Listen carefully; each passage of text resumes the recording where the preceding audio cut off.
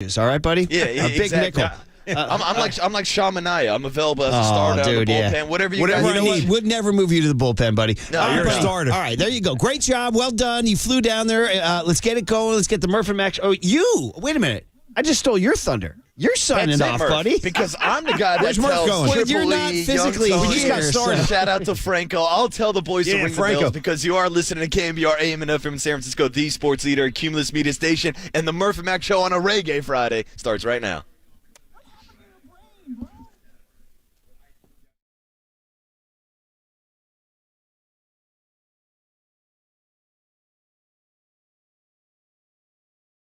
Good morning, and welcome to the KNBR Morning Show with Brian Murphy and Paul McCaffrey on KNBR 104.5 FM and 680 AM, the sports leader. All right, wow, what a huge Friday it's going to be for, well, not just things that have happened, but things that might be happening in the Giants world. And Paulie, actually just kind of break a little protocol here. What's up, buddy? Just because it's kind of huge news, this just happened within the last 10, 15 minutes.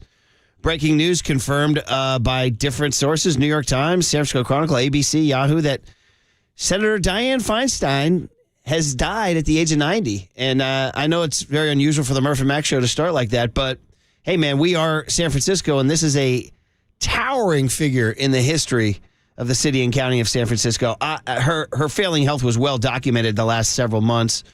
So it's not a shock at all, and she was 90 years old. But, man, oh, man, the first thing I thought of, Paulie, was the Moscone Day, the Moscone Milk Day. And it's etched into I was 11 years old, man, and it's burned into my brain of her being on the steps at City Hall and announcing that Moscone was dead and Milk was dead. And then she said the suspect is Supervisor Dan White, and the whole place just went, oh, my God. The gasps and the shocks and I mean, here it is, what is it, 45 years later, and I'm still like, I still get the shudders thinking about it. And anyway, she was the one who led San Francisco out and then became the longtime. Yeah. She was the mayor during the Montana and Walsh and Ronnie and Dwight, and she was there at City Hall for the parades. And then, of course, obviously, it's a big part of the history. Senator forever, yeah. So, Man. Anyway, just want to get that out there just because that's question. Big news. Yeah, that's pay big news your local. respects. Yeah. So, all that said, man, it is a huge Friday of other news.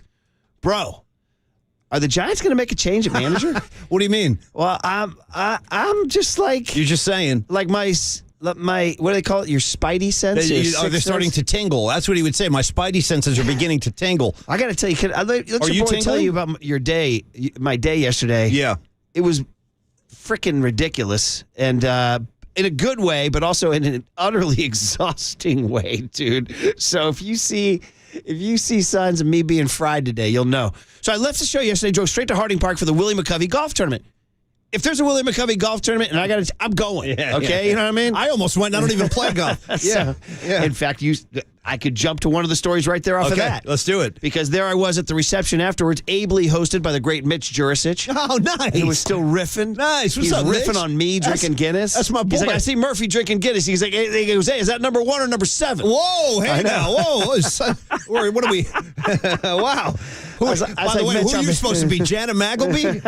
That's between me and Murphy. Very good, very good, very good.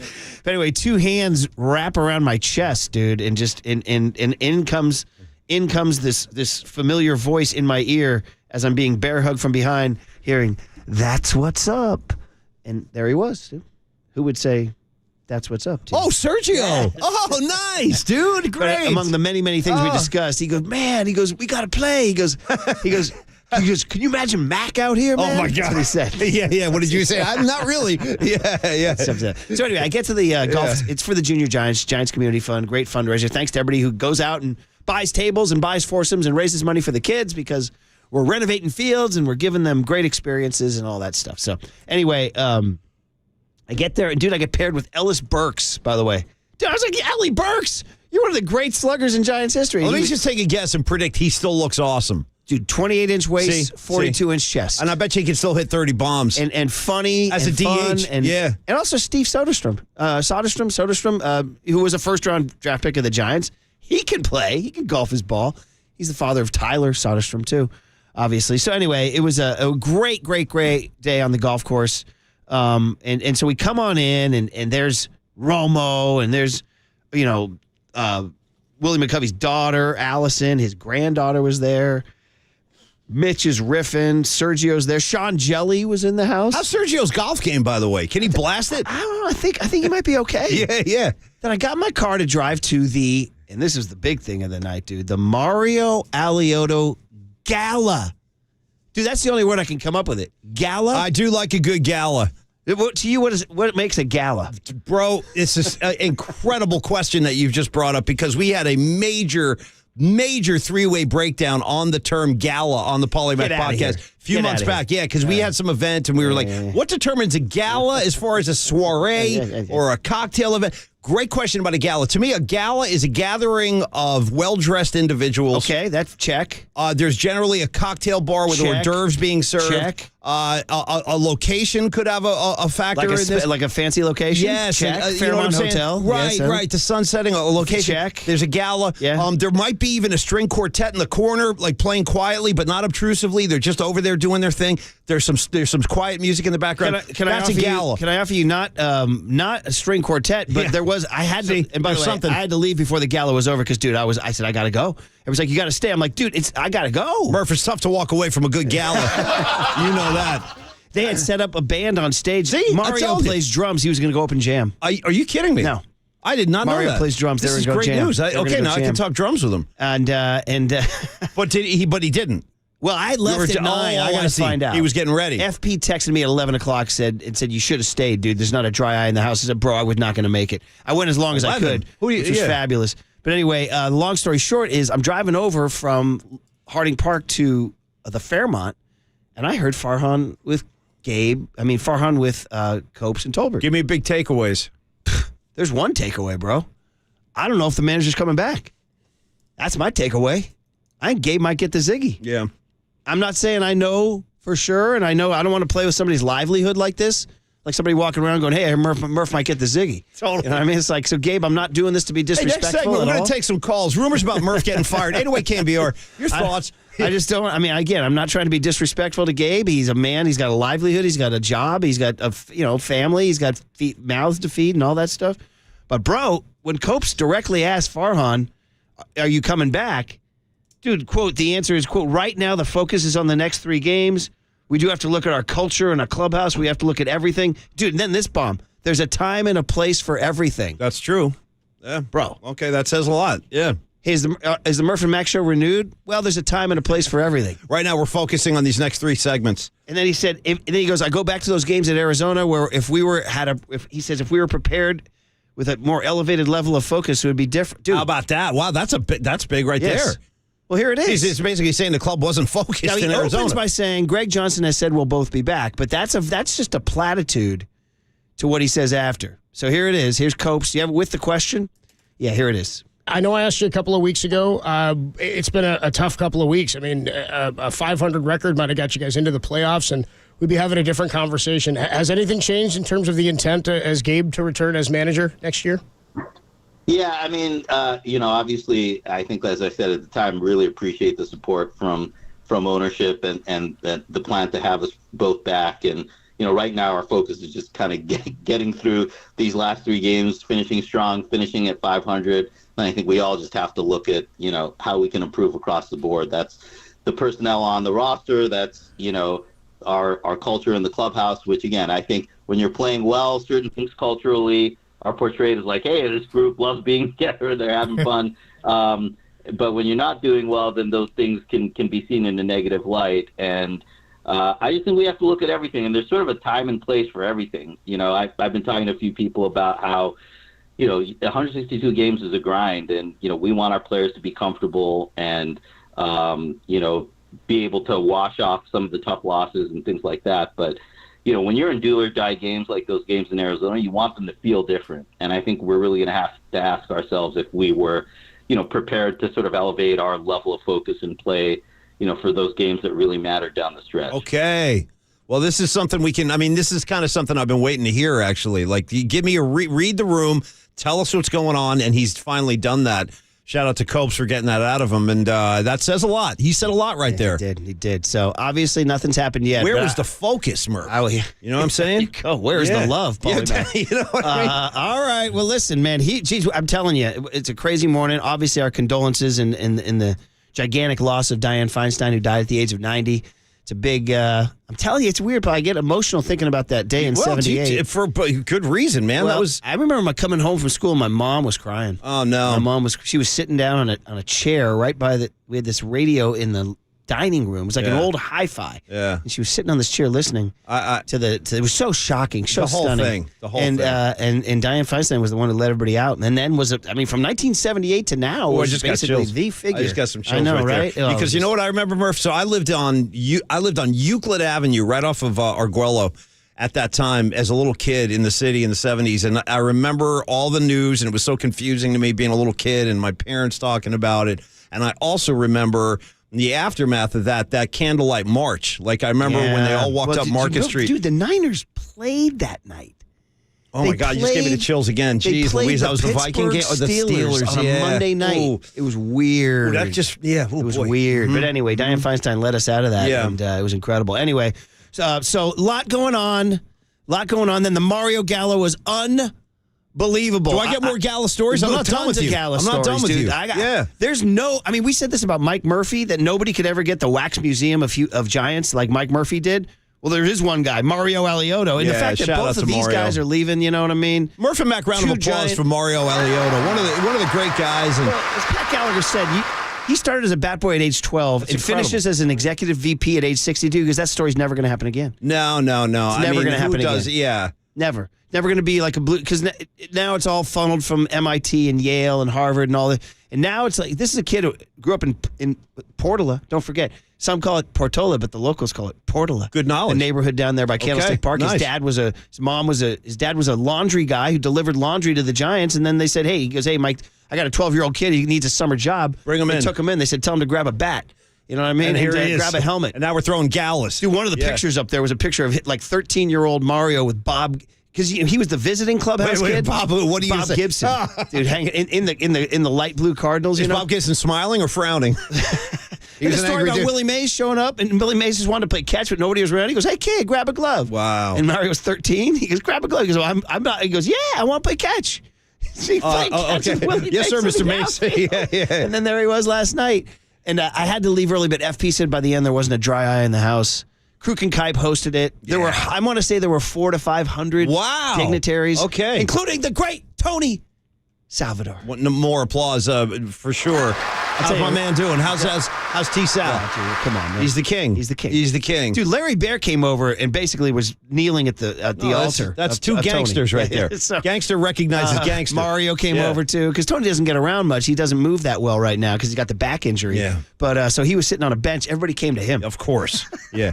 Let me tell you another funny one more, and I know we It's like when you see the Godfather already. at the wedding scene. Seriously. At the beginning, no joke. It was practice. Like you see guys rehearsing. Right over to him. Tony Salvador. I mean, there was Buster Posey, there was Will Clark, there was Mario, there was Larry Bear, there was John Miller, there was Dave Fleming, there was all the other Giants investors, owners that Rob Dean, all these people. I went straight to T. Sal. Yeah. All these people. But I'll just tell you, one more funny quick one. At the McCovey event, Rich Zirkle, the great Zirk, who was a sales manager here for years and years and years. Guy. He spoke for the Giants Community Fund because he's on the board. He's the one who got me on the board. Okay, Zirk did. Yeah, Zirk. So he made a speech thanking everybody for coming out and helping the kids. So Juris introduced and he goes, "Ladies and gentlemen, from the Giants Community Fund, Rich Zirkle." And it was kind of like, like that, And he got up and grabbed the mic. He goes, after that reception, he goes, "I want to quote my old boss, Tony Salvador, who would say, a smattering. A smattering." Yeah. I heard a smattering. I told Tony that story. He goes, He goes, a smattering. He goes, you know what a smattering is? He goes,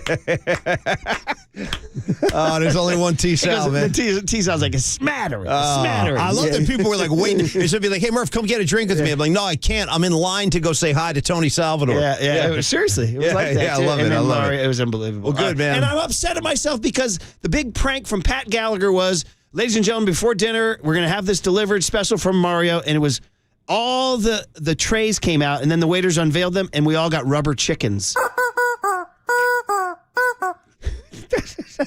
Triple E just played that. By the way, so Paulie, it was he's the one who had the idea for the rubber chickens on Walkenberry buns. Okay, right. Yeah. So it's made this great squeaking noise, and I brought it home, and I wanted to bring it to show it all day on the live stream. And I forgot the left chicken it at home. Yeah, it's okay. Because I got like 2 hours sleep. Yeah. Well, you got Triple E playing it. It squeaked like that. Sounds like a rubber ducky. It's funny. All right, guys. We've destroyed the clock already. No, it was good, though. We're just getting warmed up. We got a forecast today, too. We got a lot going on. We got a lot going on. Yeah. We got Marcus in Vegas. We got Triple E here. We got young Tony here. It's all good. And obviously, condolences on the loss of the Titanic figure that is Dianne Feinstein at the age of 90. But the show goes on a Friday on KNBR 104.5 and 680, the Sports Leader. We're really going to have to ask ourselves if we were, prepared to sort of elevate our level of focus and play, for those games that really matter down the stretch. Bay Point, shout out to you for supporting KNBR, Bay Point's sports leader.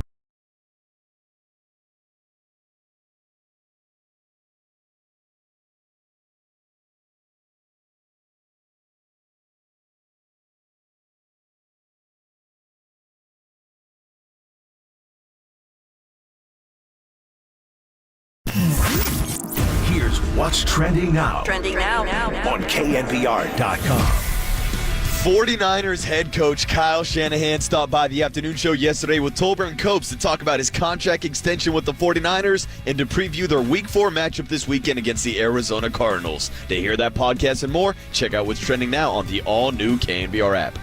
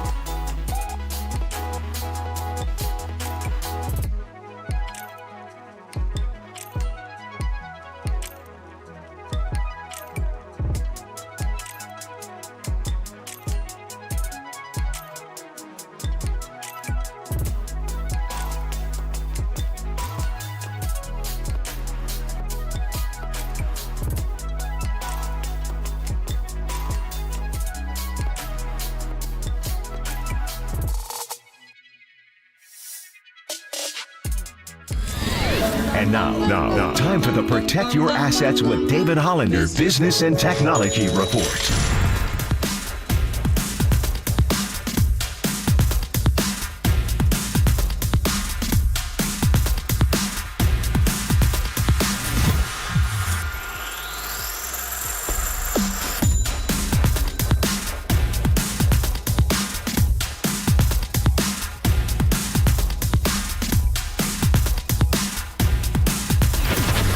This has been the Protect Your Assets with David Hollander Business and Technology Report. Do you want to pay less taxes this year? Learn more. Listen to David's show every Saturday morning on KNBR or call 1-866-PROTECT. Listen to the sports leader anywhere, anytime. Download the all-new KNBR app. Now, Murph and Matt continue live from the KNBR Casino Matrix Studio. Casino Matrix Progressive Jackpots are here. Where are you? Just drop in. Please play responsibly. 1-800-GAMBLER.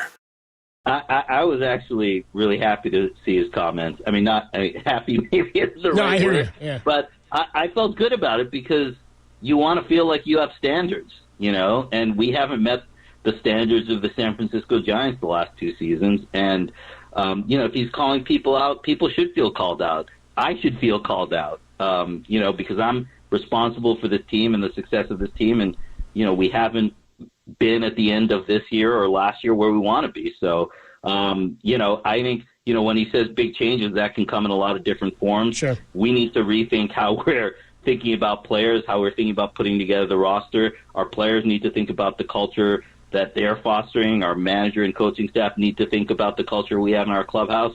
I think we got to rethink everything, so I'm glad he said that. There it is, man. Gabe Kapler on alert after Farhan Zaidi said some pretty strong things that did not guarantee that Gabe Kapler's back next year. And then lots of people whispering and talking. Is Gabe going to be the fall guy? And that's what I was just going to ask you, actually. I mean, is there a scenario where Gabe's taking a bullet here for a lot of Farhan's shortcomings and a lot of the things Farhan was unable to deliver? Couple things on that. Number one, probably the old bumper sticker, S runs downhill. Mm-hmm. And number two, welcome to every corporation in America, right? You know what I mean? What I am saying is if there is a change made to skipper, I do think Farhan at least needs to be looked at, too, and his record needs to be looked at here in San Francisco as to what he's done and what he's been unable to do. I would say this. I would agree with you 100%. Yeah. But I would welcome a change at the top. I would welcome a change in the sense that, again, I'm not trying to I know. We're not being like Philly, like get this bum out of here. This guy's got a mouth to feed. He's been great to the Giants Community Fund. He's been great to us, really good. I think he means well on a lot of levels. I just think that there's I think that he did not. This culture that Farhan's talking about is.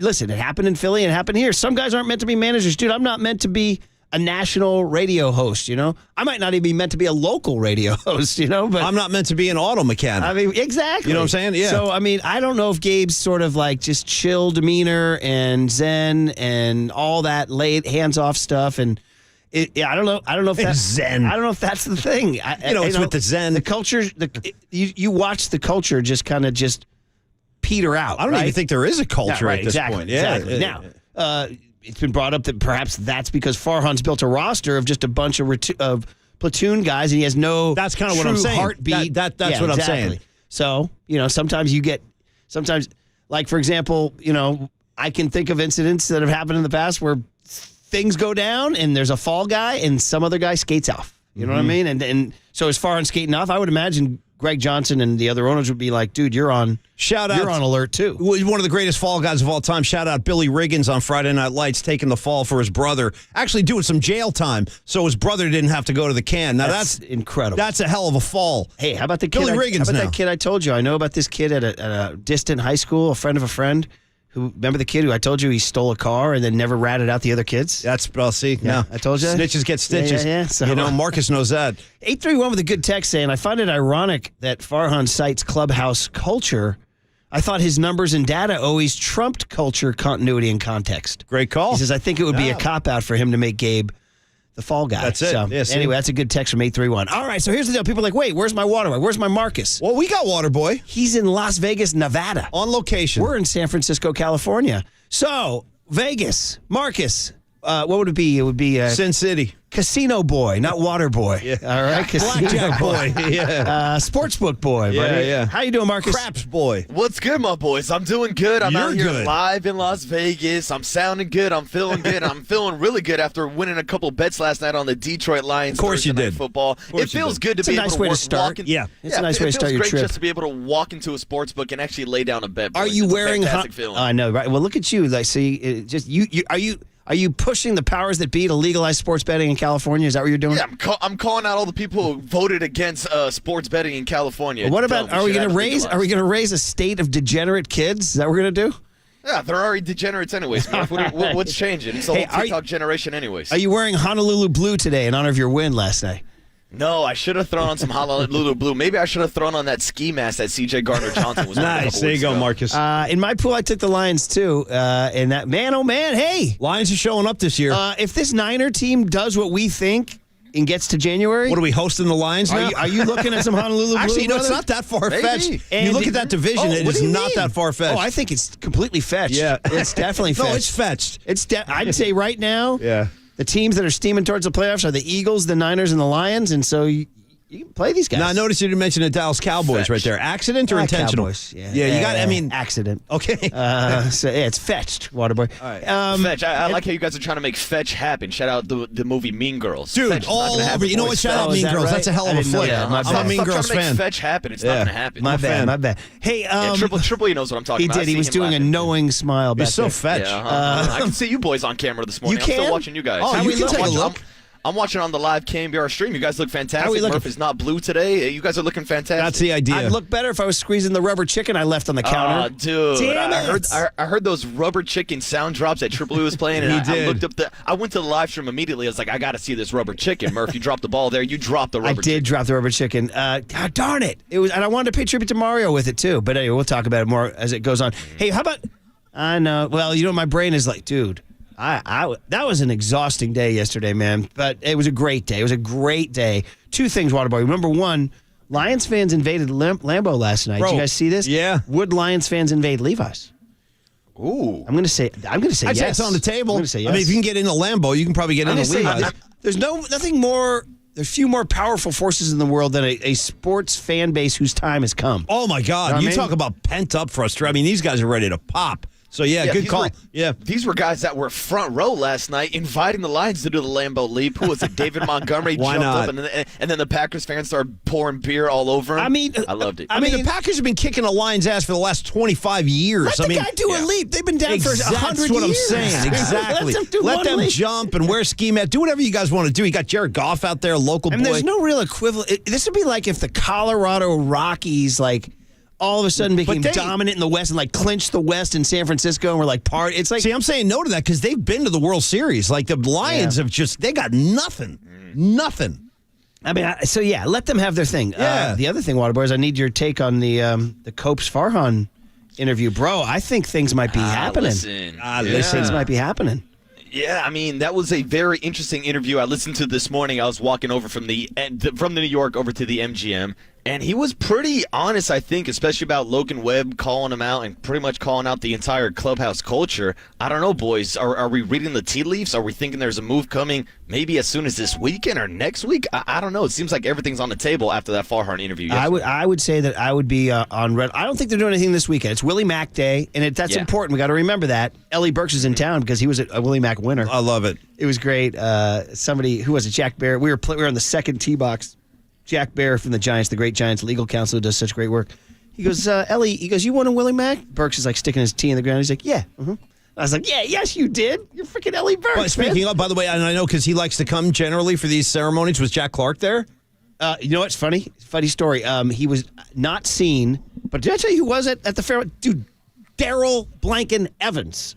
Daryl Blanken Evans is at the Fairmont last night. By the way, shirt unbuttoned 3 with some gold medallions on, dude. All right, Daryl. Duty had some swag. I wouldn't have Duty had guessed some that. swag Yeah, going you on, want dude. to bling it out, man. And I pointed to him on the. I said, go look up how many home runs that guy hit. by the way. Dude, north of 400. See, yeah. Go look up Ellie Burks. My kid Declan didn't know Ellis Burks.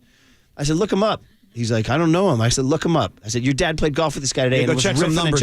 And Declan looked at it. He goes, Dad, he was elite. I said, yeah, he was. He was elite. Listen. No. I said, look up his 2000 numbers. It was 24 bombs, 98 ribs. I said, what was his OPS? He goes, 1,025. Oh. I said, Hey, now. I told him, Waterboy, I told him my favorite Billy Bean story, which is one time we were just shooting the breeze with Billy in the around the batting cage. And it was during 2000 when it was Bonds, Kent, and Burks. He goes, he goes, in all honesty, guys, what you're witnessing right now is historic. He goes, in San Francisco, he goes, I would make the argument that Bonds, Kent, and Burks is the best 3, 4, 5 in Major League Baseball history. Whoa.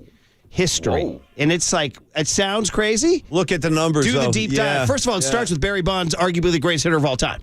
Okay, number one right there. So you're already off and running. You got an MVP, Then second you got baseman. MVP, and then you guys. And most teams have had 1-2s. Ruth Gehrig, Mantle Maris, all these guys, Pujols, Goldschmidt, whatever. Yeah, but that third. It's the third guy being elite is what makes it. Now, you can present other arguments, but it's on the very, very, very short list.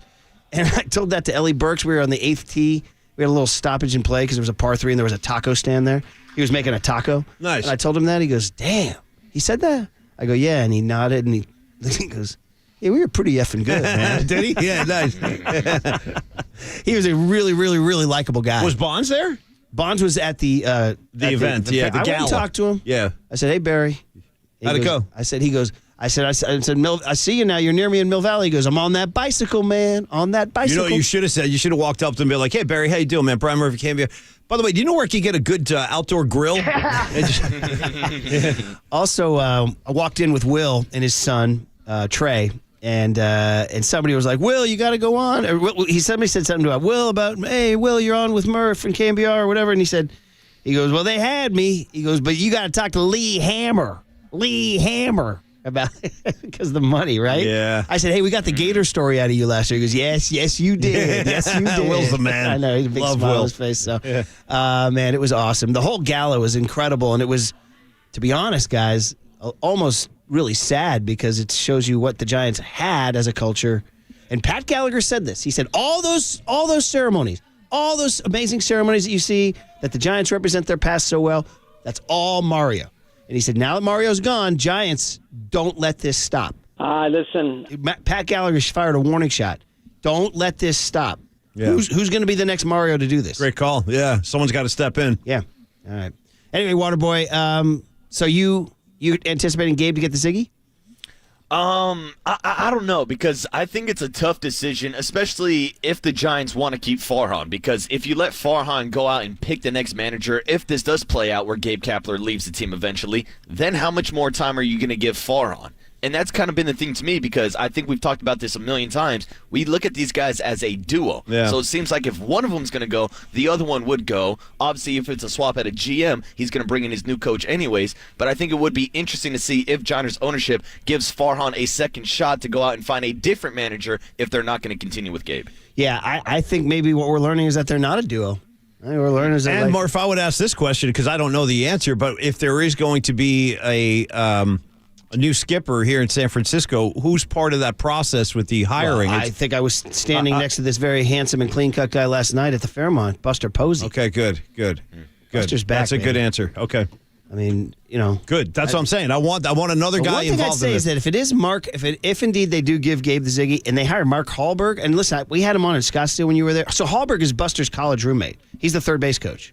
He may be the most quietest, most inoffensive, sort of, I don't want to say meek, but like he's not a strong personality. Yeah, well, that's... I know. I would not. You not might be, need a person. But Yeah. if Buster's like, hey, put my guy in. You know what I mean? You always look out for your boys. Yeah. Like, Paul, if you had the chance to hire your boys. Yeah, here's our new program director, Brian Narag. Yeah. You know what I mean? He's never been in radio, but just do what he says. Yeah. Rags is the market manager now. You know what I mean? do a good job. boys, it's kind of the same way Triple E got the job as the morning show producer. I was like, hey, hook up my boy Eric. Let's get him a job. Yeah. By the way, when market manager met market manager, Larry Bloomhagen had never met T-Sal. How'd that go? Larry's That's like, a meeting I've of the heard generations. a lot about you. And Tony goes, how's the view? Then he goes, oh, wait, you don't have the view. Nice. That's great. That's it. Well, that just kind of establishes what's what. Tony goes, so Marcus, Tony Salvador had the corner office of corner offices. Oh, my God. You're looking into the East Bay. You got the bridge. We had everything. You had skyscrapers. You had the city skyline. You had the Bay Bridge, everything, the Bay. And Marcus, let me tell you this, too. Tony's old office, there is not a single office in this building we work in that is as big as his old. His office was massive. He had couches and chairs. And then it was intimidating walking in there. Then you're looking at the view. You're like, uh-oh. You know what he said? He goes, when we moved there, he goes, and I took the office. He goes, somebody came to me and said, wouldn't it be great if the disc jockey, the jocks, were able to have this as a studio, and we could have the studio here with this view? He goes, and I said, nah. This is my office. Yeah. Nah. Yeah. So, all right, what do we got today on the guest list? How's the view? How's the view? Best. All right, on a Friday, 9/29/23, we have just... Well, we got a lot to cover today. We're doing the best we can. Yeah. Thank you, Paul. Yeah, no, I mean, you got to give ourselves a break sometimes. What do we got, Marcus? All right, starting off this morning in about 10 minutes, folks. It's the Friday football forecast. Do you know where you are? I know where I'm at. I'm in Las Vegas, so I got to take Saturday Murph's bets and Sunday Paulie Mac's bets. They'll give you their best bets for this weekend in the Friday football forecast, 6:50 this morning, and then 7:35, of course, on a Friday morning. Your Power Hour kicks off with Mike Krukow talking about the final 3 games of the Giants season and maybe the future of Gabe Kapler and Farhan. He and Kipe hosted last night, and I went up and said hi and had to leave him alone, though, but I said, we'll talk to you tomorrow. He said, sure thing. Oh, perfect. Just like we do every Friday. By the way, we're coming to the end of our hits with our baseball guests, I think a week or two, and that means, boys, almost the end of Reggae Friday. Me and Triple E were talking about it this morning. What's the ruling from Marcus? So I think last year we ended it when the Giants season ended, which sounds like it could be this Sunday. So this might be the last Reggae Friday, but maybe we'll do one more next Friday since I'm not in studio today. It's tough to lose Reggae Friday. It's been such a good vehicle for I mean, we can extend it throughout postseason baseball. But it does have a beginning and end. I agree. And I think you being in here for the last one is the call. I do too. We all should agree that next Friday's the last Reggae Friday. Okay, fine. All right, That's it. I want one more Sean Estes hit next week, and I want one more Reggae Friday. We'll get you both of those next week. Yes, where is he? I'm in Las Vegas, as I said, but at 8 a.m. this morning, we'll do our big hit, our cooler of content, getting into our Power Hour. 8:35, we'll check in with Susan Slusser, get her thoughts on the Giants' final 3 games of the season, and then at 8:50 this morning, boys, it's time to come to Papa on a Friday. Greg Papa, 8:50, breaking down everything you need to know about this weekend's 49ers and Cardinals game, and then we'll wrap up the show today. Mark Cannizzaro, 9:35. Live from Rome, a little Ryder Cup? Where Team USA is getting trucked by Team Europe, dude. Getting trucked. I mean, come on, man. Give me some on that. We played the national anthem yesterday during my beer rant. Where was the inspiration? Do I need to send Ellis Burks over there? I mean, because I will. Yeah. Ellie's the guy, dude. He's the guy. So anyway. Where is he, by the way? Where does he live now? Arizona. Okay, he just flew in for the event. Yeah, he's here for the he's here for the Willie Mack Award tonight. Yeah, see? And the Willie Mack tournament. Yeah. Beautiful. Oh, no, dude, the guy's just, Yeah. Burks, bro. Drafted by the Red Sox. Yeah. Who else did he play for real quick? Rockies. Well, he was a part of the he was like, it was, Waterboy, you were too young. You would have been, as a baseball head, man. That Rockies, go look up those mid-90s, Galarraga, Bichette. Oh, they had some, Burks, the monsters, absolute monsters. Go look up their numbers. Yeah, those are Cope's Colorado Rockies, of course. That's right. Shout out Adam Cope. Very good. All right, Friday football forecast coming up on KNBR 104.5 and 680, the Sports Leader. That is so fetch. Gretchen, stop trying to make fetch happen. It's not going to happen.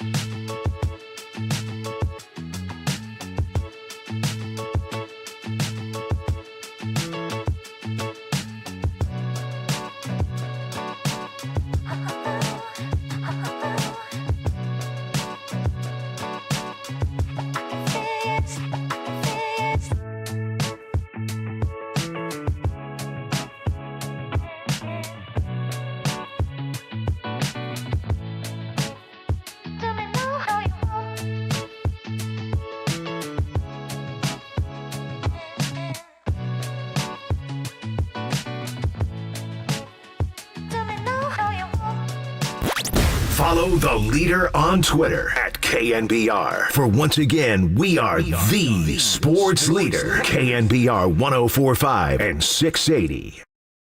I remember Sean really started pitching well leading up to the trade deadline at the end of July. He had a couple of great outings where he threw, 4 or 5 quality innings for us, in games that he didn't start.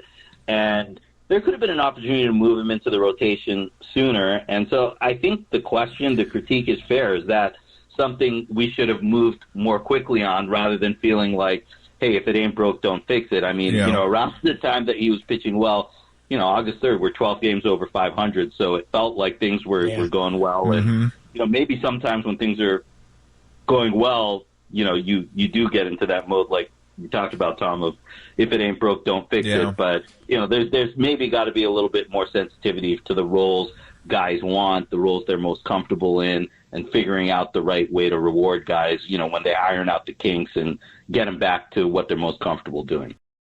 Man, oh man. Woo, baby. I tell you what I'm impressed. The one thing that impresses me is that the Giants standard is so high that 2 500 seasons and we are ready to tear this city to the ground. I mean, there's a lot of cities where 2 500 seasons, people just yawn and move on. I love that there's so much passion for the Giants standard. I mean, and you got to thank Brian Sabean and Bruce Bochy and Tim Lincecum and Buster Posey and Matt Cain and Madison Bumgarner and Pablo Sandoval for all that. I mean, they created a standard here. And actually, it goes all the way back. It might go all the way back to Will Clark and Roger Craig in '86. I mean, some other people be like, dude, it goes all the way back to Mays and McCovey and Cepeda. But the resurgence and But this has been, I mean, there's an incredible hunger for this team to just, no question. Like 2 500 seasons, people are pissed. That's what I've been saying. It's a great baseball town. People love their Giants here, but they're not. I've been saying this all season long. For whatever it is, all the reasons we've been talking about all season, this city has not embraced this team. The 2023 Giants have not. They didn't generate that kind of interest. They didn't generate that kind of, there was no connection, I felt like, with this team. Like, guys were just walking away from games like that. And the people that I know that are big Giant fans that really kind of lost interest this year. And go ahead, Waterboy. Yeah, Marcus. Sorry, boys, just to jump in too, because I want to hear from you, buddy. You talk about the back-to-back 500 seasons and what's been going on here. I think it's deeper than that. I think it's missing the playoffs 4 out of 5 years in the Farhan Zaidi era. And even going back before that, they've missed the playoffs, 7 out of the last 8 seasons? Yes, 2016 and 2021. That's it. Well, they haven't had and that's the thing. It goes beyond the last 2 seasons. Of course, everybody looks at the outlier season of them winning 107 wins, but go back through Gabe Kapler's career record, just not even with the Giants, but before with the Philadelphia Phillies. His 80-82 record, his 81-81. Outside of 2021, this is kind of the manager that Gabe Kapler is. I would say this to you guys, back to Marcus's playoff comments. Not only have they not made the playoffs, with the exception of the 107 year, they haven't won a playoff series since 2014. Yeah. They haven't won a series. That doesn't cut it, bro. I'm looking at names on who played this year, like who Farhan ran in and out. Isan Diaz, Johan Camargo, Cal Stevenson, Mark Mathias, Matt Beatty. I mean, these are guys, But this is why people can't connect, because there's guys, they're coming, they're going. Who are these guys? Like, there's no way you can. Exactly. So, anyway, and it's funny because Farhan's saying, I'm going to have to rethink everything. I was like, bro, your whole career is who you are. Now you got to rethink your career. That ain't good. That ain't good, so. No, Murph, because a big reason why we all thought Farhan was this super genius, at least from the analytical side, was because he was using all these numbers to get the platoon advantages, to take advantage of how baseball was played in 2021. But yes, he needs to rethink everything because baseball in 2023 is not the same that it was in 2021. You look at the shift being gone now. You look at the speed and the lack of speed that the Giants have. They're just not playing the same style of baseball as a team like the Arizona Diamondbacks or teams from across the league who have adjusted to baseball in 2023. Yeah, for sure. It's kind of crazy. Okay, you drop a super genius, by the way? Super genius. You dropped a super genius? Rick James, super genius? I've heard other people reference him as a super genius. Only reason I'm asking is because you remember the Roadrunner cartoons when the Coyote would introduce himself. Yeah, Wile E. Coyote, here's my card. Super genius. That's a great Said it right there on the card. By the way, in the last 2 days, people have given me cards. I'm like, man, look at this. I like a good card. Okay. I still like a good card. Are you anti-card now? Well, See, I'm I'll gonna go ahead take a and card. say, like, you know, Give like, me a card. Like, I was getting some sellies yesterday for our show and everything. I was getting some cell numbers, but I wasn't handing out cards. No. Give me your See, cell number. well, I'll tell you what. When you approach Murph and Mac at any given event, if we're out in the public, go ahead and give me your card. Right, so- I'll take the card. Hey, Javon Kinlaw, who's having a nice little start, joins Papa and Lund today at 10:30, and we are proudly sponsored by Marin Health. Let's go, baby. The top physicians, surgeons, and clinicians right here in the North Bay. Marin Health puts you closer to your best health, world-class care, closer than you think. What? Great job, brother. What? Oh, you mean the guy who sat next to me last night? Oh, I forgot to tell you this. So there were seating arrangements at the table. Okay, good. So we all This had is what I calligraphy. need, yeah. We had nameplate. And my calligraphy sitting here. nameplate Yeah. was next to Tony Salvador. Oh, beautiful. Perfect. And then next to my right was FP. And Beautiful. to FP's right Nice was Marty. table. Nice It's table. orgasmic. To Tony's left was the beautiful Pam, his wife. Oh, good. And to Pam's left was Lee Hammer.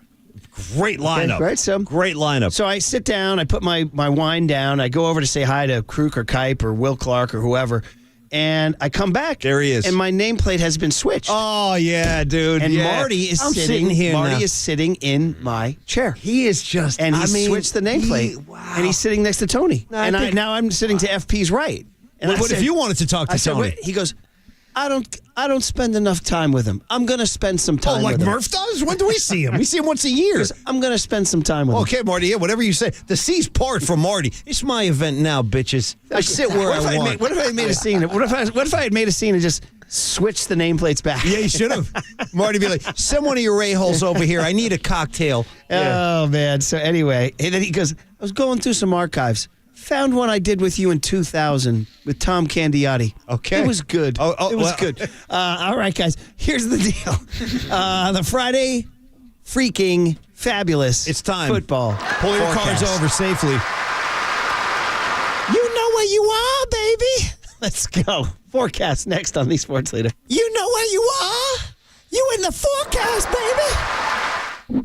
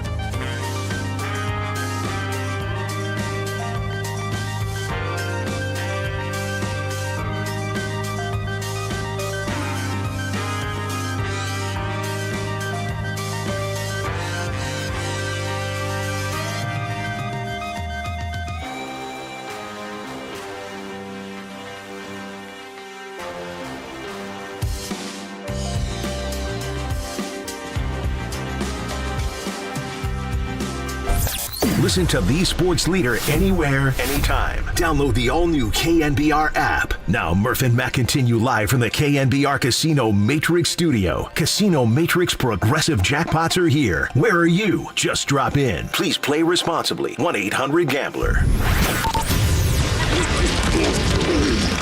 KNBR presents It's the Sport of Kings, Maryland Diamond Rings. Murph and Mac's Friday Football Forecast. Football. Oh, yeah, baby. Oh, yeah. The Friday football forecast. Last day of September, dude. We're already here. Our next forecast is in October. Wow. We're getting autumnal up in this piece here. October, the leaves are stripped bare of all they wear. Oh, wow. Listen to you. That's a Bob U2 song. Dylan? Yeah. Okay, all right. By the way, I was on my 8th tee shot yesterday, which was my worst shot of the day. Somebody, I think it was Sean Jelly, pulled up in a golf cart blasting One Tree Hill. Good track. Yeah, but it's not what I needed to hear right then and there. I started thinking about the Bono book and how he pissed me off, and then I wound up hitting my word. I snapped my tee shot left over to 13. How often do you drive around golf courses blasting tunes? It's now a thing now, buddy. It's now a thing. Oh, I never heard of this. I have witnessed the slow evolution of tunes on golf carts. I can't imagine Tony Salvador likes that. Guys driving around blasting tunes. I don't want to hear your music, Yeah, guy. totally. Yeah. You are listening to KNBR and KNBR FM San Francisco, the sports leader, Cumulus Media Station. So you know the deal. Every Friday, Paulie Mac, he you know what? You know what Paulie Mac does? He gets great, Triple E. And you know how you get great? Triple E, you know how you get great? How do you get great, Triple E? You know how you get great? Come on now. We're going to put this thing on a TV. You know where you are. Oh, no. You're in the forecast, baby. No, but I'll take that, too. Jerry Maguire, baby. So you know what we do every Friday? Jerry Cantrell will tell you. We go down to the coffee store in the middle of the night, and we drop our picks in front of Jerry Cantrell from Stone Temple Pilots. Close. And you know what he James says after he hears Paulie's picks? He says, "That's how you become great, man. You hang your balls out there."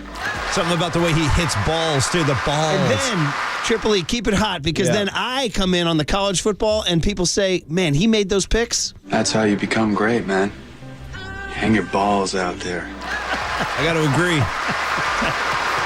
So, Paulie, hang them out, man. Okay, I'm Here's actually the deal. doing that right now. Last week, you won with the New England Patriots, your old pals. Yeah, they've been good to me in the forecast. Covered against the Jets. And look at you lying in bed with the Pete Carroll Seahawks. I know. But you got it covered. I got to do what I got to do, though. I got to win games. You are now 3-3, buddy. Yeah. What do you got? I feel good being 3-3, so let's kind of build on last week's success and take a couple giant leaps forward if I could. Murph, a lot of people say to me, Paulie Mac, you'll never go to the big games. You're afraid of that smoke. You don't want that spotlight on you. Trying to make picks with the whole world watch it. Wrong.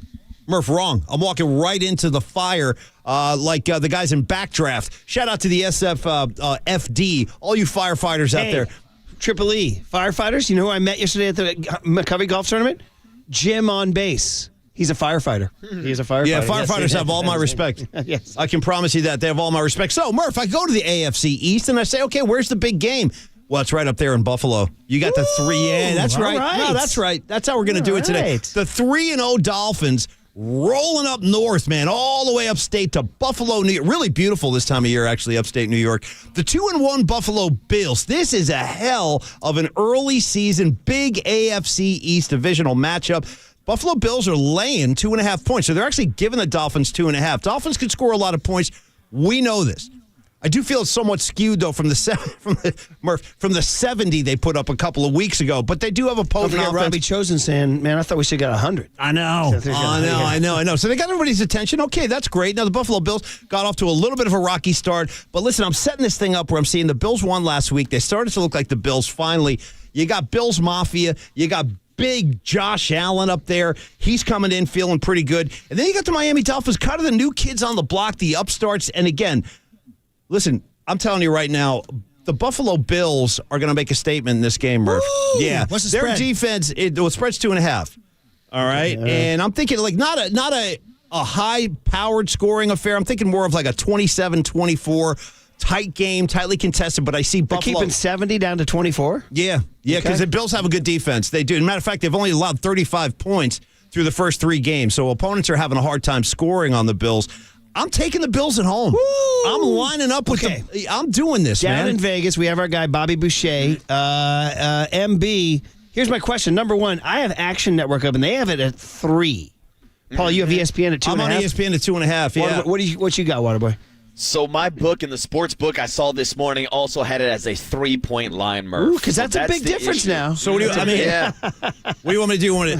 No, Paulie's going 2.5. Yeah. Yeah, so Paulie's going to take his line, and I like the reasoning, and I first of all I want to commend Paulie Mack. Don't slip on the Bills D, Marcus. Maybe picking the hardest game to pick this week in That's the what I'm Friday saying. football forecast, Right and I'm into with it. Paulie Mack. I've been going back and forth. I've been watching this line go from 2.5 to 3, back down to 2.5, and as long as it does stay underneath 3, I love I'm with 2.5, Paulie Mack. yeah. I'm going with the Buffalo Bills. Me If you too. can get it 3.5 for the Dolphins, I'd probably go that way. I've got the same kind of thought process. I think the Bills have the better defense. I think they end up winning this game. I'll lay the 2.5 with Paulie Mack. How do you follow 70? You know No, what I that's mean? the thing. It's like, there's Yeah. like, you scored 70, you are like walking around in a daze all week. You know what I mean? You're not going to go out and put up 70 again. You know, and I feel like Mike McDaniel is due for just like a little bit of a smacking around with the Really? riffs With and the joggers? yeah, the whole totally. shins and He's everything? jogging Yeah. off the field. He's riffing. You seen enough of the ankles? Is that what I you're feel saying? like it's time for him to kind of come back down to earth, and I think the Buffalo Bills provide that gut punch. I'm yeah. taking the Bills, and I'm laying at 2.5. ESPN does say 2.5. That's what I'm saying. There you go, buddy. Yeah, All so right. that's Take one. what you can get, Paulie Mack. That's what Take I'm what you saying. can get. You got to get all you can take, so I'm doing that. And then, Murph, I'm going to stay in the AFC. They call me Paulie AFC Mac on the streets.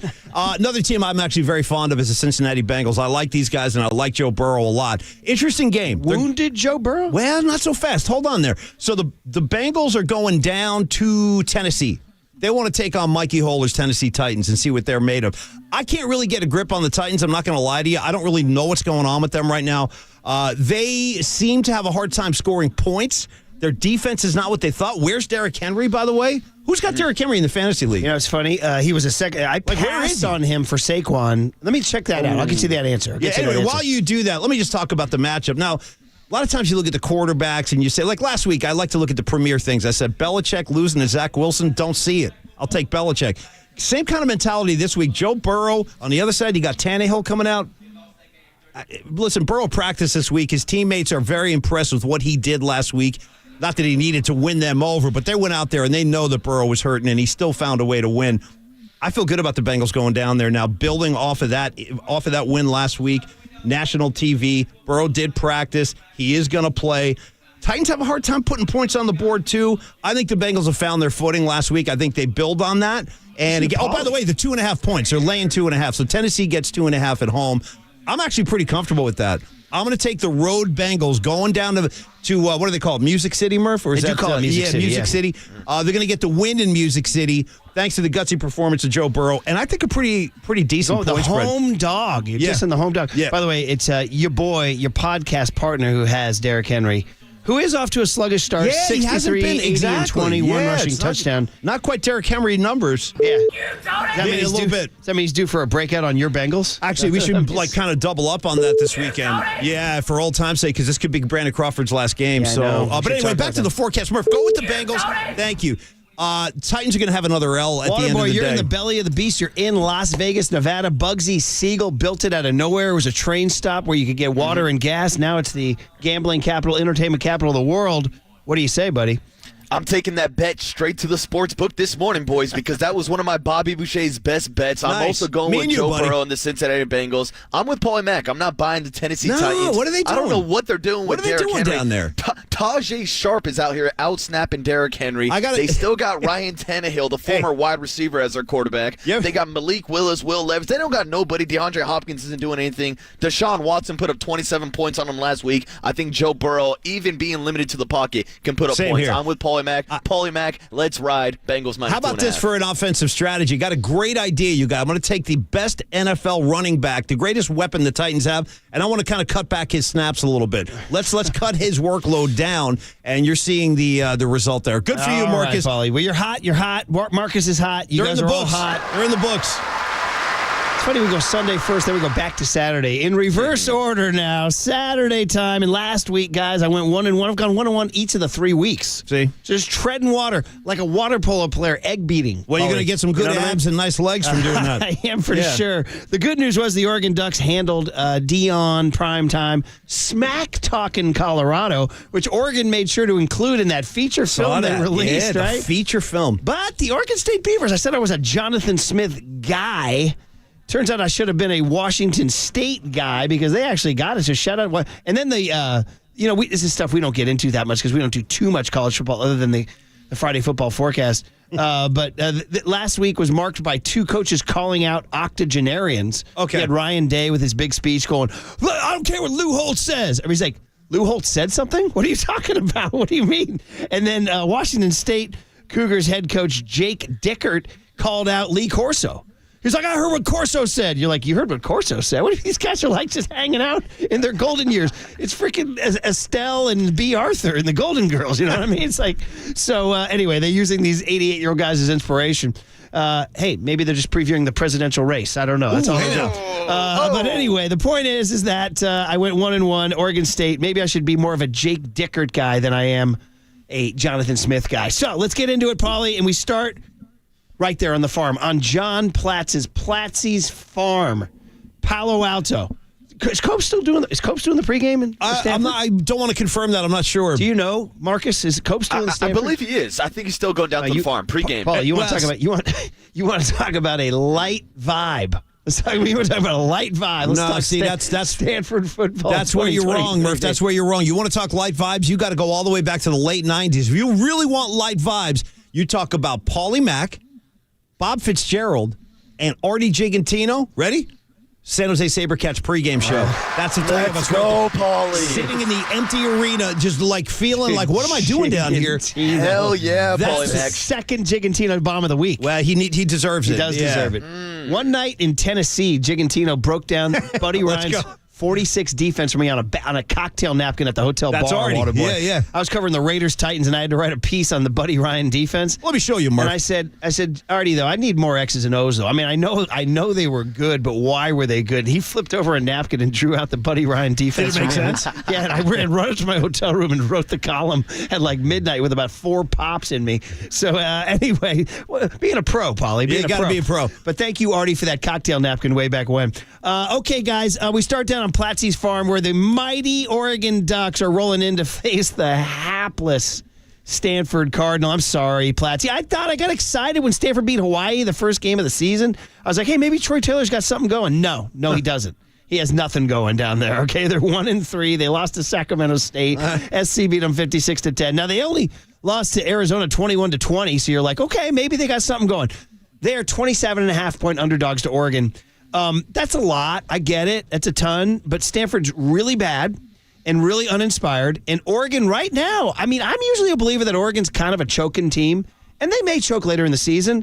But right now, Dan Lanning's got a little something going. And they have a little bit of defense. And if you're asking me if Oregon can come down and just put down a leisurely 4-touchdown beating on Stanford, the answer is yes. They can. They can come down and put a leisurely 49-17 whipping on Stanford and not even really try. Be positive, bro. Oregon has covered in all 4 games this year, okay? And, of course, all good things come to an end, and maybe that's a streak. It can go the other way. Nah, on the farm, I'm going with the Oregon Ducks. I'm laying 27.5, even if it's a, quote, letdown game after beating Colorado.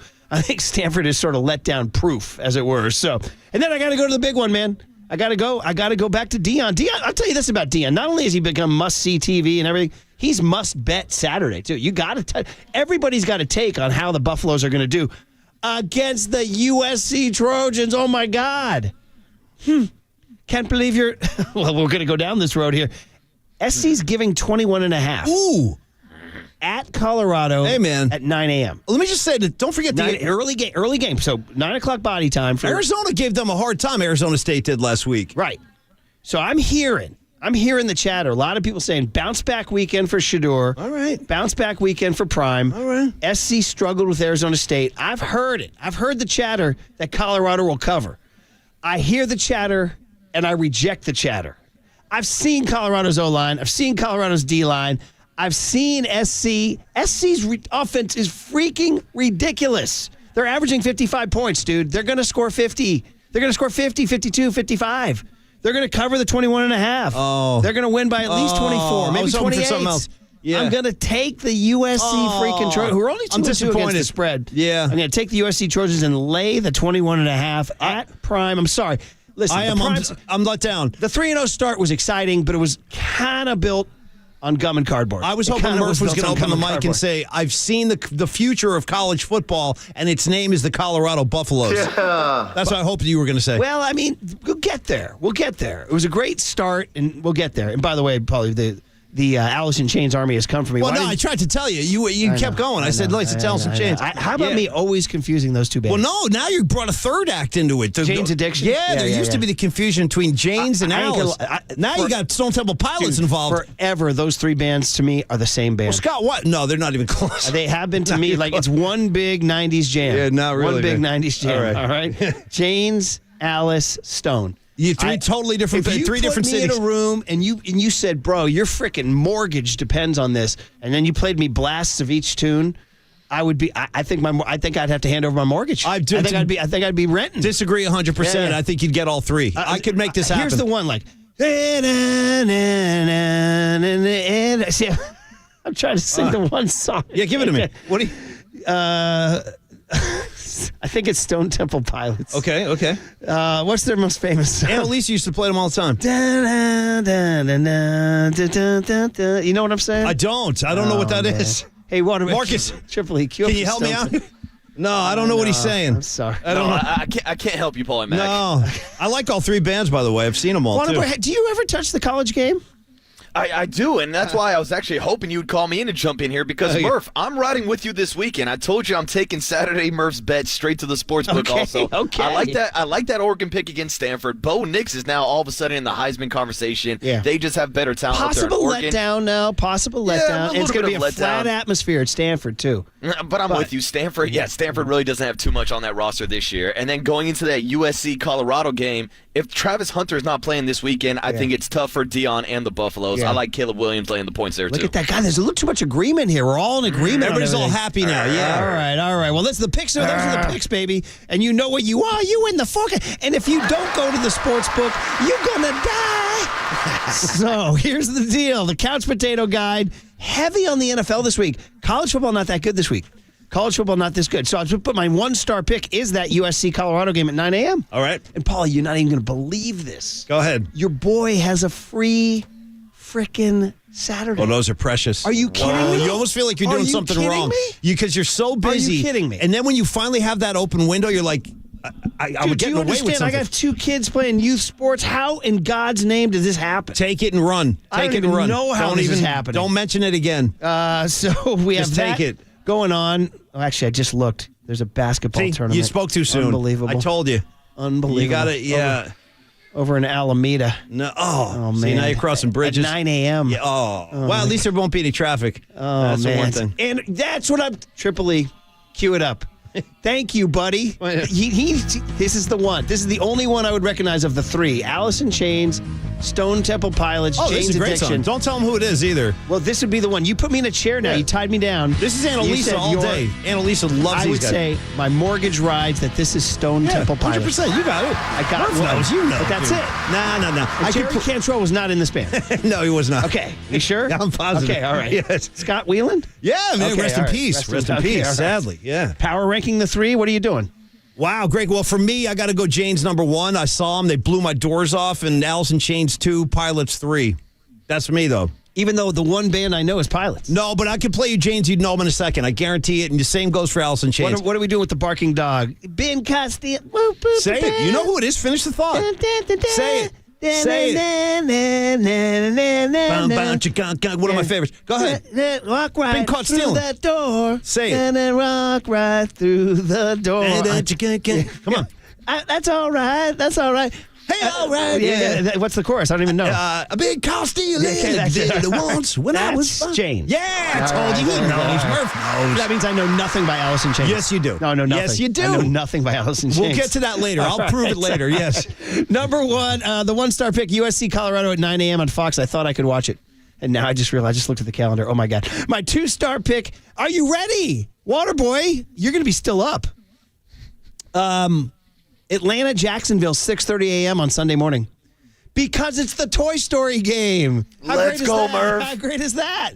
I'm a sucker for Toy Story, too. Come on, Randy Newman. Hey, Marcus, you got a friend in me, buddy. Ooh, you know what I mean? You got a friend in me, okay? I got you, Murph.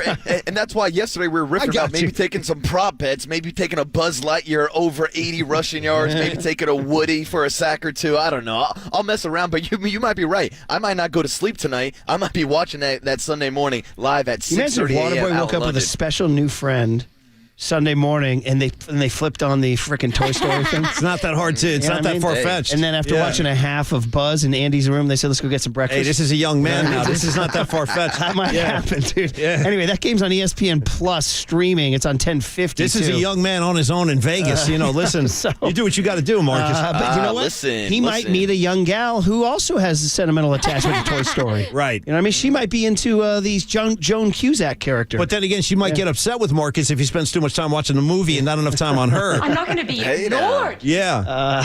Hey, look at that. Look at that. He's on the We're here, screen. boys. We're here. On the YouTube and on the KNBR My Twitch man. with the Canelo poster behind him. Come over there. I want to see my guy. Good. Nice. you guys want a tour?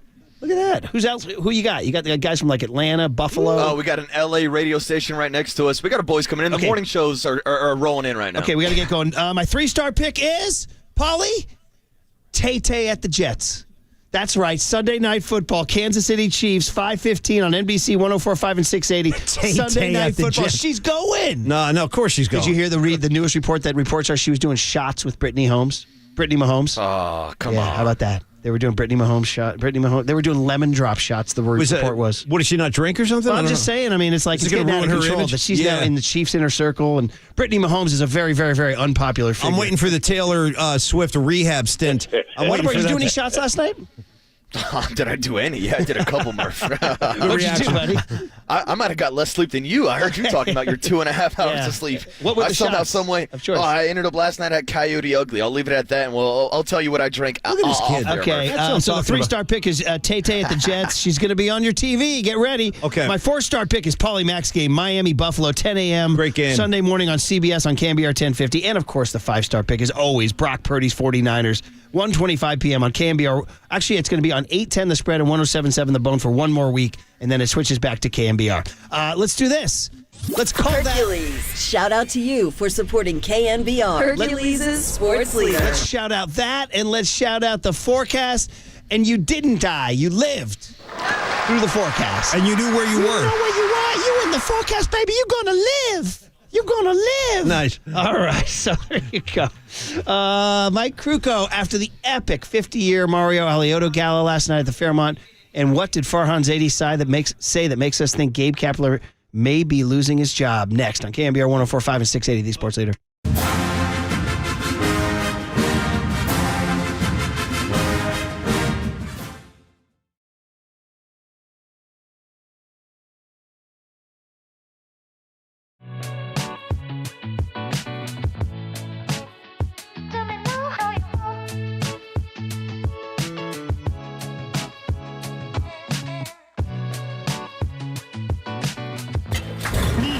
From the Chilton Auto Body Traffic Desk.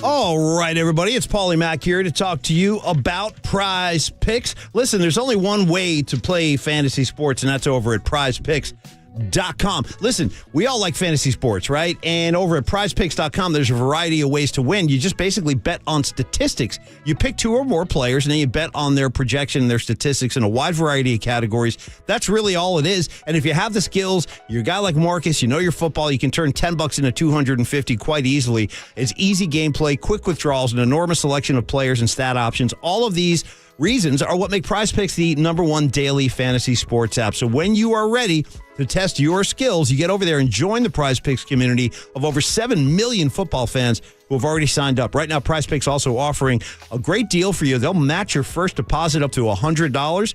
You put down 100, they put down 100. Now you're rolling with $200 at prizepicks.com/leader. That is your code word to get the deposit match. Leader. So prizepicks.com/leader. It's Prize Picks, daily fantasy sports made easy.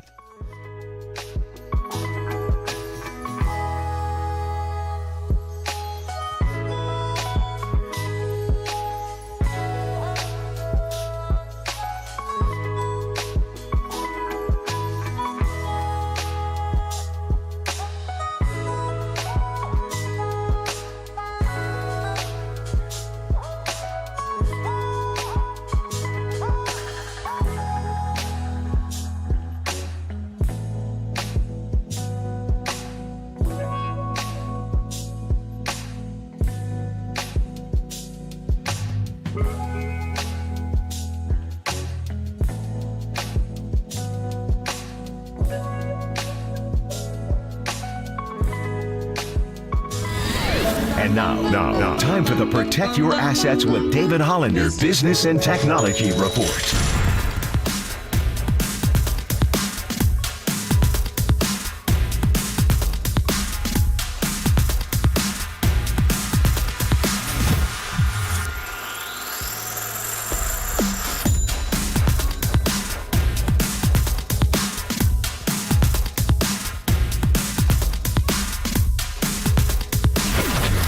This has been the Protect Your Assets with David Hollander Business and Technology Report. Concerned inflation will ruin your dream retirement? Learn more. Listen to David's show every Saturday morning on KNBR or call 1-866-PROTECT. Listen to the sports leader anywhere, anytime. Download the all-new KNBR app. Now, Murph and Matt continue live from the KNBR Casino Matrix Studio. Casino Matrix progressive jackpots are here. Where are you? Just drop in. Please play responsibly. 1-800-GAMBLER. I know I asked you a couple of weeks ago. It's been a tough couple of weeks. I mean, a 500 record might have got you guys into the playoffs, and we'd be having a different conversation. Has anything changed in terms of the intent as Gabe to return as manager next year? Yeah, I mean, obviously, I think, as I said at the time, really appreciate the support from ownership and the plan to have us both back. And, right now our focus is just kind of getting through these last three games, finishing strong, finishing at 500. And I think we all just have to look at, how we can improve across the board. That's the personnel on the roster. That's, our culture in the clubhouse, which, again, I think when you're playing well, certain things culturally are portrayed as like, hey, this group loves being together, they're having fun. But when you're not doing well, then those things can be seen in a negative light. And I just think we have to look at everything, and there's sort of a time and place for everything. I've been talking to a few people about how, 162 games is a grind, and, we want our players to be comfortable and, be able to wash off some of the tough losses and things like that. But, when you're in do or die games like those games in Arizona, you want them to feel different. And I think we're really going to have to ask ourselves if we were, prepared to sort of elevate our level of focus and play, for those games that really matter down the stretch. Whoo, boy. The more I hear that, man, I heard it live and I was like, oh boy, this is not there. He ain't giving Gabe an escape route. Is Gabe getting the ziggy? If people don't know that old phrase, I heard Dick Vitale say it once. He goes, I got the ziggy in Detroit, baby. I was like, what a great phrase. I don't even know where it comes from, what it means. It means when you get fired. Only Dickie Vitale can turn that into like something positive sounding. I got the ziggy, baby. It's like, wow, that sounds good. But what sounds really good is Marcus's Reggae Friday choice from Vegas. Marcus is living large. Look at this kid. MB, what are we hearing here, buddy? Oh, he's down. Where's Marcus? Jay Quick. Oh, you don't hear me? Now I got you. Now we got you. Give it to us again. Can you hear me now? Now we got you. I Who feel we like hearing? the guy from the Verizon Wireless commercials. Can you hear me now? Yes. Good. Well, that you just heard on the rejoin was DJ Quick, a little bomb buds right there. DJ Quick, who's more known for like songs like Tonight, is a rapper, did some songs with like Snoop Dogg, Dr. Dre, and a bunch of people, but also dabbles a little bit into the reggae universe, and that right there was DJ Quick bomb buds. Quick follow-up question. We got to test Murph. Does he know the difference between Stone Temple Pilots and DJ Quick? So, and by the way, I want to talk about the text line exploded. demographic of our audience. You touched the nerve, Holmes. We have 90s kids listening because that was a tremendous response to the Stone Temple Pilots, the Alice in Chains. And one of them just dropped this, Marcus. They said, hey, you guys are, it's hilarious to listen to Murph swerve all over the road, mixing up all these bands. Some are scolding, some are sympathetic, some are saying, I'm with you, Murph. Yeah. But one guy said, how can you go any further without mentioning Alice in Chains, the Rooster? Well, come on, there you go. I mean, we didn't. I mean, that's what I should have. That's where we should have opened the conversation. Here comes the Rooster. Yeah. Which was right on. So, and I guess that leads to the conversation on whether or not the Giants are going to snuff the manager boys instead of the Rooster this year, like they did last offseason. Baby. Okay, so listen, just everybody's catching up. First of all, good morning, everybody. Hey now, Marcus is in Vegas. Triple E's running the board. Hey Paulie and I are here. You can see us on YouTube and on the KNBR Twitch. Enjoy that. The other thing I'm going to tell you is that yesterday was a gigantic day for yours truly in going out and getting info and anecdotes for you, the listeners. One, I went to the Willie McCovey golf tournament at Harding Park. God, fortunately, was paired with Ellis Burks, who was amazing. And Steve Soderstrom, of course, the former first-round draft pick of the Giants, whose son, Tyler, first-round draft pick of the A's, who's playing for the A's. Steve was watching his son. A's played the Twins in a matinee yesterday. Steve was watching it while we were playing. Sweet. And he's like, it's worse as a dad. He was nervous as hell as a dad. It's kind of cute. But anyway, saw Sergio and Sean Jelly and Mitch Juris did a great job hosting. And we know there was chatter about the Giants. Nobody's happy, right? Then I get in my car. I drive to the Mario Alioto 50-year retirement gala. I shouldn't say retirement. He's just leaving the Giants. He's going to do something else. But and I hear Farhan on with Copes and Tolbert. And I heard that answer. I said, holy. I said, is he getting the ziggy? Is he getting? So then I went up to the Fairmont, which was, by the way, spectacular, freaking-tacular, Paulie. Mario blew it out for presidents, kings, you name it. Dude, there might have been 400 people there. Rooftop cocktail hour with the sun, the autumn light, and then down into the Venetian dining room, hosted by Kruk and Kai. Speeches, rubber chickens handed out. Who do you want? You want Buster? You want Bonds? You want Will? You want Darrell Evans? Yeah. You want everybody? You want owners? You want media? You want Ibanez looking great? I want Sergio everybody. Romo. You got everybody. Yeah, I want Romo. Wall to wall. Mm-hmm. And you know what people are talking about? Things are happening, they said. Yeah, there was a buzz yesterday. Things are happening. There was actually a buzz around here, too. There really was after you left in the show yesterday. People were actually talking about it here in the building as well. I'm not saying...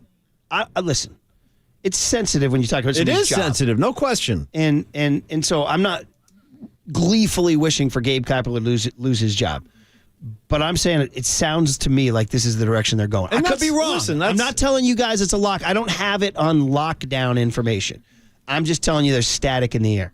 Well, I mean, I think it's deserved, too. I got to be totally honest. If you just evaluate what you've been watching over the past however many months as this season comes to a conclusion, and you also take a look at what happened last year, you have a lot of evidence here as to kind of what this thing is and what it's turned into. There's one playoff appearance. That was a series loss, by the way.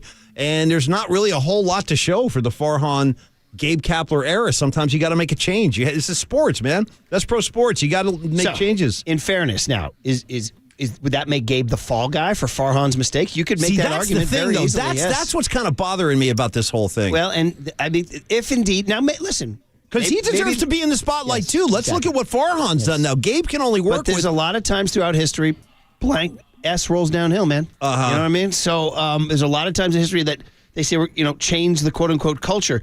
It's really interesting to hear Farhan talk culture, when in fact it's usually data, right? So it's a lot of interesting stuff. Now, I'm going to be honest with you guys before we go to Mike. It's probably going to be a lot about the Mario evening. Mike's not going to want to... He's not going to want to fire Gabe Kapler. I mean, Mike is Mike. He's relentlessly optimistic, and he's going to be a pro about it. So I wouldn't expect him to say that. We could ask him. We'll see what he says. Okay. But I will say this. I'm telling you that I would not be shocked if early next week something happened. All right. But again, guys, I don't have that on dynamite information. I'm just telling you that my instinct right Well, now. with Mike right around the corner, I just want to insert one last thing before we go to Mike Krukow, because this is our final opportunity tonight out at the ballpark. If you're going to the Giant-Dodger game, by all means, stop by the Levi Summer Concert Stage. It's the final show of the summer. Murph, it's my good friends, my colleagues, if you will, in the Freestone Peaches.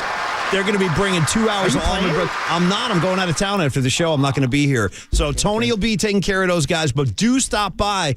It's right out there at Seals Plaza. Allman Brothers music for 2 hours. Great guys on top of everything else. Thank you very much, Triple E. I know we're late, and listen, we opened the show with it. We hit it again at 6:20. So if you're just getting in your car, we haven't hit it in the last hour, but the day started with the very somber news that a titanic figure in the history of San Francisco, Dianne Feinstein, died this morning at the age of 90. And I mean, you want to talk about, a major figure from the Moscone assassination all the way through today. But really, for San Franciscans in the 80s, really in the time of Montana and Walsh, she was front and center, the face of it, and led the city out of the Jonestown tragedy, out of the Moscone assassination.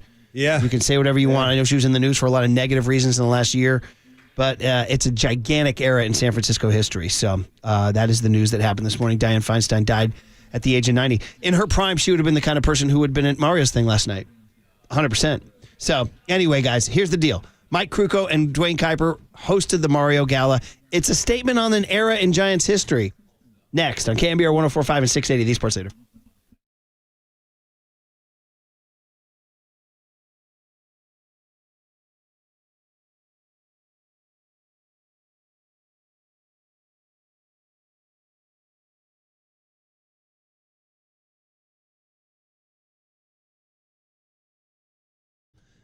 Come on, man. That was yesterday. Farhan came on. All right? Let's keep it straight. All right? Hey, everybody. Let's talk about Provident Credit Union, an incredible money-savvy tip that's about to boost your wallet game. Are you ready for an investment that's all about your terms? Look no further than the Pick a Term certificate from Provident Credit Union, the ultimate way to grow savings your way. So with the Pick a Term certificate, you are in charge. Whether you're thinking 3, 6, 9, or 12 months, you're getting an unbeatable annual percentage yield of 4.75%. Yeah, you heard me right, 4.75%. So whether you're chasing short-term goals or dreaming big for the long haul, this certificate hands you the financial reins. But don't wait too long. This amazing offer won't stick around forever. Snag it before it's gone. Just head to providentcu.org for all the details and to apply today. That raise effective September 14th, 2023. Minimum balance requirement of $10,000. Early withdrawal penalty may apply. Federally insured by the NCUA. Visit providentcu.org for terms and conditions.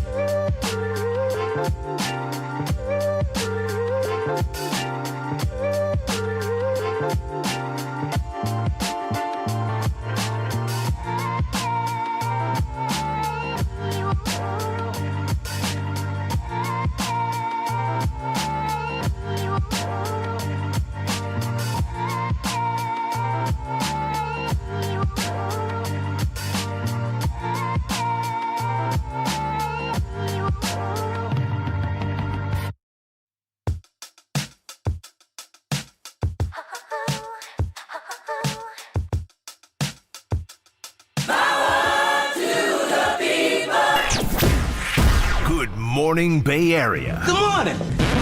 Good Lord. Brace yourselves for KNBR's Power Surge. The sports leader welcomes you to Murph and Max Power Hour. Giants fans, there's no question we've got the best in the booth. That's why Murph and Mac catch up with Krug right now. He hits it high, he hits it deep, it's out of here. Adios, pelota. Gone! Sponsored by your Northern California Honda dealers. Visit NorCalHondaDealers.com. On KNBR 104.5 FM and 680 AM. All right, lot to talk about with Mike Krukow. We should tell everybody that Javon Kinlaw will join Papa and Lund today at 10:50. You want your football fix. So, Mike, there's 10 million things to get to. Let's start with the most immediate thing, which was last night, the gala. Unbelievable. Really, truly. I mean, almost fit for a president or a king. Mario Alioto, the executive vice president of the Giants, 50-year goodbye at the Fairmont Hotel last night. You and Dwayne doing an amazing job hosting. Of course, we wanted you guys at the front of the room, and what an insane assemblage of Giants luminaries. Mike, good morning. How are you? Hey, Krug. Hey, good morning. Are you kidding me? I'm so overly charged up now, and I didn't sleep very well last night. I didn't need to. I was so amped up coming home because of what we experienced in that room last night, the Venetian room at the Fairmont, which, I mean, you talk about a venue, I mean, fit for presidents, literally. President Biden was there, just before we got there. And but it was just everybody in that room last night came in because of their love of Mario Alioto and the respect that they have for Mario. And it was just a vibe like you don't often see. It was so freaking cool. And everywhere you looked, I mean, there was just people that were friends and had a history and knew the story of San Francisco and the Giants and of Mario, who has so much to do with the history of the Giants and the city of San Francisco. It was just such a cool place to be. And I just can't, I mean, the accomplishment in that room, the power in that room, and just the love of life that the people had in that room, and everybody was gathered there to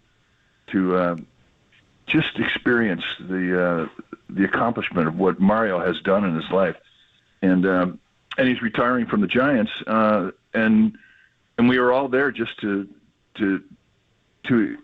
say thank you. Just that was it. We were all there to say thank you, and he deserved it in such an incredible way. But what an evening of just vibe! It was an amazing vibe. It was as good as almost as the postseason vibe when the Giants won the World Series. That's how incredibly beautiful it was. And wow. And man, you walked in and you were just hiring a kite on the vibe that was in there, and as was I.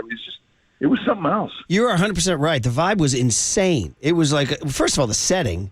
It was a spectacular late September night in San Francisco, and the Fairmont shined on the rooftop and everything, and then the fact that, I mean, who did you want, Mike? You want Buster Posey? There he is. You want Barry Bonds? There he is. You want Will Clark? There he is. There's Darrell Evans. Darrell Evans, nice. I mean, and I'm going to forget a million players who were there, including you two, you and Dwayne. You said Sergio. You saw Sergio. Well, everybody under the sun, and then media personalities, and then everybody behind the scenes, and owners, all the investors who make all the big decisions.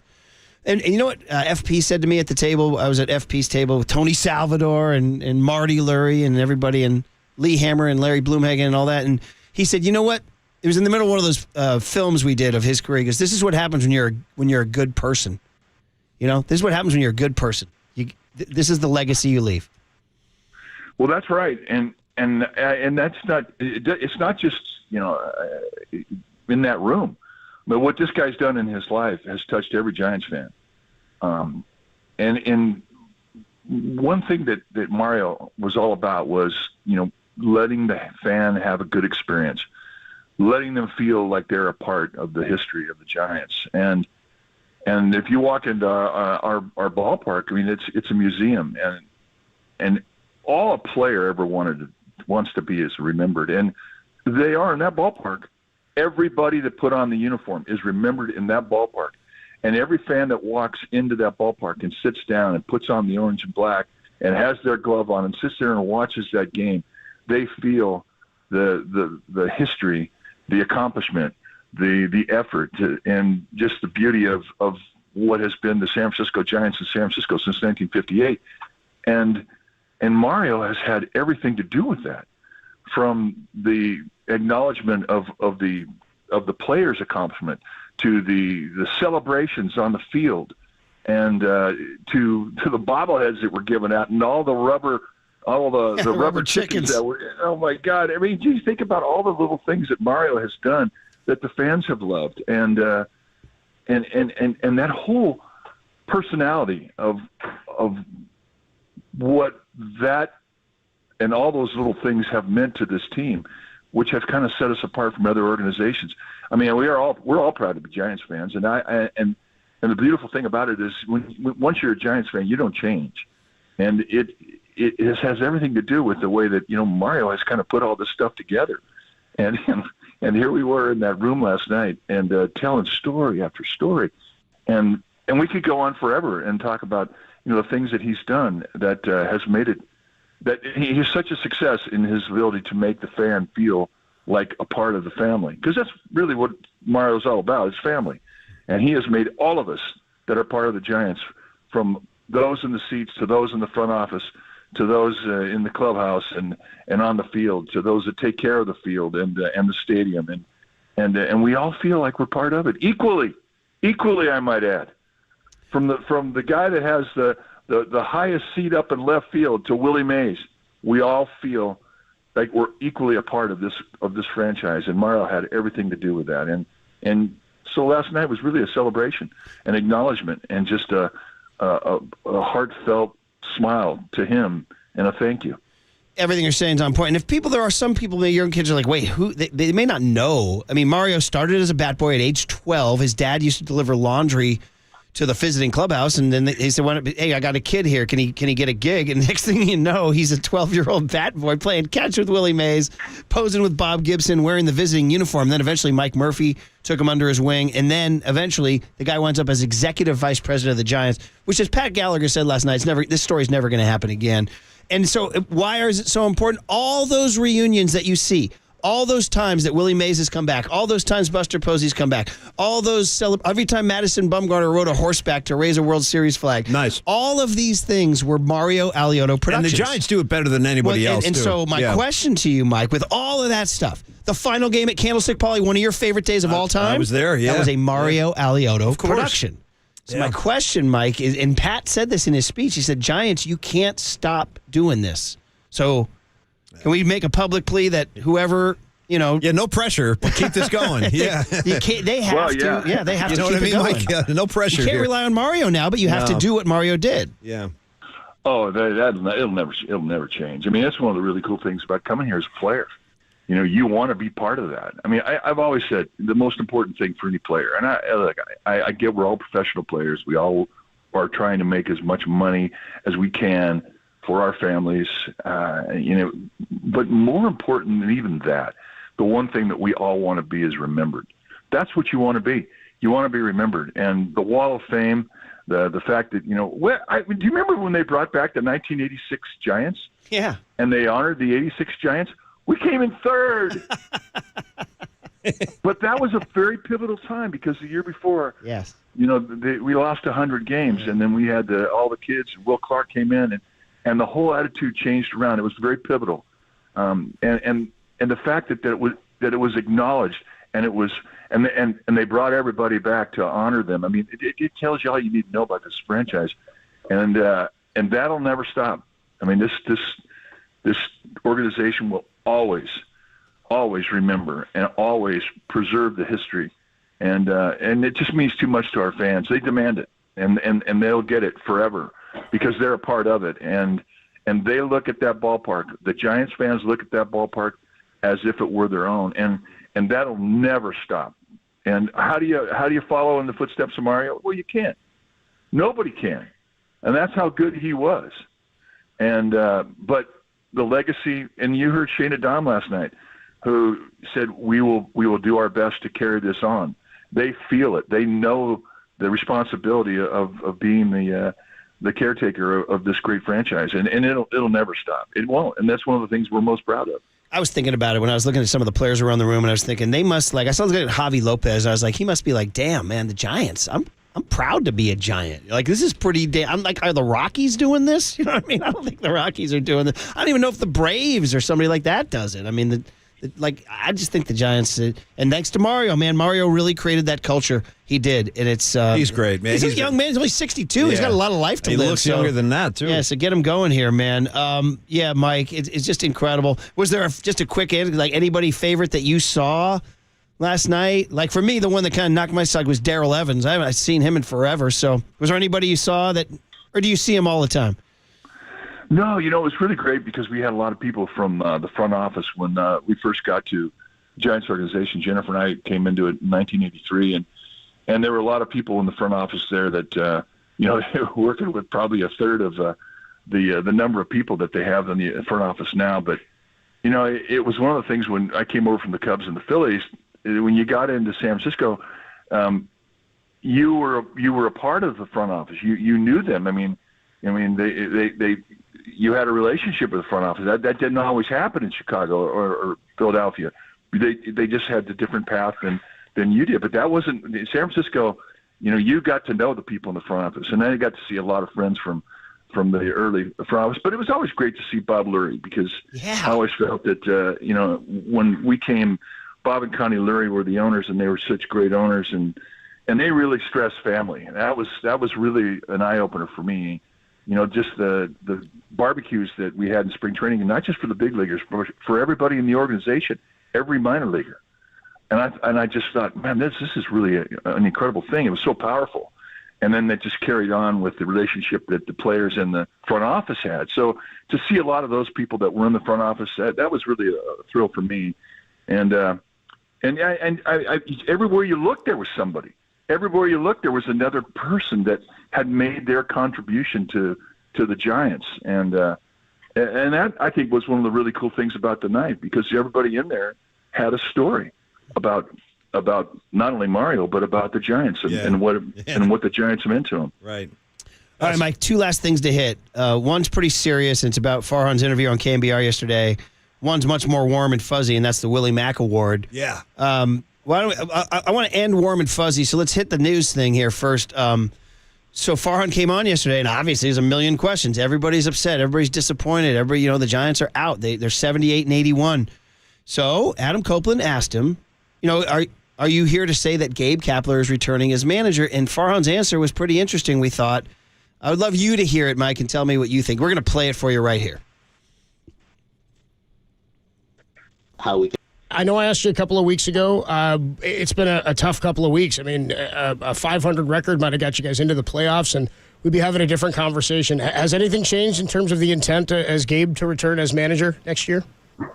Yeah, I mean, obviously, I think, as I said at the time, really appreciate the support from ownership and the plan to have us both back. And, right now our focus is just kind of getting through these last three games, finishing strong, finishing at 500. And I think we all just have to look at, how we can improve across the board. That's the personnel on the roster. That's, our culture in the clubhouse, which, again, I think when you're playing well, certain things culturally are portrayed as like, hey, this group loves being together. They're having fun. But when you're not doing well, then those things can be seen in a negative light. And I just think we have to look at everything. And there's sort of a time and place for everything. I've been talking to a few people about how, 162 games is a grind, and, we want our players to be comfortable and, be able to wash off some of the tough losses and things like that. But, when you're in do or die games like those games in Arizona, you want them to feel different. And I think we're really going to have to ask ourselves if we were, prepared to sort of elevate our level of focus and play, for those games that really matter down the stretch. Okay, Mike, what's your reaction? Well, I think that when you fall short of expectation, you are under review. I mean, that's just the responsibility that the front office has. It's the responsibility that the media has that surrounds the team to demand a review. And And if indeed change was called for, then, demand the change. I mean, that's the relationship of the press and the front office. That'll never change. And I think when you get into the end of the season and you go back and review, everybody's going to be reviewed. Everybody, as it should be. I mean, that's how you get better. And so it'll be interesting to see. I don't know if you're going to see anything as dramatic as a personnel change, as significant as a manager. I don't know. I'm not thinking it's going to happen. But it just gives you an idea of how what the stakes are. It gives you an idea of what the stakes are. And if you fall short, you should not be allowed to sit back comfortably. And it is really what has happened once the Giants won those World Series. Our expectation of this franchise now is not to get to the playoffs. Right. It's to win the whole thing. And this team was not capable of doing that. Not this year, not last year. And the year that they did, in 2021, when they won 107 games, they didn't get past the first round. And what was a magnificent season did have some disappointment to it. So I just think that that's one of the cool things about this franchise is that they're not ever going to be happy with mediocre or getting into the first round just to show up and take a picture and get a T-shirt. They want a ring. They want a parade. So because of that, everybody's under review. And I think it makes for a very interesting offseason as we're about to get into it. I would agree. There's going to be a lot of interesting stuff, and I think everything's on the table. I do. So that was the hard news stuff. This is the much more sentimental stuff, and that's the Willie Mack Award, which, Paulie, Mike won twice. That a boy, Mike, yeah. 1985 and 1986. Yep. One of the few people to win it twice. In fact, JT Snow and Benji Molina are the only other two. Multiples, yeah. So, Mike, I got to play in the McCovey Golf Tournament yesterday. I got paired up with Ellis Burks, who's so great. He won it. Yeah. Darrell Evans was at the affair last night. He won it in 83. Yeah. It's a great, great, great night. In the last 3 years, it's been Yastrzemski, Lamont Wade, and Wilmer Flores. Those guys go into the lore. Tonight's a new one. How much are you looking forward to tonight? What's your feeling and, what this night means? Oh. Well, it's such a significant night because of the name on the award. And, the Willie McCovey was so incredibly important in my life. I used to emulate his trot when we played home run derby when I was a kid in the backyard. And I didn't even live in Northern California.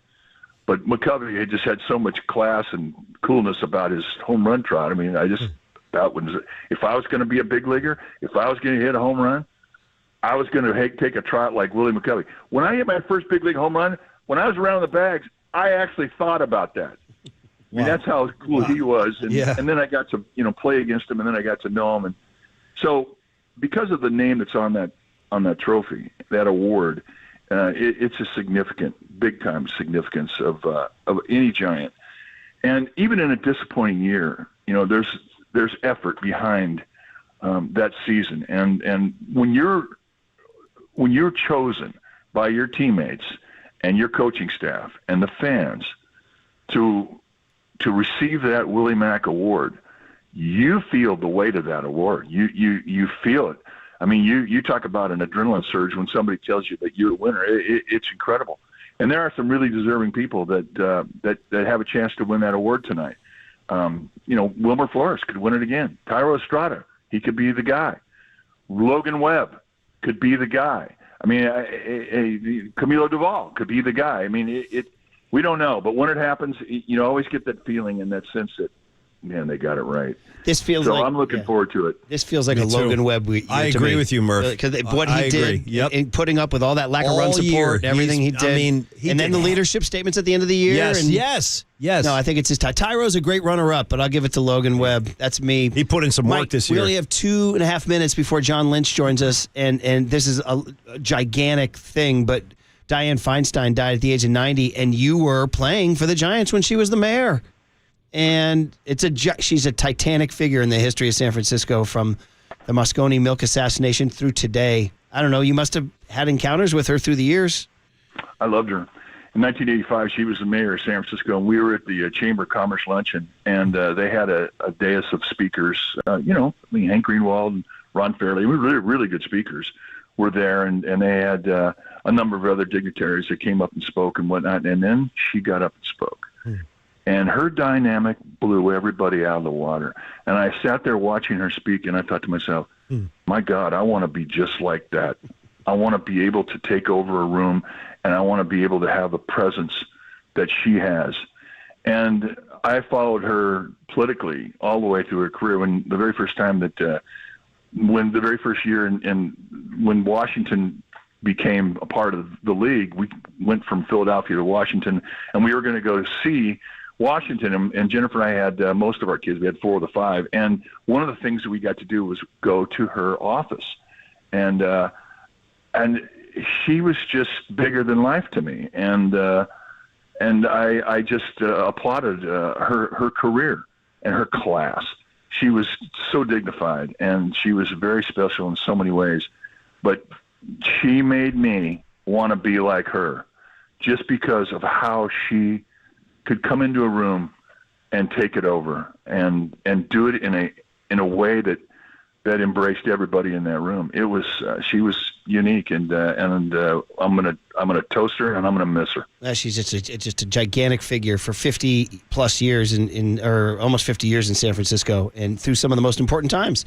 All right, Mike. A wide-ranging emotional talk. Geez, from Mario to the off-season to Dianne Feinstein to the Willie Mack Awards. So we'll look forward to you being a part of it tonight. It's an epic night. Big time. And then, Mike, we will call it a weekend and talk to you next week. Thanks, Mike. At a bit. Mike Krukow, wide-ranging. And I'm with you on Webb tonight. It's Webby's night. Okay. You are listening to KNBR and KNBR FM San Francisco, the sports leader, Cumulus Media Station, 49er General Manager John Lynch. Let's get into it. Next on the Sports Leader. Our expectation of this franchise now is not to get to the playoffs. Right. It's to win the whole thing. Saratoga. Shout out to you for supporting KNBR, Saratoga's sports leader. Mike Krukow with Murph and Mac has been sponsored by your Northern California Honda dealers at NorCalHondaDealers.com. The Murph and Mac Power Hour surges on. Feel the power. Next on KNBR 104.5 and 680, the sports leader. Here's what's trending now. Trending now. On KNBR.com. Farhan Zaidi stopped by the afternoon show yesterday for his final hit of the season to talk to Tolbert and Copes about the future of the Giants franchise with himself, Gabe Kapler, and the entire San Francisco Giants roster. So to hear that podcast and more, check out what's trending now on the all-new KNBR app.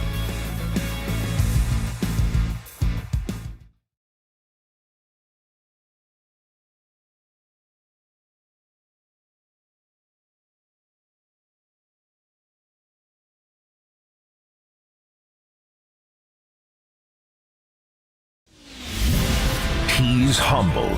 Coach Walsh, without you, I'm not standing on this stage today. He's a man of honor. When we huddle up as a team and huddle up as a people, as a great nation. He's lifted the Lombardi. He's earned the gold jacket. And now he's laser focused on a championship for the faithful. San Francisco! Here's 49ers GM and Hall of Famer John Lynch with Murph and Mac. My sources tell me he was saying, listen to Murph and Mac. Well, that's probably the smartest thing, yeah. On KNBR 104.5 and 680, the sports leader. Well, he's 3-0, and he has a new contract, so life's pretty good Not for bad. 49er General Manager John Lynch. We always love talking to him. We haven't done it since last Wednesday before the New York Giants game. But just first and foremost, great to have you back, John. Happy Morning, John. Friday. How are you? I'm doing awesome. Yeah, those Thursday night games, they're really tough to get ready for our guys, for our coaches in particular, the amount of work they do in a short amount of time.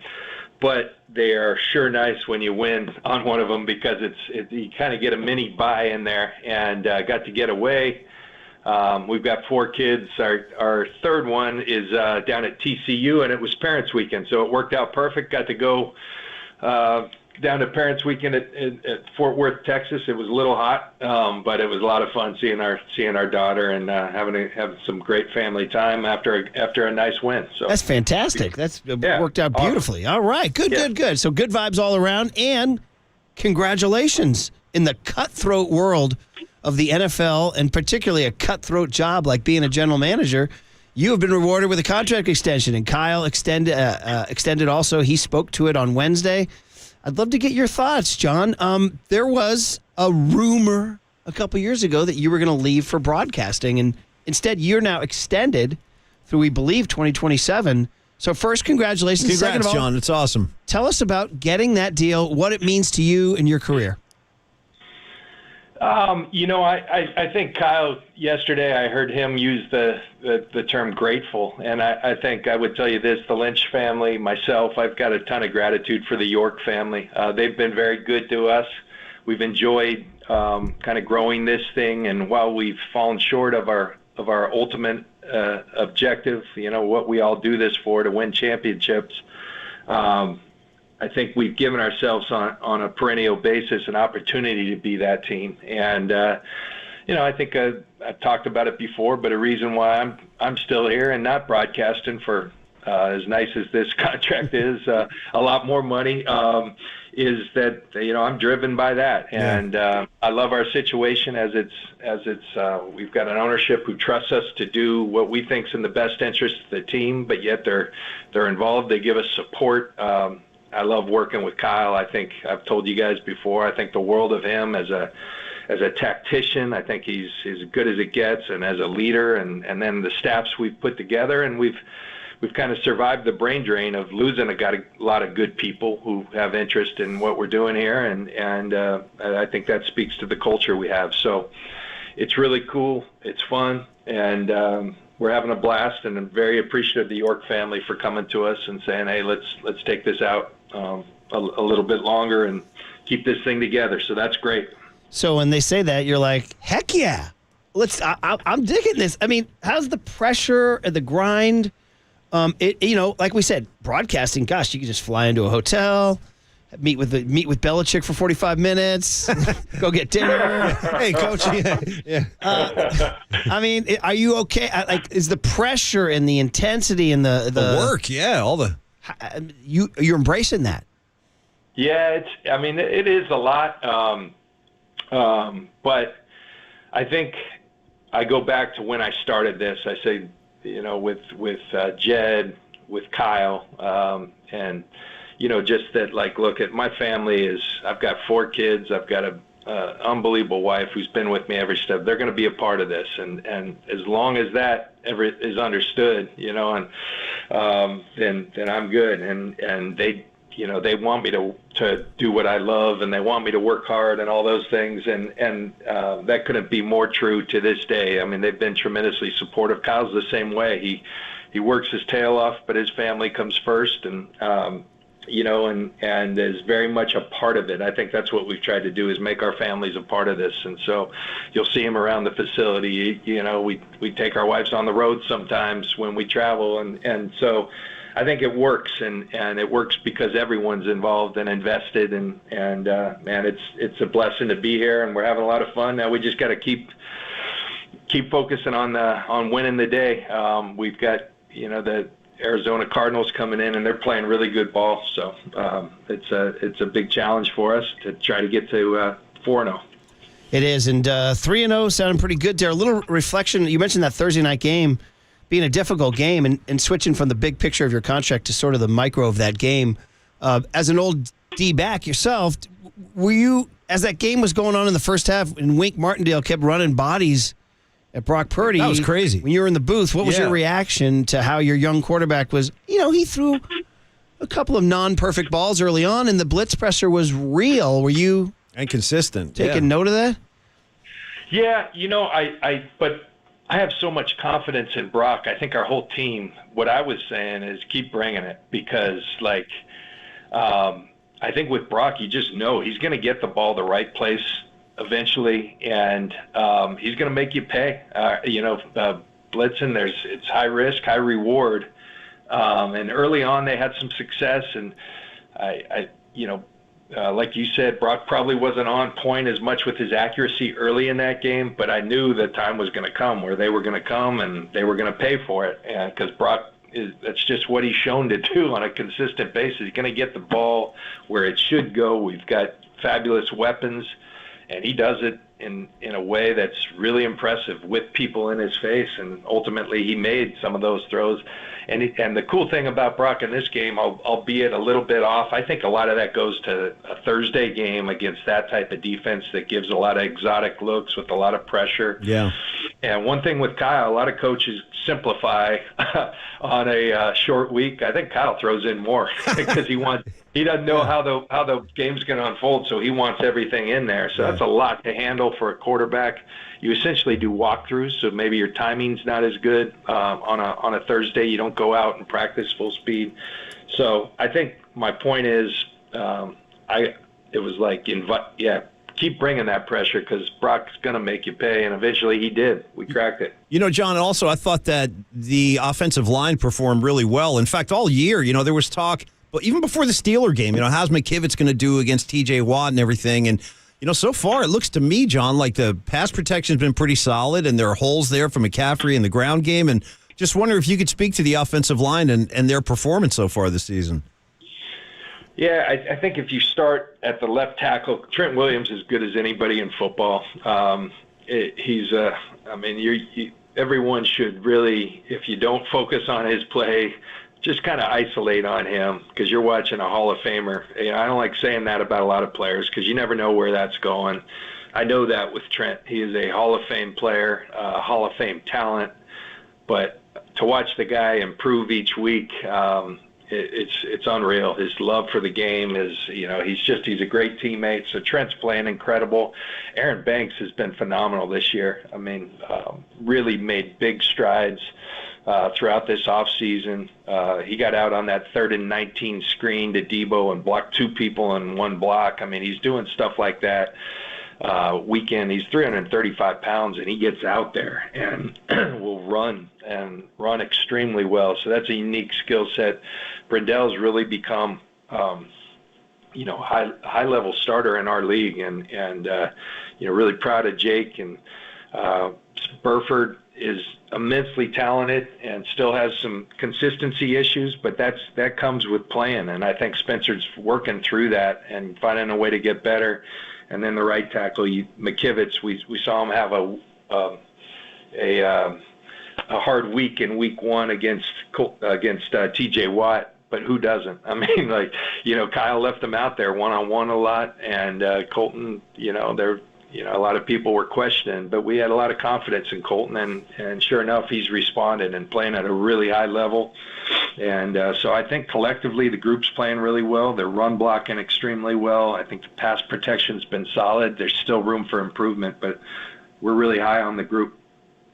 Talking to John Lynch, 49er General Manager, do every Friday at this time. John, this is every year. If you're a good team, you're going to get this question about a trap game. And this is like every year. This is an annual. And this would be the dictionary definition of a trap game, right? It's the Arizona Cardinals who are not seen as a contender. The Dallas Cowboys are on the back end. Huge game. Sunday Night Football. Maybe families flying in, hotel arrangements being made. I don't know. You're 3-0. You're reading your press clippings. I'm making the case, John. Making the case that it's a trap game. So you've played in these. And, Levi's may not be as electric as it will be for the Cowboy game. So how do you combat that as an organization? Well, I think you just turn on the tape. And Arizona, forget about what everyone thought coming into this year, all the narratives. We just turn on the tape of the first 3 games, and you make a strong case this is a team who very likely could be 3-0. And they played very solid football in doing such. They're more talented than people give them credit for. And I think the biggest thing, they traded for a guy 4 days before the season, but yet he's playing like a guy who's been there for some time and not just executing and dinking and dunking, but making plays too. Talking about Josh Dobbs. So he's functioning at a high level. Their head coach made his way in this league as an up-and-coming defensive secondary coach, then became a coordinator in Philly. We've got great respect for his schemes. They're sound. They make you earn everything. And that team's playing with a lot of belief, and you can see it shine through. So I think the fact, it kind of happened week one that people thought the same thing about the Rams, and we saw them go take it to Seattle. And so that had us up, and sure enough, we had a dogfight this week. I don't think it's a terrible thing that they took down the Cowboys, because our guys they're not like that. They're going to respect whoever we play.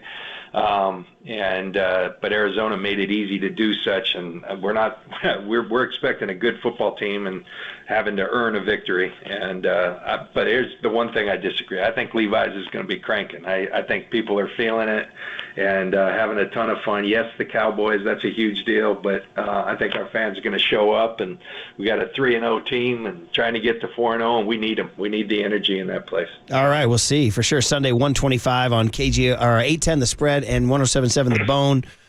John, of course, we got to get into the brass tacks of the injury report. And two of your top three receivers did not practice yesterday. Deebo Samuel continues to stay on the injury list. Also, Jawan Jennings with a shin injury. Brandon Ayuk is limited. Are we a little concerned about the receiver situation going into this game? I think anytime guys aren't practicing, that leaves some pause. The good news is Ayuk is progressing well. Wednesday had a blue jersey, which is kind of a non-contact. Yesterday he wanted it and convinced everybody, and was well enough to go out there without the blue jersey, so had a good practice yesterday. I think he's progressing well so long as he keeps responding. Brandon's tracking in a good way. Deebo and Jawan have not practiced this week, so today, in those instances, Friday becomes a big deal. And oftentimes when we, we'll rule people out if they're not out there, if they can go function on a Friday. At times that will lead us all the way to a game time, but I'm excited to see if those guys can get out there today. But having BA back, if that continues to go that way, is a huge thing, and hopefully those other guys are well. But we've got to kind of see how things progress here today in the next couple days. Okay, well that would obviously alter the game plan. Who knows? Maybe more McCaffrey, maybe more Elijah Mitchell, maybe more George Kittle. Yep. Who knows? Or John, maybe rookie receiver Ronnie Bell. Hey, man. Did you win an award from like the GM's meetings for having a 7th-round quarterback throw a touchdown to a 7th-round receiver? Seriously. Not in garbage time, in meaningful time, week 3? That's incredible. Yeah.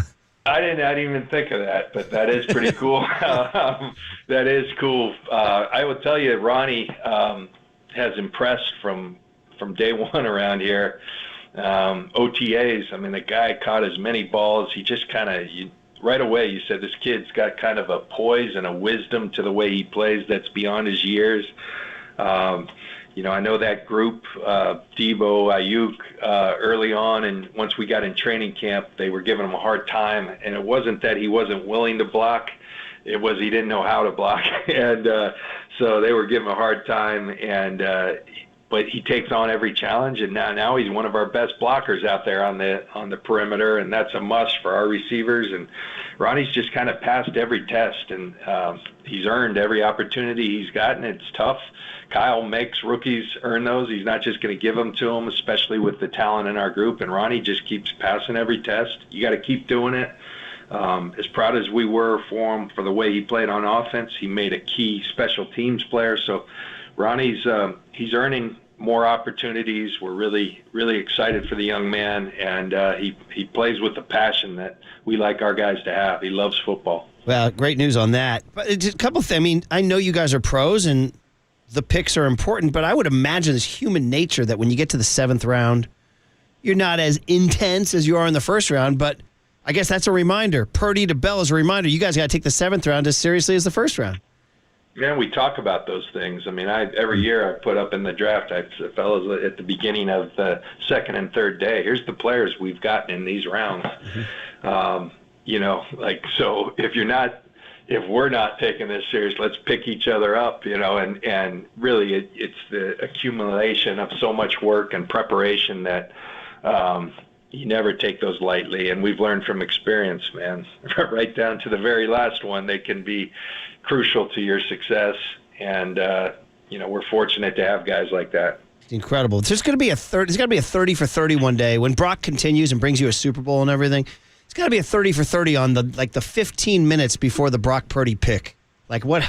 I want to recreate the dialogue. Was somebody going for coffee? We'll hire some actors. Yeah, we'll cast it. Did somebody sneak in? And was there another guy you were gonna take? And we'll make it good, John. We'll bring in Marty Scorsese. We'll shoot this thing the right way. Yeah. Let's do it right. Yeah. I mean, who made that call? Who picked up the phone and made the call? Do you remember?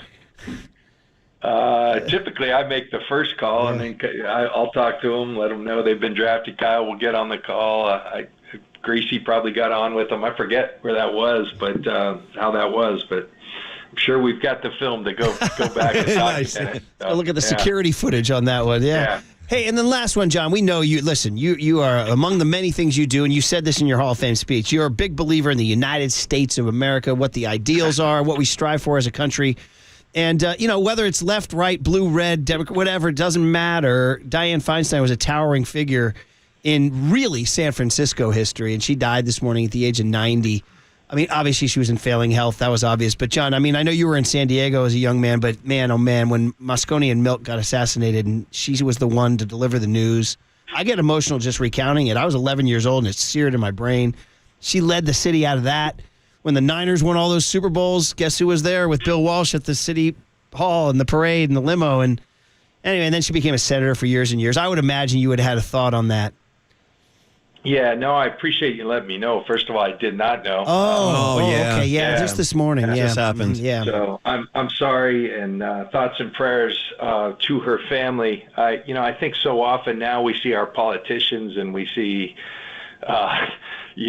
extreme views on the left, on the right. I remember growing up in a day of Ronald Reagan and Tip O'Neill and things, and actually having collaboration and having different political beliefs, but being able to discuss things. And I know Senator Feinstein was very much a part of that when it was probably much more of a noble profession. And I just respect the heck out of people who dedicate their life services to trying to make our country a better place, regardless of what their politics are. And so, very appreciative to people that kind of, because like every job, you sacrifice a lot. And she sacrificed all the way till she was 90 years old. So nothing but appreciation for people who do that. And it makes our country such a great place. Hey, and if you look at 49ers history, man, like I said, go to the, there might be some pictures in the hallway from the parade with, her and Walsh in the convertible together, Yeah. So that's Niner history right there. That's Niner history. Yeah. So I love it when Harry Edwards is around here talking about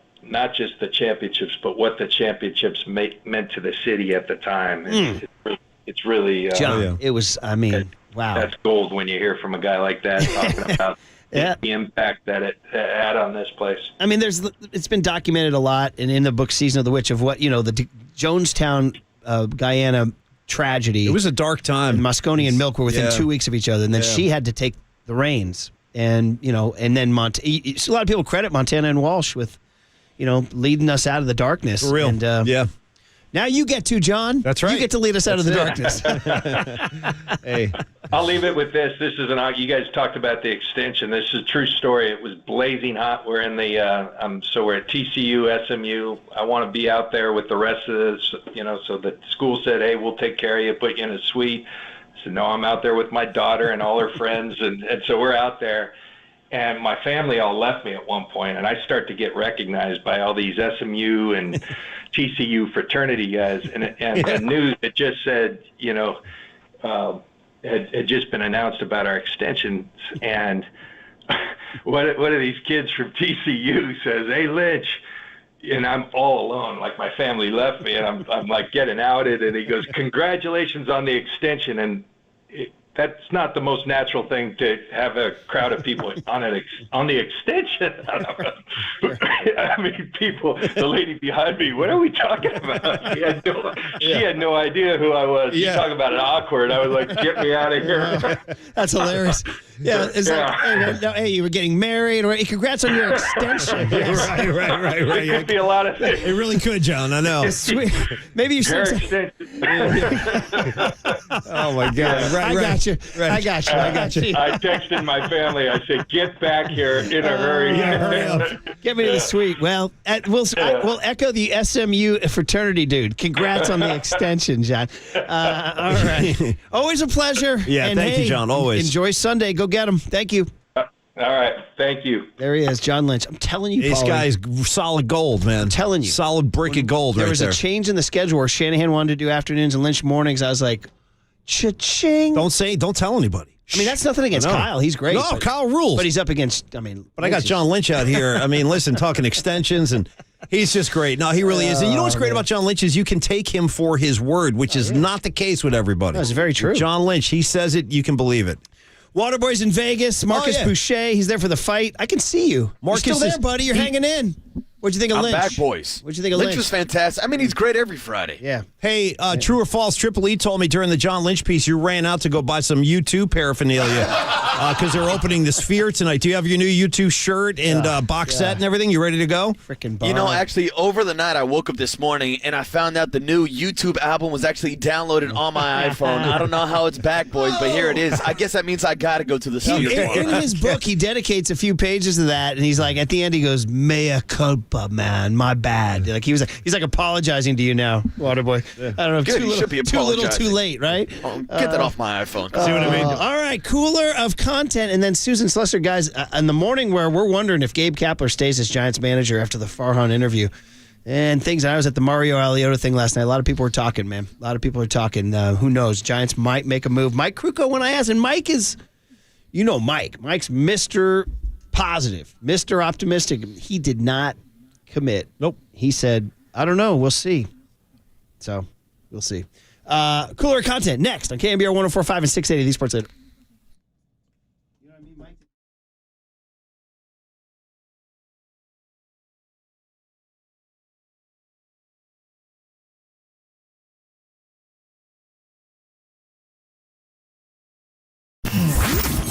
Here's what's trending now. Trending now.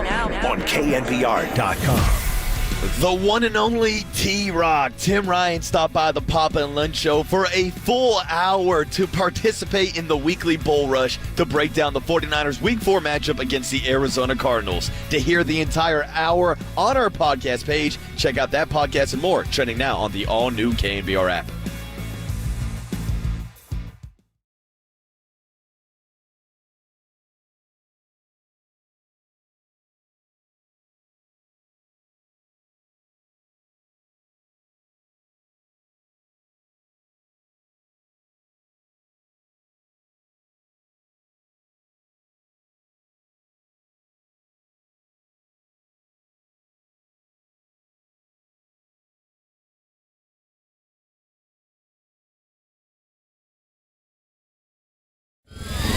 And now, time for the Protect Your Assets with David Hollander Business and Technology Report.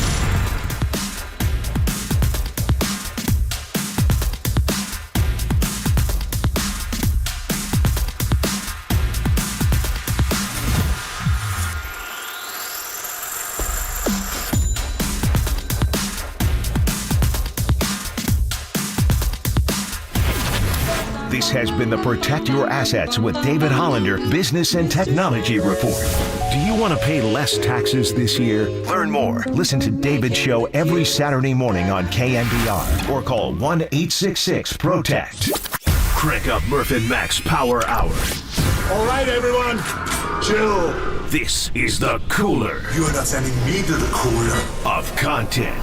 Murph and Max Cooler of Content is sponsored by Mancini Sleep World. Sleep better, live better. Visit sleepworld.com. And by Marin Health. Marin Health Medical Center and Marin Health Medical Network world-class care. Closer than you think. On KNBR, the sports leader. All right, the cooler of content coming your way. Man, a crazy day yesterday. I know, man. With the Farhan interview on KNBR, and then Rooftop galas, Mario's event was just an epic gala. I'm so mad I left my rubber chicken at home. Did you tell me that Mario also plays drums he played, on top of everything else? After 11 o'clock, they were playing. They were jamming. I wish I knew that. Yeah. That's it's great. Incredible. So he got them all, man. Yeah. Buster Posey, Will Clark, Barry Bonds, all the owners. Dude, when you throw it into Ibanez, looking more fit than he was when he was 21. Too. I'm not surprised. Like, he's like de-aging somehow. Like, we're all getting older. Ibanez is looking better every day. And Tony Salvador. No, that's my guy right there, T-Sal. It's incredible. So anyway, Mario, congrats. And as they said, keep this up, Giants. Do not lose what Mario created. Mario created the legacy of the Giants and this city linked as one. Keep it up. Don't blow it. Someone's going to have to do it. Yeah. All right. Cooler content. George Kittle. Hey, if Deebo Samuel's out, by the way, and Jawan Jennings, maybe, you're going to need a lot more Kittle, buddy. No, I know George Kittle is spoken for. Like, he's got a steady girl, as they say on the streets. But what do you think's going through his... He's married. Yeah. So when he looks out there and he sees his companion, his Travis Kelce tight end brother in arms... He's getting all this ink. He's with these pop stars. I mean, is there a part of George Kittle that's going, Sure. hey, I'm the man? Every married guy. I'm the man. You don't think every married guy's not jealous of every single guy?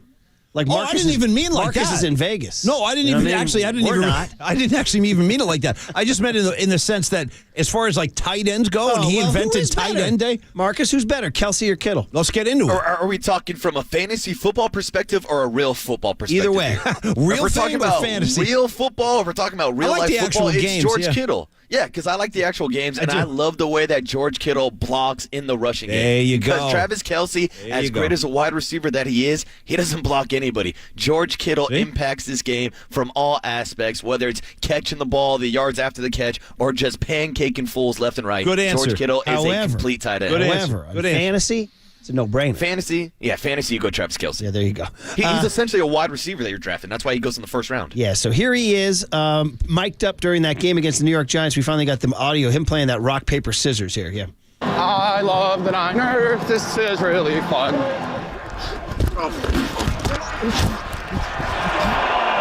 I blocked you guys. Woo. Big ass dude. You're a black eye. What? You're a black eye. I know I got punched in the face, too. Ready? Rock, paper, scissors, shoot.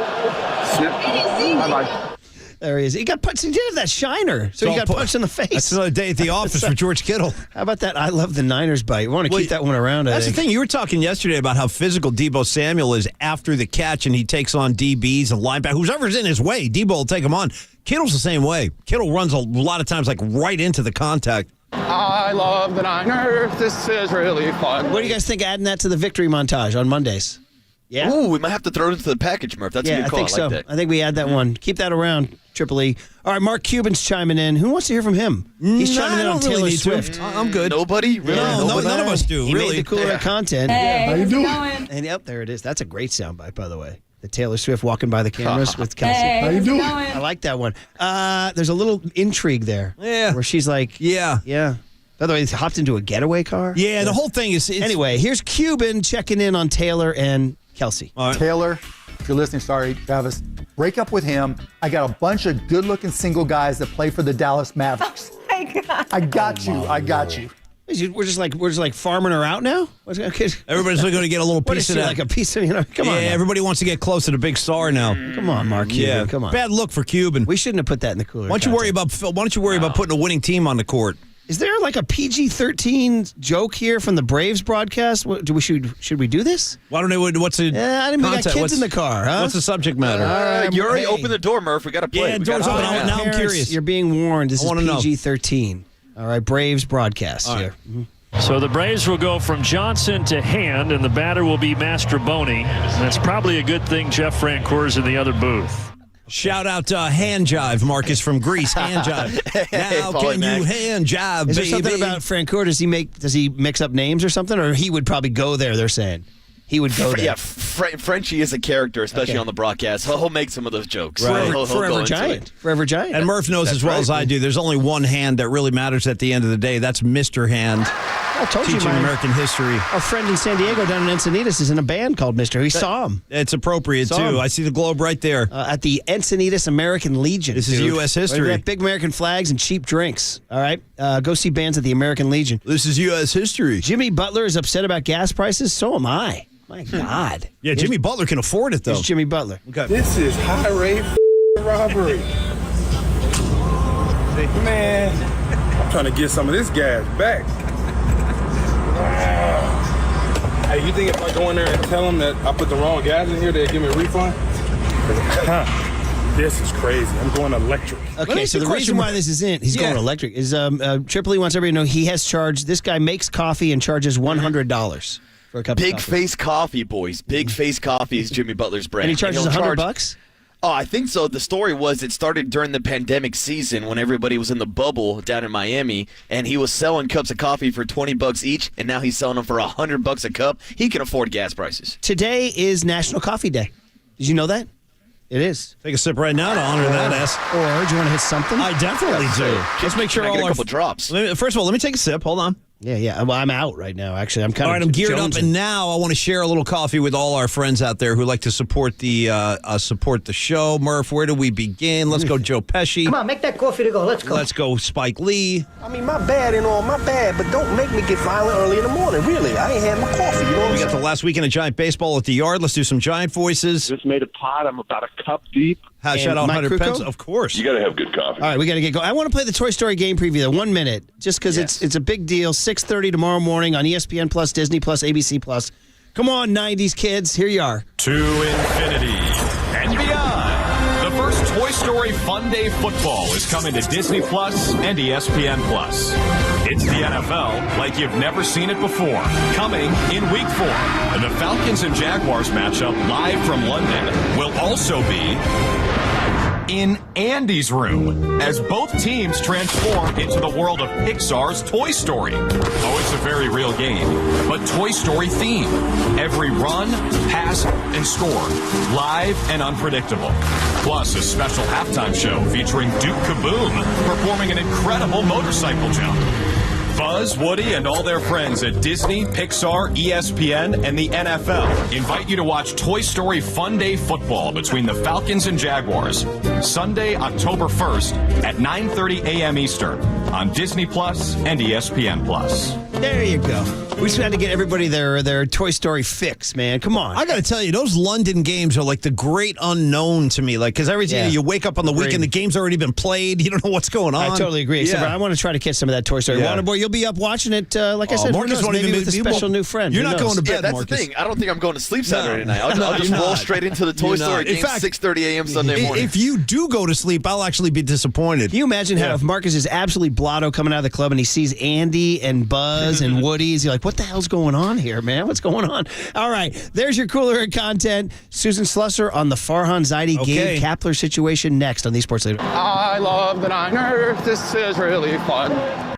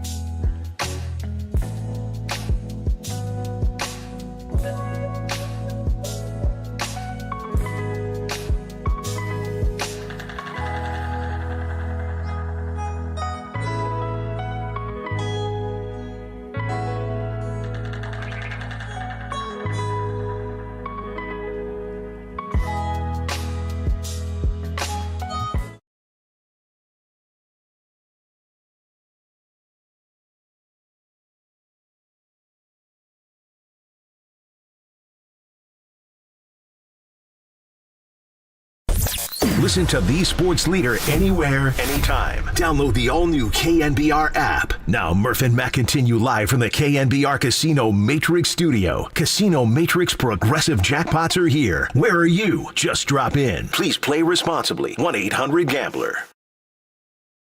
I know I asked you a couple of weeks ago.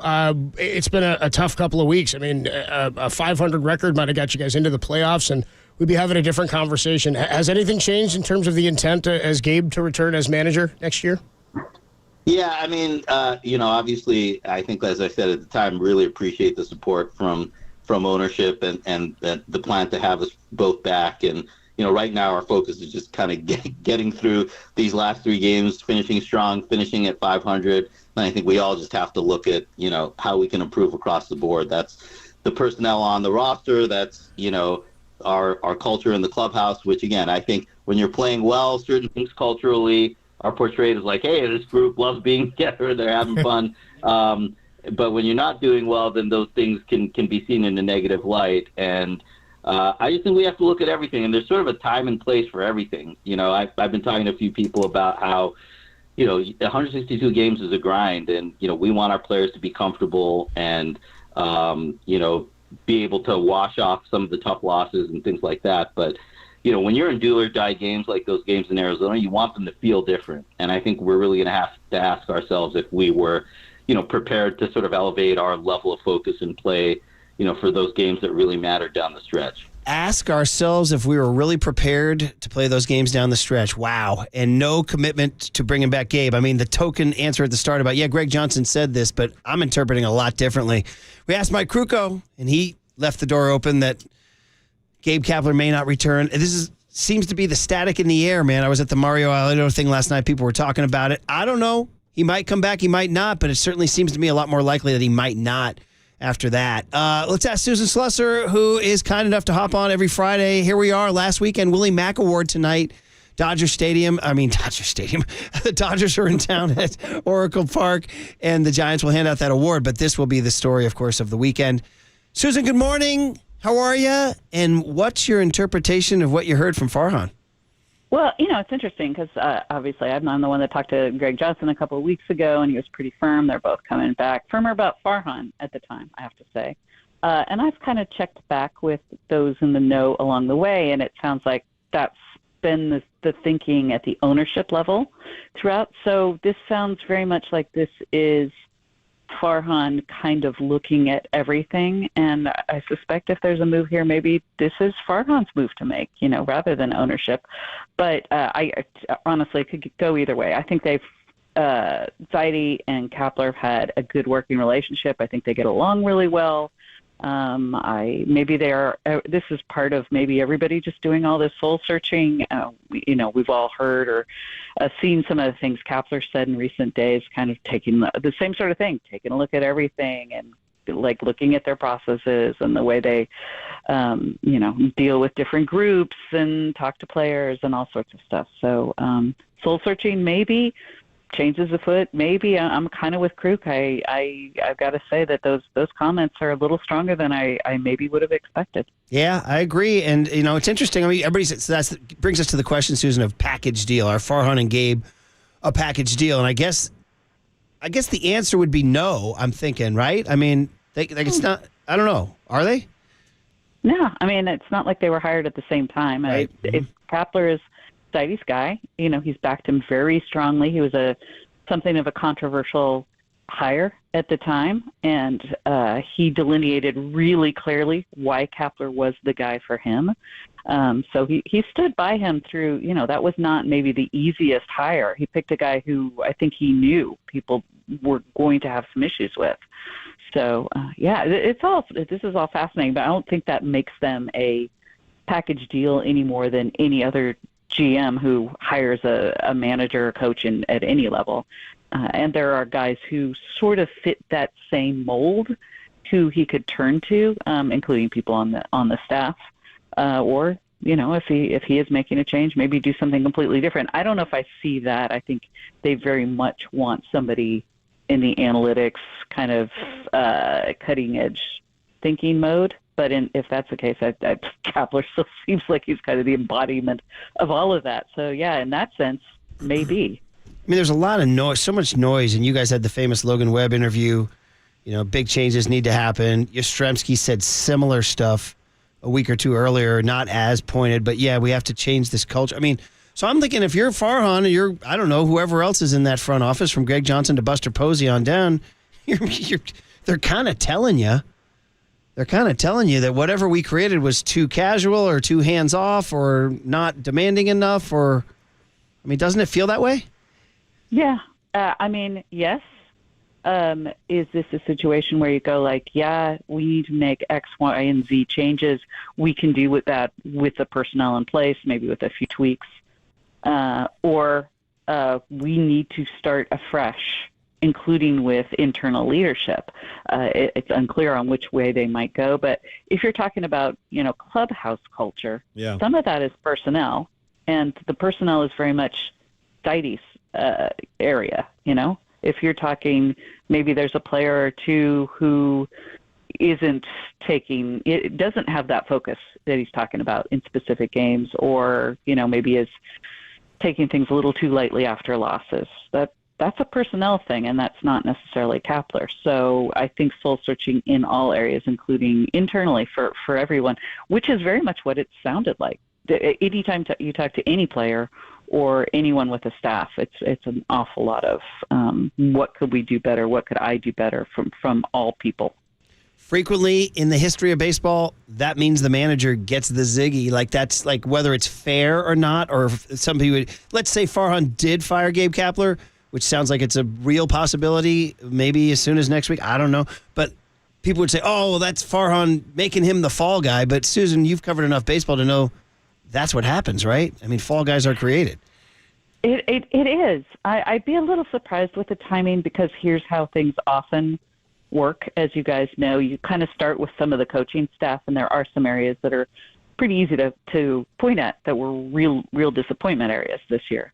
And then you have, especially if a guy's still under contract for next year, if things go south initially, then you've got to for lack of another word, a fall guy you can point to there. It's not, I'm not saying that this is a cynical, like, look over there, here's my straw man to save my own butt. But those are sort of typically the steps that go, and sometimes there might be a little bit of subconscious reason for that. That's sort of like, well, we'll start with these guys, and then the next one to go will be this guy.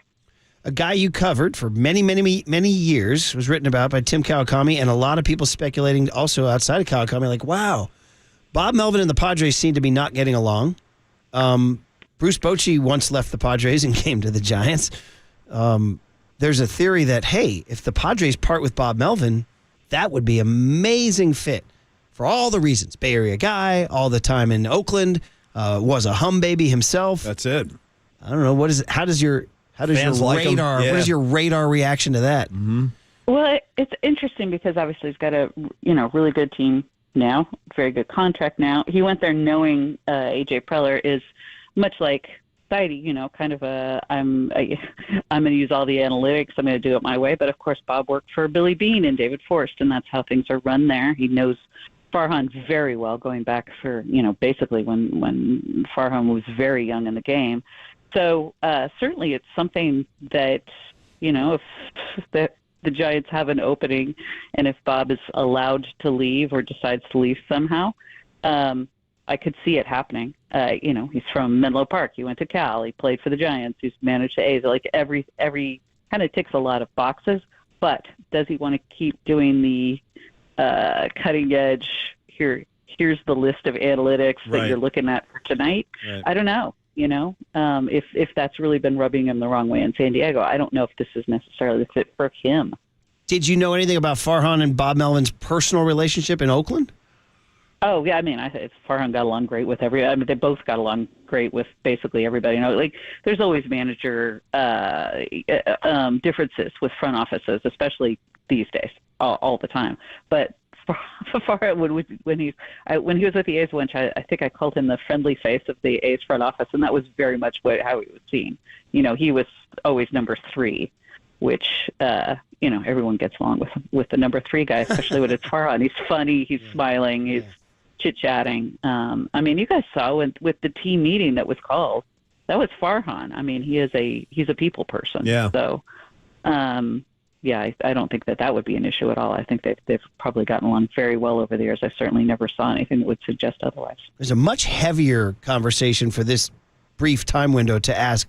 Maybe Farhan is better as a 2 or a 3 and not that number one guy who has to make the really hard decisions and be the real Brian Sabian kind of just absolute nut-cutting guy. I don't know. I mean, that's a big one, Susan, but any thought to that?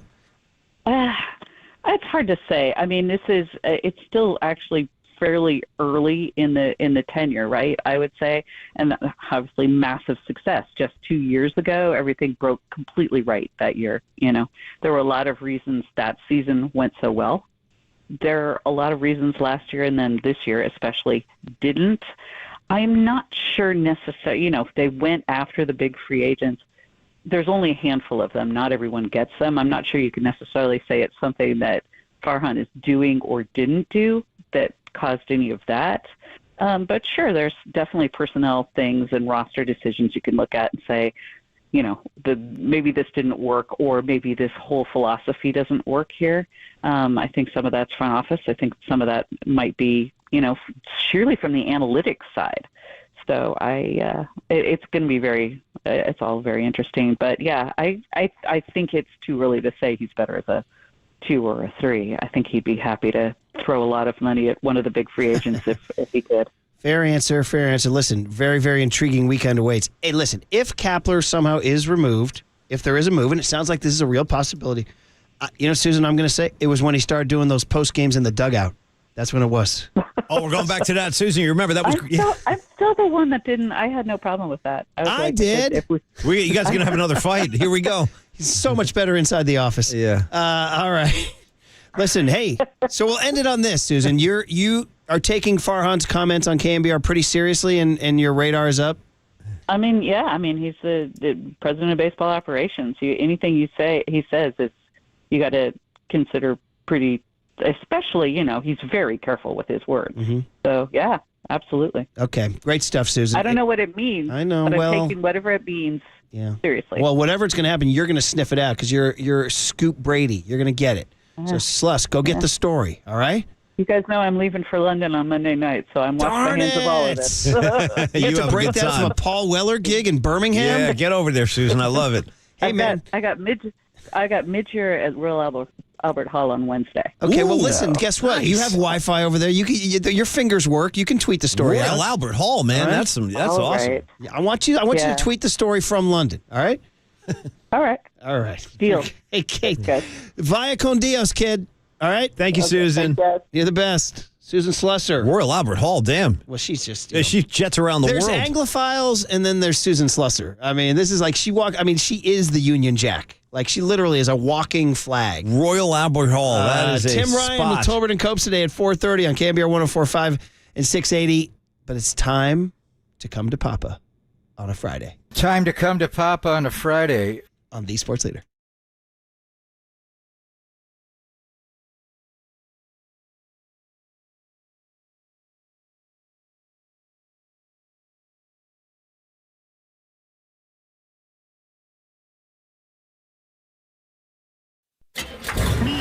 From the Chilton Auto Body Traffic Desk.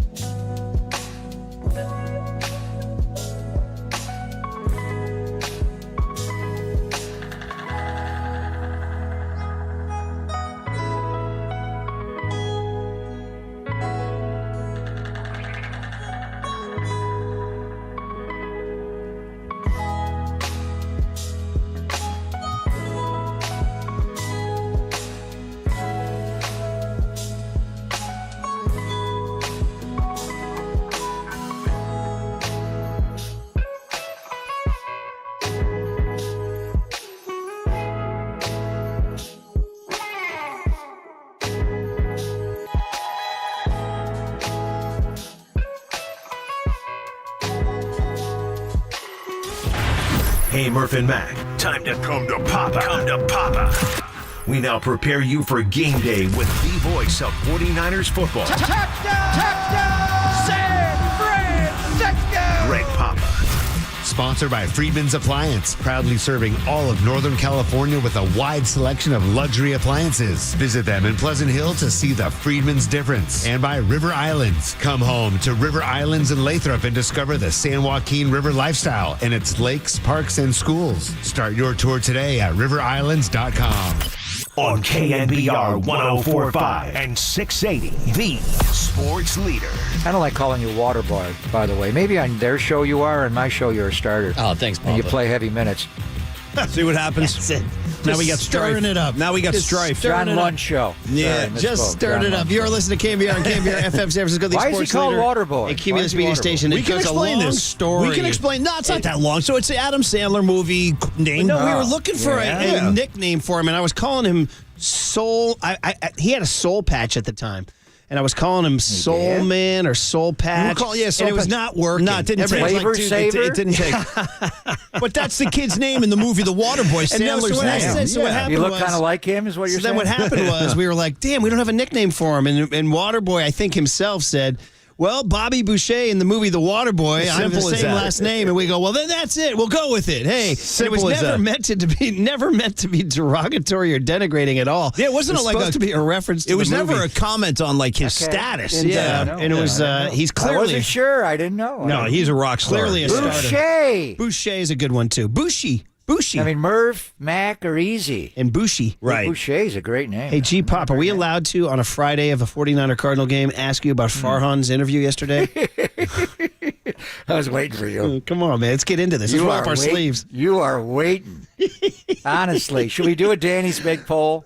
Yes. You might want have Cab to. Fired? You Who do might you want have to. fired? Well, I mean, who do it's you not want like- fired? I mean, Cab, Farhan, both, neither. that's a Would great that be the poll. one? Those are the That's a options. great poll, man. That's a great poll.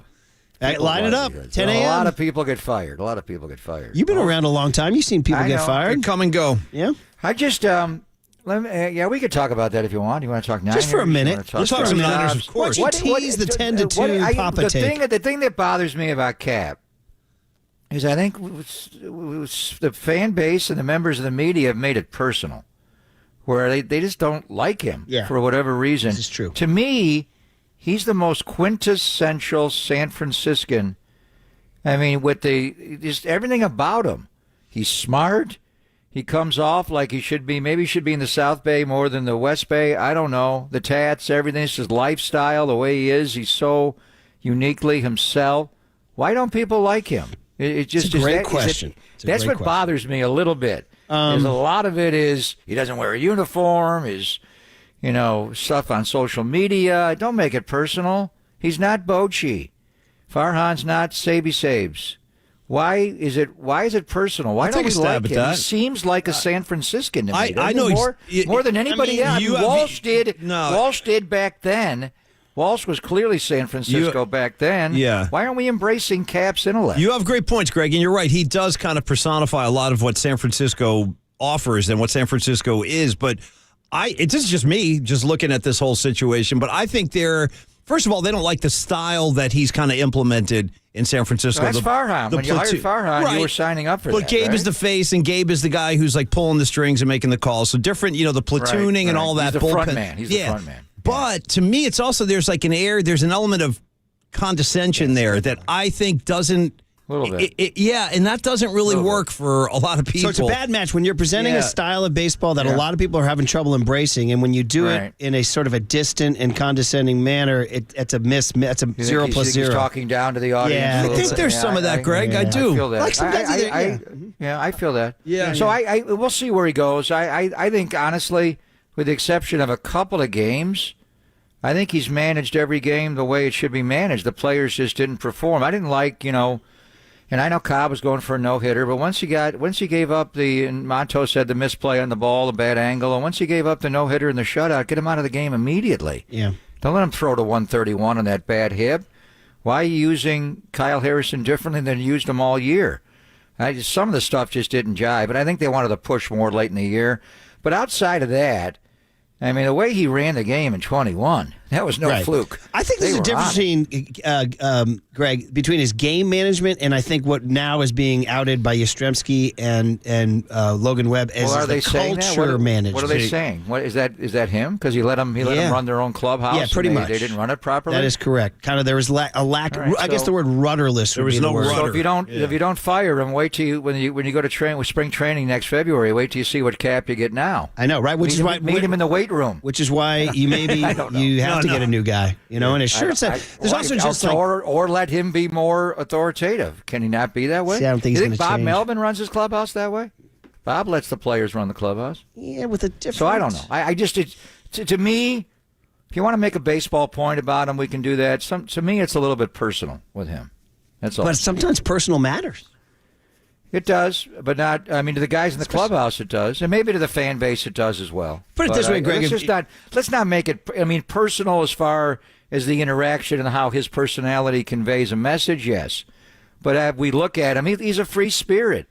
I mean, if any San Francisco coach or manager, does he not personify the city? He is a free spirit, that's for sure. He really is. So why aren't we embracing There's no question.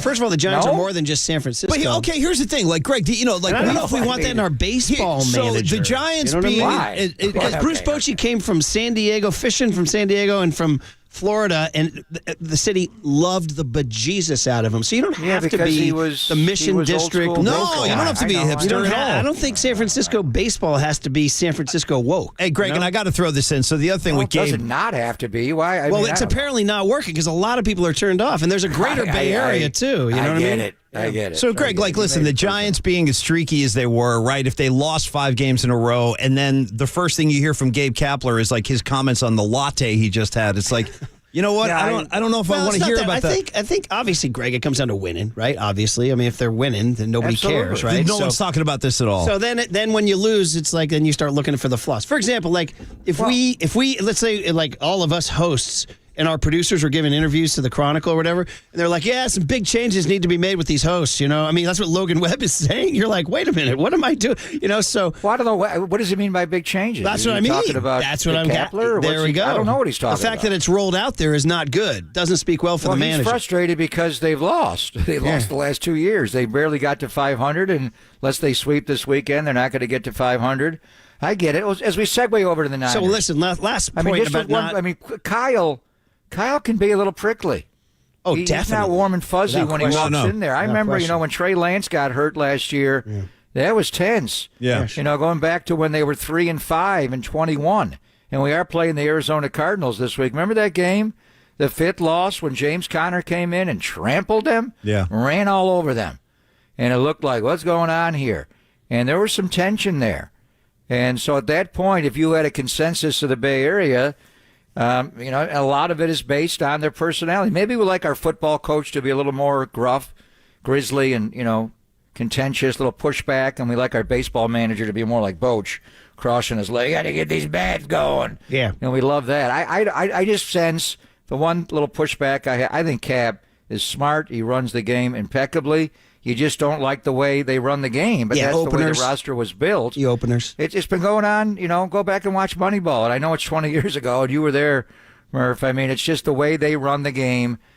It's a little bit, the roster composition. I don't, as far as a manager, the way he runs the game with his roster, I don't have a lot of complaints. There have been very seldom, getting Tyler Rogers up and down a couple of times. Pinch hitting Mark Mathias or Brandon Crawford in the ninth inning. I think that's why Mathias is on the roster. He's a right-handed hitter to hit left-handed pitching. Craw at this stage of his career. But see, a manager at that point in time would say, left on left. That's the way. I got that's the all-time Farhan's roster. It's his roster. But a manager at that point in time would say, yeah, I know Mark Mathias is on my roster, but I got one of the greatest players in Giants history who has a knack for RBI situations, who has a clutch Not at this stage of his career, he doesn't left on left. I'm just saying that's where a manager makes. That's exactly the kind of move Dusty Baker would not make. And his call at that moment is Mathias is more likely to get a hit off the lefty. And he didn't. And it's a small example of why people, not just personal. I don't think it's just personal. I think it's the openers. It's definitely not. No, it's not just personal. And I think why is Mathias on the roster? He's on the roster for that moment. Well, yeah, but you don't have to use him at that moment. You don't. That's why he's on the roster. Well, you don't. Anywho, you're making it personal, but that's actually not. I strongly disagree. What do you think, Paulie? They made it a little personal. A little bit. Little bit. I think zero. Again, as I said, I think there are some people. I think there's enough Giant fans out there who find his personality to be.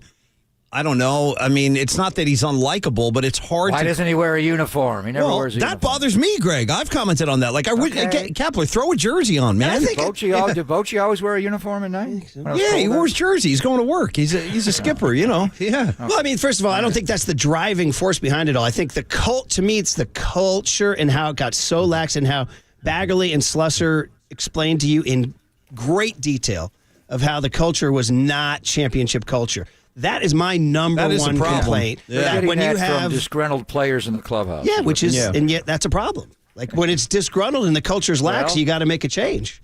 The disgruntled players aren't playing enough because they're not good enough to play enough. And sometimes managers are the fall guy. In fact, frequently. Well, they often are. They're the fall guy. Frequently. Anytime a manager gets fired, you can point. I bet on every managerial firing in history, you could point to great games that guy managed. Where man, that guy knows the game. He knows what he's doing.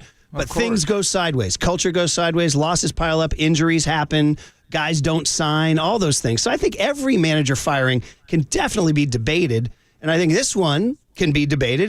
To your point, you think it's personal. I think it's more. Well, I'm not cultural. saying entirely. I know what you're saying, Greg. I'm saying a little bit. I think to me the biggest alarm was that red flags went up with the reports from Baggs and Slusser off boots on the ground that the culture in the clubhouse was lax. And Logan Webb said it. Farhan's comments yesterday. Doesn't like them. They don't like them.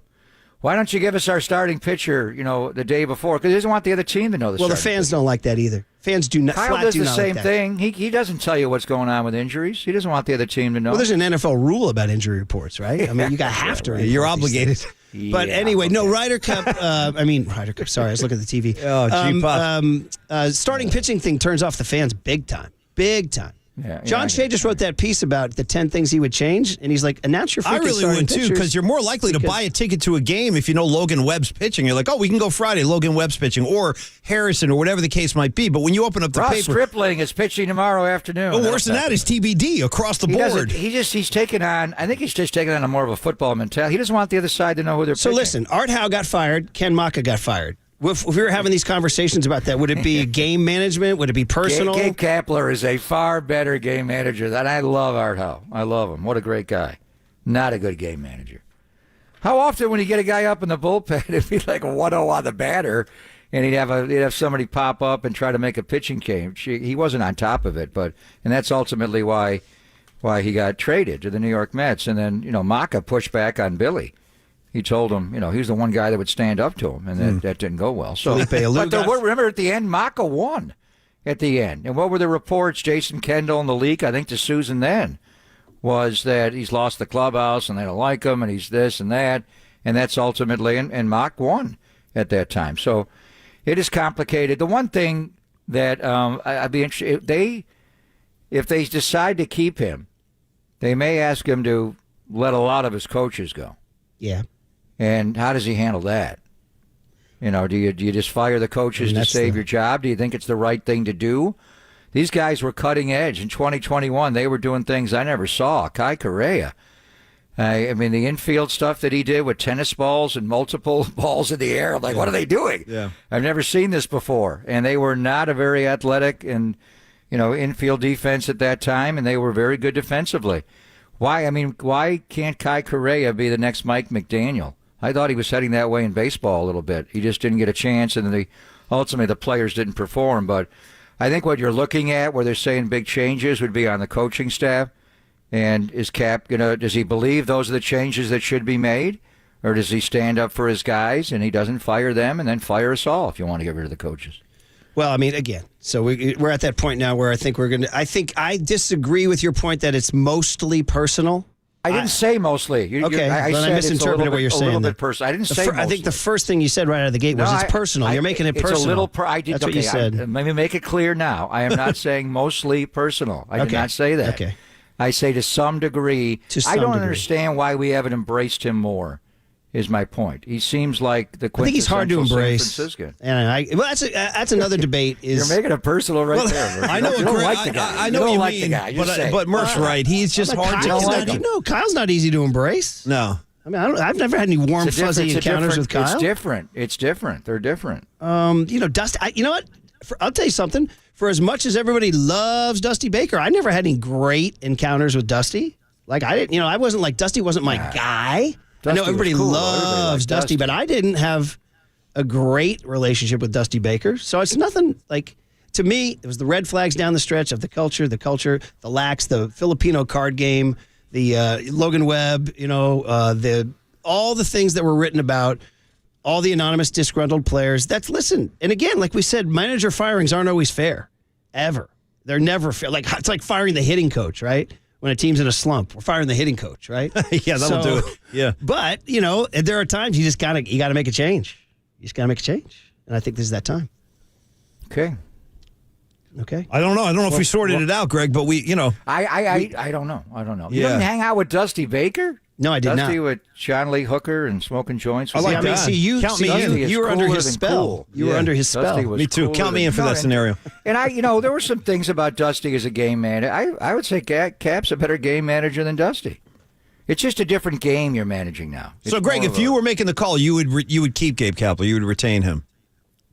Well, I didn't say that either. I think Bob Melvin's availability is interesting.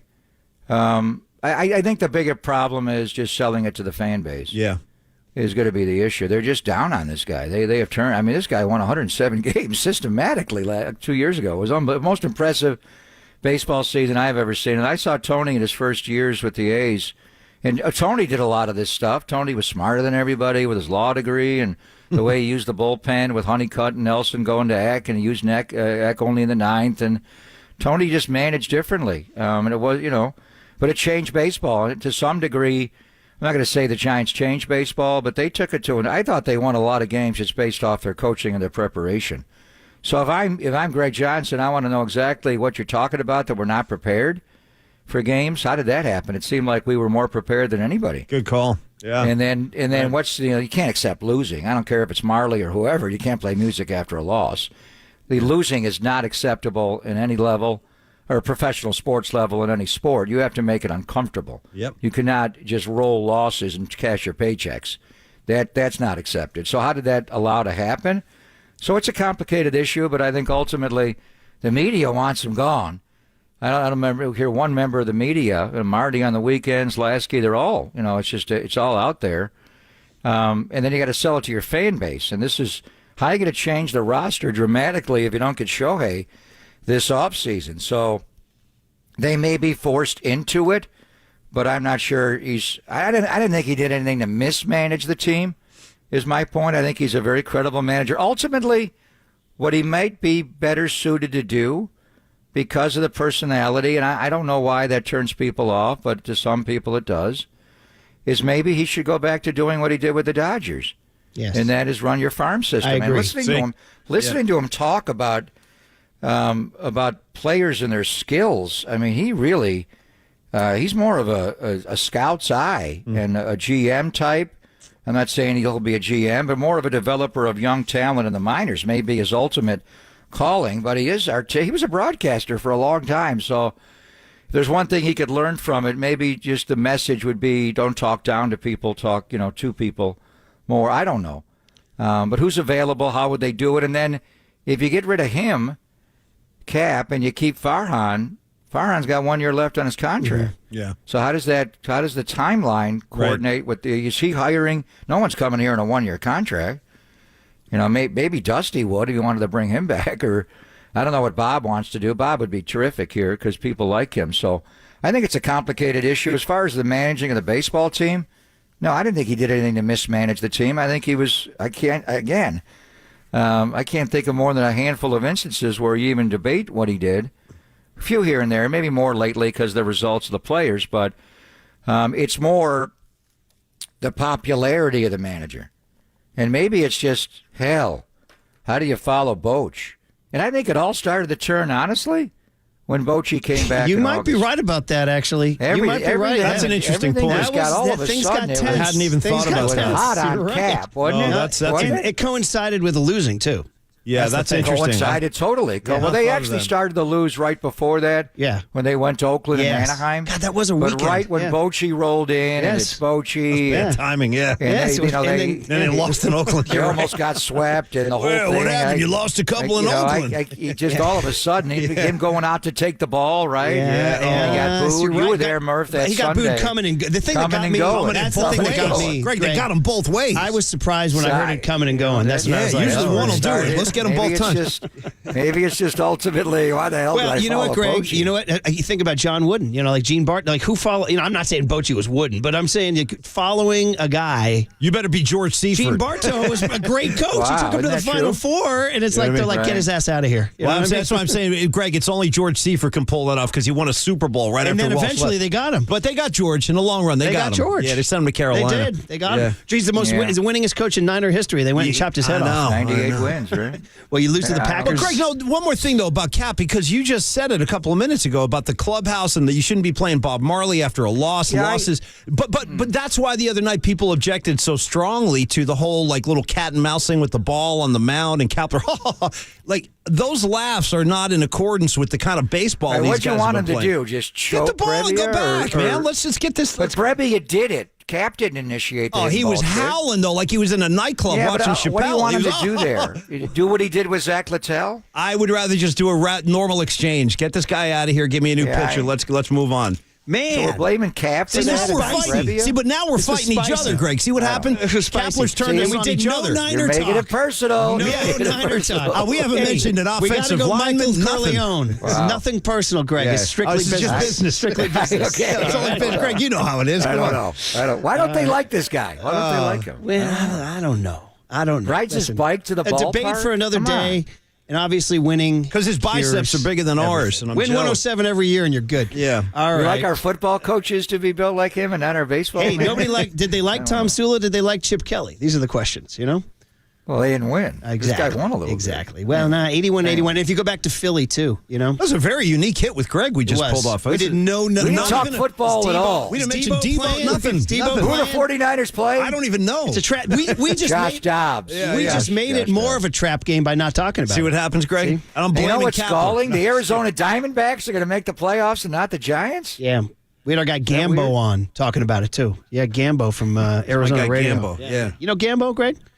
Who's that? The 27, the Gambo? Ralph Barbieri of the desert. I don't know. 27 years, afternoons drive time down there. John Phoenix? Gambadoro. Yeah. Don't know him. Good Don't guy. know him. Gambadoro, Gambo? I listen to Gambadoro. Dan Minucci. That's who I Okay, listen you got a to. guy down there. All right. I don't know. All right. Hey, Greg, it's all good, 10 man. to 2, baby. Yeah. 10 to 2. Wow. I know. I feel bad. Yeah. Now. I feel like we did something Nick wrong. will talk about. Nick will talk. I don't know how to read what Farhan said to Coach. Well, that's what the whole thing was. That's where it all starts from. He also made it sound like he's under evaluation. Yeah. Like the ownership may Monday morning. I think they're all going in for a meeting. Is what I took from that. Yeah.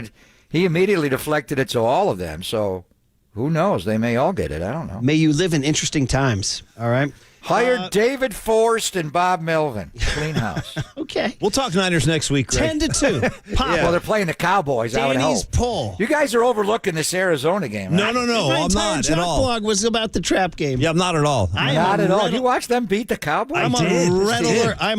I'm on Cardinal red alert. Got on my this game. attention. All right, buddy. All right, Greg, you're the best. Take care. man. All right, Thanks, man. Greg. Take care. There he is, Greg Papa on the Sports Leader. They'll mess around and made it. Personal. You're making it personal. San Rafael, shout out to you for supporting KNBR, San Rafael's sports leader.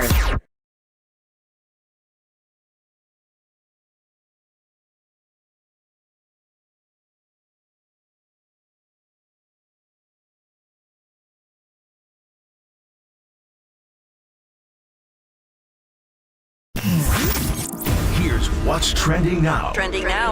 on KNBR.com. Brian Murphy is not overlooking this weekend's game against the Arizona Cardinals, Papa. And if you want to read more about his latest jog blog breaking down this weekend's game between the 49ers and the Cardinals, check out that story and more trending now on the all-new KNBR app.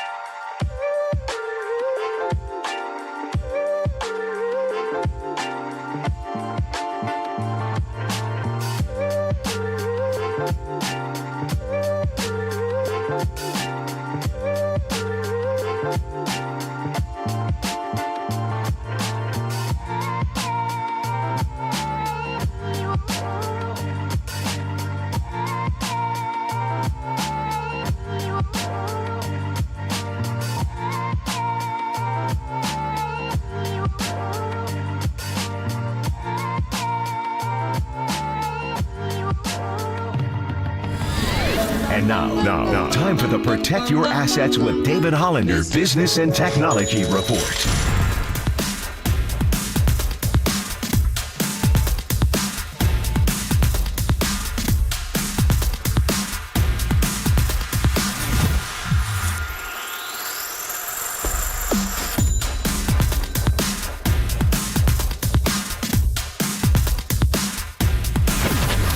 This has been the Protect Your Assets with David Hollander Business and Technology Report.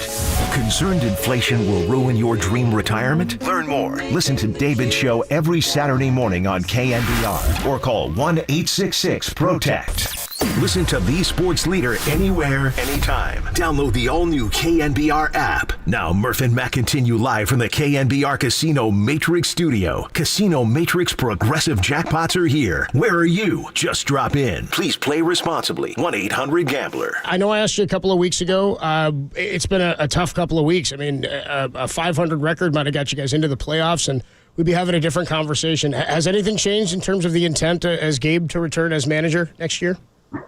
Yeah, I mean, obviously, I think, as I said at the time, really appreciate the support from ownership and the plan to have us both back. And, right now our focus is just kind of getting through these last three games, finishing strong, finishing at 500. And I think we all just have to look at, how we can improve across the board. That's the personnel on the roster. That's, our culture in the clubhouse, which, again, I think when you're playing well, certain things culturally are portrayed as like, hey, this group loves being together, they're having fun. But when you're not doing well, then those things can be seen in a negative light. And I just think we have to look at everything. And there's sort of a time and place for everything. I've been talking to a few people about how, 162 games is a grind. And, we want our players to be comfortable and, be able to wash off some of the tough losses and things like that. But, when you're in do or die games like those games in Arizona, you want them to feel different. And I think we're really going to have to ask ourselves if we were,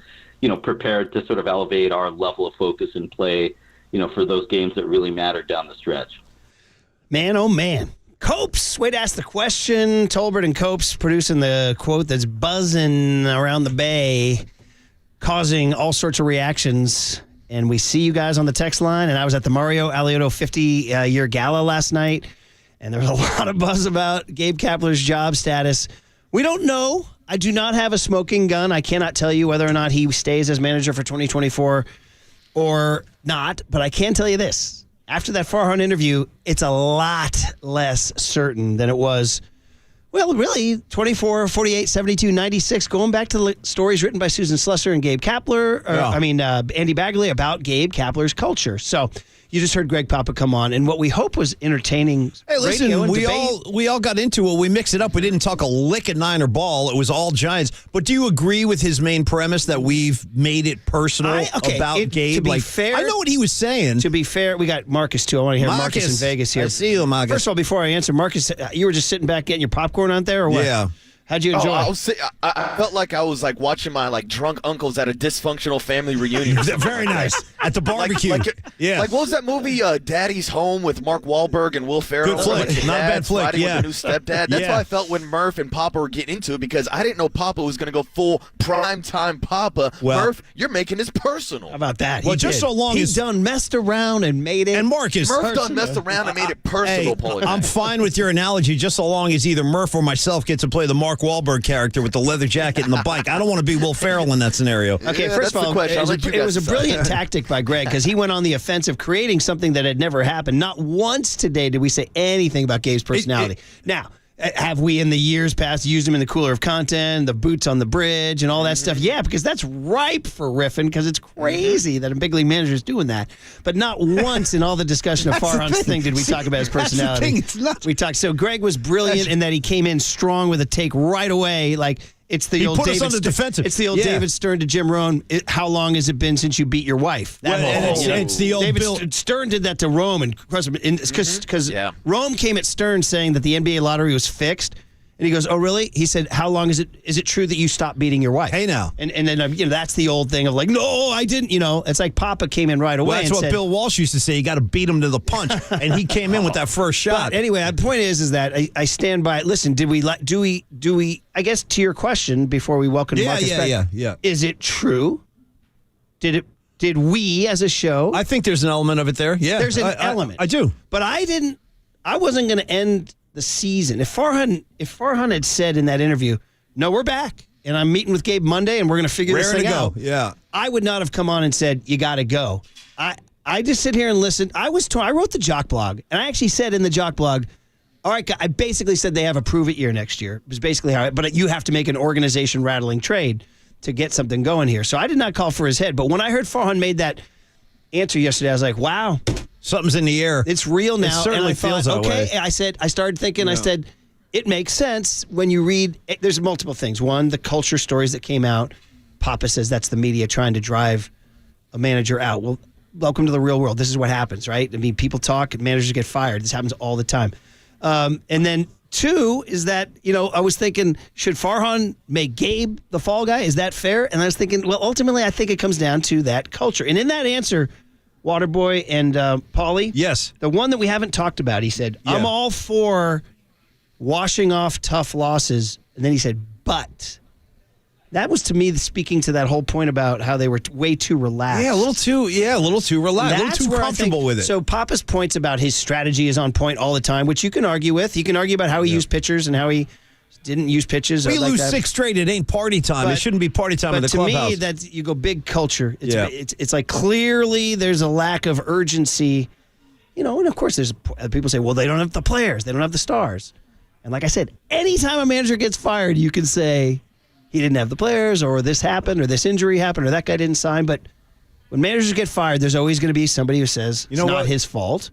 I mean, it's very rare that it's 100% the manager who blows a baseball team. It's funny too, Murph. The Giants haven't been in a position like this in quite a while too, because with Bochy, you had all that stability, and when it was time for Bochy to go, we all knew he was going that whole year.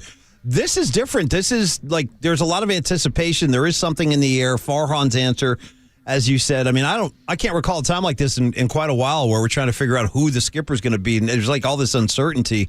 And we'll see how it plays out, Murph. But I don't know. Do you have a gut on this? Do you feel like this? I'm too busy laughing at this text. From Which one? Cap is the guy at the hostel. Yeah, a good hostel. Who plays guitar. Oh, to serenade your girlfriend. and tells you everything you don't need to know about freediving in the Galapagos Islands. Really? Is that what That's you an imagined? incredible cut. Oh, the hostel. Anyway, Waterboy, what do you think, man? After, is it personal? Is it business? Yeah, do you think Is we it- made it personal, Marcus? No, I don't, because if you guys would have made it personal, you would have made it personal 2-3 years ago when he first signed, because we've been riffing on this guy since he was running shirtless hills next to the KNBR parking lot. Like, we made a whole ASMR Murph and Mackey category. We knew this is Kapler's personality, but now that personality is shining through in a negative way because it's not resulting in wins. And I know there's a lot of correlation and a lot of talk between the roster that Farhan Zaidi gives Gabe Kapler and what he can actually manage with, which I guess I'll ask you boys a question. Do you then give the credit to Gabe Kapler for getting this roster at one point of the season 12 games above 500, or do you place the blame on him for falling out of that third wildcard spot? I think the argument works both ways, because the roster was there and they were in the race for the NL West and in the race for the wild card, but then something happened at the end of the season where that strategy, those schemes, and everything else outside of the personality wasn't working. Well, maybe the clubhouse too. Murphy and Marcus just said, like, hey, listen, we're right here. The division is within reach. It's a trade deadline. They did nothing, and maybe the players kind of let go of the wheel a little bit and said, you know what, man? I mean, where's the help? Where? Right, and again, it's not always fair that the manager gets it, but sometimes a change has to be made to create culture change. Yeah, you know what I mean. Yeah. So, and if that's the manager, that's the manager. Now, watch, after all this, spring training 2024. Boom, there he is. No, that could easily be the case here. This is 50-50. Yeah. All right. Listen, we plan to go out to Italy. How about that, by the way? I like going to Italy quite a bit. To talk to, well, listen, any chance, because the Ryder Cup, we didn't know Farhan was going to give that interview yesterday, but we booked Mark Cannizaro to talk Ryder Cup because it is always a great event. Where is it in Italy, by the way? It's in Rome. Seriously. Yeah. And I got bad news for you. U.S. is getting trucked by Europe. Come on, man. Show me some pride. Show me some pride, Team USA. It's right now. The matches are over. Let me give you the scoring here. Give it to you. It's bad. U.S. Europe won all 4 of the morning matches, which is kind of kooky. You shouldn't be down 4-0. Yeah, it's 6.5 to 1.5 after 8 points. Is that good? Anyway, we'll go out to Italy and just hear the great Marky Mark, and then we can also finish up with more thoughts. Can we speak in the native tongue? Che succede. When we get there with them? We can. Okay, good. On KNBR 104.5 and 680, the Sports League. They'll mess around and made it personal. You're making it personal. Walk.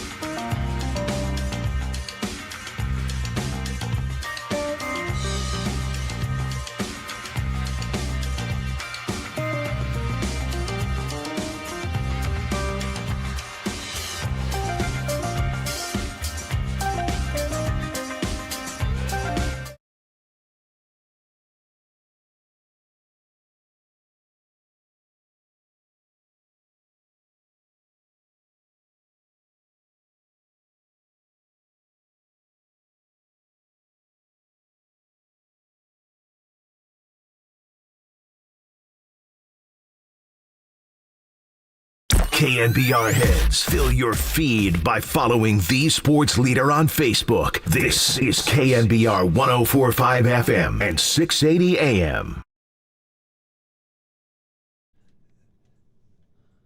All right. We try to reach out to Mark Cannizzaro, just get a hit from the Ryder Cup real quick. The U.S. got trucked by Europe, 6.5 to 1.5. That's pretty bad, man. How about a little pride? Man, oh man. Niners are playing Sunday. We're talking Gabe Kapler's job security. A lot going on. It's been kind of wild. Any thoughts on the Niner game going in? I mean, you didn't take it in the forecast. I did not. I didn't like that spread, but I just don't trust the Cardinals based on previous experiences, the 3-3 record Shanahan has against Arizona. But I would say this, Murph, I do not feel like this is a trap game.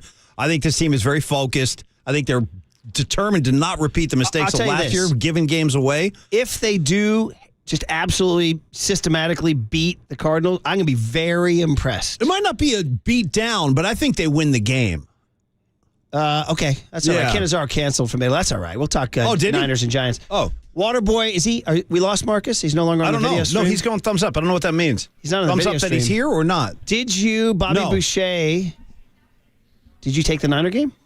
So I picked the Niner game this morning. It was not one of my Bobby Boucher best bets, but I broke it down when we did our 49er Cardinal preview, and I'll lay the points. I'll put in a ticket this weekend. I'll lay 14 this weekend, and my logic is you're looking at a 49ers offense that's averaging 30 points per game with Brock Purdy, and I don't think the Cardinals are going to score more than 2 touchdowns, if that, against this 49er defense. So by my basic math, 30 minus 14 equals 16. That equals a spread being covered by the 49ers. That's good math, man. I like that little equation. Shout out Homestead High. Yeah, look at you now. What'd you get on your SATs? No, I'm just kidding. Yeah, shout out Miss Lewis. That's my girl. How about this if I counter and say that 30 is just, it's a ridiculous standard to hit every single week.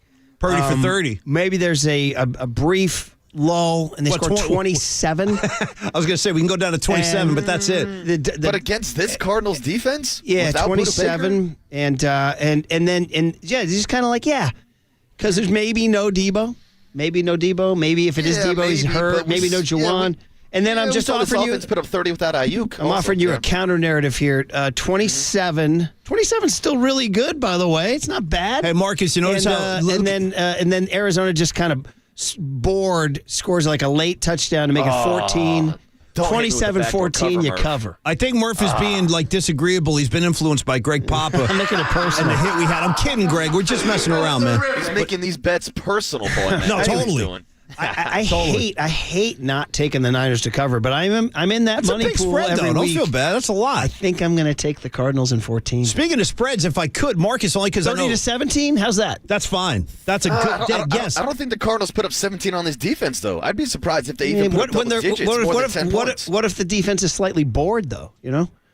They're not going to be bored. That's a personal problem. Be all right. Then that locker room's going to start looking like the Giants locker room, and they're going to start playing Filipino card games. 30 to 17 is a great win. Nice win. You move on. Here comes right? Dallas. Yeah, I feel great about that. Hey, Marcus, while we're talking spreads, only because I didn't get to see you today and you're in Vegas, I want to pick your brain for 5 seconds. The Chiefs-Jets spread, where do you stand on that? It was at 8.5. I don't know. That's a lot of points, too. It's national TV, Taylor Swift. What do you think? Oh, I thought you were going to hit me with an over-under of how many times Taylor Swift is going to be shown in the suite on Sunday night. I don't got the numbers on that, Paulie Mac. But if I had to choose, if I had to choose in this game, I'd take the Chiefs by double digits because, again, they have a great defense, but is Zach Wilson going to put up any points? No, that's the thing. The answer is probably no. Hey, guys, we didn't talk about the Kaepernick story, and in fact, I confess, and this is a bad admission to make here on the air, concerning it's my job, but I'm too busy making it personal with Gabe. The Kaepernick letter. Yeah, I saw it a few days ago, yeah. So what did you think of it? Did you read it? I did read it. I read the whole thing. Tell me about it. I'm going to try to speed read it right his services. here. He wrote to the Jets and said, hey, I'm available. I'm in shape. I'd like to lead your practice squad. No risk, nothing to lose or gain here other than me wanting to help your team. And he said, listen, if all goes well, you might be able to, maybe consider me another weapon in your arsenal if you ever want to use that. But it was basically him just asking to participate in the practice squad. Here. He says here, I would be honored and extremely grateful for the opportunity to come in and lead the practice squad. Yeah. I would do this with the sole mission of getting your defense ready each week. He says, I am sure of my ability to provide you with an elite QB option if, God forbid, QB1 goes down. However, I know that there may be naturally be uncertainties from you and possibly from others about my playing abilities. This plan, I believe, allows me to be of great service to the team as a practice squad QB while also allowing you a low commitment chance to assess my capabilities to help in any other capacity you see fit. So, man, oh, man. He's just like Eddie Haskell almost in here. hand. You know what I mean? He's asking for a shot. I don't see the Jets doing it, though. I don't see it happening. So By the way, boys, did you continue to scroll down towards the bottom of that letter, Murph? I'm actually reading a story about the letter, but not the letter. Go ahead. So if you look at the actual letter, at the very bottom, he lists references moving forward. And the names on this list are Jim and John Harbaugh, Chip Kelly, and Mark Davis from the Las Vegas Raiders. I mean, there's a lot there. Yeah. A lot there, okay? Let's. Right. I mean, you go to Mark Davis. I go right to Chip Kelly. I'm like, who's putting this guy on your... You want to talk about... Greg, you want to talk about making it personal? I'll make it personal with Chip Kelly. Weren't the Niners... I've watched 6 years of completely mediocre football, all Weren't right? they 1-15 under Chip, by the way? 2-14. Okay, same thing. What's the difference? Yeah. Close enough, Paulie. Yeah. Wow. And how about if J. Cole posting it for him on Instagram? Yeah, that's right. J. Cole did it, yeah. Now, I just read that Charlemagne has slammed the letter. He called it pathetic. Right. Right. Shout out Charlemagne the God. Charlemagne the God has called the move pathetic. He's not having a Charlemagne. He said, Did I wish he that make him letter his was... donkey of the day? He said that letter was tragically sad and downright pathetic. I guess I think he should stop begging. He said he's let his setback become his identity, and I hate that for him, blah, blah, blah. He's saying he's basically too proud to do that. Mm-hmm. It's funny, I played golf with Steve Soderstrom yesterday at the Willie McCovey Golf Tournament. Former Giants first-round pick, dad of Tyler Soderstrom, the A's first-rounder. And Steve, by the way, can hit a golf ball. He can roll it, too. Nice putter. Rolls it nicely. How'd you do putting? Paulie, we played in a scramble, which means that, everybody hits a shot and you use the best one. Shout out them never using any of my shots. No, we don't need that one. I kept Murph. saying, I was like, what about this one? I told them, I said, look at that shot. I was like, if I wasn't playing with you guys, I'd be kind of happy with that shot. But you guys are going to hit something so demonstrably better. Don't worry about it. I'll go pick it up right now. You know what I mean? They used, ready for this? One of my shots. On the 10th hole, I hit a chip that was closer than anybody else's by like a couple of inches. And so they used that. I got to say, even though I wasn't there, one shot to and the I don't know round. what kind of game this guy plays. But anyway, I'm willing to bet that Ellis Burks can putt. Steve Soderstrom can putt. Ellis can drive the golf ball. Okay. So can Soderstrom too. By the way, they're both. Turns out when you're a Major League Baseball player, you have good hand-eye. Yeah. Shout out Matt Cain. Yeah. Big surprise. They got good hand-eye. Anyway, I talked to Soderstrom about Cap. Okay. And he said Turlock and Kaepernick do not get along. It's a bad deal. The whole town. Yeah. Yeah. Wow. Bad deal. Yeah, they've turned their back. I think his approval rating in Turlock is like 0. Once you've lost Turlock. Well, he has. You know what I mean? Anyway, did you guys think it was pathetic, the letter?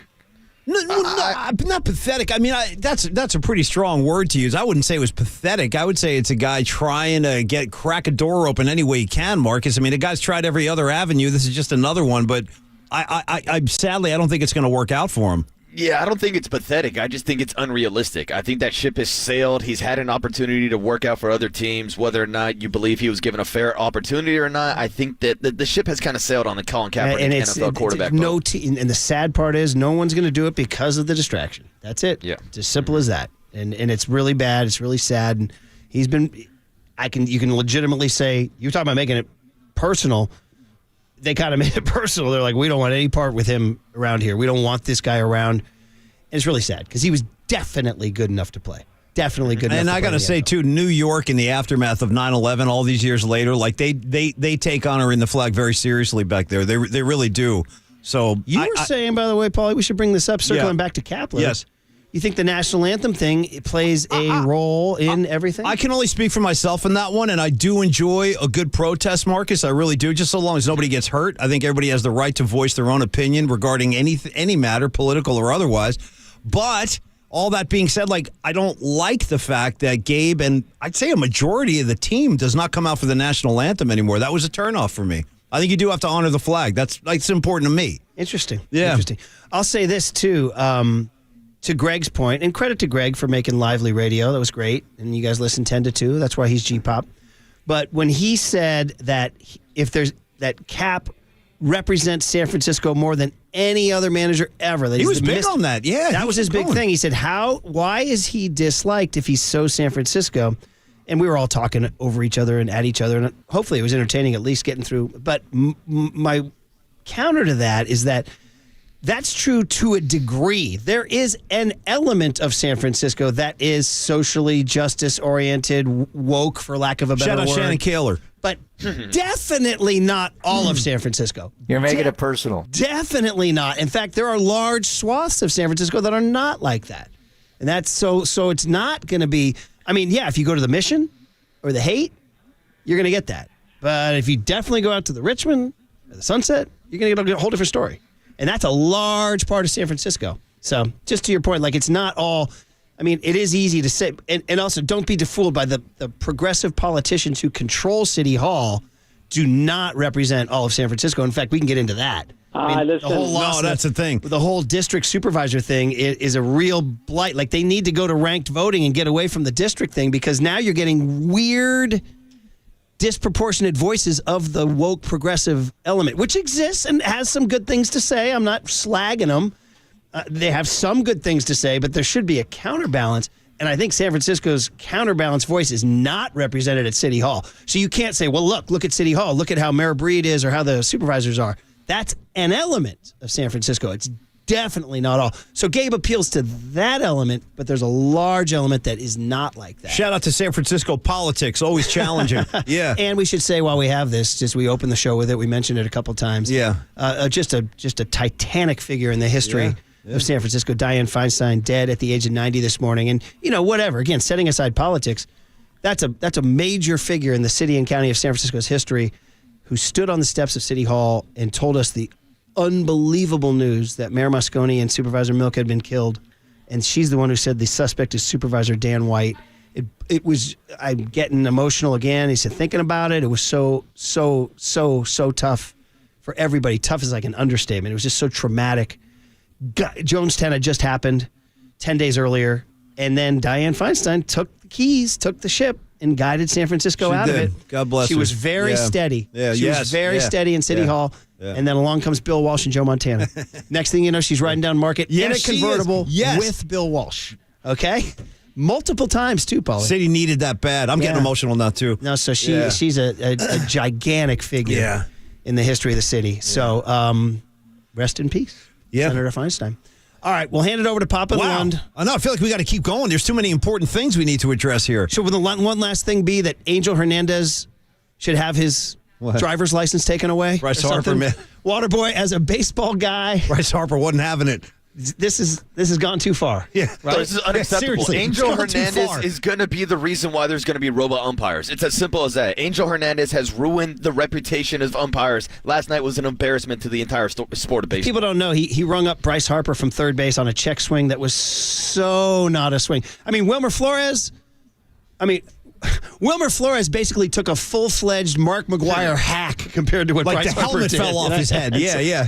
And, dude, I got to give it up for Bryce storming out to third base. I liked it, too. And then he chucked his helmet in the crowd. You see the kid who got it? No, I didn't. The kid got it, and Bryce signed it for him. Oh, that's awesome. I didn't see that part. The Phillies putting together a little mojo going on. I know. They're building it up now, ramping it up. By the way, by the time we get back, we'll have figured out Bruce Bochy's situation. I think his magic number is he has a 2-game lead with 3 to play.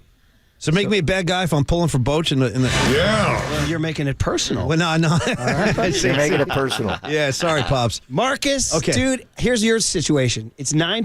Wait, I'm going to be an idiot here. Nevada's Pacific time right now, right? Yeah, It's 9:52 a.m. Yeah. Mm-hmm. And your next responsibility is frickin' what? To make a plane Sunday night? Oh, that's it, boys. After the show, I'm starting drinking. I'm going to an open workout. I'm going to the fights on Saturday. Shout out Canelo. Shout out Charlo. Shout out Showtime Sports. Who's winning? I'm going Canelo by decision. I don't think Jermell Charlo's power is going to carry up. He's moving up 2 weight classes. Canelo's a legend. I think he goes out on top this weekend. Fight's probably going to go the distance, take the over 10.5 rounds, and lay down a couple shekels on Canelo also. By the way, speaking of Vegas, I just got an alert on my computer. Las Vegas man has just been arrested in connection to Tupac's killing 27 years after his death. What the hell is going on today? He was arrested today. How about that? Where was he arrested? In Vegas. Wow. Waterboy, go cover the story, Marcus, go get a piece of that. Yeah. I got boots on the ground, Go boys. get some sound for the cooler. Have a great Have fun, Marcus. weekend. We'll see you Monday, buddy. Yeah. I'll see you Monday, boys. We'll hand it over to Papa and Lund next on the Sports Leader. I'm just curious if you know the distinction.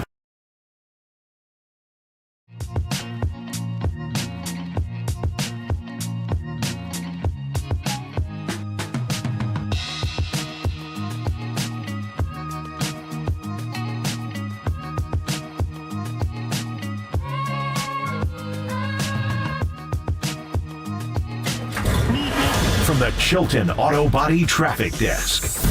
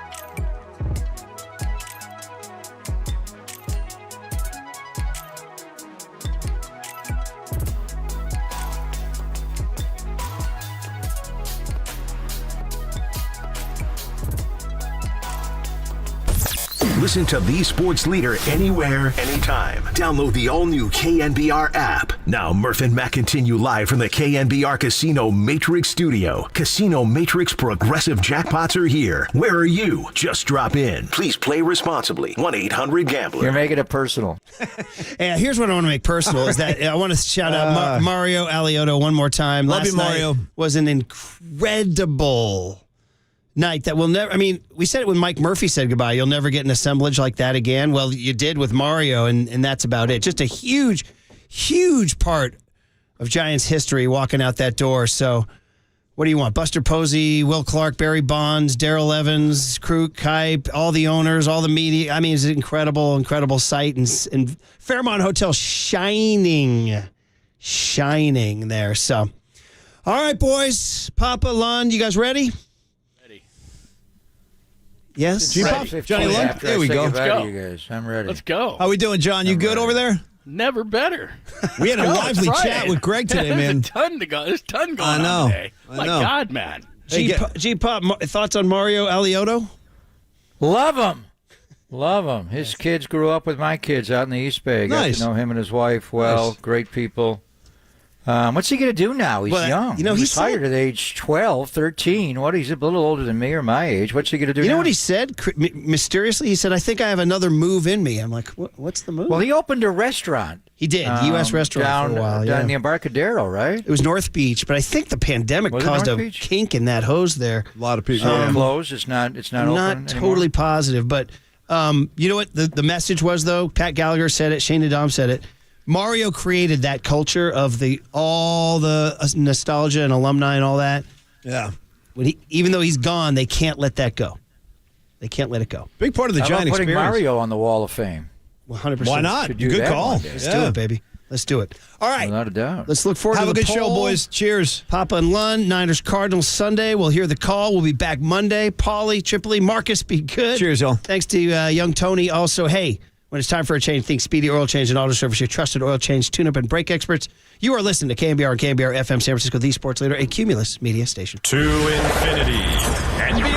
I love the Niners. This is really fun. I don't like calling you Water Boy, by the way. Maybe on their show you are, on my show you're a starter. They'll mess around and made it Personal. You're making it personal. That's the end of the game.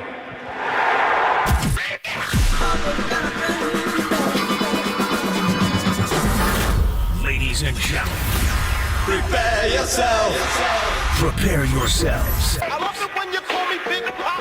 for Greg Papa Sleeping Boy to Superman. San Francisco. and John Lund.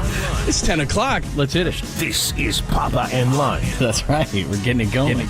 on KNBR 104.5 and 680. The sports leader.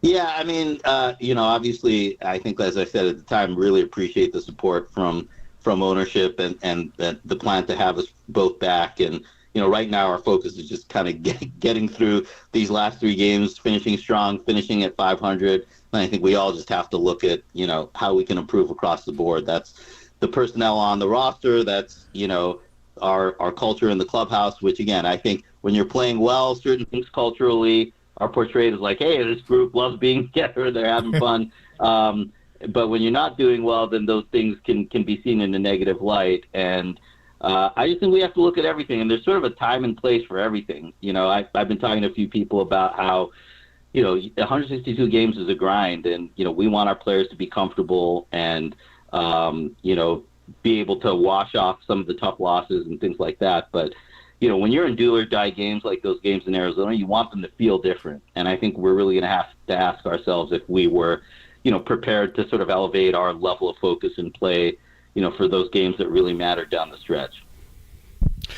Wow, that was yesterday with Tolbert and Copes. We have a ton to discuss. The president of baseball operations, Farhan Zaidi, exclusively as he is here on KNBR, and the guys did a great job. And talk about everything from the manager to what Logan Webb said to the future of himself and the organizations. We got a lot to talk about as the Giants host their last weekend series, of course, against the Dodgers. Brandon Crawford is going to be likely gone after this weekend as well, so a ton to discuss there. The 49ers and the Cardinals still fall out from the Damian Lillard trade, and tons of news The biggest story of the day is Las Vegas police have made an arrest in the 1996 shooting of Tupac. My God, man. Chandler Jones has been arrested, and unfortunately we've lost a U.S. Senator, Dianne Feinstein, at the age of 90. A busy Friday. Good morning, my friend. I never actually met Dianne Feinstein. I've been in her company a few times. It just never spoke to her, but she was regal. I mean, when you first thought of when I was old enough to remember San Francisco, and I wasn't quite old enough to remember the Aliotos, but she was the mayor of San Francisco, and the assassination was just rocked. Jonestown. That's why I hate that expression, drink the Kool-Aid. That is mass genocide. That was brutal, and she was the mayor there, and just so regal right until her last hours. So we finally have a arrest in Tupac's killing. How about that? What was it? Says Biggie? What's the fallout here? East Coast, West Coast? The thing I got here? just saw before the show, it says Las Vegas police have made an arrest in the 1996 drive-by shooting of hip-hop icon Tupac Shakur. AP sources say. I don't know who it is, but wow, didn't expect to see that today. Man. Wow. And he's obviously Marin. He's from Marin. Yeah, absolutely. Marin City. Yep. Did you see the documentary on his life and his mom? It was riveting. Yeah, over the summer. It was just great. So a lot going on. By the way, since we last left, since I last saw you out at 49er practice, you know who was there? The whole Warrior brass. Kirk Lakeup was there. Mike Dunleavy Jr. was there. First time I'd really talked to Mike for length. He's a nice guy. Drew Holiday's not coming here. That is the bottom line from my takeaway. There's no pathway to get him here. He thinks he's going to go back somewhere on the East Coast, maybe to Boston, maybe to Miami, maybe to Philadelphia. Hopefully not the Clippers, but he didn't seem like there was really a way. But he was impressed with the athletes on the 49er practice field. So, and we talked to Javon Kinlaw yesterday. What an amazing conversation with Javon. He has really got emotional, and he talked to us about Jennifer Owens, a Pilates instructor, and Willow Glenn in San Jose is going to join us a little bit, so we'll get into that with Niners and Cardinals. And I think stopping James Conner is going to be the key to the game on Sunday. So Farhan, I don't know what to make of what exactly he said, except he dodged the question. I think what the very end of his answer was most telling, when he talked about, again, preparation. We have to ask ourselves, were we fully prepared to play those meaningful games late in the year? Wow, that is shocking to me. That is shocking to me. I think this is the team that was the most prepared baseball team, and Tony's teams were always prepared. I mean, we've seen great managers in the Bay Area, but I thought that was their secret sauce. Guys having career years at the right time, the instruction they got individually, the way they ran the game, they did not have a misstep in just 2 years ago. So what is he saying? I mean, he's saying that his coaching staff, the players themselves didn't get prepared? Who are you blaming for that? The players thinking we're not going to make it and just getting tired and fading out, playing too many card games before? We'll talk to Andrew Bagley, John, at 11:30. I mean, that to me is the most damning comment he made at the end, where he came right out and he questioned whether or not they were fully prepared for the most meaningful games of the year coming down the stretch. Absolutely. I think you can learn a lot by what somebody says or doesn't say. They haven't had their end-of-the-year meeting, so I'm not sure that he knows. But it'll go on his recommendation, I would imagine, as far as the manager. But he was asked, and like he said, he was in dodgeball, duck, dodge, duck, and whatever it is. But he didn't endorse Gabe Kapler when given the opportunity, and he kind of took it off into left field when he was asked the question. As you said, he said they weren't prepared for that last series. That's damning against the manager. So, again, he didn't directly say it, but he said it. And then he talked about Logan Webb's comments, and we'll play all of it for you at 10:30. We want to just get a few things out on the table, but we'll play that whole thing. We'll play not the whole interview, but the select cuts from the interview that will give you a lot of insight into things. He blamed himself. He continued to say that basically major changes need to be made. So it's not that I don't trust him. It's not that I don't think he's telling the truth. He is. But he also said last offseason that they were going to get more athletic and better defensively, and they didn't. Some of that's out of his control. But nonetheless, it was intriguing what he said, and we'll see if any of it comes true. But the one thing that was consistent through the whole thing is, I believe, if he can help it, big changes are coming. Well, I just found it all interesting, and he immediately deflected. First of all, would he have the autonomy to fire Gabe Kapler and hire a new manager going into the final year of his contract? He is the president of baseball operations, so that would be under his auspices. He would be the one to do that. Is ownership going to direct him to do that with his situation? And what does he exactly mean by not being fully prepared? That's wild. I mean, the coaching staff, I can't believe that they just forgot to prepare the players and those guys didn't work hard. That's beyond me. Now, the players really apply it and take the work. They can do whatever they want. When they get a scouting report, they get video work. It's up to each individual player to get ready to play. And you can do it as a group, but they've got to process that themselves. So I don't know what he meant by that. Copes' question, we just played for you what he asked him yesterday. And he said, I'm going to kind of retrace my steps. I asked you this before. So I texted Copes, what did you ask him? And the question, so when he was on the show 2 weeks ago, on September the 14th, Adam Copeland asked Farhan Zaidi if he and Gabe Kapler were a package deal. And this is what he said to that question 2 weeks and 1 day ago. And then this would be in response or somewhat conflict or different answer than what he gave to Copes yesterday. Here's what he said 2 weeks ago. Yeah, I mean, look, I think with any GM, when you hire a manager, there's some joint responsibility there. I don't know, whether the two of us view ourselves as a package deal, whether it's in baseball or socially, like, or anything like that. But there's joint responsibility. And, I look at Gabe's time here. He's got one of the top winning percentages of, any manager in Giants history. I think he's in the top 10. He's obviously won manager of the year. And I think you look at this season, we started 6-13. We bounced back from that. We had a really rough August, and this homestand helped right the ship. And, I don't think a team can go through those struggles and come out the other side the way we have a couple times this season without strong leadership. So that's about as strong an endorsement I can give for the job he's done. And again, we don't aspire to be a team that's just scrapping and clawing to get in the playoffs. That's the reality this year. So, there's an aspiration for us to be better, certainly, but we've been a consistently competitive team under his watch. And, I think we all appreciate that in terms of the job he's done.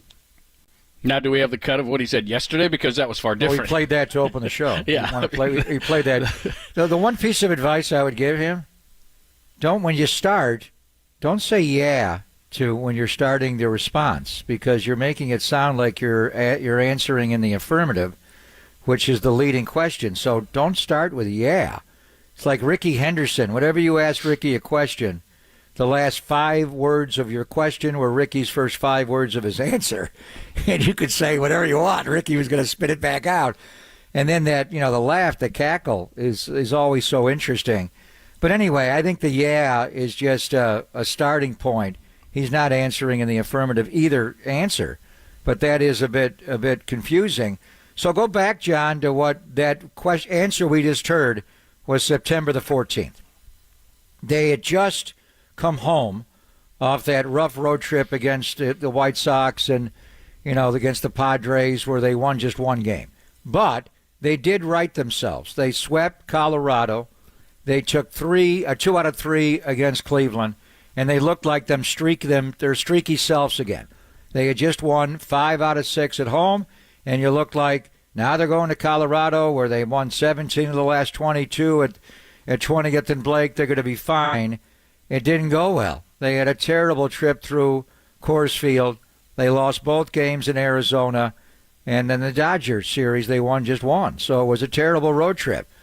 And then what's transpired with the Padres series, even losing 2 out of 3 to be mathematically eliminated. So a lot has changed.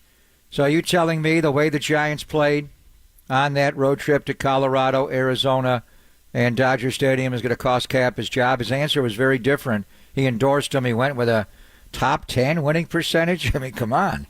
The guy won 107 games 2 years ago. You'd hope he'd have a top 10 winning percentage, but he endorsed him. Yesterday, he did not do that. And then for him to question the preparedness of his team during those most meaningful games. What the hell happened on the road trip to Colorado and Arizona and Dodger Stadium, and why are they not prepared? Are we blaming it on the coaching staff for not supplying him the proper preparation of the players, or the players for checking out and not using whatever data was given to them, whether it's printed material or, scouting reports or video. They do it in all kinds of forms. So I don't know. And then well, if he blames the players, then he's blaming himself. If he blames the preparation, then he's blaming the manager, right? A lot of times you sign players, you don't really know all about them. You got to live with them. You give them multi-year deals, you give them opt-out clauses. I mean, the players didn't perform well. That's a hard one. When you're signing free agents, you don't really know who they are until you have them. When you raise them, through your own farm system, everybody knows who they are, and hopefully they perform the same way, when they get here, as opposed to being in the minors. You had a lot of young guys that ran out of gas. I don't know exactly what he's talking about. We'll ask Andrew Bagley to fill in a lot of these blanks. The question is, does he have the autonomy to make a managerial change? Does he still, when the season ends and they're playing at noon on Sunday, everybody's playing at noon, so the game is going to be over in the afternoon. I imagine ownership will let them, they call them in Monday morning. Do they do it Tuesday? Typically, they schedule an exit interview with the media at some point, more like Wednesday. Would one or both be in that, or neither? Would they? I mean, I think he's kind of dancing around cap situation because his own situation right now is up in the air. And if he's gonna fire Gabe Kapler, is he going to be the one that's going to be allowed to hire the new manager? And what kind of contract is he going to give that manager when he only has one more year left on his deal? If you're going to be hired as the manager of the Giants, John, and the guy that's going to hire you only has 1 year left on his deal, and everybody's kind of circling him the way they circled my predecessor, do you want to take that job? It's a great question. We'll continue the conversation. Text line is wide open. Give us your thoughts on the Giant situation as we go into the last weekend against the Dodgers. Brandon Crawford's last weekend probably as a Giant as well. We'll continue that conversation. Great guest list today that we'll give you coming up. Plus, if you missed Farhan, we'll give you the key points at 11:30. Pop and Lund on a Friday, only here on the Sports Leader.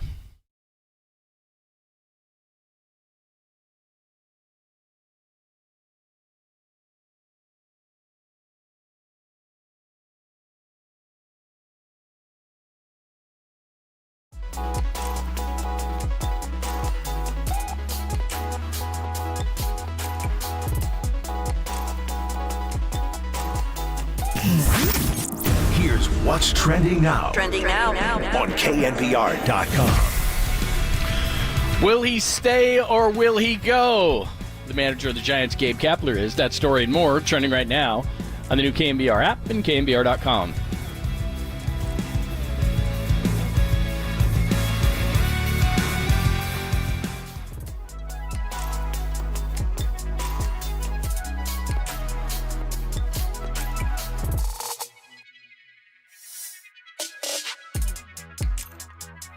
Wonder if Gabe Kapler's had a shot of Gold Bar whiskey yesterday on his off day. Gold Bar Whiskey proudly presents the Joe Montana Whiskey Collection, a whiskey that celebrates the iconic 49ers quarterback and a four-time Super Bowl champion, Joe Montana. And Gold Bar is the perfect whiskey to enjoy with friends and family and celebrate like a champion.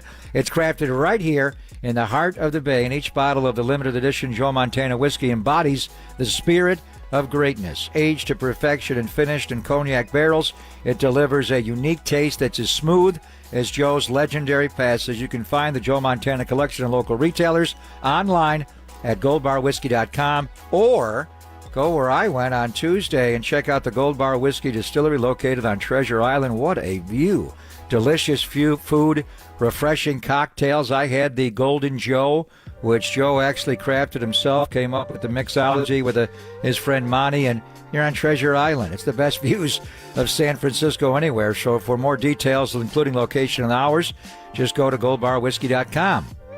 This is a totally new whiskey blend from Gold Bar Whiskey. It is not double cast, but rather it is triple cast in cognac barrels. I tasted the Joe Montana Golden Joe and what they're brewing there, and it's just amazing. It's the best I've had. So wherever you are on game day, at home or at a tailgate or at the bar, make sure to order a Golden Joe. It is a refreshing game day cocktail. Gold Bar, the official whiskey of the San Francisco 49ers.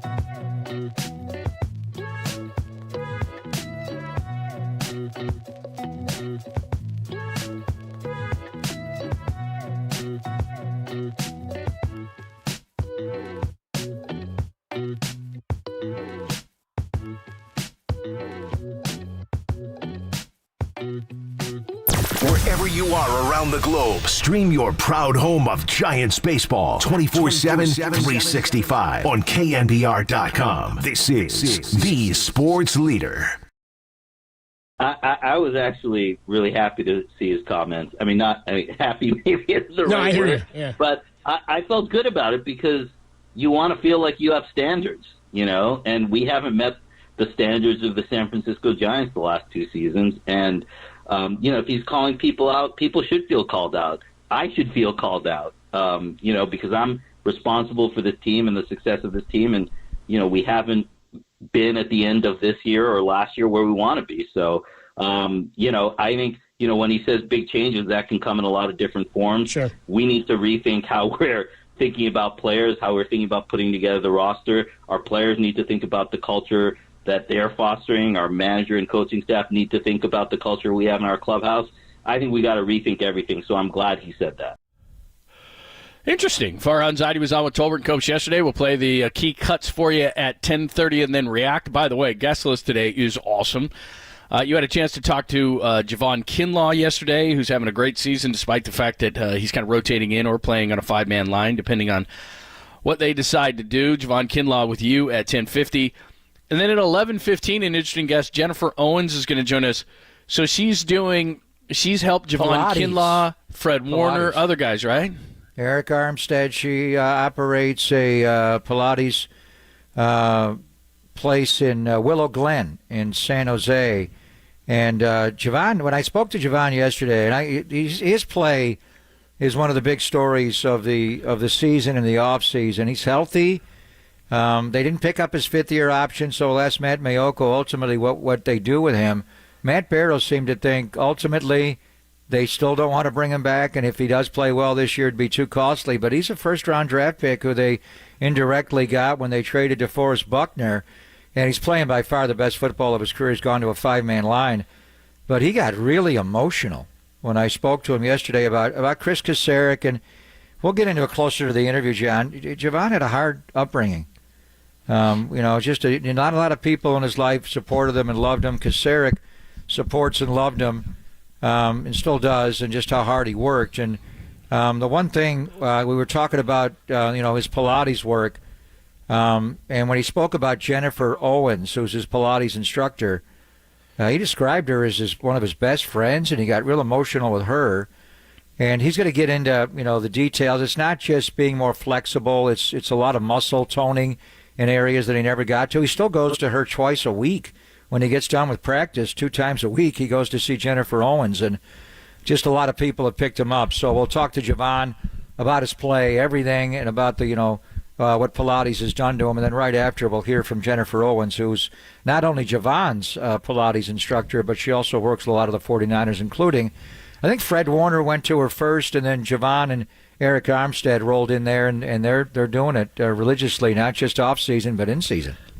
Bags will join us at 11:30 to talk more about the situation for the Giants, who stays, who goes in the offseason, and what were the problems this season. Also an ode to Brandon Crawford, who will likely play his last series as a Giant. Matt Mayoko is going to join us at 11:50. We'll get the latest on all 49ers topics, including the latest on injuries. Jeffrey Chadia, our good friend from the NFL Network and NFL.com, glowing things to say about Brock Purdy. We'll talk to him at 12:30. Howard Balzer's been covering the NFL for a long time, and now he's in Arizona, so we'll get a little shot on the Cardinals as well. And then we'll talk more about things with Copes. He'll join us right before the end of the show to talk more about the Farhan interview. So a bunch of stuff to discuss. But next, we'll play the key moments of Farhan and discuss. We'll do it coming up next. Plus, we still got a poll to come. Friday edition, Pop and Lund, only here on the Sports Leader.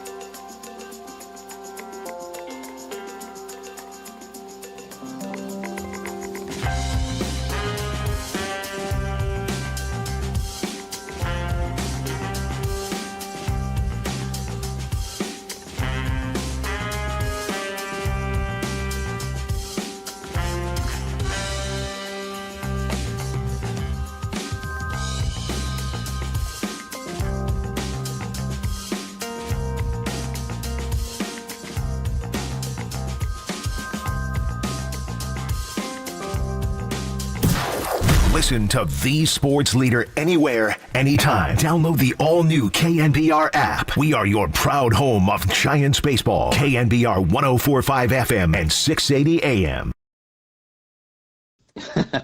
Yeah, I mean, look, I think with any GM, when you hire a manager, there's some joint responsibility there. I don't know, whether the two of us view ourselves as a package deal, whether it's in baseball or socially, like, or anything like that. But there's joint responsibility. And, I look at Gabe's time here. He's got one of the top winning percentages of, any manager in Giants history. I think he's in the top 10. He's obviously won manager of the year. And I think you look at this season, we started 6-13. We bounced back from that. We had a really rough August, and this homestand helped right the ship. And, I don't think a team can go through those struggles and come out the other side the way we have a couple times this season without strong leadership. So that's about as strong an endorsement I can give for the job he's done. And again, we don't aspire to be a team that's just scrapping and clawing to get in the playoffs. So that's the reality this year. So, there's an aspiration for us to be better, certainly, but we've been a consistently competitive team under his watch. And,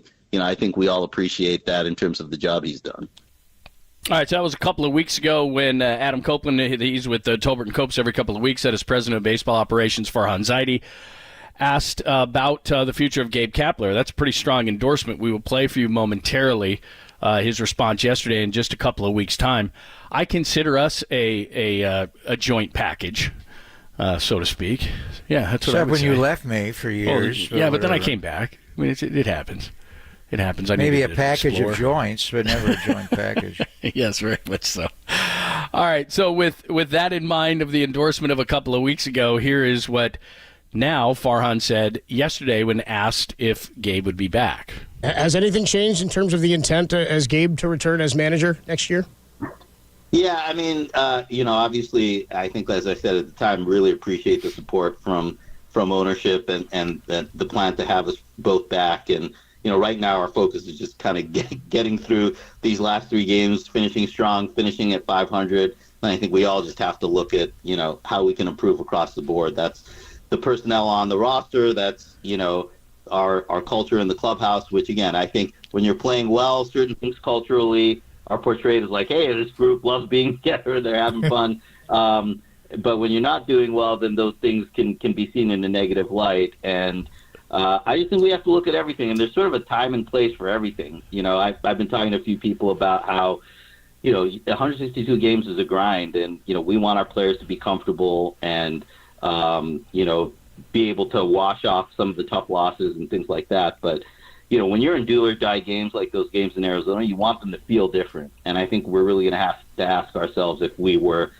prepared to sort of elevate our level of focus and play, for those games that really matter down the stretch. The last part's the most damning to the manager, which is he talks about a lot of different things, kind of takes it off the road, but then comes back and says we have to ask ourselves if we were prepared, which that's a direct reflection of the manager, is it not? I don't know. Could be the players not applying the preparation. I don't know. So again, he answers both questions with yeah, and then he starts talking. So the first one 2 weeks ago on September the 14th, the question was, are you a package deal? And he went, yeah, but I think the yeah is just a starter. Right. And then the question yesterday was about, have things changed at all? And he answers, yeah.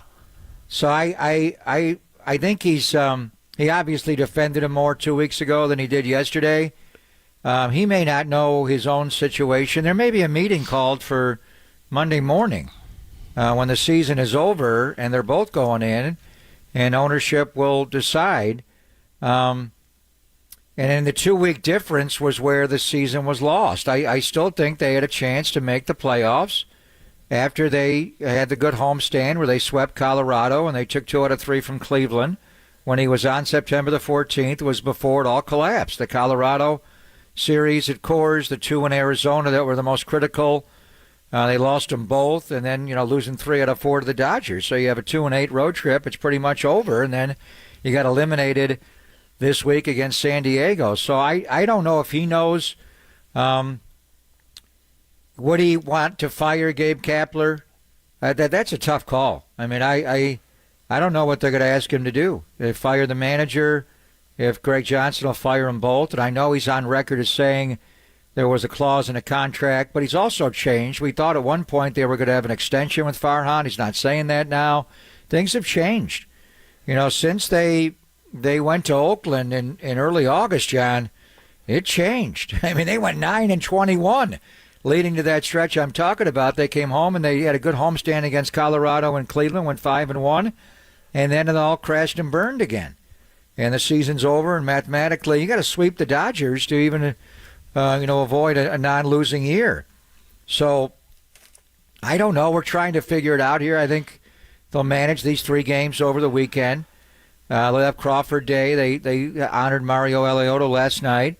And then next week, when they make their decisions.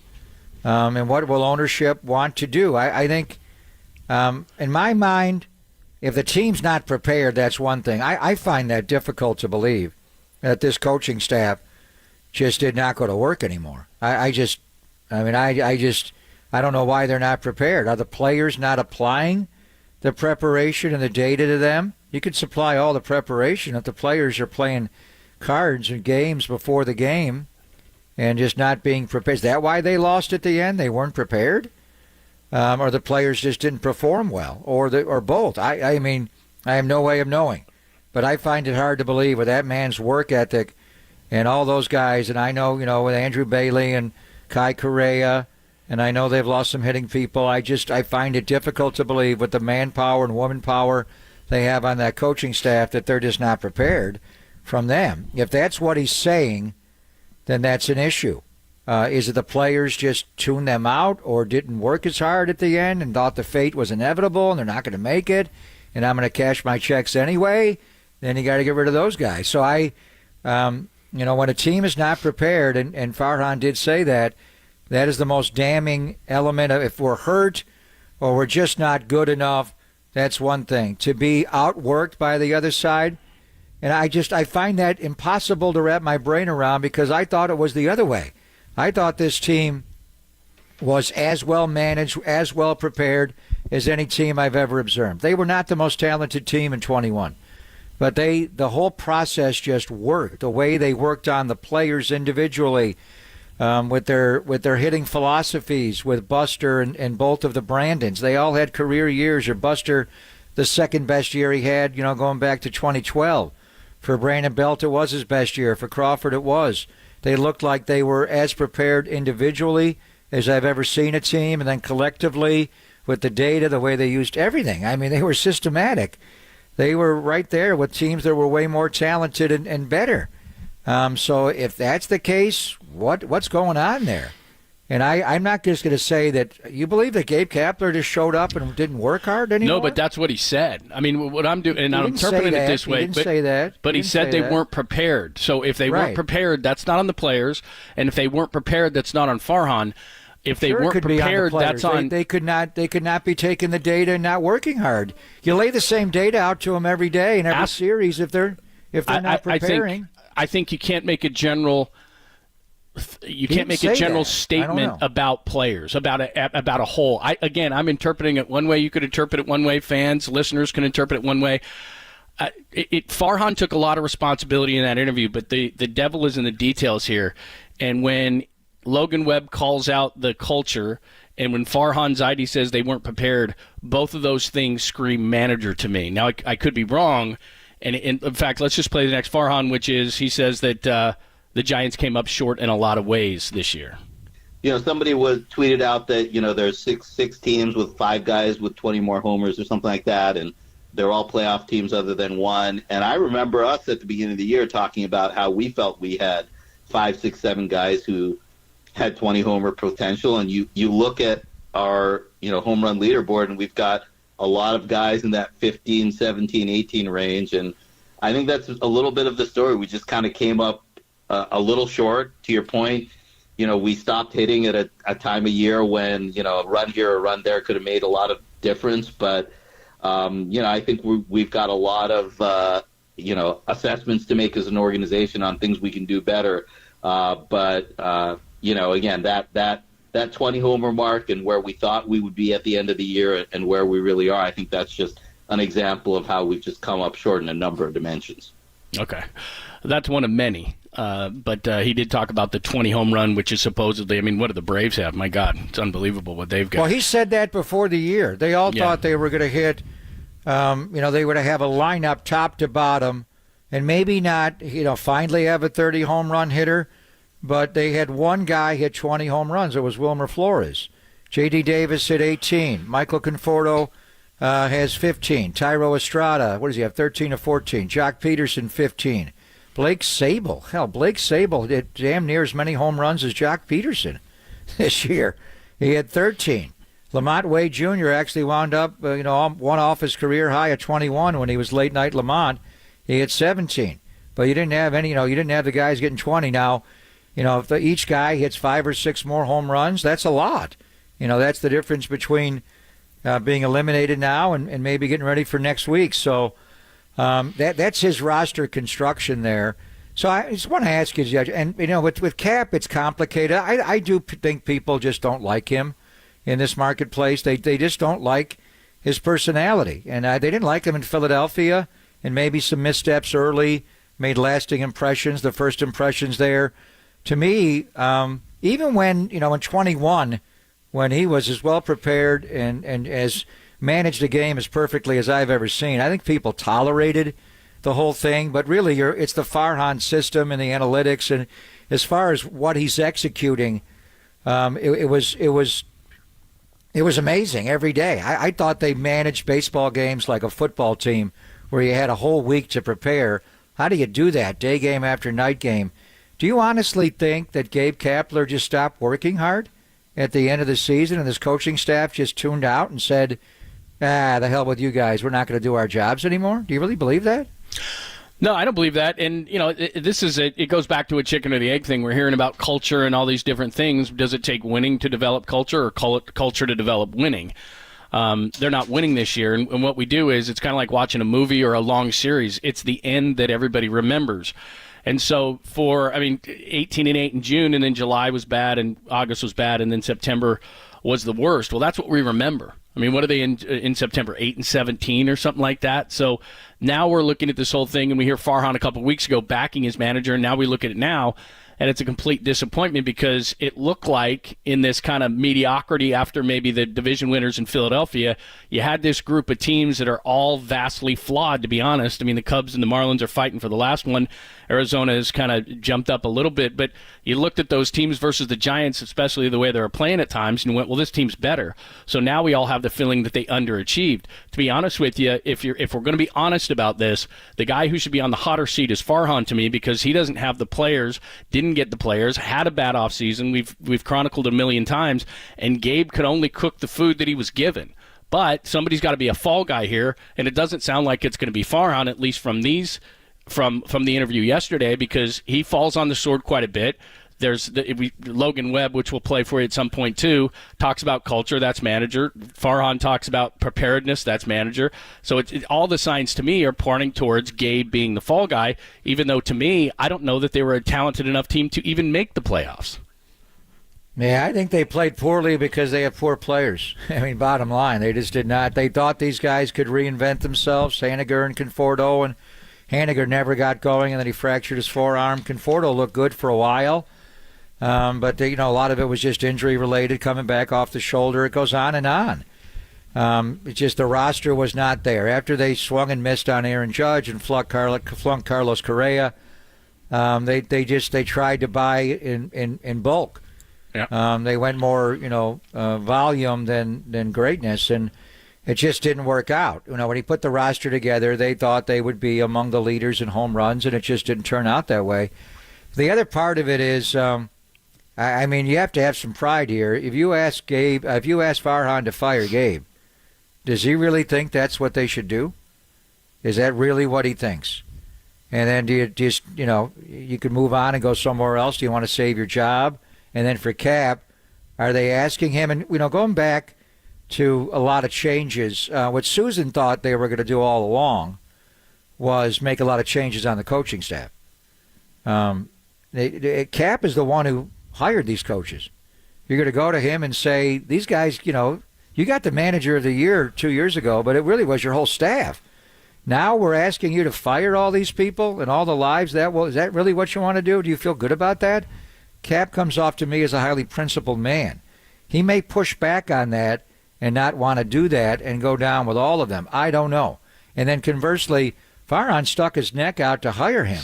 He was not a popular choice at all from what happened with the Dodgers. And go back to all the success Dave Roberts is having. The Dodgers wanted to hire Gabe Kapler as manager way back then when Doc was hired. But he was going through a divorce. He just couldn't do it personally at that time. He couldn't accept the job. And then he wound up, doing what he did, and then he got this job. So it's a complicated situation. I think ultimately it's the original question that Copes asked him on September the 14th, and we all kind of put them together. Are they a package deal? Are they a pack? Their contracts do align, which is interesting part of it. By the way, Kyle Shanahan's contract did not go as long as people thought it did. I spoke to him yesterday, and you'll hear it on Game Plan tonight and on the pregame show. His contract was set to expire after 24, not after 25. So a lot of times these contract extensions and what exactly they have, it's not like the players deal where they all go through the union. It's hard to get coaches' actual deals and managers. You don't really know.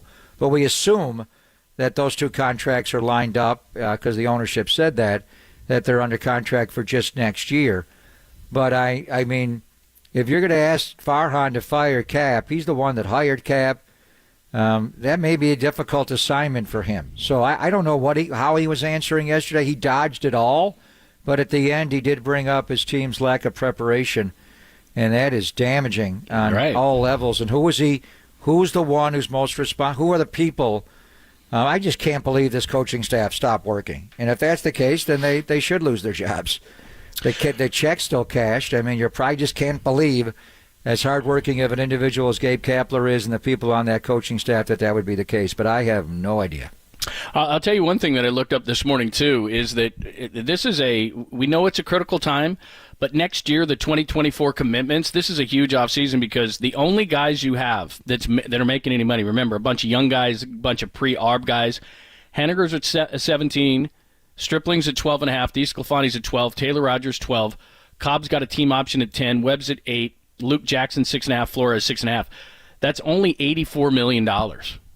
Committed to players next year. Now, you're going to get ARB things and so forth, but it's not a ton of money in addition to that. My point in saying that is, even if they try to stay under that number, they've got over $100 million plus to spend on this roster next year. And the guys that I just mentioned are the only guys making money. Give me a name outside of Webb that's like, yeah, okay. I mean, they got a lot of work to do in this offseason, and they can't. We talked about this yesterday. They can't go into the season thinking young guy at third, young guy at short, young guy at first, young guy in left. I mean, they've got to mix this thing up a little bit. So these are major decisions. So if you're the ownership of the Giants, the number one question you have to ask is, with all this work that needs to be done, and given the year that Farhan has had in selecting said players, is he the right guy moving forward for the organization? We can talk about Gabe because it seems like that's the obvious discussion point right now, but there's a lot of work to do and a lot of money to spend for this team in the offseason. Is Farhan the right guy to do it? There's not a lot of great. That's why I think the trade market is huge. Yeah, I agree with you. Trade market. A lot of pitchers, a lot of pitching out there, not a lot of hitters. So it's going to be tough. How much does Pete Alonso make? Let me look at that. By the way, Mark Canha with a glowing endorsement of Pete Alonso because he was one of the guys that was called out in the New York media as being a problem in the clubhouse. But Mark Canha now at the Brewers said that he's a great. That's the guy they should have got. Of all the guys that would have made a difference offensively, and I don't know what it would have taken to get Mark Canha, but that's the guy they should have traded for. All right, you had a discussion with Javon Kinlaw. He's having a resurgent season, both coming off in a rotation and working on that five-man front. You talked to him about what he did in the offseason to get better. We'll let you hear that next, only here on the Sports Leader.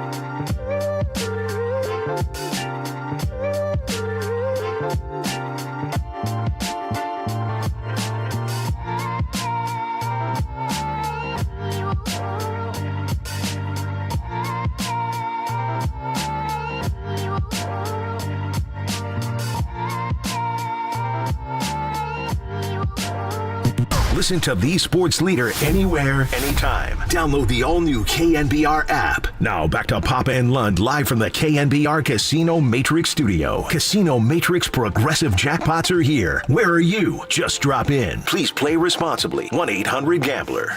Bunch formation right. They motion out Kamara to the right. Winston going to hold the ball and gets sacked again. Spun out of it. Now he's going down. Gary Hyder Jr. had him. Couldn't get him down. And then the pass rush, the gold rush, just jumped on Winston, and they drop him again on back-to-back plays. Thanks for joining us. The defensive line is living up to it so far. By the way, I know Tim's not a big fan of Pro Football Focus, but they do have Nick Bosa is the league's highest-rated defender.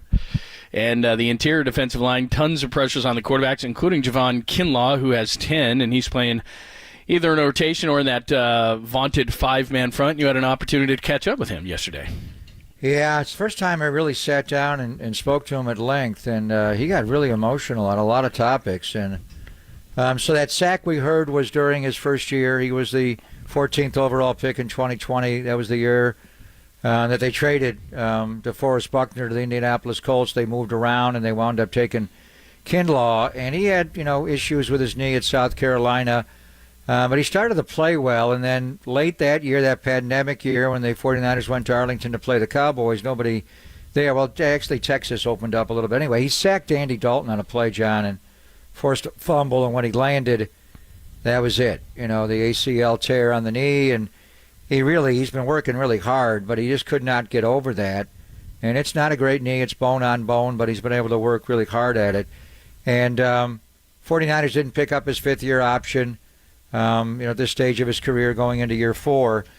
But he worked hard in the offseason. He finally had a healthy offseason where he could work hard.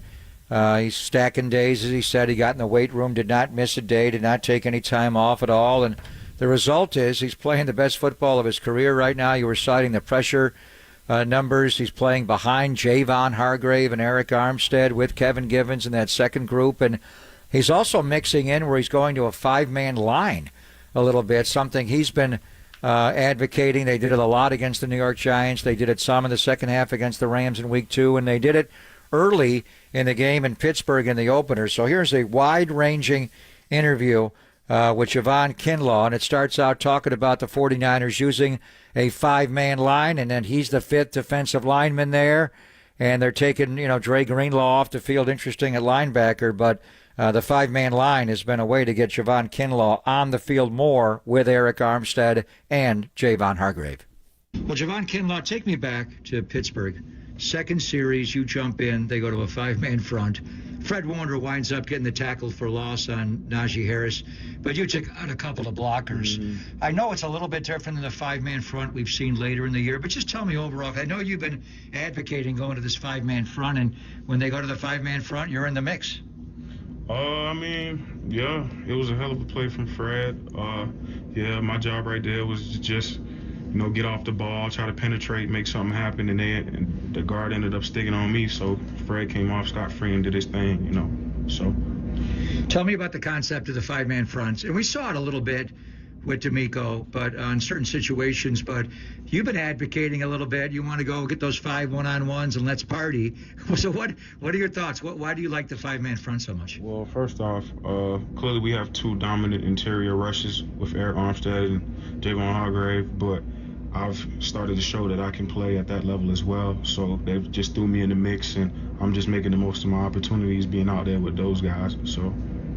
Yeah, there was not a doubt. You're playing, I think, your best football going back to your rookie year. But I want to, since you brought them up, and they're different, size-wise and builds and how they play the game, let's just start with Javon Hargrave. What are you able to learn from him, Javon? Thrash. Some of the stuff Grave do, I can't do. You know what I'm saying? I got long limbs. Him, he's more shorter, compact, super thick lower body. He's able to move well in short areas. Just super, super, super explosive. And he does some good things with his hands. He does a good job of tying his hands with his feet. And, he does a great job of when he's working his hands and working edges of getting hands off of him. And super quick, can go from one edge to the next on one man, and he's super powerful. If his finesse doesn't work, he's good at powering guys. And then Eric, he's more like me, just longer limbs, but super powerful at just once he makes contact with whoever. He can also work edges, but his game is more power. Just good with his long arms and things like that. His bull rushes, just good, just can press the pocket. It don't matter who's in front of him. So it's just been fun for me to sit back and just observe what they're doing and try to learn what I can add from their game to my game. So it's been cool for me. That's a great scouting report on the two guys in front of you and sometimes next to you. Oh, yeah. So what's the scouting report on you? How do you describe Javon Kinlaw's game? Me, if I feel like you can't stop me, I'm just going to try to run through you. Like, that's my game, like point blank period, but I can work edges too. This year I've had a lot of time to really be on the field and figure myself out as a pass rusher and not have to worry about missing days and worry about my knee, and I'm just able to really open up that toolbox and show what I can do.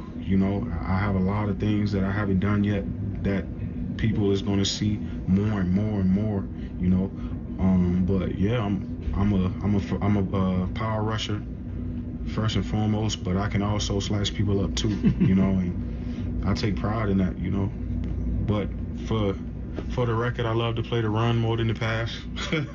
How many guys say that? I don't know, but that's just my thing. I like the physical aspect of football. That's probably one of the main reasons I play football. I just love the physical aspect, so. This offseason, you're finally healthy, right? Going back to your rookie year when you got Andy Dalton down and you landed hard on that turf and you hurt the knee. So just talk about it. And Chris Kacerek got a little emotional when he was talking about you this offseason, about what he's seen from you and you coming in and stacking days and never giving up a day. What was it like to put that work in the offseason, Javon, and now see it materialize on the field? I mean, he's seen it from when I got hurt, stack days to be able to try to get on the field, and I still couldn't get on the field, but I still kept stacking. That the year after the first year, kept stacking, kept grinding every day. I stayed in the weight room. I never took a vacation. I never took a day off. And so he's seen the process, the ups, the downs, the put in so much work and still not be able to compete. So for this year, for it to go like this, I mean, yeah, I feel him. Like, he's seen it every day, and he continues to see it, and he will see it for as long as I'm gonna be here. That's what got me to this level. I work hard. I'm not overly talented. I just work my tail off, and I'm gonna continue to do that, So, but shout out to Chris. He's probably the best coach I've ever had, and his belief in me means everything. And this whole organization, honestly. Shout out to the strength coach, Justin Perry. I've worked extremely hard with him, and it kind of hits me different because growing up, I never really had a lot of people to believe in me. So it's like, it kind of goes to a thing where when someone believes in me as much as they do, it makes me work 1,000 times harder because I just don't want to let them down, So that's just who I am, and it's going to continue to show. Man, that's beautiful to hear you talk that way and to have a support system like you've got here. For sure. So you're working hard, obviously, but you're also working different. The Pilates, going to the Willow Glen area of San Jose and working on that, because you're a tall guy. Eric's tall.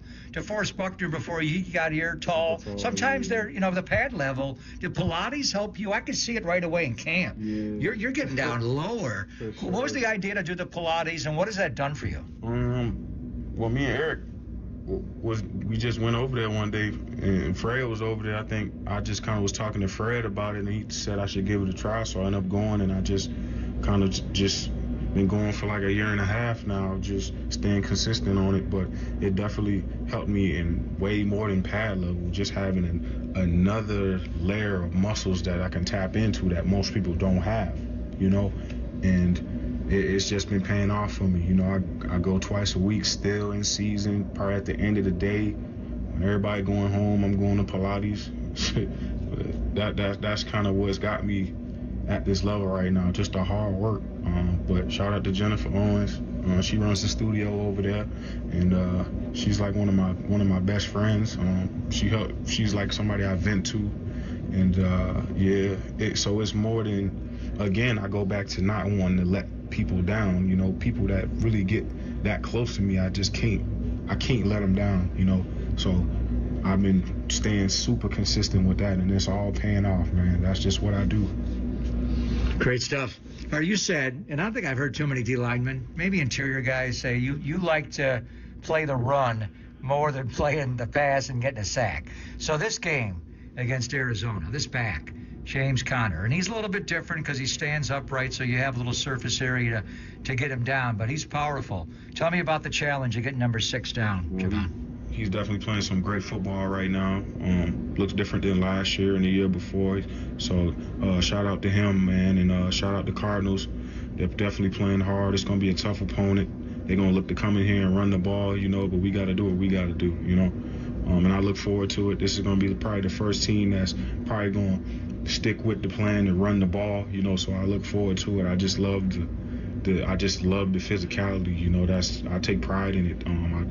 Something about it just makes me, I don't know, like I just love to get physical. That's my thing. So this quarterback, and we thought Daniel Jones, I'm sure you worked on the zone read last week, and you know, Kyler can run a little bit, but this guy's big and strong, and he can run 19 miles per hour. When they put him in the gun and Connor's next to him, or Rondell Moore, and they ride that mesh point and he pulls it, what are some of the things you key on when they run that zone read, Javon?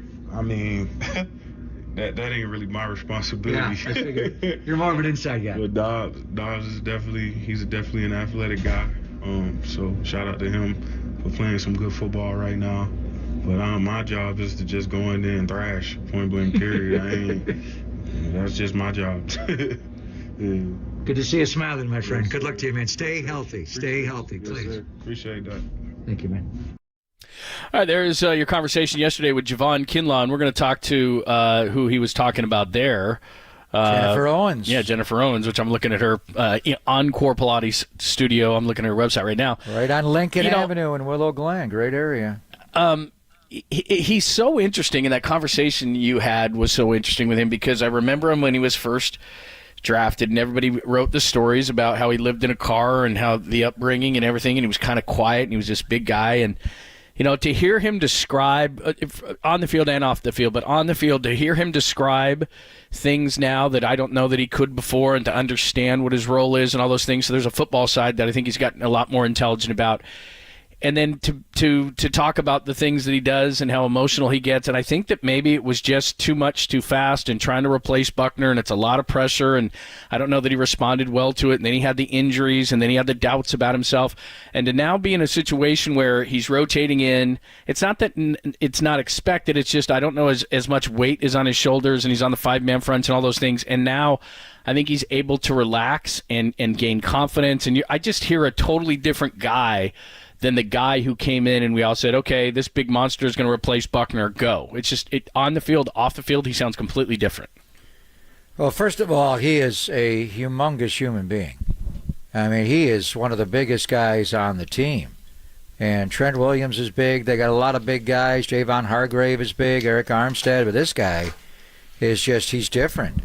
He's so tall and he's so thick. And he's fluctuated with his weight. And Jennifer Owens from Encore Pilates in Willow Glen in San Jose will be joining us and go through it all. He's been going to her for a year and a half, but last year he tried to lose weight. He was down to like 292. This year he's playing at about 305.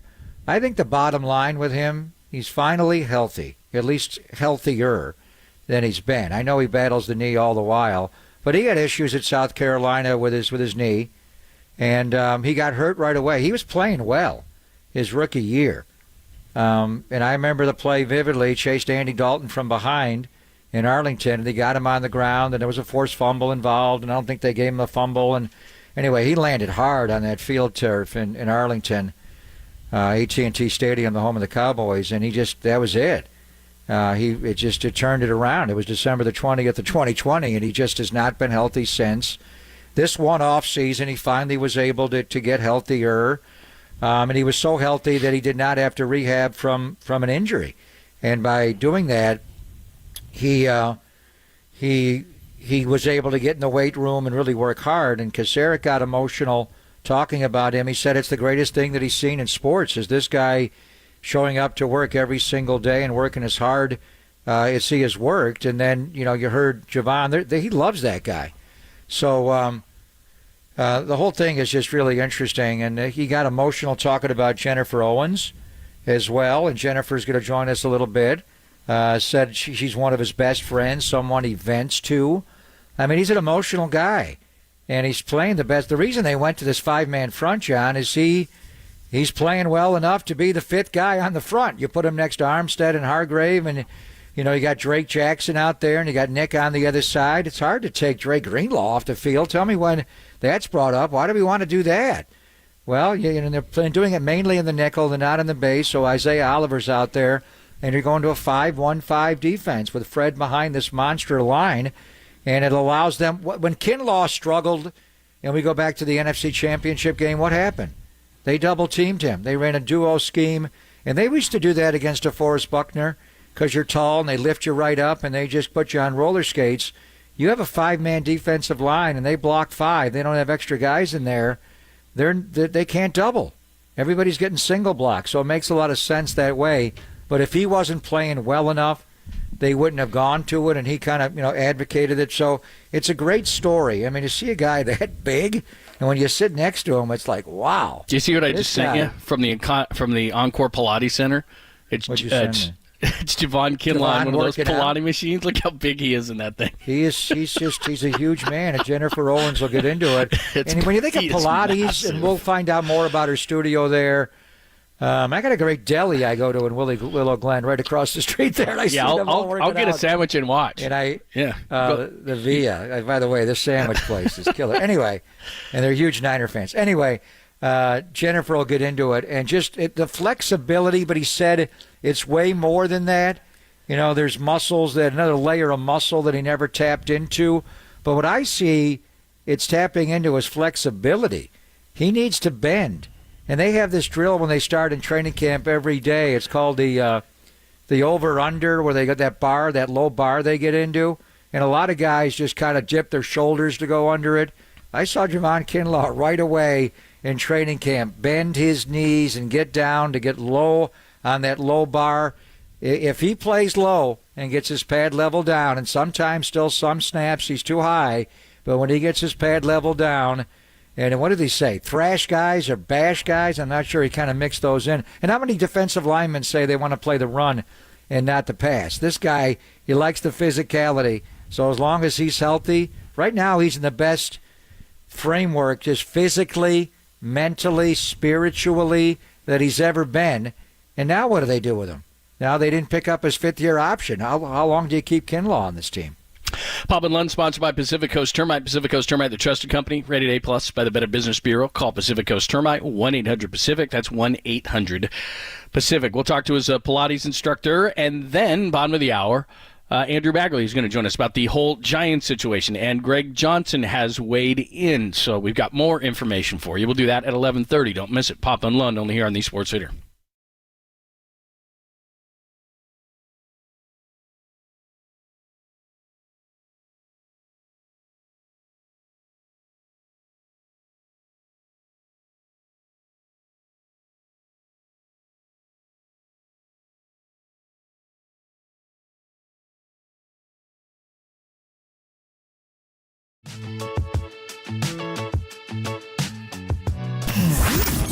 Here's what's trending now. Trending now. On KNBR.com. Farhan Zaidi joined Tolbert and Copes and provided some insight into the Giants' offseason plans and what the future may hold for Gabe Kapler. That podcast and more trending right now on the all-new KNBR app and KNBR.com.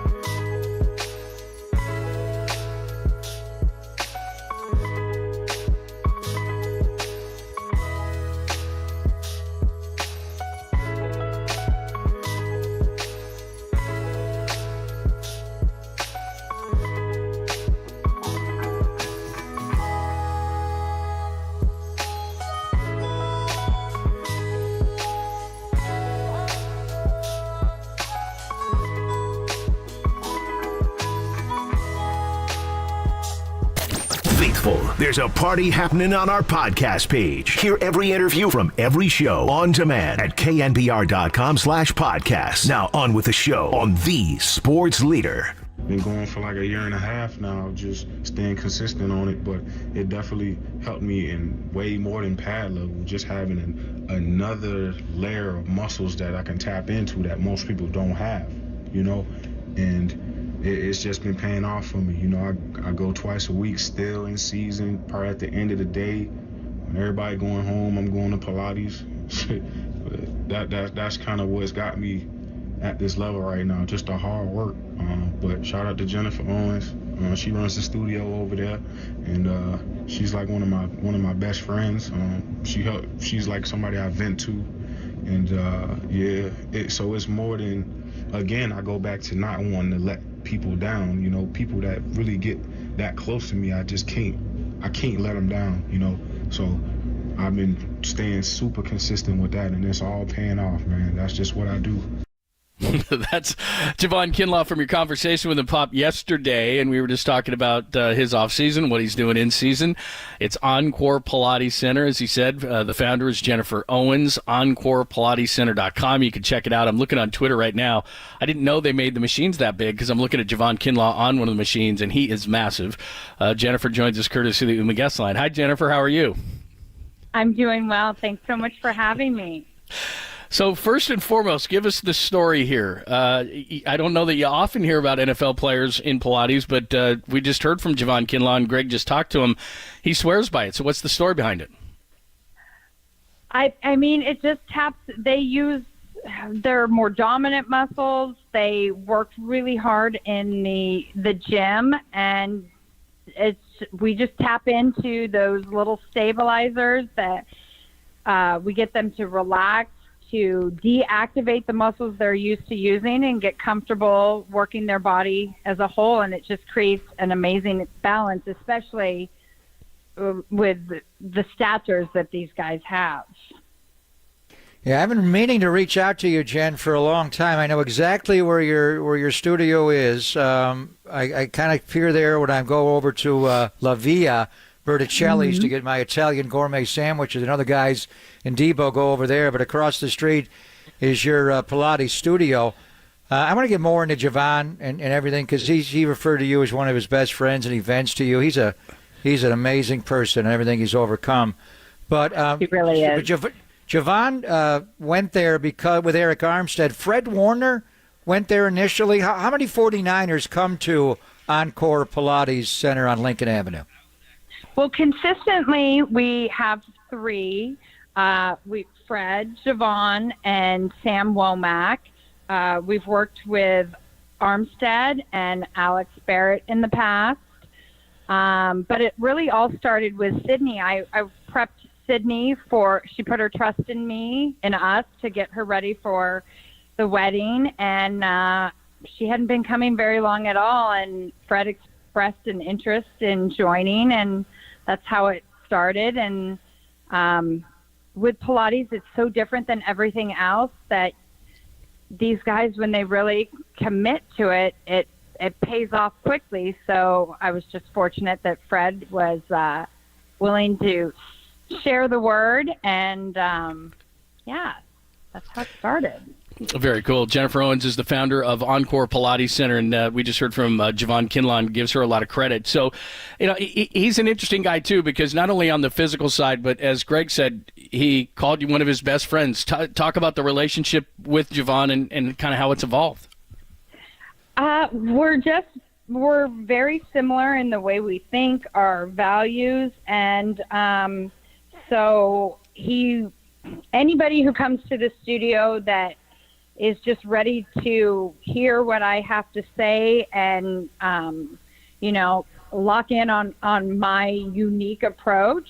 There's a bond there, and we worked together while he wasn't able to play. And, he is. He's one of my closest friends. So being along for the ride and seeing his success is, I told him the other day that I almost feel selfish how much I'm enjoying it. You would think I was the one on the field. Pretty amazing. And we know his story and his upbringing. I mean, for a while he was homeless, living in an automobile. He's overcome so much, and he's he was saying he just does not like to let people down that are close to him.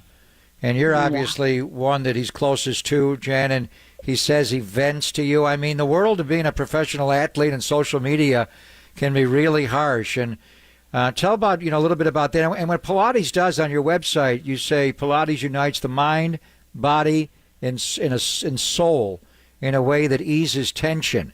His body's tense from the knee injuries that he's had.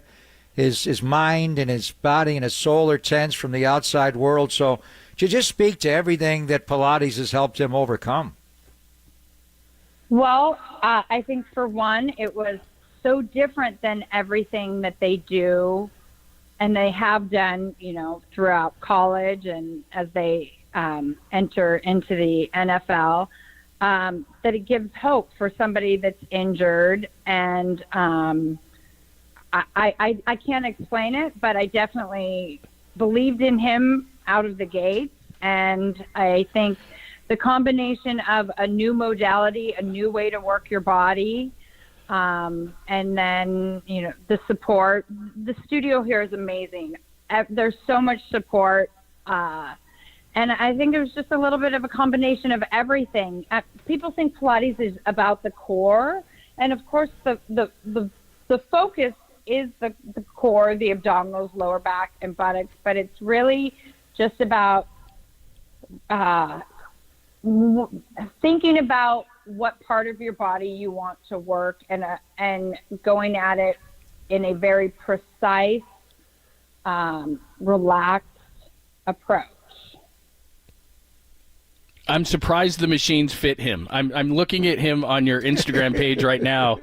He has to be your biggest client ever, correct? I think he's definitely up there. I've had people that maybe a little bit taller, but not the. Well, you got Armstead in there. Eric Armstead would be taller. Well, I'm just looking at him on the machine. He is massive. Right. It was a close fit, and so but we made it work. I didn't really. I was training Eric that day. I didn't know that Javon was coming in, so that was a bit of a surprise. So when they walked up, I thought, this is my make it or break it moment. So. Yeah. Just one last thing, Jen. Pilates for men is a different heading on your website. Is it different for men? And then he said it's more than just the flexibility with him and another layer of muscles he's tapping into he didn't even know he had. But to me, with the knee injury and the flexibility as a big, tall defensive lineman, he needs to get lower. You know, how much more flexible do you think he is now from doing Pilates, Jennifer? I think Pilates was a good gateway into being more flexible, but I can't take all the credit for that. But it's I can't give you a percentage, but it's a whole lot. I mean, multiple times more flexible than he was. I mean, it doesn't always show in the photos, but the amount that he can stretch, his level of flexibility is, if I wasn't seeing it, you know, in person, it's pretty unbelievable, impressive. Great stuff. Jennifer, thank you so much. We appreciate it. Great work, and we'll talk to you soon. Thanks so much for having me, and next time you are all in the area for the deli, we do hope you can stop by and say hi. Absolutely. We will.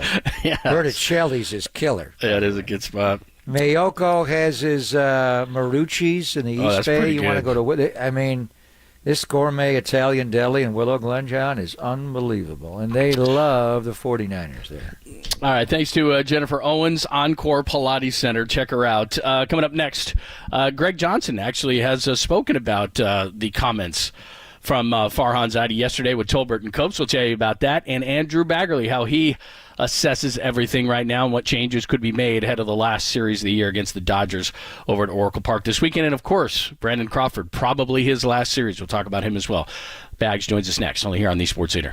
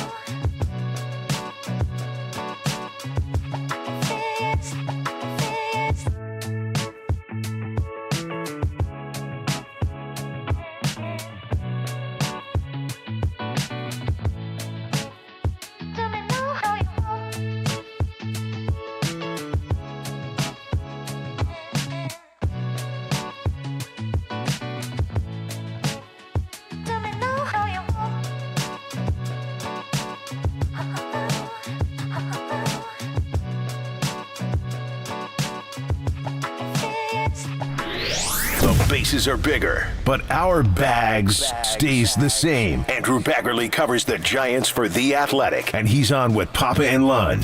Now on KNBR 104.5 FM and 680 AM, the sports leader. And I remember us at the beginning of the year talking about how we felt we had 5, 6, 7 guys who had 20 homer potential, and you look at our home run leaderboard, and we've got a lot of guys in that 15, 17, 18 range, and I think that's a little bit of the story. We just kind of came up a little short. To your point, we stopped hitting at a time of year when a run here or a run there could have made a lot of difference, but I think we've got a lot of assessments to make as an organization on things we can do better, but again, that 20 homer mark and where we thought we would be at the end of the year and where we really are, I think that's just an example of how we've just come up short in a number of dimensions. Farhan Zaidi yesterday with Tolbert and Copes. If you missed the interview, you can hear the whole thing on KNBR.com. Addressed a number of issues, certainly blamed himself about what Logan Webb said about culture in the clubhouse. He discussed that. And Susan Susser tweeted out a little bit earlier that Greg Johnson backs what Farhan said, so I'm not really sure. That's kind of a broad thing. But let's get into all of it with Andrew Baggerly as the Giants approach the last series of the season. They take on the Dodgers. Brandon Crawford, likely his last series as a Giant, so a lot to discuss. Make sure you check out all his great stuff at Extra Bags and on or at The Athletic. He joins us courtesy of the Uma Guest Line. Hey, Bags, how are you? Hey, props to your producer for underlaying there with a little Taylor Swift trouble. Yes. I like that you noticed that. Very nice. Yeah. Haven't we had enough of her? No, absolutely not. It's just getting started. It is just getting. Hey, it's coming full into our world of sports now. So get ready. Exactly. Get ready. No, she's in the world of the Taylor Swift NFL. I want her to start dating a baseball player and see if you like it. Oh man, enough for her. Come on, enough for her. Football is America's sport now. We all know that. I'm covering the wrong sport. Covering the wrong sport. Well, right now you're covering the right sport. A lot of news. Let's just start there. We're running a poll today. Who's to blame? Everybody loves playing the blame game. So, when this whole thing of what is a disappointing season ends, how do you think? What's the fallout? I guess is the first question. Well, we're waiting for our availability with Farhan, which is going to be at the end of the year. But obviously, I think he probably gave you a Cliff Notes version of it just yesterday with Adam and Tom, and that was there's a lot to break down from what he said, and give him credit for being accountable, for saying that he deserves to be called out along with everybody else, and the biggest thing obviously is that he was pretty non-committal when asked if Gabe would be back, and we know that that he had to expend a lot of personal capital to hire Gabe Kapler. He had to spend more time convincing other people in that organization that Gabe was the right choice than he did actually landing on that choice. So, but the fact that that's something that is not nailed down right now, the fact that he says everything is on the table, it tells me one of two things. Either ownership has already told him you need to make a change at manager, or that's something they're actively discussing right now. So that to me was the most interesting thing. But whether whoever manages this team next year, we know there's going to be changes. There have to be changes. It's been 5 years, and he's done a lot of really good things, a lot of really good work building up the farm system, and we saw a lot of the fruits of that this year. But in a lot of other ways, they started off giving him broad latitude. I mean, you do not open a season in your first year with Connor Joe and Michael Reed as your opening day outfielders who were not in your organization until a week before opening day, unless you basically have carte blanche to run things however you want. And obviously 2021 was fantastic. There have been so many really good additions. Yastrzemski, Wade, you can go down the list. But, this organization is not where ownership feels that it should be, where fans feel it should be after 5 years. And I think there's going to be a lot of sentiment of, okay, we've tried it your way. Now you're going to have to do some things our way. And if he is still the choice going forward, I think he will be, then, you're going to see some things handled a little bit differently. All right, so when he told Tolbert and Copes yesterday, which to me was the most damaging, he didn't defend Cap like he did 2 weeks earlier on September the 14th, and that was right when they went to Colorado and Arizona and Dodger Stadium and had the 2-8 road trip, and it all ended there. But his last line yesterday, I think we really are going to have to ask ourselves if we were prepared to sort of elevate our level of focus and play for those games that really mattered down the stretch. Wow. To me, watching them in 2021, Bags, they were the most prepared baseball team I've ever seen in every level. Individually, for players to have career years late in their career, and then as a group, the way they prepared for games, there was never a misstep. Are we saying the coaching staff, Cap and the staff, is to blame for them not being prepared, or the players didn't apply the materials given to them? Why are we questioning this team's preparation now? Well, I don't think you tease apart those two things. I think they're linked to some extent, and I don't think it's going to be as simple as saying, "Oh, it's this person's fault" or "It's that person's fault." I mean, I think it's a little bit of everything. And the thing about 2021 is, they got 3 star-level performances that year to do all their tinkering, all their platooning, everything around, and that was, Posey and Crawford, who was basically league MVP that year, and Brandon Belt, had his best season. I mean, they got 48 home runs and over 100 RBIs out of first base, all told. It was the most home runs that anyone got out of any position in baseball that year. They basically had Matt Olson playing first base that year, if you really look at the numbers. And so there was a lot that happened. That's why 2021 went right. And I think focus was part of it. But, and you get into this, how much of that clubhouse attitude, lack of focus or whatever it is, lack of hunger, not being okay with losing, how much of that is a byproduct of losing, and how much of that is a cause of losing? And that's always a difficult thing to figure out. But, the one thing is this coaching staff, we know, has a lot of resources behind it. It's not just, all of the people on the coaching staff. It's all the support staff. They have a full-time, breathing coach who goes out and walks barefoot in the grass with the players. They have, obviously a ton of investment into mental health, which is very, very important. But it's almost like, did these players get too much? And which is not to say that you can give too much resources to mental health. I mean, that's important. But was there too much made to make these players feel comfortable that they got too comfortable? And that's a big part of Gabe Kapler's management style, is make sure that all these resources are there for these players. But then, when things start to go sideways, sometimes you need a Bruce Bochy who takes a bat to a TV in the clubhouse. And that was just not something anyone was really equipped to do. So, it's something they're going to have to really investigate and see if they need a culture change, and if that can happen with the same manager in charge, or if they have to make a change there. Andrew Baggerly is joining us, give us great insight to the situation. He's there just about every single day talking Giants. Farhan Zaidi was on with Tolbert and Copes yesterday. Said a few things, certainly that would possibly suggest that they would replace Gabe Kapler.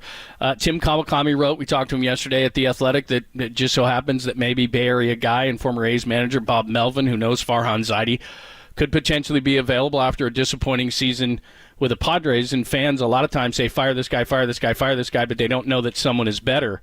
If that's the situation, is Bob Melvin better? Well, I think that he's a different style, right? And we see this with organizations all the time. They'll have a players manager where the players get a little too comfortable, and you hear about the clubhouse being a country club, and then they replace him with a taskmaster, and then that guy's a little too much of a micromanager, and the clubhouse is too tense, and then they replace him with a players first guy. I mean, it's almost like presidential administrations. You kind of you kind of want to when you kind of, I don't know, the opposite number goes in. Sure. You sort of go vacillate between one and the other. So I don't know. Honestly, the biggest thing is just to have a talented team. I mean, if the Giants had 3 players who were 6 WAR players, then we wouldn't be talking about this. So that's the big number one thing, is to get more talent on the roster, have more lineup continuity, have more rotation continuity. And, the other thing Farhan said is we're kind of going to move on from doing all the short-term, footsie contracts for free agents, and we're going to look to lock up people long-term. Well, does that mean maybe giving Patrick Bailey like one of those Tampa Bay Rays type deals where you sign him to a 5-year deal and take him to his ARB years? Or, I do think that they need to start showing some more long-term commitments to players, both the ones they have internally and, when they make commitments on the free agent market. So, there's not a whole lot of choices out there on the free agent market. So we'll see exactly what how that sort of manifests itself. But clearly, I think that there's going to be a directive from ownership. We need more continuity. We need more pieces that we know are going to be here. And that's, that has not been the case for the last 5 years. So it's what Susan Slusser specifically sent out on X Twitter. Owner Greg Johnson tells me he supports what Farhan Zaidi said yesterday on KNBR. Leave it at that. So I think we're bracing for him to be fired at some point here. My question would be, Farhan's contract only runs through next year. So if I'm a manager, and Bob, if he walks away from San Diego or he gets fired, there's an offset clause there. But how is this going to work? Farhan is a lame duck president of the baseball operations. If in fact, and we're not saying that, but if in fact they go that route, Bags, they're going to allow him to pick who the next manager is with just 1 year left on his contract. That'd be tough to lure a new manager to come in. Would ownership mandate this? I mean, where do you think we are going into the last weekend of the season? Yeah, no, you're right. It's very hard for a manager who's as accomplished as Bob Melvin to come in on a 1 year contract, with maybe a chief executive in a prove-it year. So that's why, probably the only way this could work is if they extend Farhan, which they have said they want to do. You could say, well, this is more Farhan's fault than it is Gabe's or whatever. I mean, there's a whole lot of different opinions you could have, and clearly this doesn't rest at one person's feet. But if Bob Melvin is available and the Padres let him go, which, they got to figure out if A.J. Preller is still going to be there. Maybe there's a way for Preller to be fired and Melvin stays on, since it's sort of their relationship that's been the problem by all of the reportage from The Athletic and others. But if Melvin is available, I think the only way this works is if you extend Farhan. And it could be for a year, it could be for 2 years, I don't know. But you sort of get them on the same schedule, and then maybe there's an opportunity. But we know Bob Melvin he played for the Giants. He's a Menlo Atherton guy. Obviously managed for the A's for many, many years. Still has a passion, desire to do this. And there are obviously a lot of reasons why it would be potentially, at least cosmetically, a really good fit. But yeah, you're right. Other things would have to happen for that to line up. You mentioned Farhan, and it's kind of that old axiom where I think Bill Parcells was the one to say it, that if you want me to cook the meal, you got to have good groceries, and it's hard to take ground round and make it into filet mignon. And to me, I don't know about Gabe Kapler, because I think that Farhan Zaidi just had a bad year. I think from the offseason to Jock Peterson to Mitch Haniger to Stripling to this whole thing, and that was the whole reason they had to play so many rookies. They just didn't have enough good players, and bad situation. But if he's gonna survive, I don't know that Gabe Kapler deserves to be fired. But is it fair to say that Farhan just didn't have a very good year? I mean, yeah, clearly they did not have a good year organizationally from the free agent standpoint. There was a lot they invested in a lot, and they really had to pivot very quickly away from when the Carlos Correa thing went sideways. And I do wonder if you had a Carlos Correa in that room, and we know he didn't have the greatest year for the Twins, and he did miss some time, and you could look at where everything stands now and feel like the Giants maybe dodged a bullet by not signing Correa to a $350 million contract. But if they had, one of the things you've always heard about him, one of the things the Giants were really ready to praise him for was just how professional he is and how polished he is and what a leader he is. And you wonder if a player like that had been in the room, someone who has both. I keep coming back to this phrase I wrote a couple of days ago: prominence and permanence. Someone that is going to be there, and someone who is a prominent star-level player. Would other people have fallen in line a little bit better? Would they have stayed hungry? Would he have kept them accountable? I look at what the Dodgers did, and one of the most important signings of the past off season that I don't know if people really notice is Jason Hayward. They got basically a free player, and this is a guy who's posted his best OPS plus since he was a 20-year-old rookie with Atlanta, and they're getting his bat in the lineup because Mookie Betts can go play second base. So, all the pieces just fit together perfectly there, and he's somebody who is an absolute leader. He is going to bring that clubhouse together, hold people accountable. I don't think the Giants had enough of those players, and I think Logan Webb felt that he could only do so much because he's only pitching in 33 games out of 162, and so they need more of that leadership, and I think that some of that really they needed that because that's what Gabe Kapler relies on. He relies on the players to do that for themselves and put them in the best position, equip them, with everything they need. And then, and he's not a guy who's going to call team meetings. He's not a guy who's going to talk to the team a whole bunch of times or basically be the one to read the riot act. And obviously they did not have enough leadership within that room with people who were prominent enough. And so they needed the manager to step in, and that really didn't happen. So, some of this it's sort of a combination of, Gabe Kapler not having some of the equipment maybe he needed to be successful and and not having, some of the qualities maybe he needed when it wasn't successful.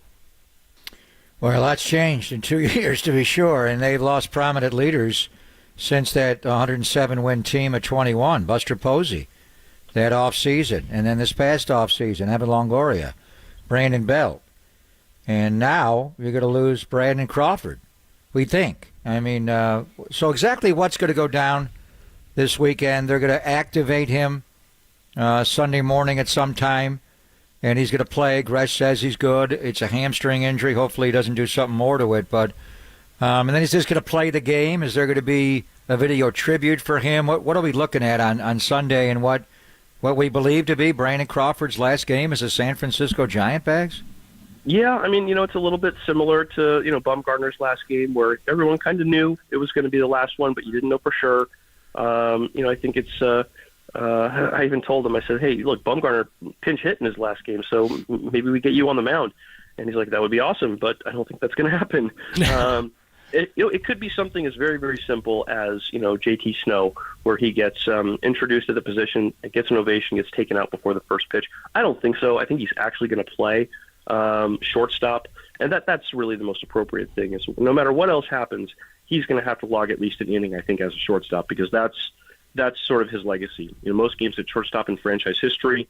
Obviously, a great defensive player for many, many years. Just had a huge part in so many moments and so many personal moments too. I mean, he's the only player in Major League history who has a 7-hit game and an 8 RBI game. So he's just been in a lot of really cool little moments in Giants history, and obviously has had the longevity to be considered one of the franchise's all-time greats. So I'm sure there will be the video tributes. I'm sure there will be the ovations, and I'm sure he will accept them all with absolute stoicism, as he always does. Absolutely. Bags, thanks so much for the insight. We always appreciate it. I know we'll talk to you again next week for one final time of the season, but thanks as always for insights. We appreciate it. Of course. Have a good weekend. Thanks. You too. That is Andrew Baggerly of The Athletic at Extra Bags. Make sure you follow him. He has written great stuff all season long. Coming up next, we go from one great to another. Matt Miyoko is going to join us. He'll give us insight into the 49ers as they prepare for the Cardinals. Injuries, the latest. And he had one, his 5 that he's going to be watching this weekend as well. So we'll get into that with Matty next, only here on The Sports Leader.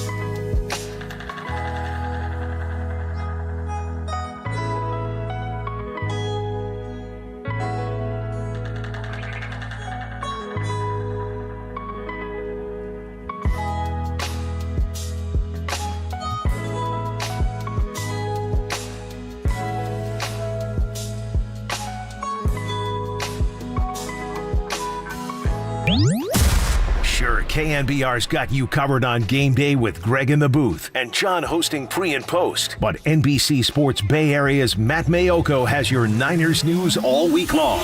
Here's Papa London Mayoko on the Sports Leader. I think Kyle, yesterday I heard him use the term grateful, and I think I would tell you this, the Lynch family, myself, I've got a ton of gratitude for the York family. They've been very good to us. We've enjoyed kind of growing this thing, and while we've fallen short of our ultimate objective, what we all do this for, to win championships, I think we've given ourselves on a perennial basis an opportunity to be that team. I think I've talked about it before, but a reason why I'm still here and not broadcasting, for nice as this contract is, a lot more money, is that, I'm driven by that. I love our situation as we've got an ownership who trusts us to do what we think's in the best interest of the team, but yet they're involved. They give us support. I love working with Kyle. I think I've told you guys before, I think the world of him as a tactician. I think he's as good as it gets.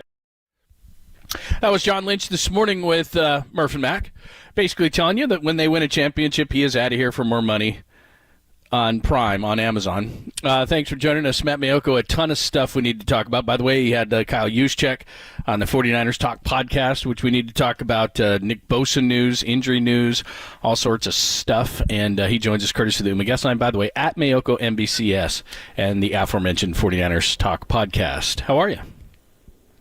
I'm doing great. Just driving to Santa Clara for the final practice, kind of a lighter, Friday practice, and we'll see if Deebo Samuel is out there, whether Juwan Jennings is out there. Fully expect Brandon Ayuk to play, but some question marks at two of those other top three wide receiver spots.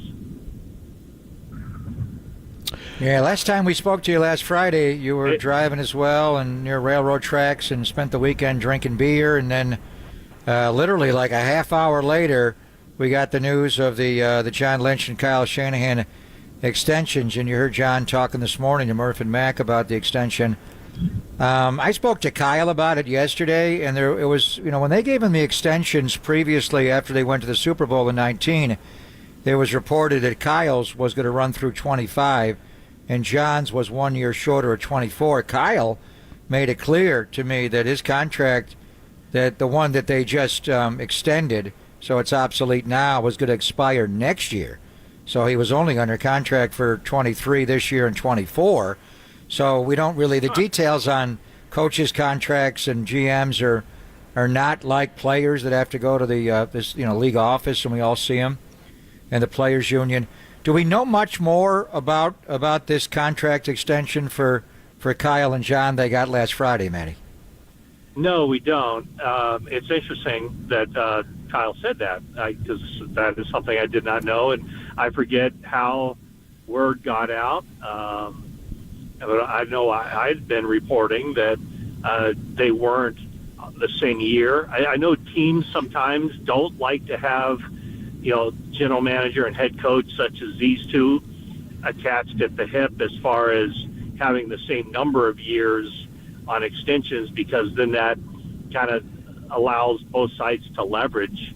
If you're not going to give him what he wants, then I'm, it just makes it difficult, I think, from the team standpoint. But no, we don't know anything more about the terms of the contract, other than we know that it's multi-year, so obviously more than 2 years. So if what Kyle said was that they were both signed through 2024, then now they would obviously both be signed through at least 2026. Matt Maiocco joining us, getting you ready for the Cardinals and the 49ers coming up on Sunday. And, of course, John and Kyle have signed extensions. And, by the way, that cut that we played coming in, it sounds to me like John has kind of joked about it. We've certainly talked about it a lot. But the only thing he's waiting for is to win a championship. So if he, I know he signed an extension, but if they win a championship, it sounds like he's going to Prime. That's what you read into that. Yeah. But he said it's more money. He said it's more money. I'm sure it's less work. He basically said, I'm hanging around here to win a championship, which I'm not blaming him. I'm just saying he signed an extension. It sounds like maybe then he goes to TV. Has he decided which person on Prime he's going to fire to take the job of that person? That's easy. John Kirk Herbstreit's a college guy. I didn't hear him say that. Oh, I did. Yeah, Kirk Herbstreit's a college guy. Come on, that's easy. Thursday nights, once a week, you got to work. That's a good deal.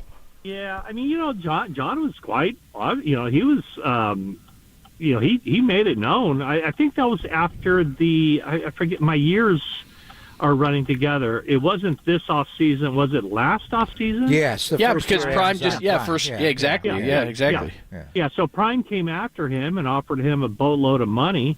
Boy, I don't know where they get that money. I don't know. Is Amazon they must be doing pretty well or something? You know who owns I heard they do man on the okay. earth owns them. Yeah, I heard they do okay. As well, Matty.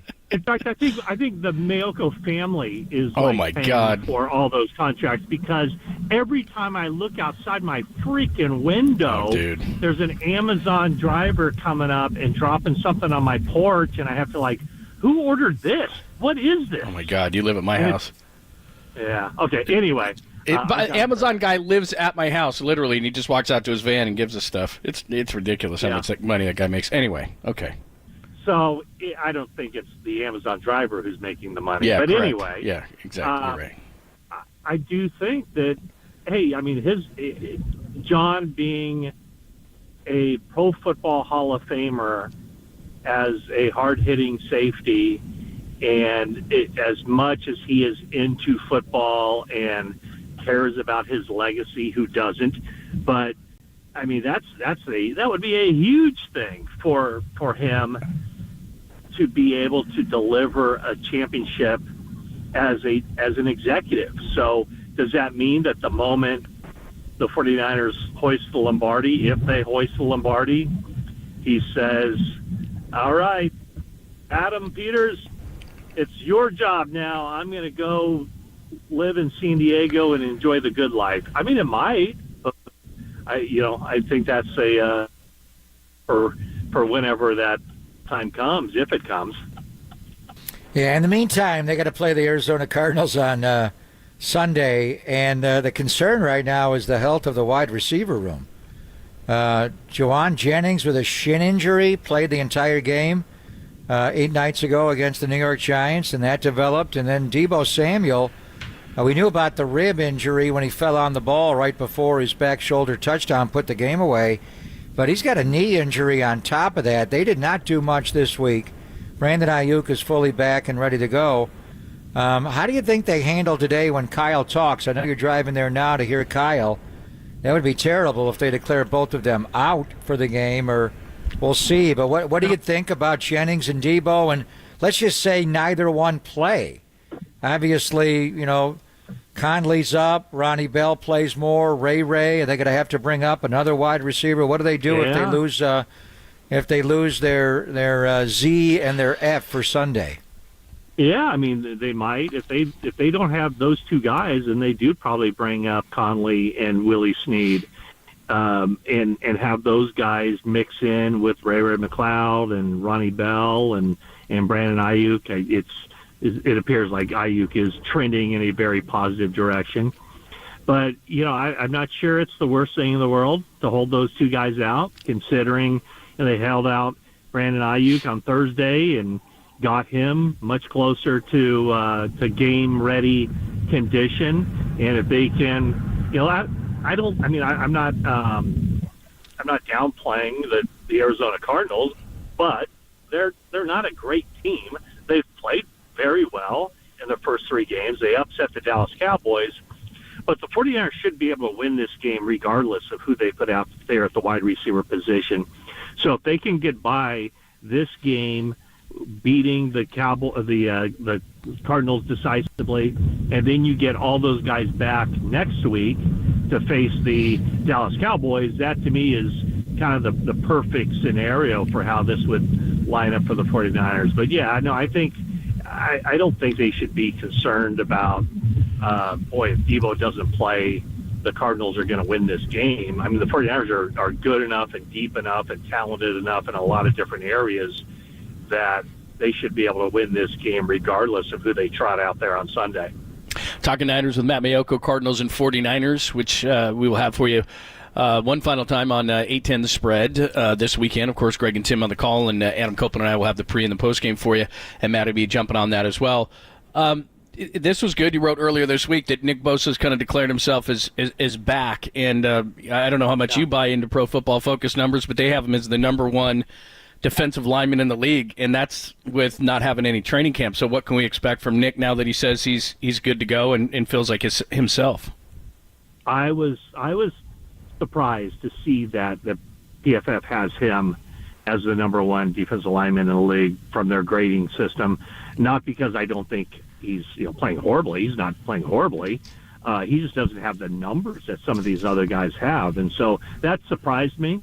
But yeah, he said that he didn't necessarily view that Thursday game as kind of the turning point. He didn't when he reported to training camp, entering his. It wasn't training camp. Training camp was over at that point. But when he reported to Santa Clara and ended his 44-day holdout, he wasn't thinking like, okay, just get me through the first 3 games and I'll be fine. But once he got through those first 3 games, it kind of like, and he had the weekend to sit on the couch.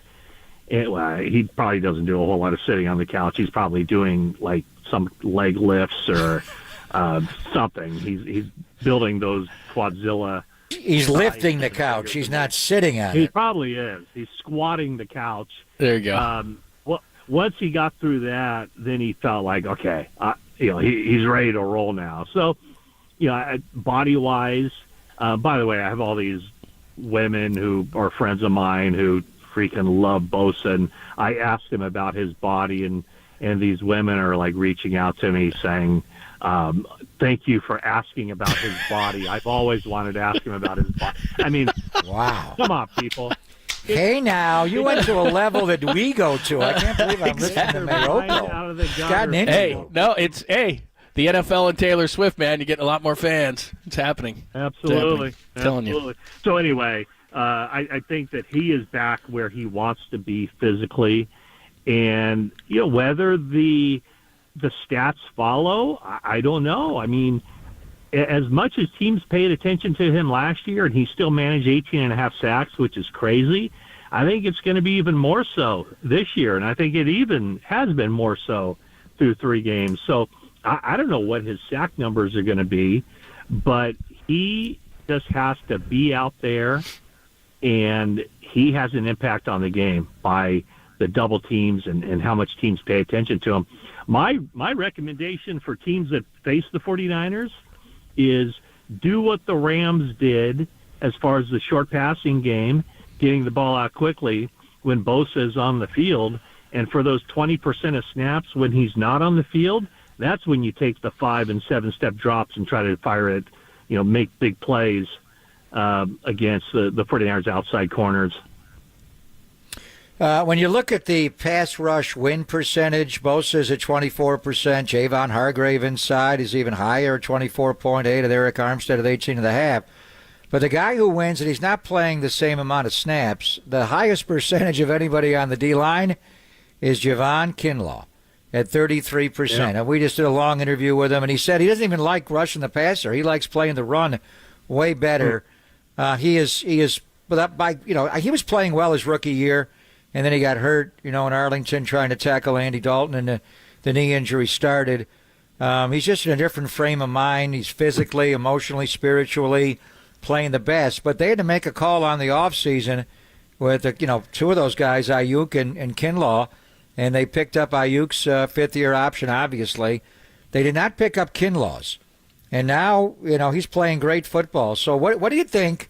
And he's got, another year under contract on the 5th year. This is only year 4. But what do you think the long-term plans are for Javon Kinlaw if he continues to have the good health and plays the way he's playing right now, Matt? Well, if he plays too well, the 49ers won't be able to afford him.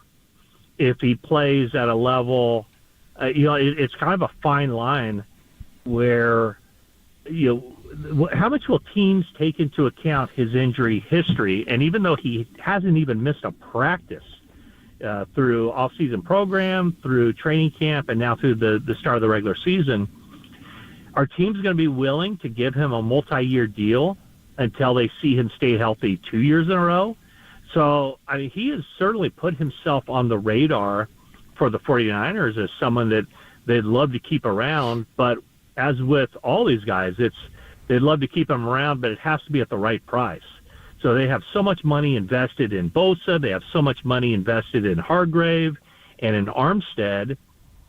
And next year, Drake Jackson will be entering his 3rd year of his 4-year contract, and they would have, it's kind of a lower price set spending as far as the cap number with him. So, I think that's one of those things where they're just going to have to figure it out once the season is over. It surprises me that he said he enjoys playing the run more than the pass, because it's pretty clear that he's a much better player playing against the pass. And when he is playing against the run, to me, that's an area where teams can exploit, because he's just so big. It's easy for a double-team block to move him off the ball. Now when you go to that 5-man line, though, Matty, that's the whole point of the 5-man line. You can't double-team him. You got 5 O-linemen against 5 D-linemen. Yeah, but then there's give and take, right? Yeah, you're right, but there's give and take. Whenever he's on as a rotational player on a 4-man line, they can do that. But if you have him in that 5-man line, that weakens you at other spots, takes a little bit of team speed away from a team. So it'll be definitely an interesting thing to keep in mind. But like I said, if he plays too well, then he's going to price himself out of what the 49ers need. The 49ers have so many high-priced players that they need to fill out the rest of their roster with guys who are, not necessarily making the minimum, but certainly making close to the minimum. And so if he plays well through the rest of this season, there's another team more than likely who would be willing to pay him a price. Might not be a huge, huge contract, but it might be more than the 49ers have budgeted for that spot. Plus, it's going to be tough because we all know Ayuk's going to be up, Huff's going to be up, Purdy's going to be up. It's just because they've been so good at getting this talent, especially in later rounds. all of a sudden you're taking a guy who's making nothing up to something. And we all know, too, next year especially is when a bunch of contracts jump. Warner's jumps, Debo's jumps. I mean, all of a sudden, I just, like you said, if he plays too well, he's going to price himself out because he's going to have to play at a certain number. And if he doesn't play at that number, then he's going to be gone because there's too many jumps in contracts and there's too many contracts ahead of him in the pecking order. Yeah, there is. Like you mentioned, I mean, they can, they have $41 million in cap space, and if they don't touch that for the rest of the season, that rolls over to next year. And then Ayuk is on the board for, I don't even know what it is. I think it's like $17 million. That's just off the top of my head, something around there. But if they sign him to an extension, they can lower that number for next year. But then, a year from now, or it would be 2 years from now, I guess, but it'd be a year out from when Ayuk does his, there's Brock Purdy. Yep. Brock Purdy is the 47th highest paid player on the team. And if he plays and continues to play the way he is, he's going to be paid what a legitimate starting, contending caliber NFL quarterback should be making. And that's not $1 million a year. That's closer to 40, 45, 50 million a year. Whew. That is going to be interesting. Thank you as always. We appreciate it, man. I'm just thinking about it because I was just thinking Daniel Jones making 40. I mean, he's going to be like 50 by the time he gets up there. But at some point, 2 years from now, there will be attrition. All those top name guys that I mentioned, they probably won't all be around on the team 2 years from now. Yeah. And so, a lot of this stuff has to kind of play out. I know Parag Marathe and Brian Hampton, they are the guys. They're the real brains of the organization as far as maneuvering the numbers. They have their salary cap thing figured out 3 years in advance. They have a 3-year model. Obviously, there's wiggle room there for how they project out, next year and the year after and the year after that. But their idea is to remain competitive and cap compliant year round for as long as they're around. And so that means that there are some easy decisions to make, and there are also some very difficult decisions to make, and they really haven't, because of Purdy and his contract, I don't think they've had to make a tough decision for a long time. I mean, I guess the last really difficult decision they had to make, and unless you guys can think of something else, was DeForest Buckner.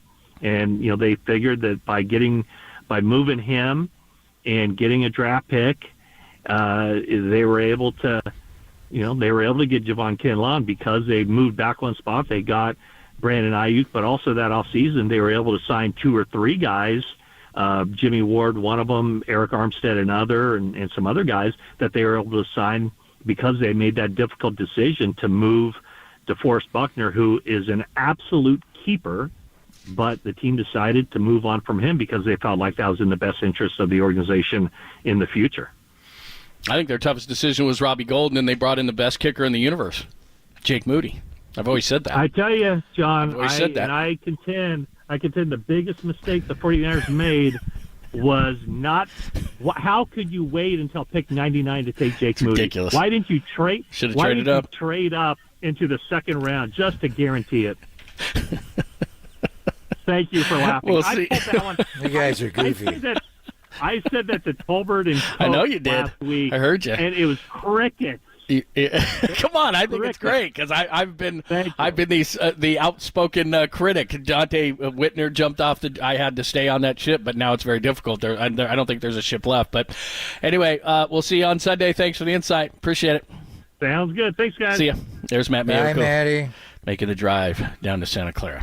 All right, Jeffrey Chajia is going to join us. We'll widen out the lens a little bit. The Detroit Lions take out the Packers last night easily, and they're 11-3 in the last 14. So do we have to start looking at them despite that loss at home to Seattle? They've been pretty dominant in their other games as members of the elite of the NFC, along with the Niners and the Eagles and the such. So we'll get into that with Jeffrey Chajia. Plus, his high praise for Brock Purdy. We'll do that at the bottom of the hour. It's Pop and London here on the Sports Leader.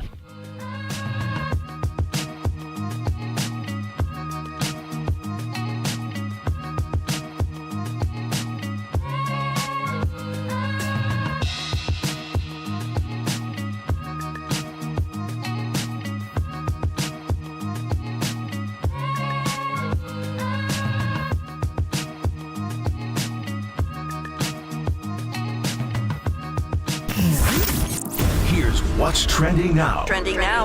On KNBR.com. 49ers GM John Lynch, he joined Murph and Mac this morning, as he does every Friday, to discuss how the 49ers are well prepared and will not take the Arizona Cardinals lightly. That story and more trending right now on the all-new KNBR app and KNBR.com.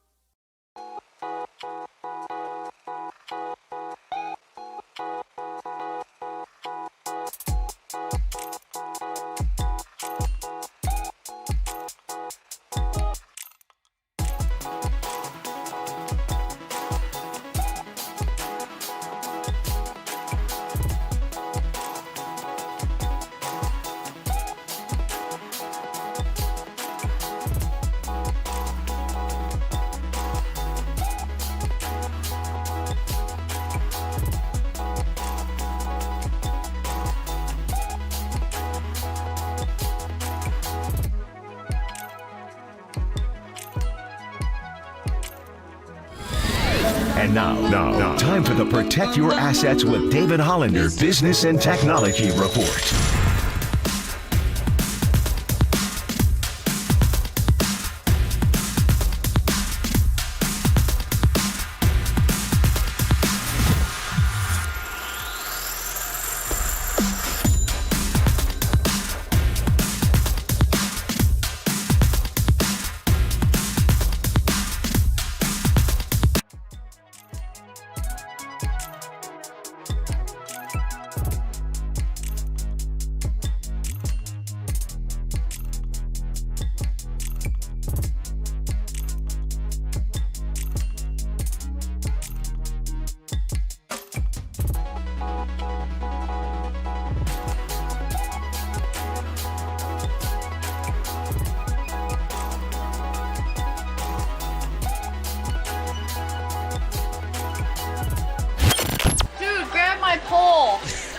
This is Danny's Big Poll. The most important decision you can make right now is what do you stand for, Danny? It's been up a while. We just haven't we've been very busy. So we haven't been able to play the blame game poll. Nice musical choice. Very nice. Jeffrey Chadia, bottom of the hour, NFL Network, NFL.com. And some nice things to say about Brock Purdy, plus what the Lions did. We'll look at all of the NFL going into the weekend. But today's big poll, of course, after Farhan Zaidi was on KNBR yesterday with Tolbert and Copes, he took responsibility. He did not endorse Gabe Kapler. So Giants fans, with the disappointing 2023 season coming to an end, who is to blame is today's poll. Farhan, Gabe, players, or enough blame to go around? Those are your 4 choices for the poll today. What would you say? It's got to be D. You're saying all of the above. Yeah, we gave him an easy out. I mean, we're People being are very taking nice here playing the blame. I mean, the bottom line, and we're trying to be delicate with the wording.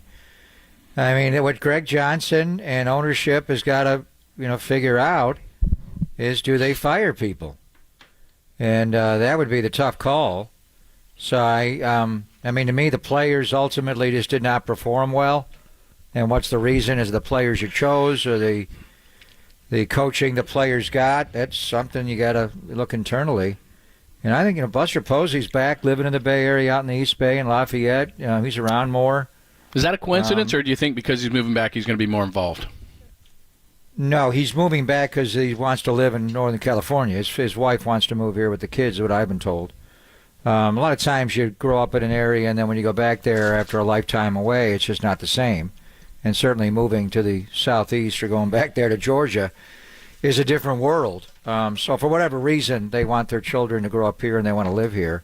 I wondered if ownership, wanted that. I was told no. So I think it's just they're glad he's here and he's around more, but he's not dropping by the clubhouse every day. But he talks to people, obviously, and has teammates. So Bob Melvin's availability. How much is that tied to this? This whole thing, and listening to Bags talk, I think they think he's going to get fired. I think this has all changed. And Susan, reaching out to Greg Johnson today, and it could just be he's going to have to fire the coaching staff, like we kind of thought that they were going to do. I would think that'd be tough for Gabe. He's tight with those people. He's the one that hired them. They worked together so well. I don't understand how this collapsed as far as their preparation level. Maybe just brought in players who didn't, adhere to it as well that you brought in recently. I don't know. But the ownership is going to they've probably already gotten to the bottom of it, and they're going to let us know next week. So what Bags told us, if I remember correctly, last year, when they did their exit interviews, Farhan and Cap were both together. They sat together and addressed everything. Is Farhan going to do it separately? I mean, what Bags is saying, are they going to give Farhan Zaidi a contract extension, and then he's going to fire Gabe Kapler? He's the one that hired Gabe Kapler. So that would be interesting to me. As far as, who's to blame, if it was ultimately the players got to play, but I would say the roster composition was the number one problem here. So that's odd to me. And then I am wearing my Padre hat again. Is this all because Bob Melvin could be available? What if the Padres don't fire him? What if he quits the Padres, John, which I kind of thought he was going to do this year, in the middle of the year at some point, but he stuck it out? How does that work? He just takes another job? Just if depends. He quits the Padres? I think it depends. I don't know how his contract is written. I don't know if he would have to give up compensation. I don't know if that would change offset. things. If he quits, exactly. he would get paid. I don't know when you quit how that. If you get fired, you get paid. If you quit, do you still get paid? And then the giant job, would San Diego be able to step in and say, we have him under contract. We'll give you Gabe. You hire Bob Melvin. We want compensation. I don't know how that would work. So my question is, I think they're separate. So you just fire Cap and go hire somebody else, or do they even if Gabe's not? Yeah, I mean, I think that Bob Melvin would be the perfect fit, as we talked about a lot yesterday, for many reasons. Bay Area knows Farhan. Okay, so different personality. If you fire Cap and you can't get Melvin, who are you going to hire? I don't know. That beyond Bob, I haven't done enough research on it, but I've said this all along. To me, I don't know if this is fair or not. It's just, to me, Gabe Kapler's not to blame. Now, somebody's going to take the fall, and it's probably going to be Gabe Kapler. That's what all the signs point towards. But Farhan's season has been, make me a filet mignon dinner with a baked potato, and you shopped for cube steak and cauliflower. I mean, they didn't give him enough to work with. I don't know if Gabe Kapler can manage still. I mean, he, like you said, he presided over a 107-win team, and to put that in perspective, as good as the Braves are this year, they can't win 107 games this year. That's how good the Giants were. Now, that looks like, as much as a 162-game season can be an outlier, it looks like that's an outlier. So I think he's going to get fired, but I think if we're doing this poll and we're playing the blame game, I know it starts with ownership and all these different things, but to me, the biggest culprit of all of this is Farhan Zaidi, because this is not a winning roster to me. Well, totally, but it's not an outlier. What they do, they did. And it's just, it has not been. But in every other season, they're 500, like right on the nose. That's because the players didn't play well. Just because you prepare hard. Kyle Shanahan prepared his ass off in 17 and 18, and they lost. He was 0-9 to start his career. The players didn't perform. I don't think the coaching staff stopped doing what they do. I don't know. Other people caught up to them, or the process. You got a lot of young players they do what they do. It's just, but it's a results-driven business, right? I mean, you can do everything right in the process, but if you don't win, you don't stay. I don't think the coaches stopped working. I think they did what they always did, but they just didn't get the results. They're calling out preparation. The question would be, sounds like everybody thinks he's going to get fired, and that changed a week ago. Maybe we're just misreading what they're talking about, the preparation, and they're just going to fire the coaching staff. Maybe if he doesn't want to fire the coaching staff, I don't know. But if you fire him, who are you going to hire? You going to get Craig Counsell to come here? Buck Showalter, if they bring Counsell to New York, Showalter's available. What do the Yankees do with Aaron Boone? Dusty may get fired in Houston. Who else? Alex Cora. It's going to be somebody who can adhere to what the Giants do. I think all those guys that you're talking about are Is guys. Mark Wahlberg? Do you move him from third base into the manager's job? Yeah, you got to clean house, don't you? I don't have any clue what they're going to do, but I we'll see what happens here. But it seems like, and the question would be, would Gabe Kapler ever get hired again as a manager? And I don't think he mismanaged anything, with the exception of a couple of moments here and there. You could question it, but really, he managed the team the same way he managed them 2 years ago. The players just did not perform as well, obviously, last year, and even worse so this year. All right, let's flip it back to the 49ers and the rest of the NFL. Interesting game last night where Detroit was dominant over Green Bay. Is that who they are? They're 11-3 in their last 14 under Dan Campbell. Do we need to start putting them amongst the elite in the NFC, along with the 49ers and the Eagles? And high praise from Jeffrey Chadilla from the NFL Network and NFL.com about one Brock Purdy. We'll get into that next, only here on the Sports Leader.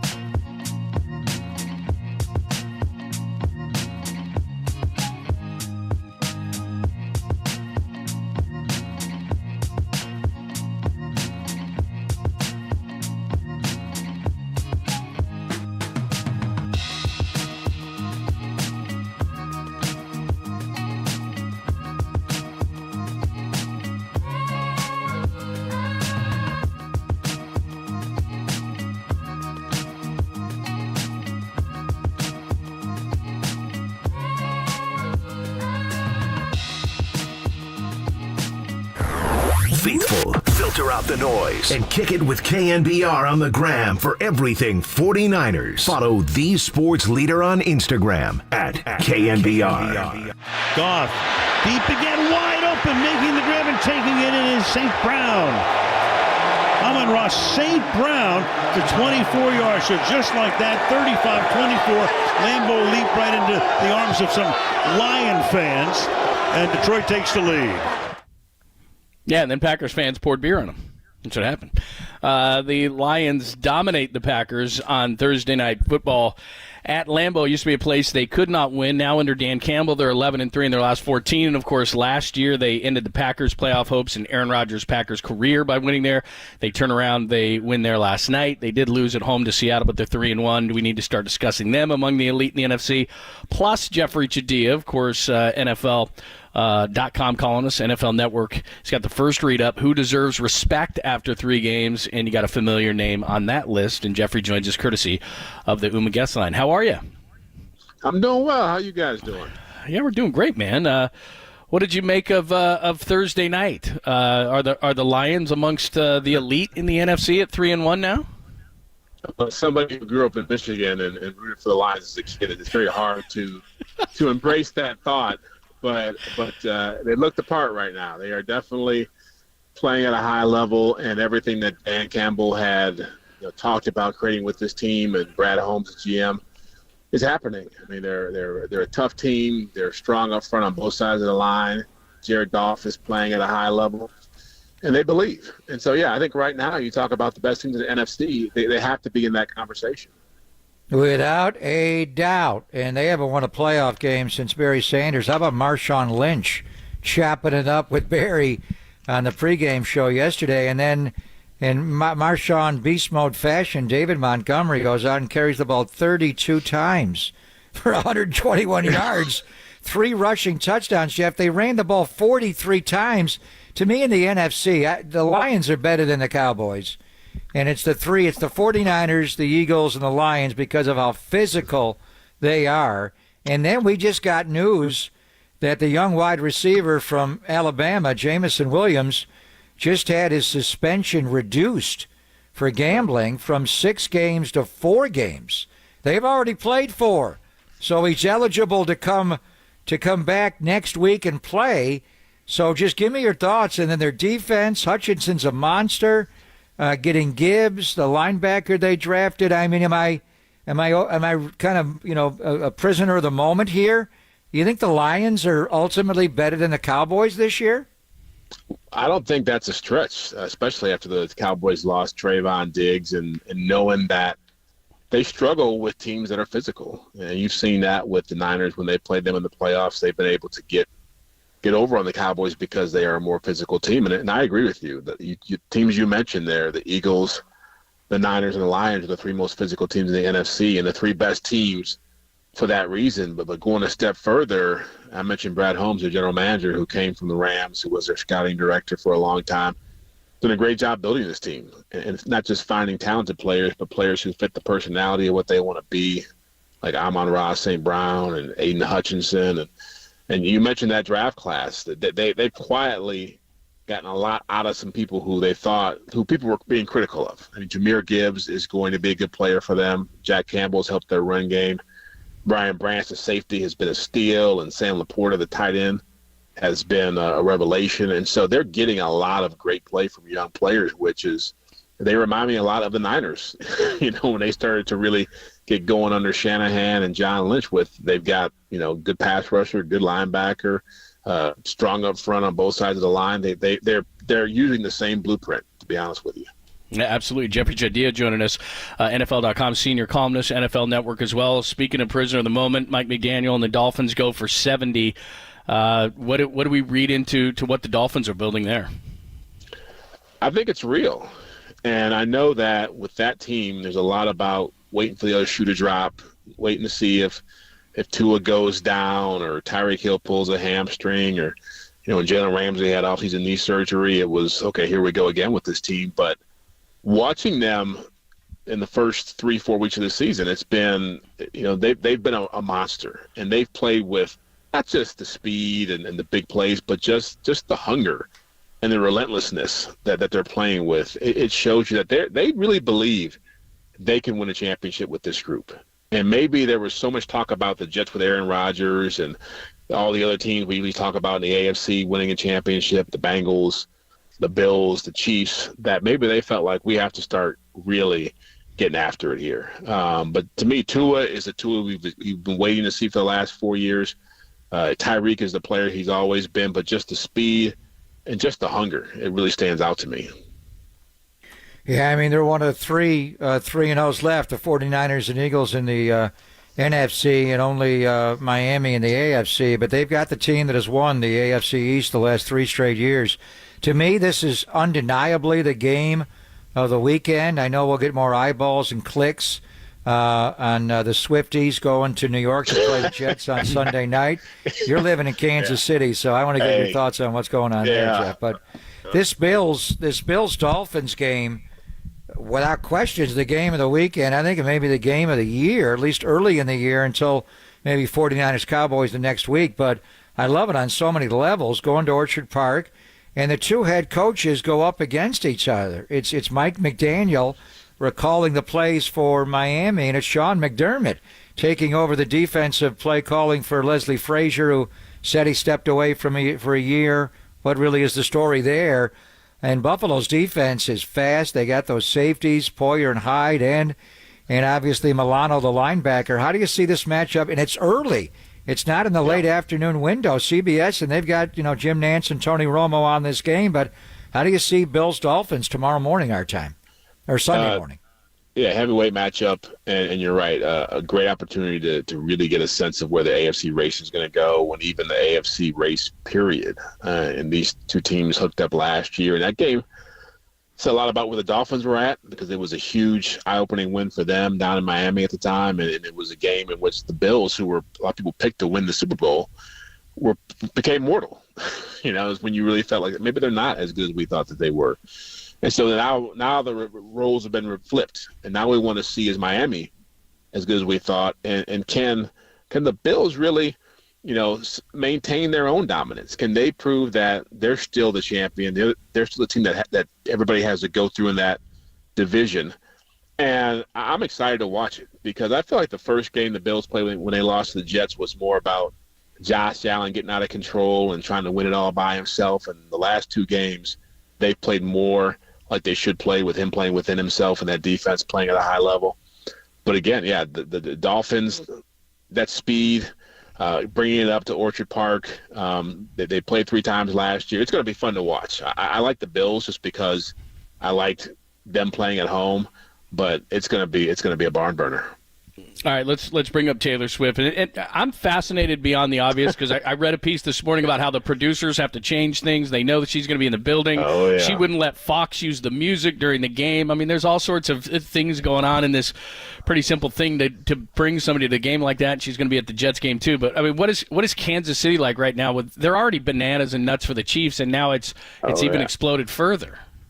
I can tell you, I have a friend who owns a sports bar, and I was talking to him earlier in the week about how the game went, and he said it was such a bizarre circumstance, because usually when the Chiefs are playing, there's a certain distinctive cheer you feel or roar when good things happen, and there was a different kind of roar that happened when the camera panned to her, and he thought, man, the Chiefs scored a touchdown. What's going on here? Like, is something really big happening here? And he looked up, and it's Taylor Swift on the screen. It's like, what in the world is going on here? So, she's had an impact, and we all know about the jersey sales. That it's a huge boost for Travis Kelce in that department. The only thing I'll say about it that Travis is a great guy. I've known him for a long time. But this is the first indication to me that the Chiefs are straying into a territory that they've never been in the Patrick Mahomes era, which is this could be a really big distraction. And to the extent of, like you're talking about, just her when she comes to games, social media, the attention on him. And this team has been so dialed in when they've won championships. And it feels like this is the first time I feel like they're actually celebrating and enjoying the spoils of that. And I mentioned Miami being hungry, and the Niners feel hungry. The Chiefs feel like they're pretty happy with who they are right now. So it's fun, but it's also going to be interesting to watch.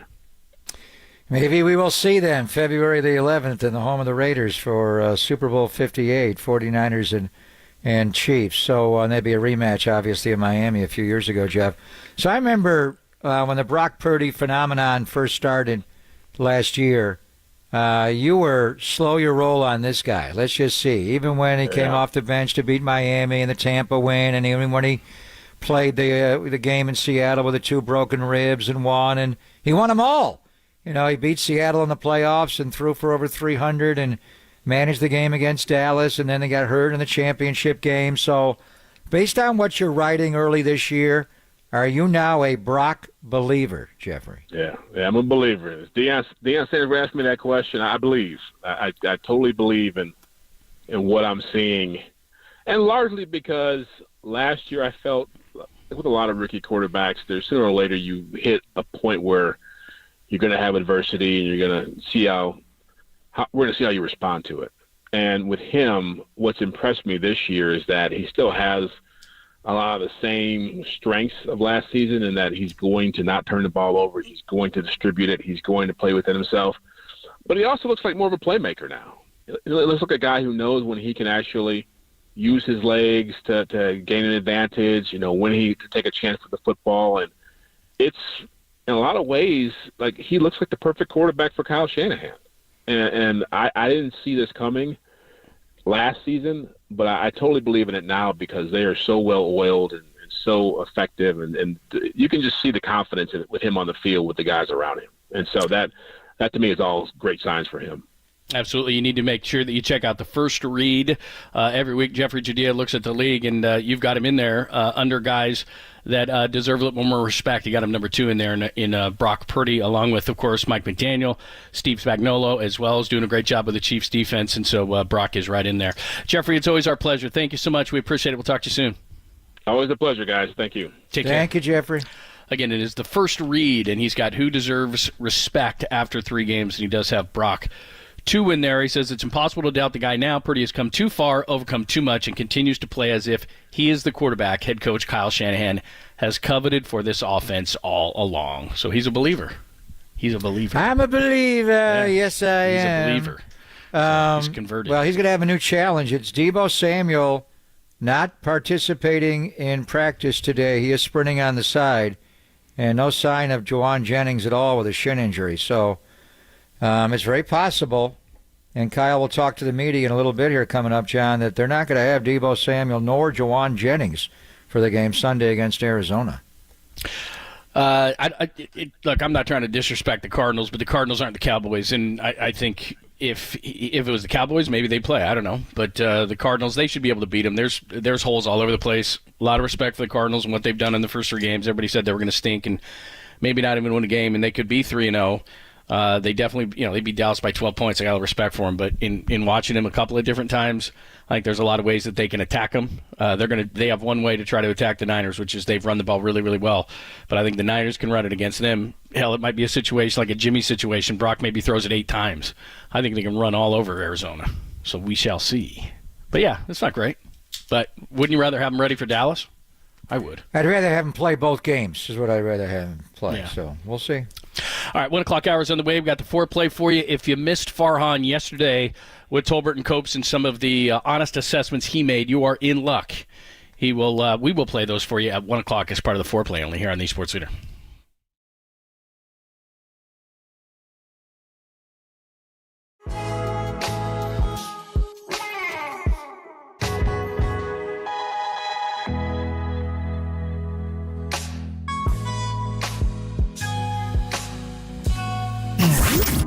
Here's what's trending now. Trending now. On KNBR.com. Will he stay or will he go? The manager of the Giants, Gabe Kapler, is. That story and more trending right now on the new KNBR app and KNBR.com.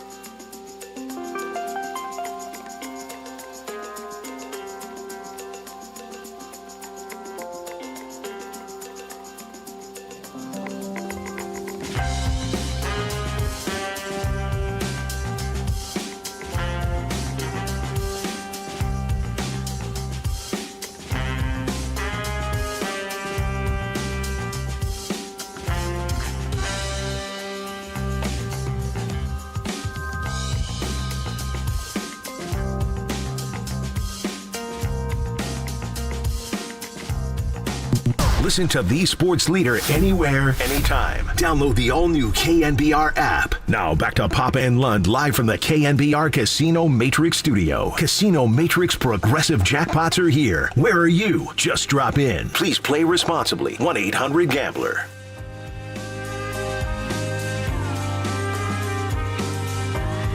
No, you don't smoke weed. I know this. But I'm gonna get you high today. Cause it's Friday, you ain't got no job, and you ain't got shit to do. So what does it matter if it's Friday if you ain't got no job? Exactly. Could be any day. Yeah, or any day that ends in Y. So, interesting. Very interesting. Real quick, we were talking to Jeffrey Chaddia about a number of NFL issues, and we will give you a full recap of Farhan and some of the responses that we have gotten here at KNBR as far as our Giants insiders are concerned. We'll do that in about 6 minutes at the top of the hour. But one thing you did mention is that the Lions wide receiver, Jameson Williams, is going to come back because his suspension has been reduced, and the NFL has finally released the parameters of betting, which are basically don't bet on your team.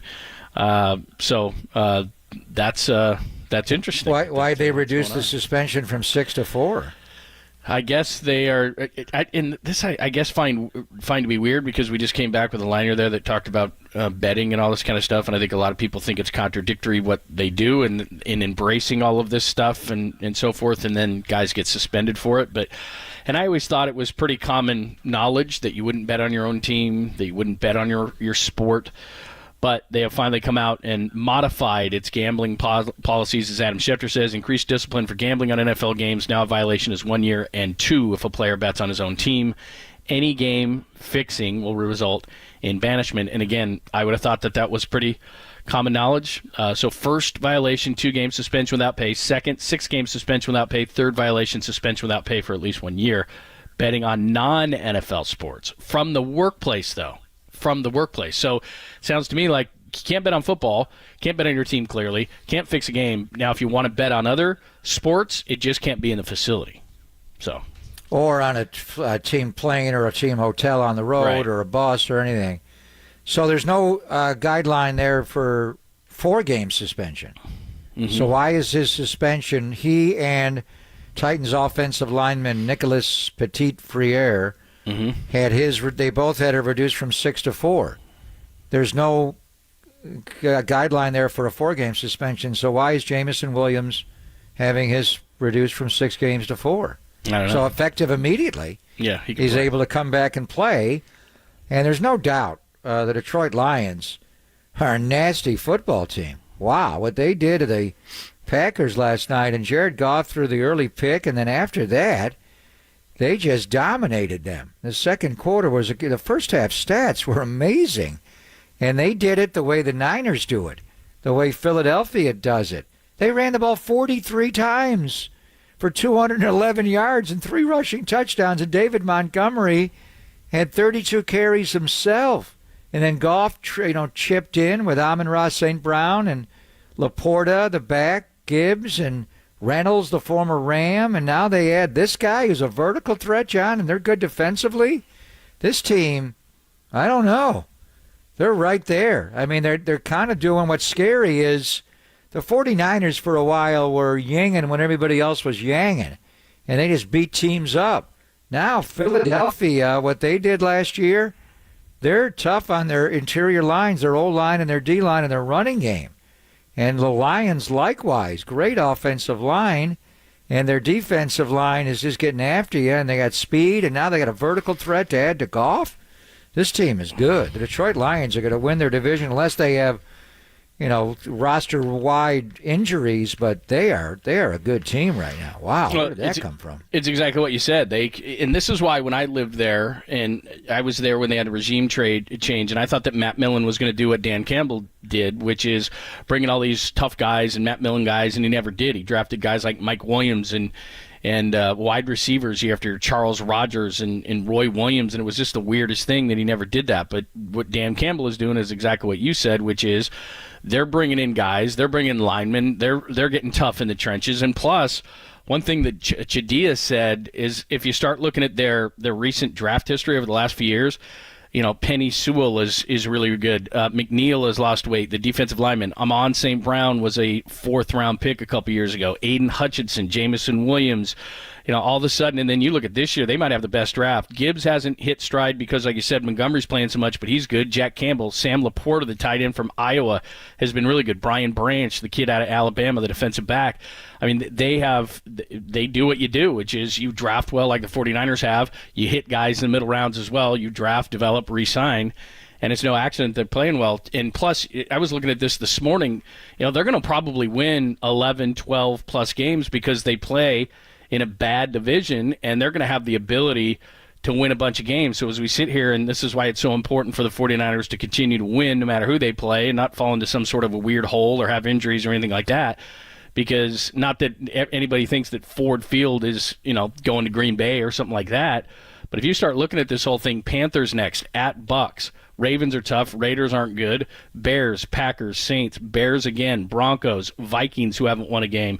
I mean, you're looking at their schedule. They and play you're the seeing, Lions this. Did the Lions play the Cowboys this year, Jim? Yeah, they do. That's their last game of the season. Whoa. So that could be possibly for a home field thing. So the Niners can't slip up because they're playing in a bad division. They got a bunch of other winnable games. Next, they play the Panthers. They're going to go 4-1 after that. I mean, that's a good football team. They've drafted well. They're really good in the trenches, and they have an opportunity to win 11, 12 games this year. And they started 1-6 last year.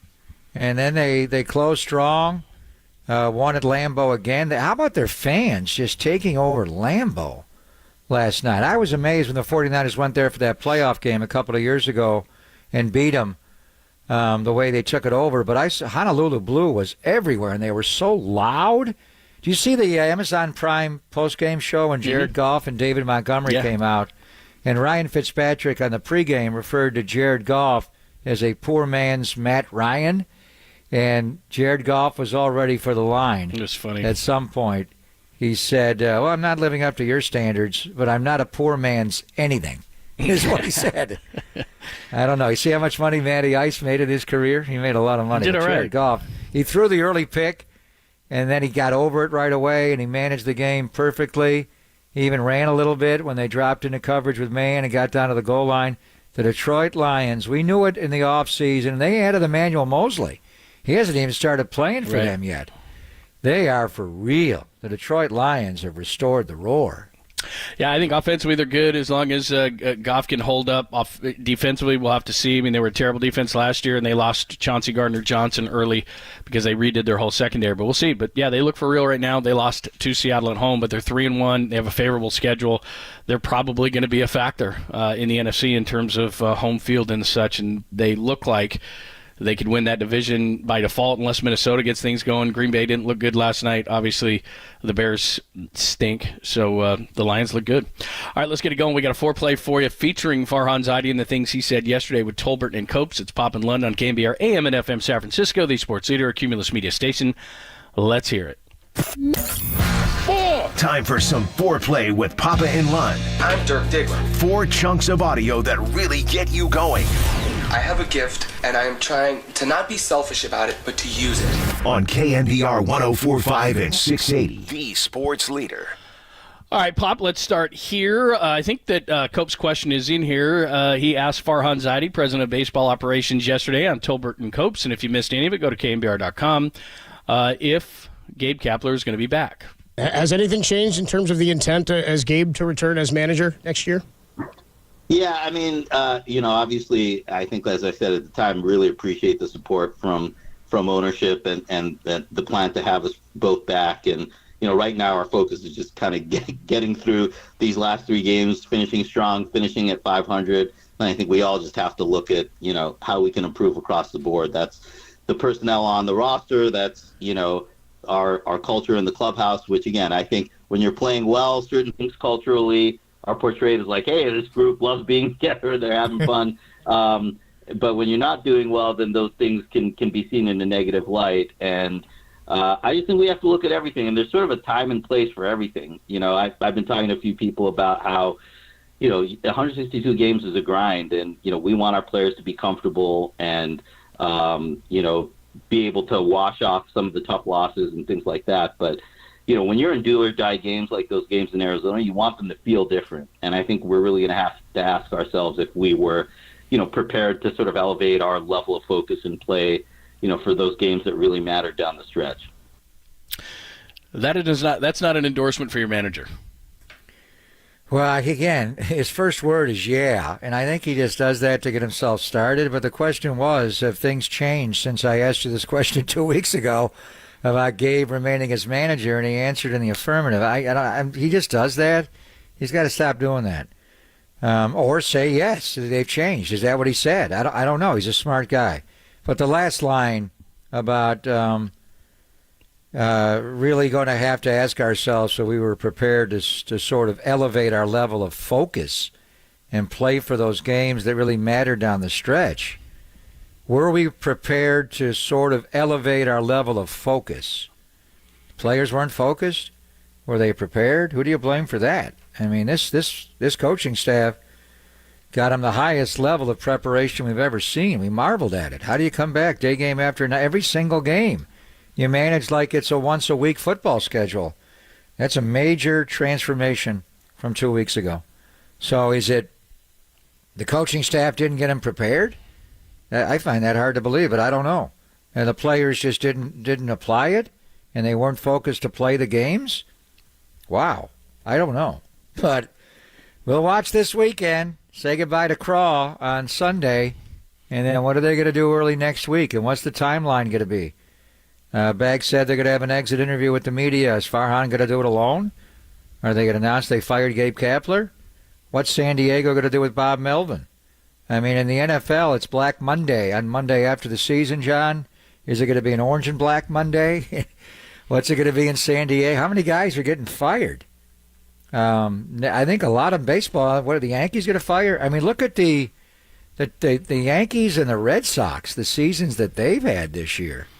Unbelievable. Some of the blue bloods in baseball are going to watch October baseball. The next week, the wild card starts. It's going to be great to watch, but it's going to be hard to watch. And, boy, it's amazing how this all unraveled so quickly for Gabe Kapler. But aren't you getting the vibe that they're going to let him go next week? It's very strong. Yeah, I would say that if I was a betting man, and I've been known to be, I would bet that he is not back next year with the Giants. There's a ton of signs on that. The other thing that was interesting, Farhan had a lot of things to say yesterday with Tolbert and Copes. One of the more interesting ones was Copes asked him about the comments from Logan Webb, their team leader, their best player, about the culture change, being sick of losing, calling out the culture. Here's what Farhan said about that. I was actually really happy to see his comments. Happy maybe is the right word, but I felt good about it because you want to feel like you have standards, and we haven't met the standards of the San Francisco Giants the last two seasons. And, if he's calling people out, people should feel called out. I should feel called out, because I'm responsible for this team and the success of this team. And, we haven't been at the end of this year or last year where we want to be. So, I think, when he says big changes, that can come in a lot of different forms. Sure. We need to rethink how we're thinking about players, how we're thinking about putting together the roster. Our players need to think about the culture that they're fostering. Our manager and coaching staff need to think about the culture we have in our clubhouse. I think we got to rethink everything. So I'm glad he said that. It was kind of a weird response, I thought. Had a little laugh in there. Maybe it was a nervous laugh. The reason I don't trust him is because he said last year in a very similar situation, our two things are we're going to get more athletic and we're going to get better defensively. They did neither of those things. So he says that there are major changes. They need to look at the way that the composition of the roster, which I think believes that, we need better starting pitching. We need more regular players, everyday players, maybe less platooning. I mean, that's how I read that thing. How did you read those comments? I don't know. I mean, he's obviously artfully dodging all these questions because I don't know what's coming. He may know. He may not know. I think it's a hard thing for him, I would think, to fire Kapler. I would think if that was me, that would be hard to do. Are we just doing it because our fans don't like him, the media doesn't like him? Do we have somebody that can really do a job that's better? You can't talk to Bob Melvin until he's out of a job. That's tampering. So I don't know why they're going to do this. And then, he's the one that hired Cap. So he's responsible for this. So I don't know. I think we're all trying to figure it out based on one or two lines, and he's not talking a lot. Ownership's not talking. Greg Johnson doesn't talk unless he talks to somebody in the media, usually Susan or Baggs, and he doesn't do it with cameras around. He may do it on Monday or next week. Who knows what they're going to do. They may fire them all and start over again. It's just, to me, the timeline is difficult to make a managerial change when you have a lame duck GM. And are they going to give him a contract extension based on all this? How do you sell that to the fan base, and who would the manager be? So I don't know. We'll see what happens next week, but it will be interesting to see, what's their timeline, if they do it right away on Monday or they wait and they do have meetings and get to the bottom of it more. But next week is going to be interesting.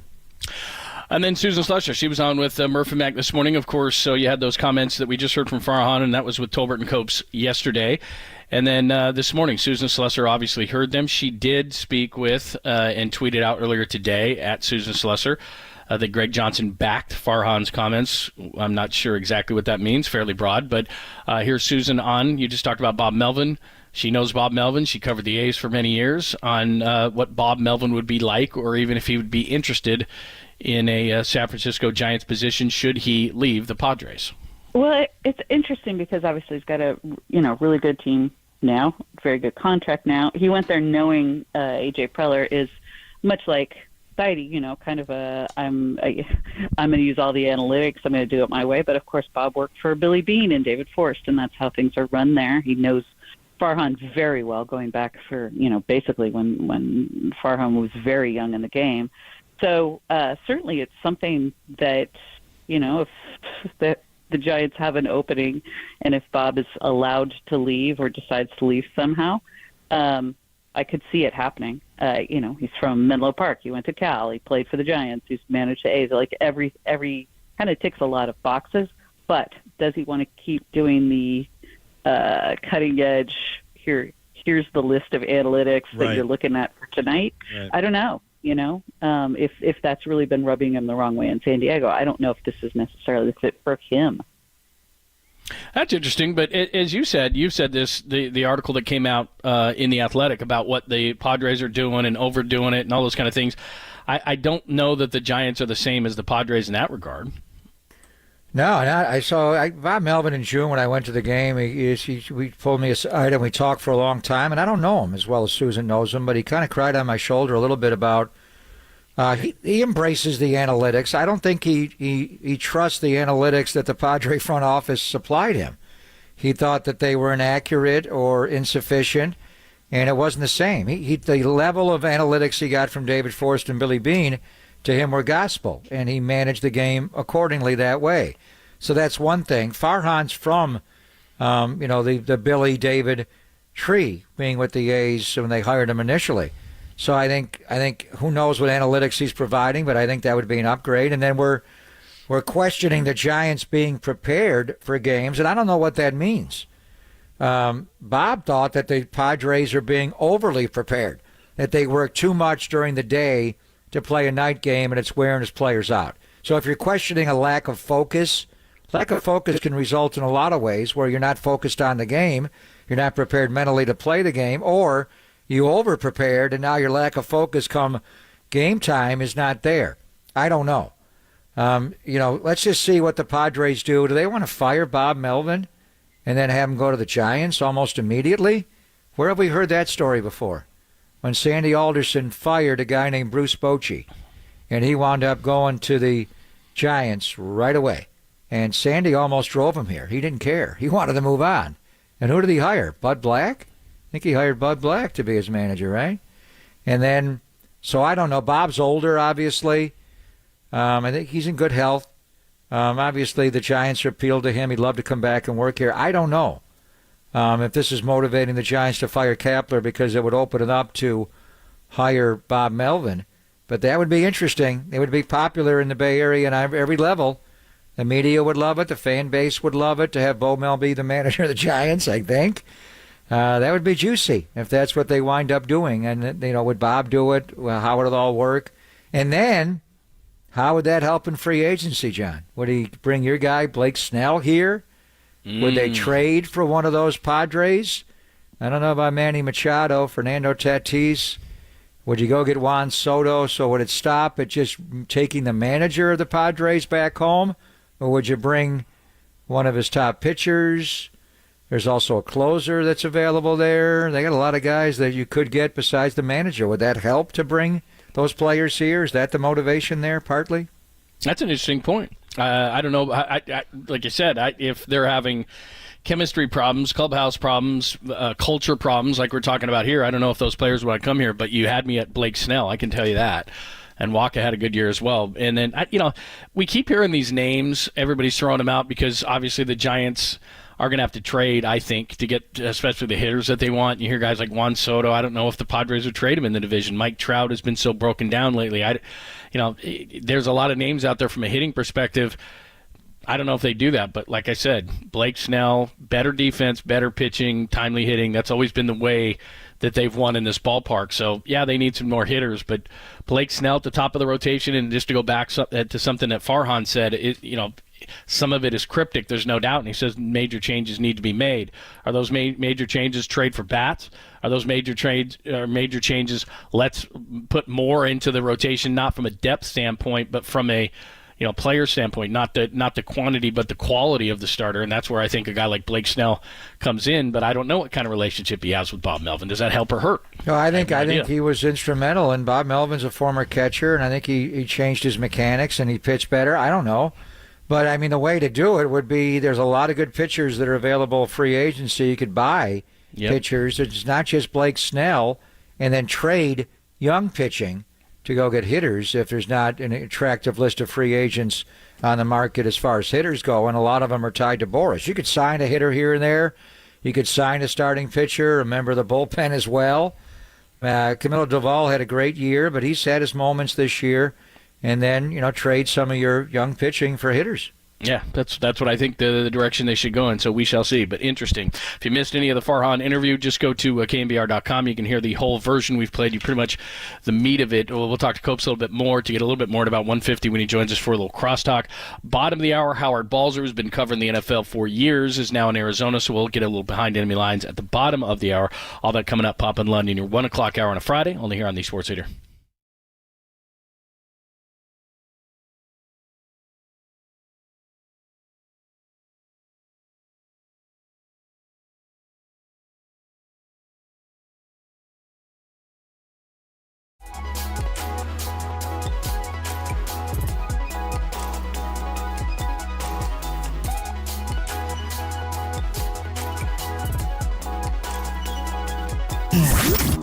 Here's what's trending now. Trending now.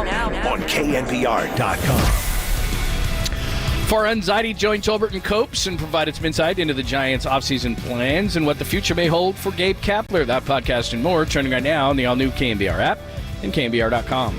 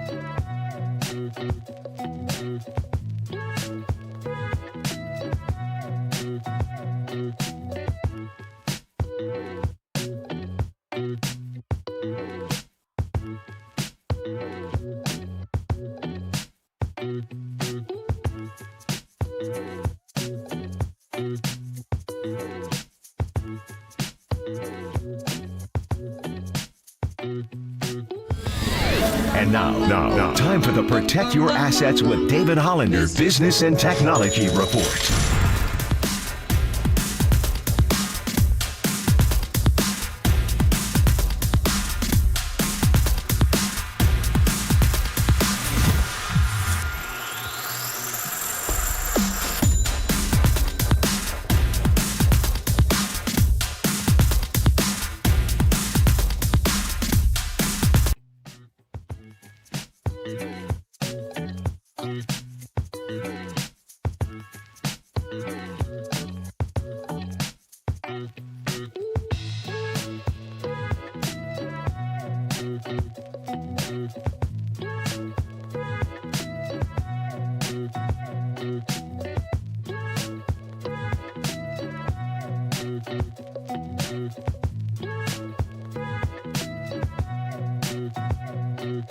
Seam hits, filter out the noise, and kick it with KNBR on the gram for everything Giants. Follow the sports leader on Instagram at KNBR.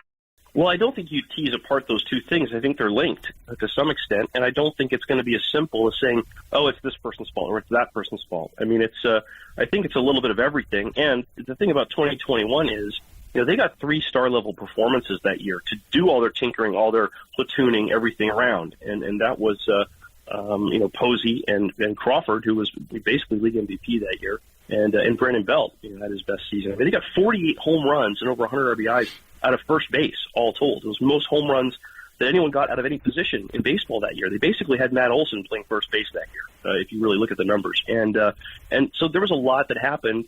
That's why 2021 went right. And I think focus was part of it. But, and you get into this, how much of that clubhouse attitude, lack of focus or whatever it is, lack of hunger, not being okay with losing, how much of that is a byproduct of losing and how much of that is a cause of the losing. And that's always a difficult thing to figure out.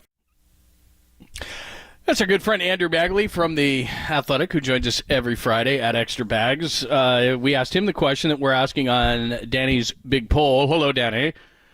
Giants fans with a disappointing 2023 season coming to an end. Who's to blame? 46% took the easy route, equal blame to go around. Farhan, 30%. Kapler, 16%. Players. Fans hate to blame players. Players who actually play, 8%. So that is the blame game. Blame game. So, I mean, we were very delicate in our wording. Usually we're a little more crass. Yes. I mean, it would have been just who should get fired is the bottom line, is what ownership's got to look at. So as far as who's to blame, they're blaming the president of baseball operations more than the field manager, huh? Yes. That's what they're doing. So how's that going to go over to the fan base when they extend Farhan Zagi's contract and they fire him? And fire the manager? Yeah. That's. I don't know if they're going to do that, but isn't Cap? Sure sounds like pardon me, Bags. Isn't Bags kind of, when we spoke to Bags a little while ago at 11:30, didn't he kind of lead us down that path? He did, and I believe Susan as well when she joined the morning show. And Tim Kawakami wrote about Bob Melvin, which that's going to be an interesting one if he leaves the Padres or if they let him go or if he quits or whatever. That's going to open up that can. We already have, but just officially it could. So, yeah, this is going to be interesting. One thing I just wanted to acknowledge, because at the bottom of the hour, Harold Balls is going to join us, and then we're going to talk to Copes about talking to Farhan yesterday, which they do every other week.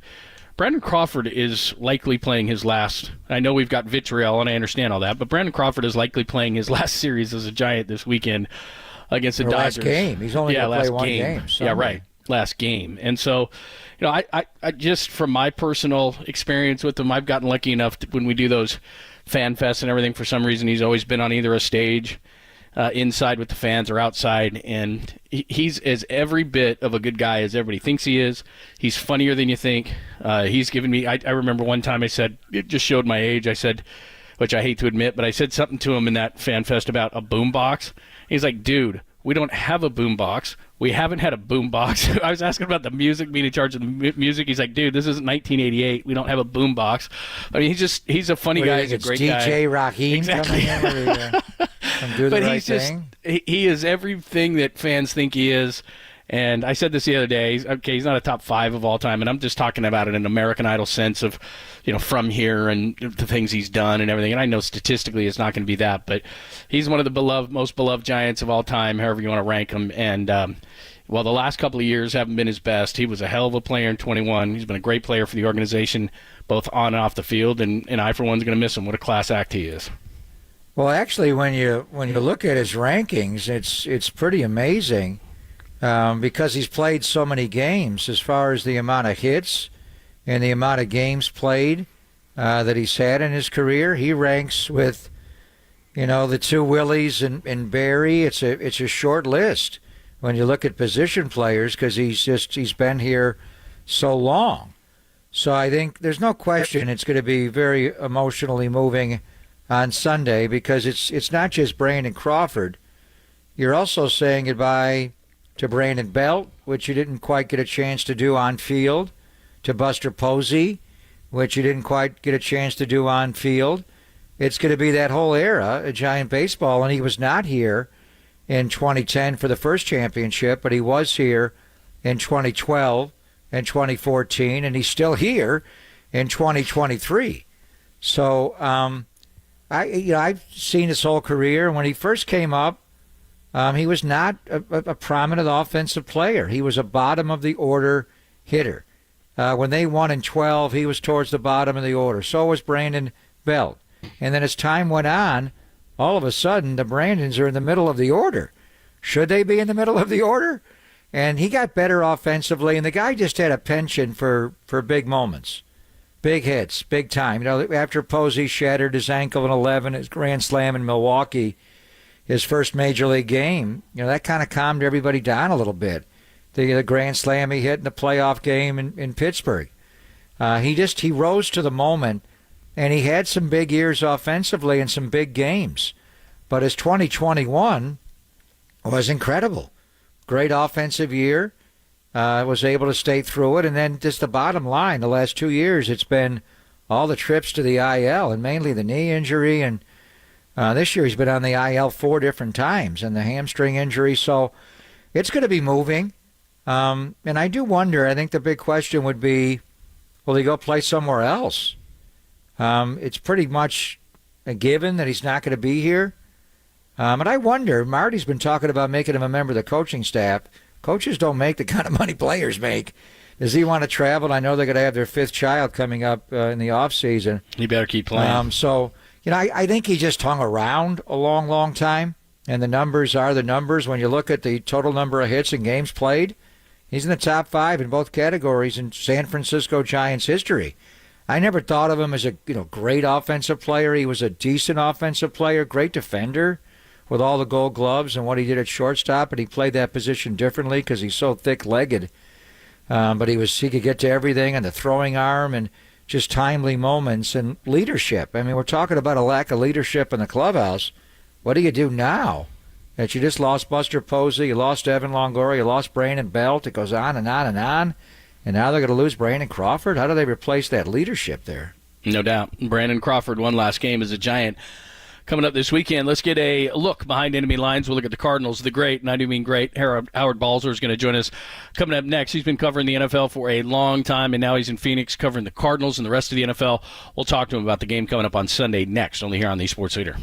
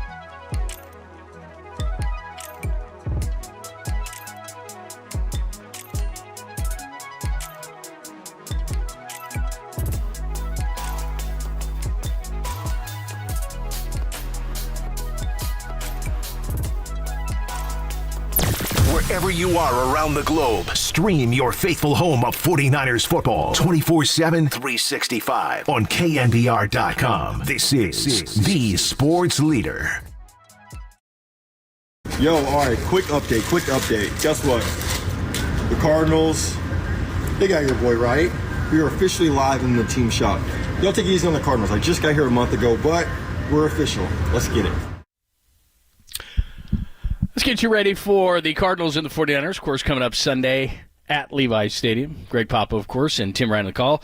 Copes and I will have your pre- and post game, and I'm excited to talk to Harold Balzer because if you know football, he's covered the NFL forever. And he's now with the company, PHNX. They cover the Cardinals in the Valley. He's a Hall of Fame selector, XM NFL Radio, and he joins us courtesy of the Uma guest line. Hi, Howard. How are you? Greg and John, I'm doing great. How are you guys doing? Yeah, we're doing good, man. And in the Cardinals, maybe I was down in the Valley over the weekend, and for the Cowboys and the Cardinals, and maybe the Cardinals are a little better than we thought under Jonathan Gannon, huh? Yeah, it's been interesting so far, these first three games of the season, which have gone in some ways similarly.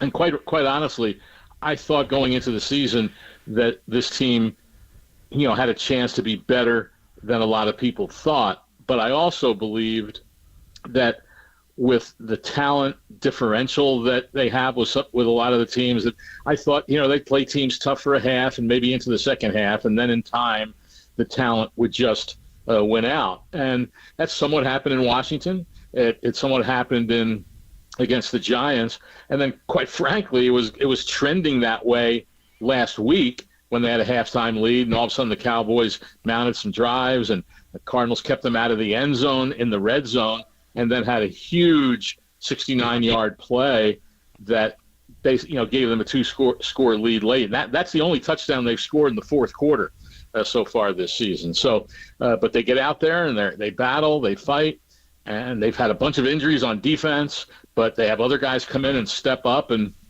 we'll see how it goes the rest of the season, how it goes on Sunday against one of the better teams in the league, obviously. But I think it's fair to say, guys, that the players are definitely buying into what the culture and how Jonathan Gannon is trying to establish, the way to do things. And his belief is it's about the process. It's not necessarily about winning. Obviously, you want to win, but it's about doing the right thing. And if you do the right thing enough, eventually you'll figure out a way to win some games. It's a privilege to chat with you, Howard. I'm a big fan of your work on Hall of Fame Radio on the weekends. I'm riveted every time I hear you guys talk. And what the Arizona Cardinals are doing it's mind-boggling. In the offseason, they couldn't find a trade partner for DeAndre Hopkins, so they just cut him off the team. And then likewise with the quarterback, Colt McCoy, and they go to Joshua Dobbs. You've been following this league forever. This story of Joshua Dobbs is incredible at age 28 to be playing as well as he's playing. They traded for him in late August the 24th. Drew Petzing, their OC, obviously knew him in Cleveland. But he wasn't around the team at all in the offseason. No OTAs, no training camp, no games, nothing. And they cut McCoy. They named him the starting quarterback. And I know he's literally a rocket scientist with his degree from Tennessee in aerospace engineering. And he's got a rocket arm. And he's obviously a good runner. He's got, speed. But how is he? He's not made a lot of glaring errors so far. He has not thrown an INT yet.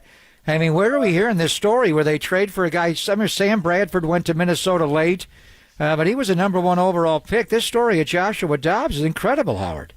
It really is. And I have to be quite frank. I mean, I questioned it at the time. And you say, man, how are you going to bring in a guy that we all believed was probably going to start after they cut Colt McCoy 4 days after they made that trade? And you're saying, whether he knows the offense or not, that's a whole lot different than knowing his teammates. I mean, heck, it took him some time just to learn the players' names. But it was interesting after the first game against Washington, which they were in the fourth quarter, and there was a botch, a snap, a fumble, center exchange. He got sacked and fumbled. That led to a score. And he basically said after the game, he said, hey, I expect to take a big jump next week. And he did. But you hit on the big thing there is not making mistakes. And There's only 4 quarterbacks, by the way. Here's a number for you. There's only 4 quarterbacks in the NFL right now. It's only 3 games, obviously, but there's only 4 quarterbacks in the league that haven't thrown an interception, and 2 of them are in this game: Joshua Dobbs and Brock Purdy, and that has been a big factor for the Cardinals being in these games. They've had some takeaways. They haven't had a turnover since that first game against Washington, and it'll be a little tougher to do that against the 49ers, certainly. But against the Cowboys, the Cowboys had 7 takeaways in their first 2 games, and the Cardinals didn't have any in that game. So we all know we throw out all the rankings and yards and all those things, but turnover ratio is what drives it. We know how good the 49ers have been at that, and so we'll see if that changes at all on Sunday, which will be a real test for this team going on the road. Let's play a division rival and a team that, has won 13 consecutive regular season games. Howard Balzer, the great Howard Balzer, is joining us, and he's covered the NFL for a ton of time. PHNX Cardinals, at PHNX_Cardinals, for some of his great work as well. And in your avatar there's a picture of you in the 81 draft, and so you're the perfect guy because when the draft started to get on TV and stuff, you were a part of that whole thing, and so you just mentioned the guys who haven't thrown an interception in Dobbs and Purdy and being a couple. What is your explanation for a guy like Purdy who gets picked 262, and then you get all these young guys come into the league, and for everybody, I'm not knocking anybody like Bryce Young, it's going to take them a minute, or the Niners had Trey Lance or a lot of these guys, and they just all struggled, Justin Fields, and then you get a guy at 262 who comes into the league and right away is great. And I'm not going to deny the fact that he has Kyle Shanahan and all the weapons he does, but it takes more than that. The guy sees it, he rips it, and around here he's become a revelation. Yeah, no doubt. And there's still people questioning him, and I guess that will continue until he really does it over the long term. But he's everything you want in a quarterback, and especially to run that system. Granted, it always is driven by the players around you. And it's also helped by the fact that their defense is so good. And I know coaches drum that into quarterbacks a lot of times. Hey, don't make a bad decision on 3rd down. There's no crime in punting because we'll get the ball back after our defense stops them. So all the ingredients are there, but you still have to make the plays when you're called upon to do that. And that's what he has done. The team hasn't lost since he's been a starter, at least in the regular season. And who knows what would happen in that playoff game if he didn't get injured. But and it's almost guys like this system, if you put in the right quarterback who just runs the thing right, put in a running quarterback. I mean, obviously Christian McCaffrey is special, but hey, the 49ers were winning before they got him with a variety of running backs, just like Kyle's dad did Mike when he was a coach, and it seemed like, whoever we put in a running back is going to be successful. So the system is proven, but Purdy has proven himself, obviously, so far to be just the perfect guy to run it and operate it. Yeah, Mike won with those other running backs, Orlando Scary, Mike Anderson, but he won a Super Bowl when he had a Hall of Famer in Terrell Davis, and that's what he's got in McCaffrey, Howard. The other side of the Brock Purdy story with the Niners in recent years is they got, pick number 262 to hit big time, but with Trey Lance, the 3rd overall pick, it did not hit. And now he's in Dallas. We're going to see him a week from Sunday coming back and probably won't even be active for the game. And we were wondering about, the future for a guy like Trey Lance. How do you develop him into a quarterback? You tweeted out something very interesting yesterday when we heard about the USFL and the XFL merging. What would that mean? So you're saying they're likely to rename the merged league of the USFL and the XFL the National Spring Football League? And would the NFL have any involvement since it is being called the National Football League in the springtime? What's the NFL's involvement going to be in the merged league? It's a great question, and there is the belief, and we know the XFL had talks with the NFL about creating some kind of relationship. But from what I've been told and heard, that the NFL was reluctant to do something like that while there was 2 leagues essentially competing, even though they're playing mostly at different times.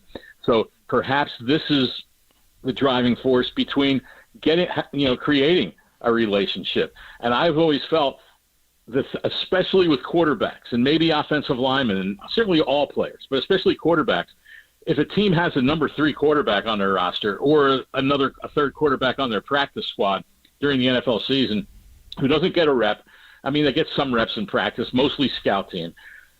It would be great for the spring league to be able to get those guys and put them on the roster where they still belong to the NFL team. It gives the player some playing time in the offseason, albeit not in the NFL, but it's still reps, it's still games, and all those things.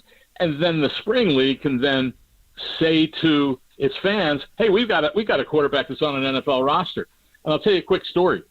The only reason, guys, that in 1998, go back a bunch of years, that Kurt Warner was signed by the St. Louis Rams is because Charlie Army, the personnel director, did a favor to a guy named, oh my goodness, I'm drawing a blank on him now, that he was coaching and running the team in Amsterdam in NFL Europe. And he wanted an allocated quarterback from the NFL to be able to tell the fans, hey, we got an NFL quarterback.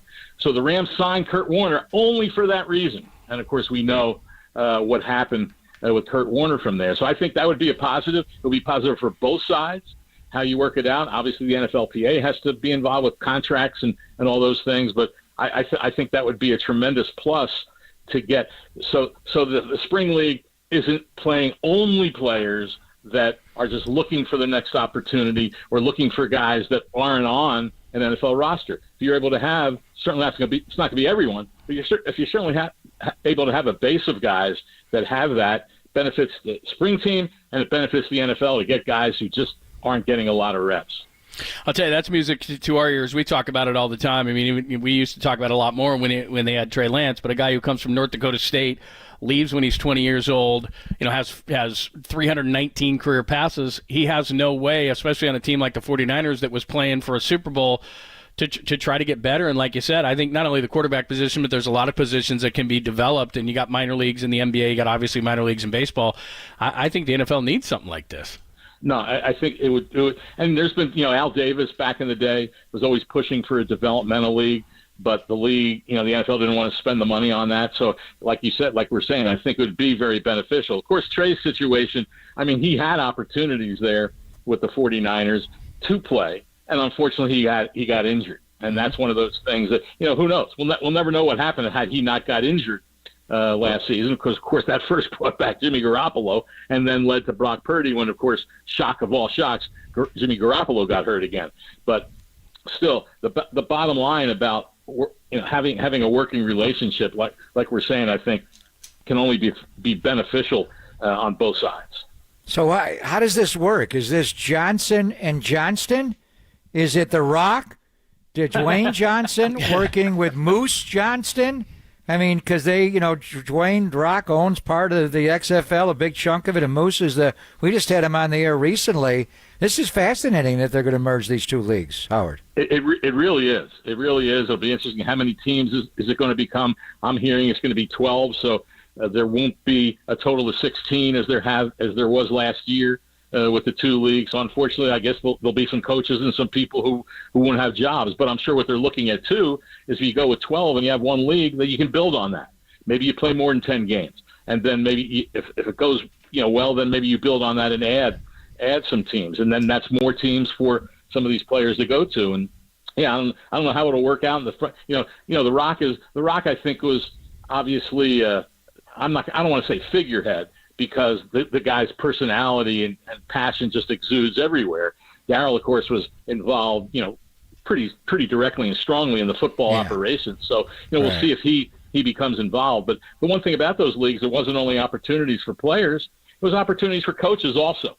Guys who are, maybe some younger guys, some older guys, like a guy like Wade Phillips, Jim Haslett, who coached in the XFL last year. So it's just an opportunity for more football. And I don't think that any of us who love the sport think maybe Oakland gets an expansion team. Maybe Oakland gets knows? A team in that league. Yeah, who knows?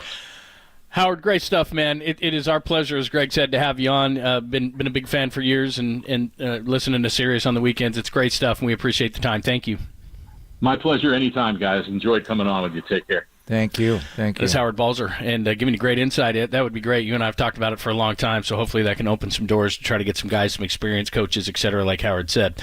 All right, we'll talk to Copes coming up next. He talked to Farhan yesterday. We've been playing a lot of clips. Give us his thoughts on on what he heard yesterday and how he interpreted everything. We'll do that to the top of the hour, and then Tolbert and Copes take over, only here on the Sports Leader.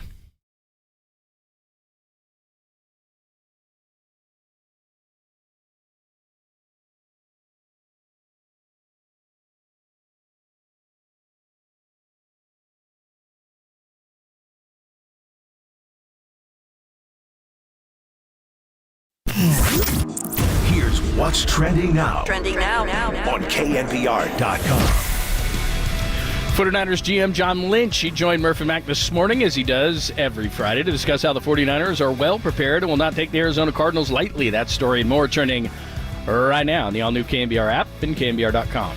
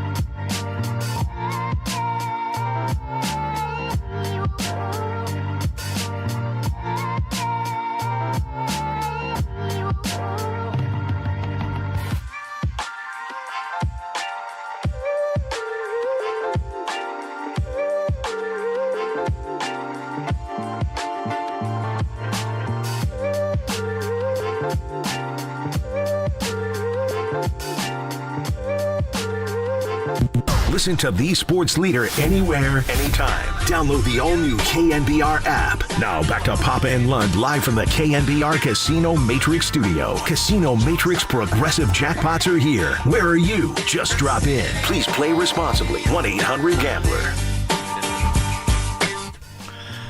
Dwayne Keffy D. Davis, charged with the murder in connection to Tupac's death back in 1996 today. I saw that. How about that? I saw that. With that. By the way, the reason we're playing this is on that front, Jonathan Gannon, the Cardinals head coach. That was the first song played during their practice today. Wow, you're all over it. I am all over it. I've been reading Jonathan this all day. Ledbetter's not going to play. Who's not playing for them? What have we heard from Kyle on Debo and Third and Juwan? Have not heard. The other weird arrest, Chandler Jones arrested today. Apparently the arrest was so the latest, he's been going crazy in videos and all these kind of things, and he's staying away from the Raiders. I guess he went over to his ex-girlfriend's house, stole a bunch of stuff, and burned it in his backyard, and that's when he was arrested. Had a big old bonfire in his backyard. He has lost his mind. What's the secret he's got on Mark Davis? What is going on with him? Do not know. He's going to expose you. That's what he says. So 49ers plan to elevate Chris Conley or Willie Snead. It could be both if Debo and Jawan Jennings are both out on Sunday. So there you go.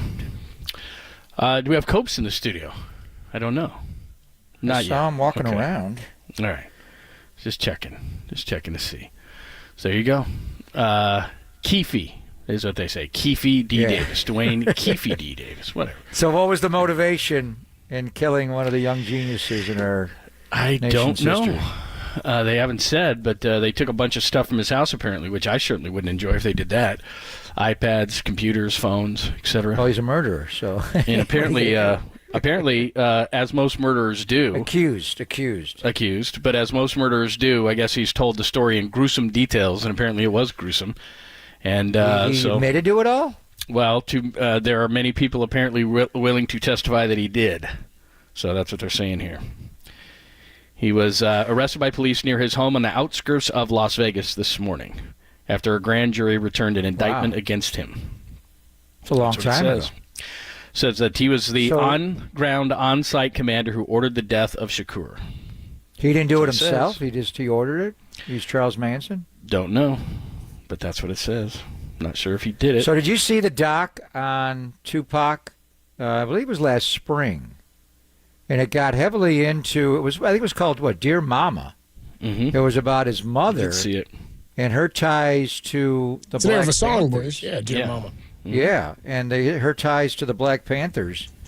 And what an amazing woman she was. She lived a long life, but, he's from Marine City. Lived in L.A. a lot, but most of his life. But in any event, it was fascinating. It got into just the edginess. It all came from his mother. And what she did, which I did not know, she was involved with the Panthers. Amazing.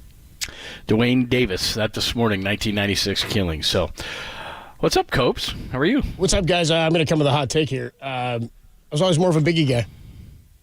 Yeah. More of a Biggie dude. There you go. I love it when you call me Big Pop. That's teed up right for you, Greg. Yep. I was just a lollipop. Well done. We've been talking about you a lot today, Copes. I'm playing a lot of my ears were burning. Yeah. So what do you think? And then Bags came on. I heard Bags with you guys. Yeah. Yesterday. Are they going to fire Gabe Kapler on Monday or Tuesday? Here's how I always look at it. And again, Farhan wasn't the one this whole time. This was Greg Johnson, and we'd read these comments to Susan Slusser over the last couple of months, or I think he had done 2 Q&As with her, most recently maybe about a month or so ago, 3 weeks ago.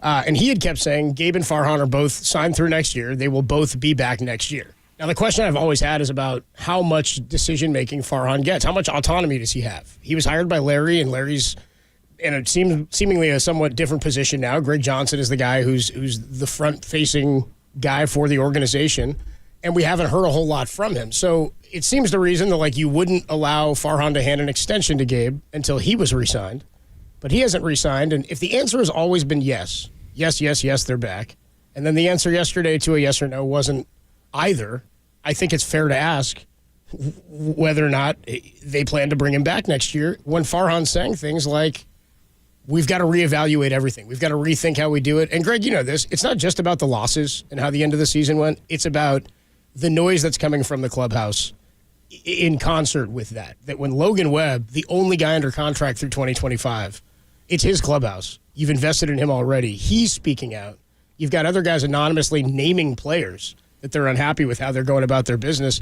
That, to me, is a culture thing, and that's where Farhan said, look, if he's calling people out, I need to be called out too. I'm responsible. And so I tip my cap to Farhan for that. I think he said a lot of the right things yesterday, and they were honest. I think he's not happy with the way things have gone, and when your players are speaking out, that's a problem.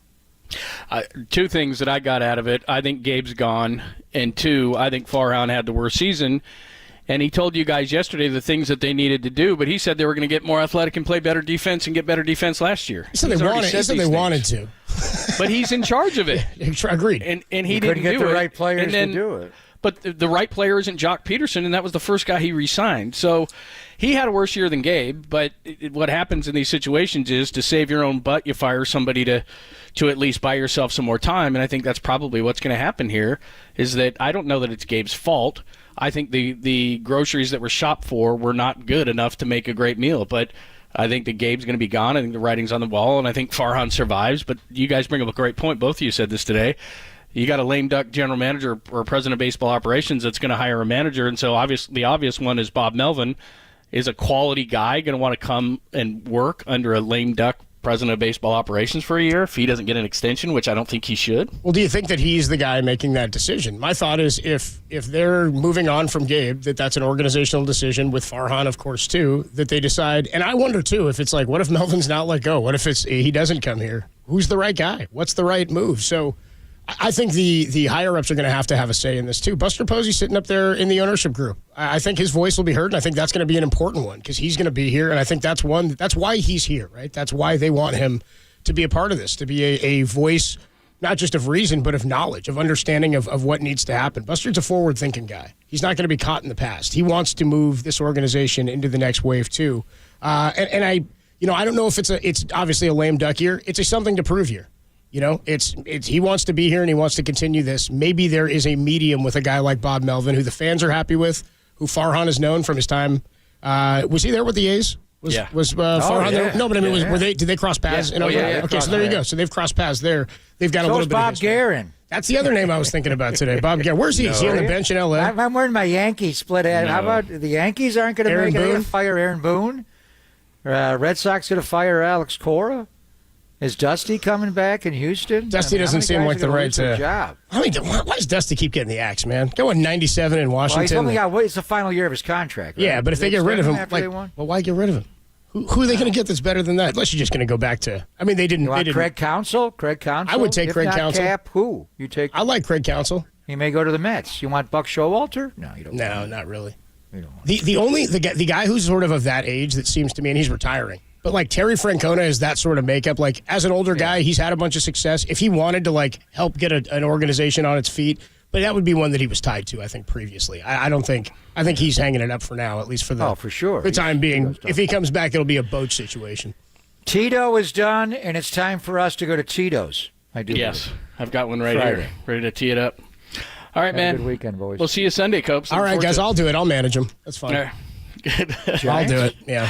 Okay. Great stuff today. Your interview with Javon Kinlaw was very well received. Andrew Bagley, Matt Miyoko, Jeff Chadilla, Howard Balzer. Great stuff today, and get some insight from Copes there at the end. They are coming up next. Thanks to Walter and Danny. As always, another great week in the books. Tolbert and Copes come up right now on KNBR AM and FM San Francisco, the sports leader, a Cumulus media station. And these women are reaching out to me saying, "Thank you for asking about his body. I've always wanted to ask him about his body."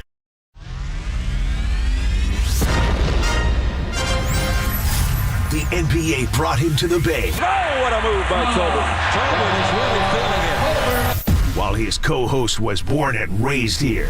Adam, that is great co-host work right there. That is amazing. You're lucky to have Adam, Tommy. Oh, absolutely. It's time for Tolbert and Copes. Let's get it on. Tom Tolbert. Yeah, thank you. Now if I could ever get some beer. And Adam Copeland. We're going to get after it today, man. Gotta come with swagger. On KNBR 104.5 and 680, the sports leader.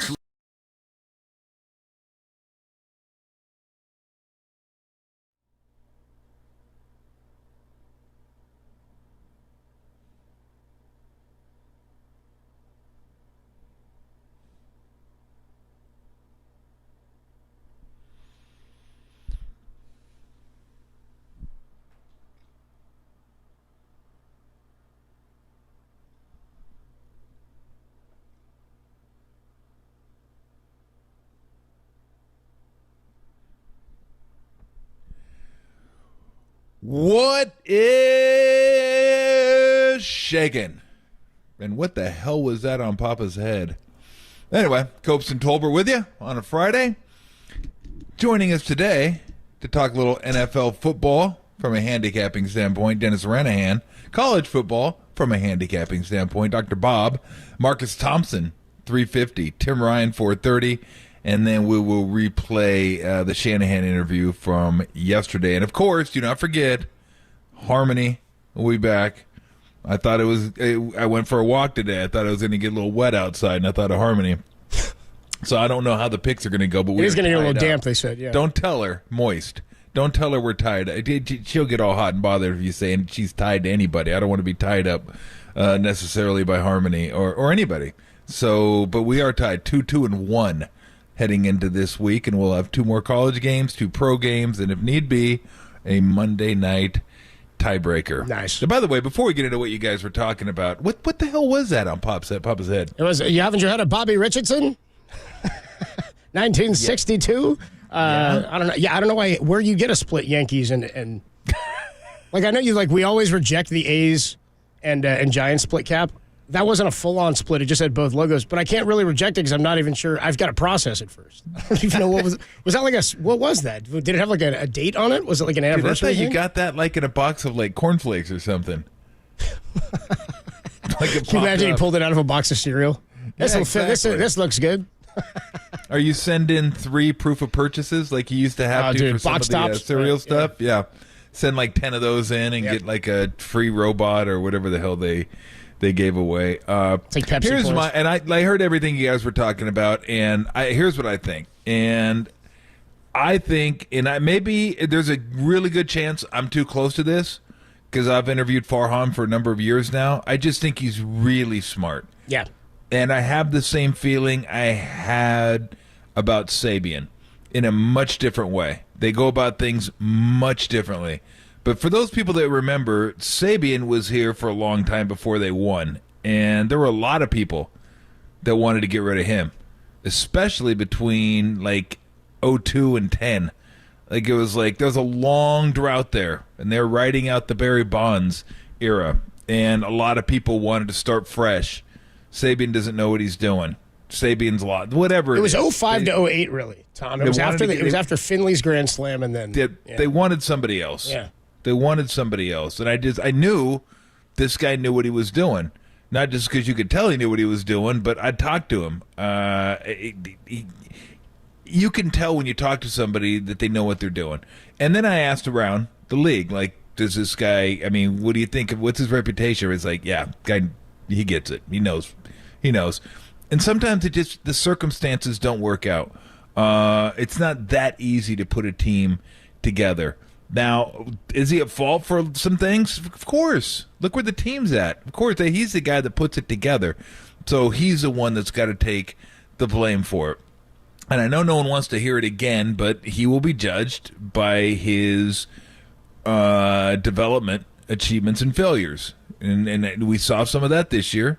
We'll see even more of it next year with the pitching. So I do believe he can get this thing turned around. I do. And again, if I'm too close to it because I talk to him all the time, then that's fine. If you believe that, that's fine. I still find it funny people still think that there are certain questions I ask or don't ask because we're flagships of certain teams, which cracks me up. People should know better by now. I've been doing this damn near 30 years. I don't really. I really don't. Tim goes, "You're just a homer." Yeah. I don't care. It doesn't make a difference to me. I just ask the questions that interest me, and I know for some people he vets us. Yeah, right. Yeah, they want Ralph. I'm not Ralph. Ralph. Nobody could be Ralph. Ralph's incredible, and yes. Trust me, sometimes I wish Ralph were here doing the interviews because they were just incredible, but that's just not how it is. So, as far as Gabe goes, I'm not as sold on him. I will never say someone needs to lose their job because that's a lot of people that get affected by that. So I'm just not. I can't stand up here and say someone should be fired, someone should be let go. That's not what I'm going to do. I just don't have as much faith in him moving forward as I have it in Farhan. And the reason I say that is it almost seems like they go about everything in a non-emotional, mathematical way. And I think that's fine to an extent, but you got to have somebody that has like a fire. And that's why I was so happy when he went and got kicked out on Meckler's behalf, because you just don't see that. Yeah. And I wanted to see more of that. I wanted to see a guy that, and maybe he does, but I think sometimes as a manager you got to show it too. Like my guy's right here working. You know, I got your back too. You got to. I said a little bit of emotion, and I know that's not who he is. Like he's a guy, and I've heard him say like he doesn't see the benefit of getting kicked out. Like you get kicked out, there's no benefit to it. And I thought about that, and he might be right strategically. But that's maybe. That's the whole human element type thing. Like, how much does it cost you when your players look at you like, "Are you going to do anything?" Like, why do you think Steve gets teased sometimes? He does it because he does it for the player, so the player knows that I got your back. Even though Steve knows, because he's told me many times, he goes out there and he goes, "I know it was a good call. Yeah. I know Draymond was full of crap, or I know somebody's bitching to the rep, but you do it because the players got to know like this.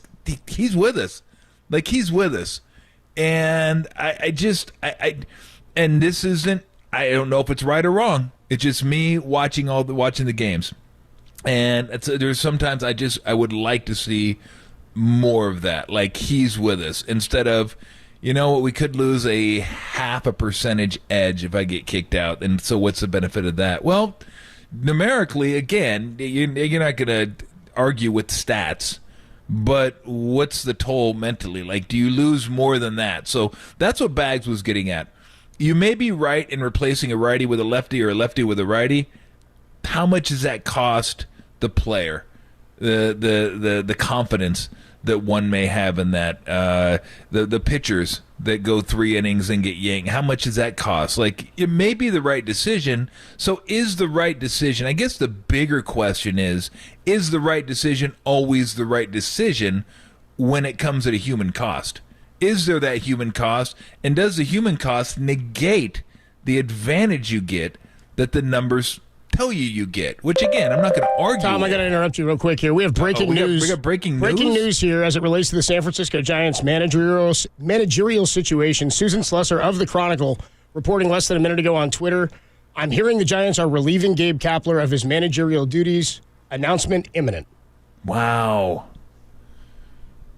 Once again, Susan Slusser reporting here on Twitter just a minute ago. I am hearing the Giants are relieving Gabe Kapler of his managerial duties. Announcement imminent. Gabe Kapler out, it sounds like, per Susan Slusser of the Chronicle, as Giants manager. So as we're kind of reacting to this and navigating this here and wondering what's going to happen, it sounds like this is going down as we speak here. So if you're just joining us about a minute ago, Susan Slusser reporting that she's hearing Gabe Kapler has been relieved of his duties as manager.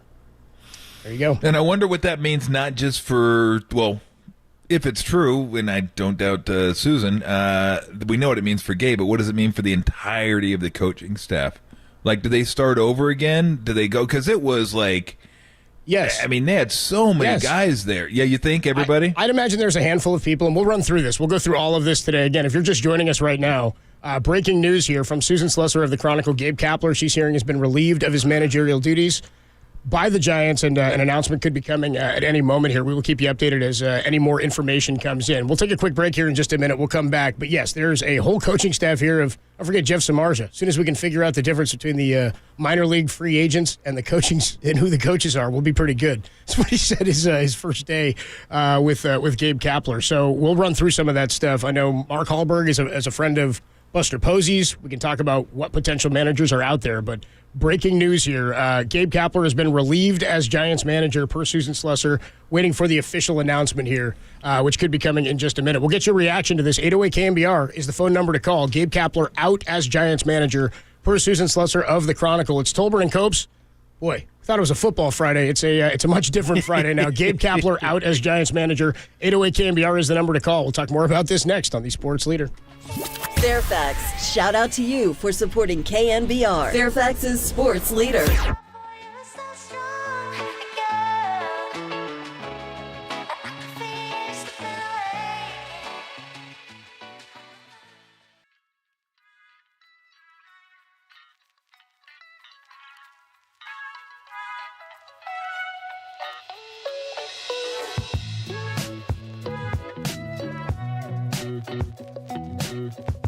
Susan Slusser of the San Francisco Chronicle is reporting that the Giants are relieving Gabe Kapler of his managerial duties. Still waiting for that official announcement. More to come. You can check it trending on KNBR and the KNBR app.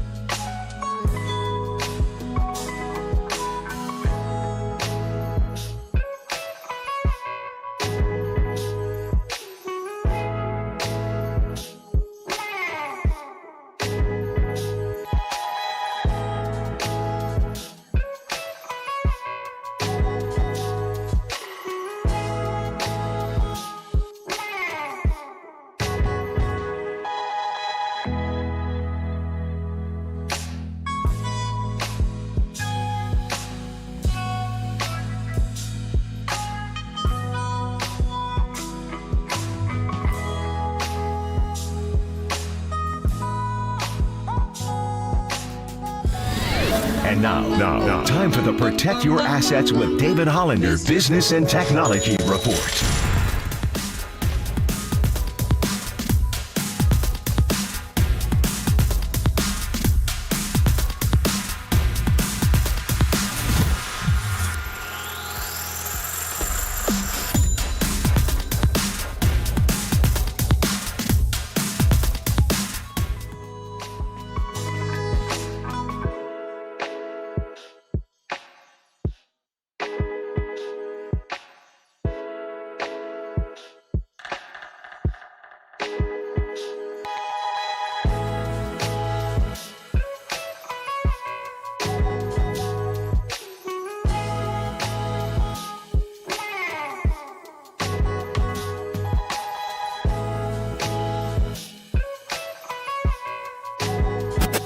They're Tolbert and Copes, and they're back on The Sports Leader. Find us on Insta at KNBR on Instagram. This is KNBR 1045 at 680.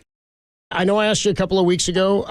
It's been a tough couple of weeks. I mean, a 500 record might have got you guys into the playoffs, and we'd be having a different conversation. Has anything changed in terms of the intent as Gabe to return as manager next year?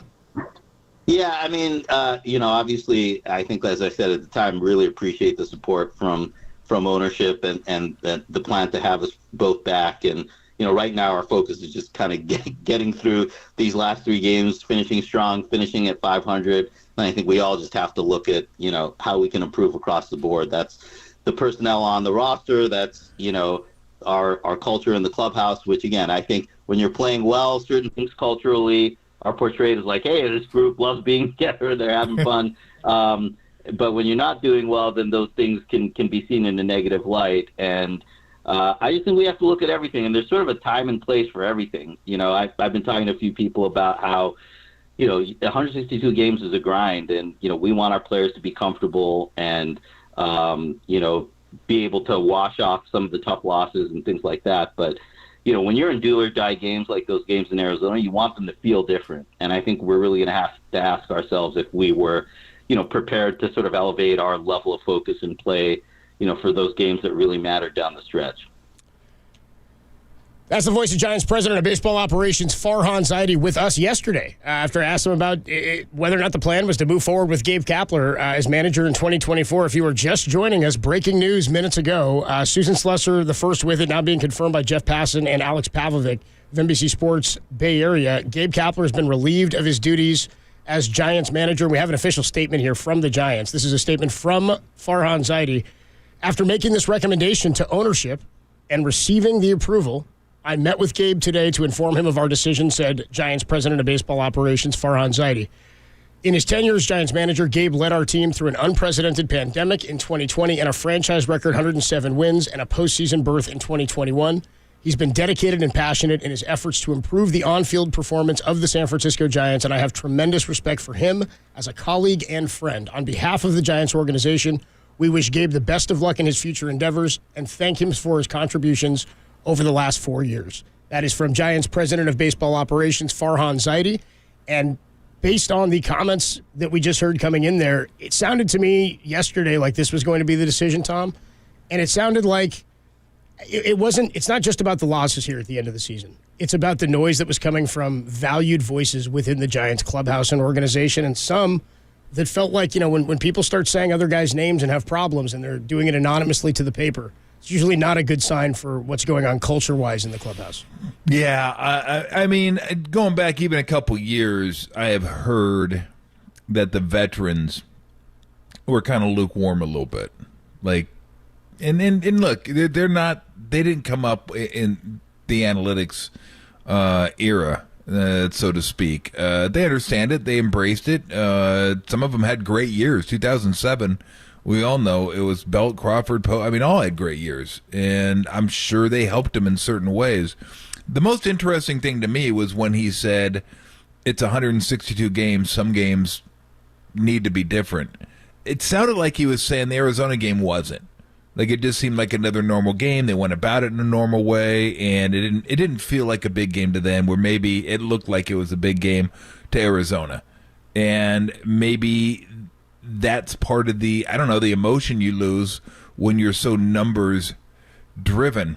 We mentioned Bob Melvin yesterday, and Tim Kawakami actually wrote an article about it too, saying if Gabe were to, Gabe would have to be let go, so would Bob. Bob would want to have to manage again. He'd want to have to come here. So a lot of things would have to happen, but I always think it's good when you have like a baseball side of it, an analytics side, and they blend the two together. It seemed like it was almost all analytics. Like Gabe was all in on analytics, and even though I thought he lessened that a little bit, like they did some things that they wouldn't have done a couple of years ago, it was still controlled by it. Maybe that kind of takes away some of the emotion that Farhan's taught. I don't know, but I thought that was interesting when he said that. He said it felt like just a normal game, or that's what the inference was. So, I think this. I agree with this. I think this is the right move. I know a lot of people want to get rid of Farhan too. I don't, but I think this. I'm with you. I think we should make. I'm going to make that clear too. I'm still on board with some of the work and a lot of the work I think that Farhan's done. I think it'd be foolish to say the organization is in a worse spot today than it was when he got here. I think they've at least made the transition into the era they need to be in. And I know a lot of people think like, oh, go get Chaim Bloom, add one of these other guys. It's not.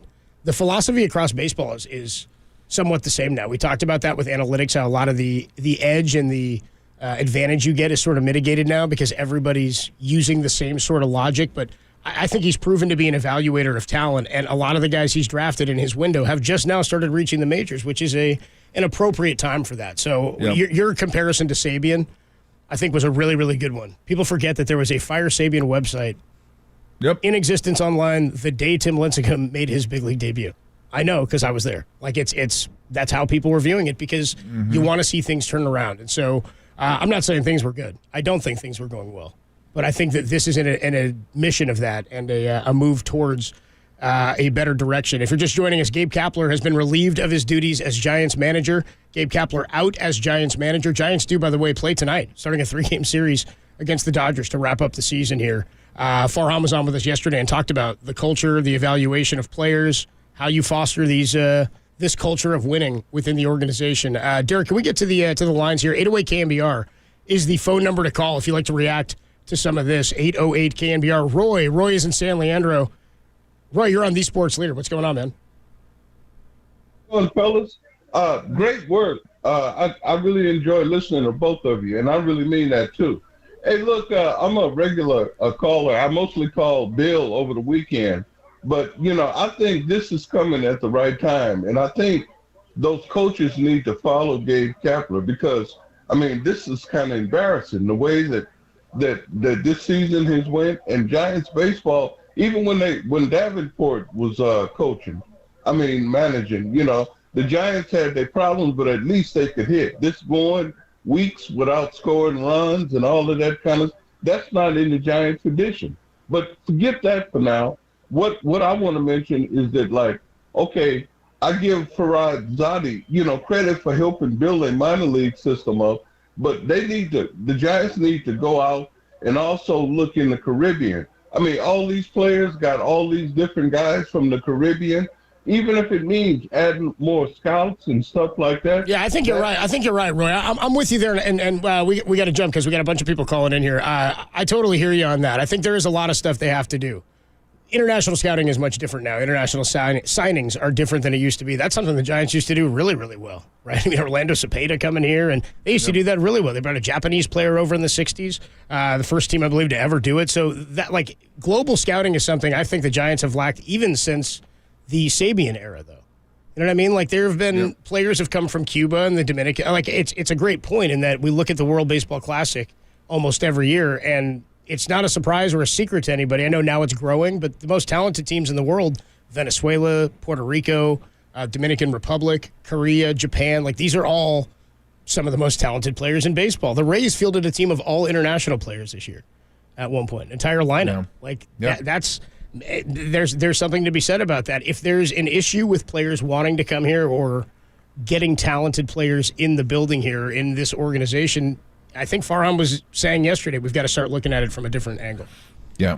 I was just thinking about managers because it's always hard to. Let's also remember this: people didn't want Bochy. when they hired Bochy. I'll raise my hand. I'll admit right now, right here. Yeah. I was like, what? You didn't want I was him. like, that's a middle of the road. What are we doing? What are we going to go 81 and 81 every year? So it's hard to look. It's hard to know. It's like, okay, instead of who do you want, what do you want? And two names that jump to mind. One, I don't even know his name, but I think he'd be a good fit with the Giants. Is Ohtani's interpreter. I think that'd be a good guy just to throw in there. What do we got to do to sign Ohtani's interpreter as the manager? Yeah. But what about, no one's going to like this one. What about Joe Madden? Like, I love Joe Madden. And maybe. He's a culture guy. Yeah. I think here's the thing with him. Like, he was with Tampa when they were doing the analytics, but it went overboard, and I think that's when he lost it. Like, there was a story he had in his book that said, I think it was Manassian, someone up in the front office. I remember this story, right. Yeah, they called him. Yeah, they called him in the dugout, and because they were up like 12 runs ago. During the game. I think it's about time to get Trout out now. And he's like, well, that was crossing the line. Like that kind of stuff is absurd. Like, are you kidding me? Yeah, we can do the game plan, stuff like that. You guys can be involved. But come on. Once we get to the dugout, that's me. So I don't even know if he'd be willing to do it. Maybe not. But I've always been a big fan of his, and I wasn't super happy when the Angels let him go. Of course, they do dumb things all the time, so it didn't surprise me. Right. But Par for the course. I think it's got to be, it really. Somebody like that who's used to dealing with that, but also isn't like beholden to that. Like, I think he's that type of guy. I think Melvin's that type of guy. But that type of guy, because you have to embrace it now. There's just you can't be Socha. You can't just say, hell no, I'm not into that. No, you have to be into that. There's no way around it. But it can't be something that you say, okay, you just tell me what to do.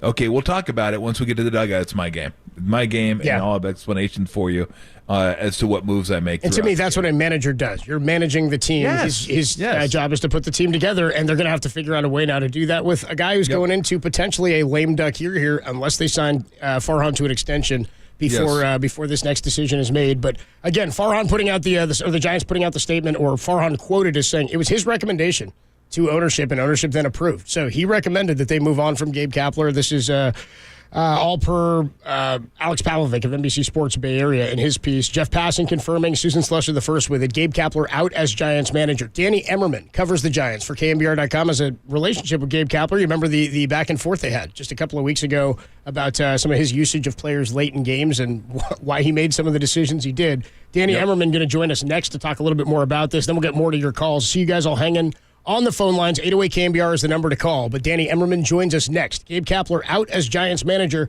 Your reactions coming up on the Sports Leader.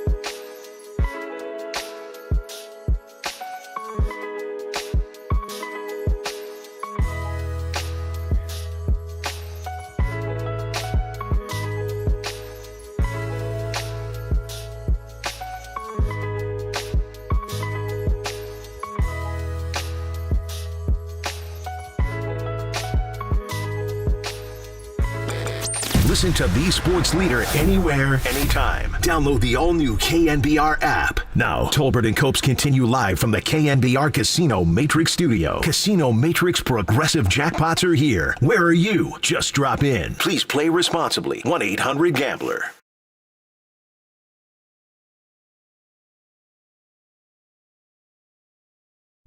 Tolbert and Copes with you Friday afternoon. Man, you think you're going to have a ska Friday, talk a little Tupac's Killer getting caught? Nope.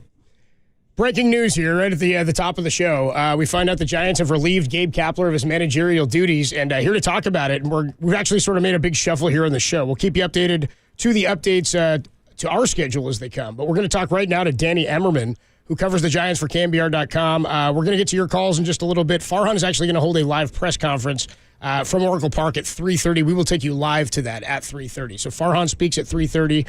We'll play that for you, and then we'll keep you apprised of any new updates after that. Danny Emmerman covers the Giants for KNBR.com. He joins us courtesy of the UMA guest line. What's up, Danny? How are you, man?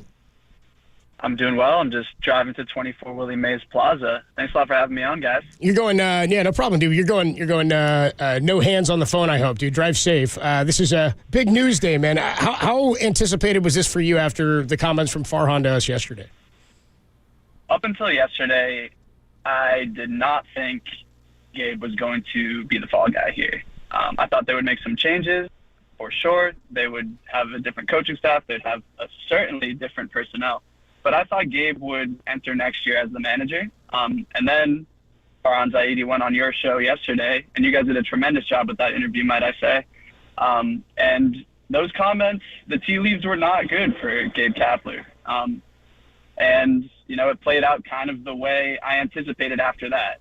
The writing was on the wall for Gabe. Clearly, Farhan and the organization believed that it was untenable and that they couldn't go into next season with Gabe as the leader of the clubhouse.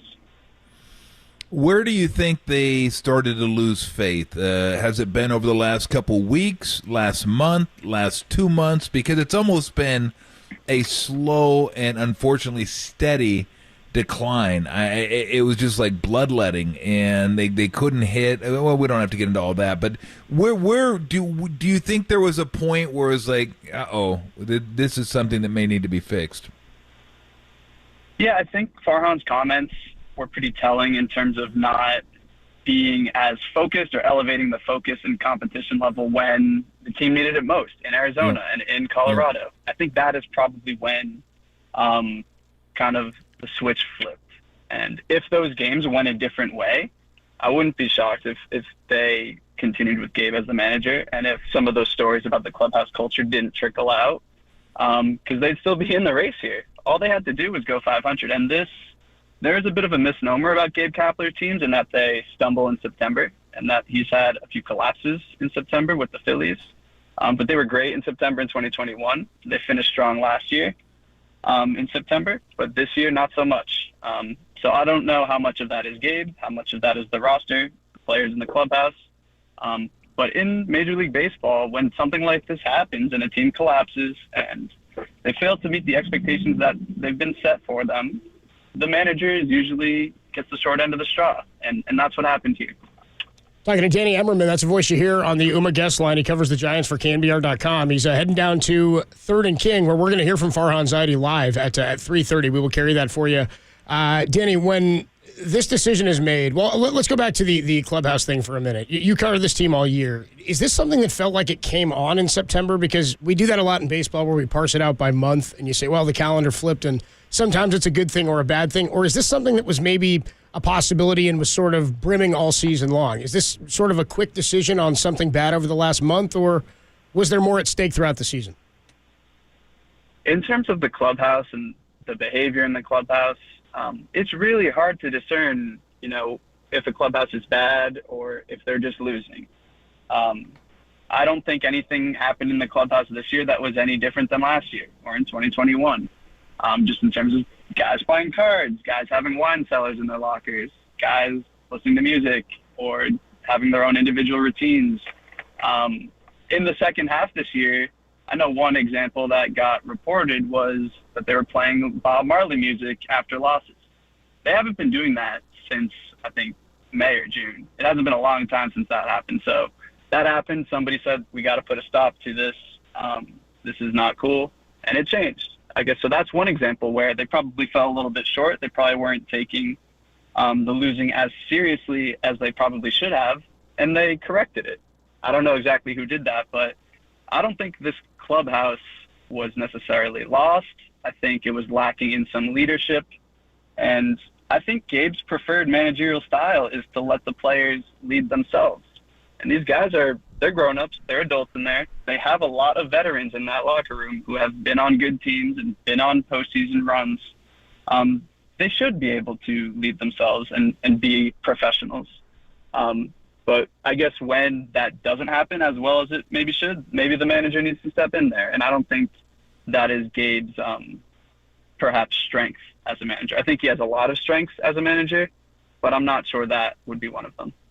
Do you think that's one they want in the next manager? Because that's something I brought up, Danny. It's like sometimes you just want to see the fire in the manager, and I know that's not who he is. And I remember distinctly when he went out there and defended Meckler. I was like, thank God he went out there. I mean, the guy's getting screwed 2 nights in a row, and he went out there and stood up for him. I know Gabe has said before he doesn't see the value in getting kicked out of a game, but there is a human cost to certain things. Like at some point, you got to just back up your team, whether you're right or whether you're wrong.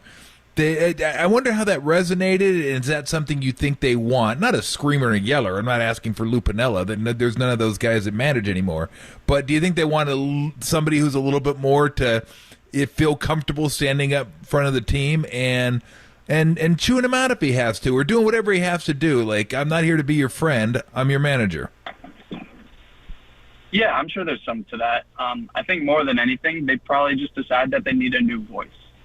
And one maybe misconception that fans might have at this point is that a new manager is going to step in and be, completely new, completely fresh, no more platooning, no more openers. That's just not going to be the case. Whoever they bring in is still going to be working under Farhan Zaidi, and he's still going to be most likely in lockstep with him because Farhan's going to be doing the hiring of this next manager. So it's going to look very similar on the field, I imagine. But yes, I think having a new voice, maybe with someone with a different style, I think the organization is betting that could go a long way. Another minute or two here with Danny Ehrman. Danny, I know you got to run. Farhan Zaidi going to speak at 3:30. We will carry it for you live here on KNBR. While we're talking just briefly, if you had to guess when thinking about who that next manager is, because we're talking culture, does it seem to reason that person comes from outside the organization?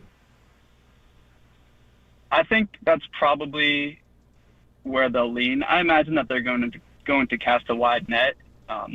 Look at internal, external candidates like any team would do in this sort of situation. One name that I don't think I've seen floated around, but who has had kind of a tumultuous season, and I don't know if he'd even be interested in it, but he has San Francisco ties. It would be definitely a different leadership style. It would be a different voice. He has a lot of experience on a World Series title, is Dusty Baker. And I know that he's had some misgivings and disagreements with management in Houston this season in terms of creating his own lineup and Chas McCormick and Yainer Diaz.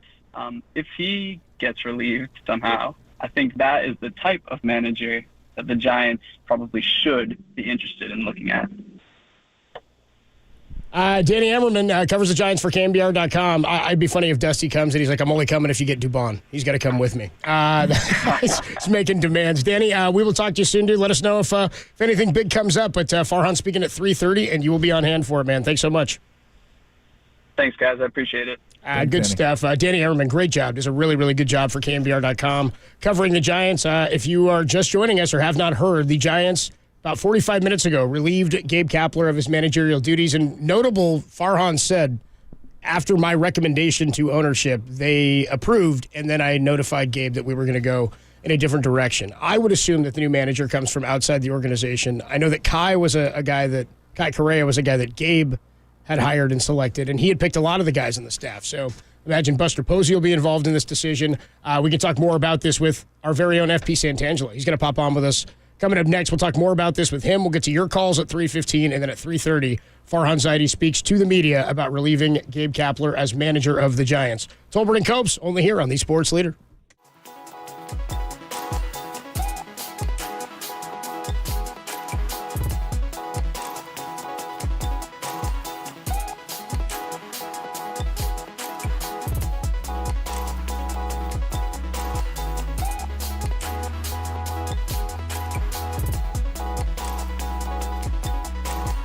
Giants have relieved Gabe Kapler of his managerial duties. Farhan Zaidi to speak with the media at 3:30. We will carry it for you live right here on KNBR 104.5 and 680, the Sports Leader.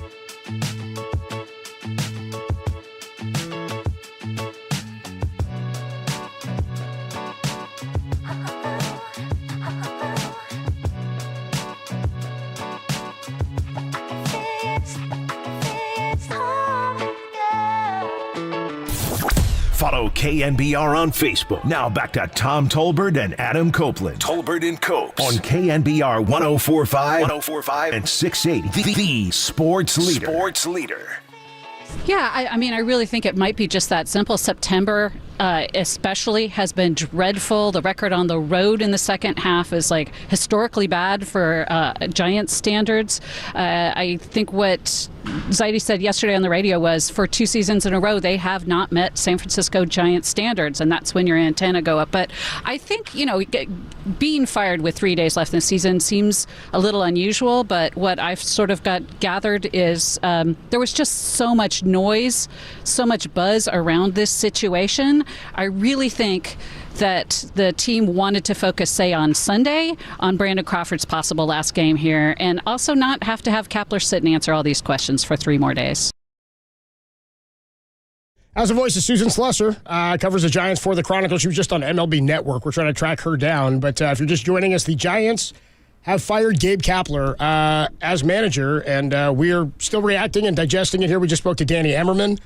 We are going to hear from Farhan Zaidi at 3:30. He's going to hold a media session at Oracle Park, and we will take you live to that, carry it here on KNBR. And right now, we go out to our buddy, FP Santangelo. He joins us courtesy of the UMA guest line. What's up, FP? Hey, what's going on, guys? Thanks for having me on. Thanks for coming on, man. How big of a shock to you? Not a shock. I don't know. This isn't a great day. It really isn't. Just because, it just tells you where the organization's at. And the Giants don't fire managers. So, I know there's a lot of fans on Twitter celebrating right now, but if you've ever lost a job, it's not fun. And, whatever happened in the Giant standards and what Susan just said is absolutely correct. And a change had to be made, but, this isn't, a day to celebrate. It just tells you where this team and this organization's at, that they had to make a change with 3 days left. And I'll tell you guys what, I went to Mario Aliotto's dinner last night to celebrate 50 years with the Giants. And there were so many heartfelt speeches from Mario himself and from Larry Bear and everybody, just talking about what it means to be a San Francisco Giant. This is an organization that's steep in tradition, that has some of the greatest players to ever walk the face of the earth. It's a winning culture, and we have so much history. And I think what happened and what has happened is we've gotten away from that, and we need to celebrate it and bring back that history and wrap our arms around that history. And for whatever reason, that's been lost recently. And I think change is good. I think, we're not going to celebrate that the Giants had to fire their manager. That's never a good thing. But if we get back to all those things I heard about what a great organization it was and our history and our past and all these great players that have walked through Candlestick Park and Oracle Park and the trophies and the parades that we've had. And if we can get back to that, however we get back to that, then today will be a positive day. But I never celebrate anybody getting fired. Look, Kapler is presumably fairly close to the same Kapler that led this team to 107 wins. So, as I say, coaches and managers generally don't get really smart in 2 years. They get really stupid in 2 years. Other than the obvious, the records, the lack of hitting, all that kind of stuff, what do you think changed here? Because Farhan did bring up something that was interesting, talking about the Arizona game, and maybe even including Colorado. He said that just felt like a normal game. It didn't feel like the intensity was there. That's what he was intimating. And he wanted to. I don't know.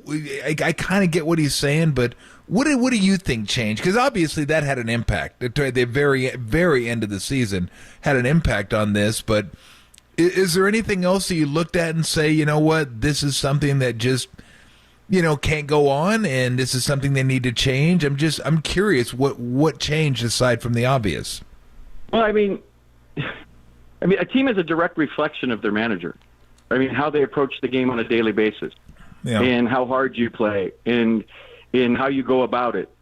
And if you're going to let a team police itself, and that's not working, part of being a leader of men is to go in there and make it work and find a way to make it work.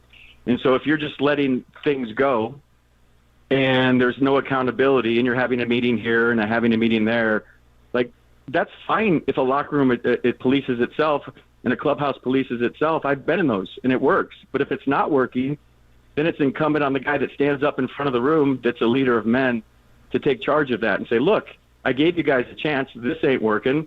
If you don't run a ball out, you're going to sit next to me. If you're not playing hard, you're going to sit next to me. If you're not getting your work done in BP, you're going to sit next to me.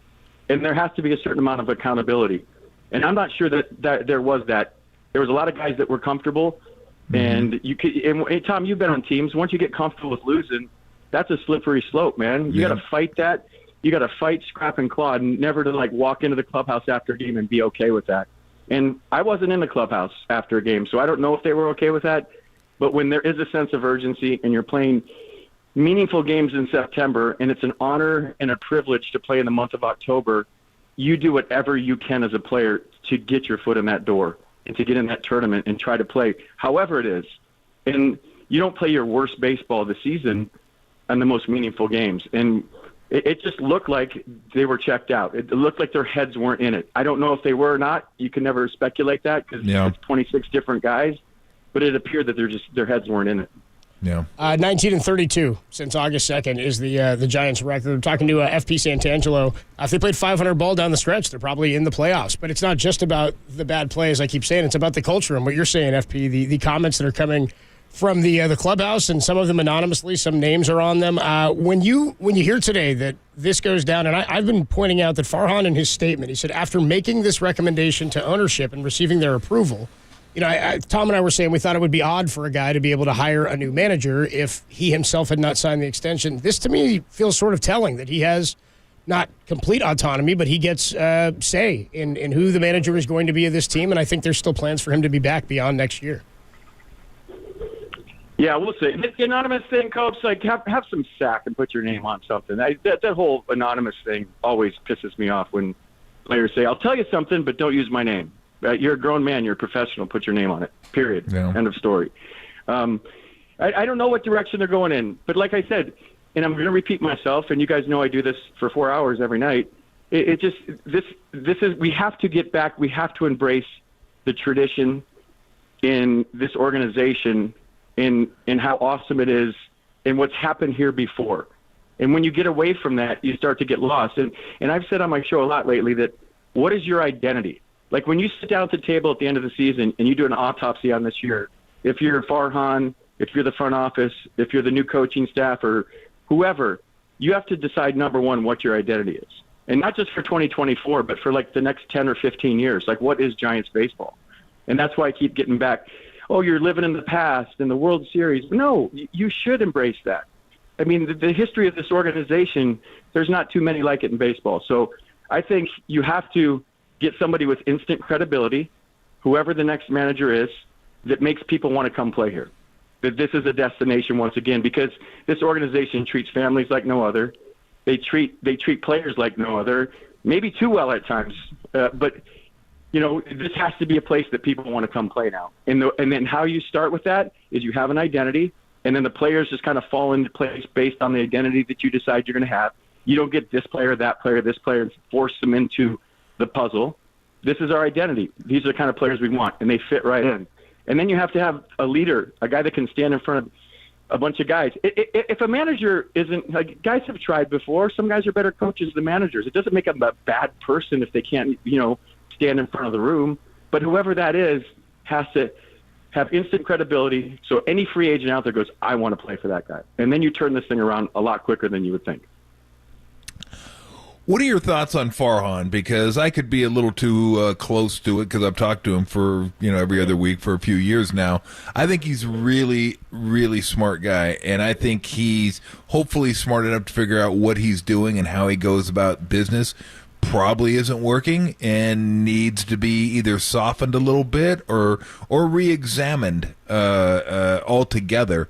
How do you view it? Because obviously he deserves a lot of the blame for this. I mean, he's the one that puts the team together. He's the one that gives Kapler this roster. I mean, they weren't as athletic as they wanted to be.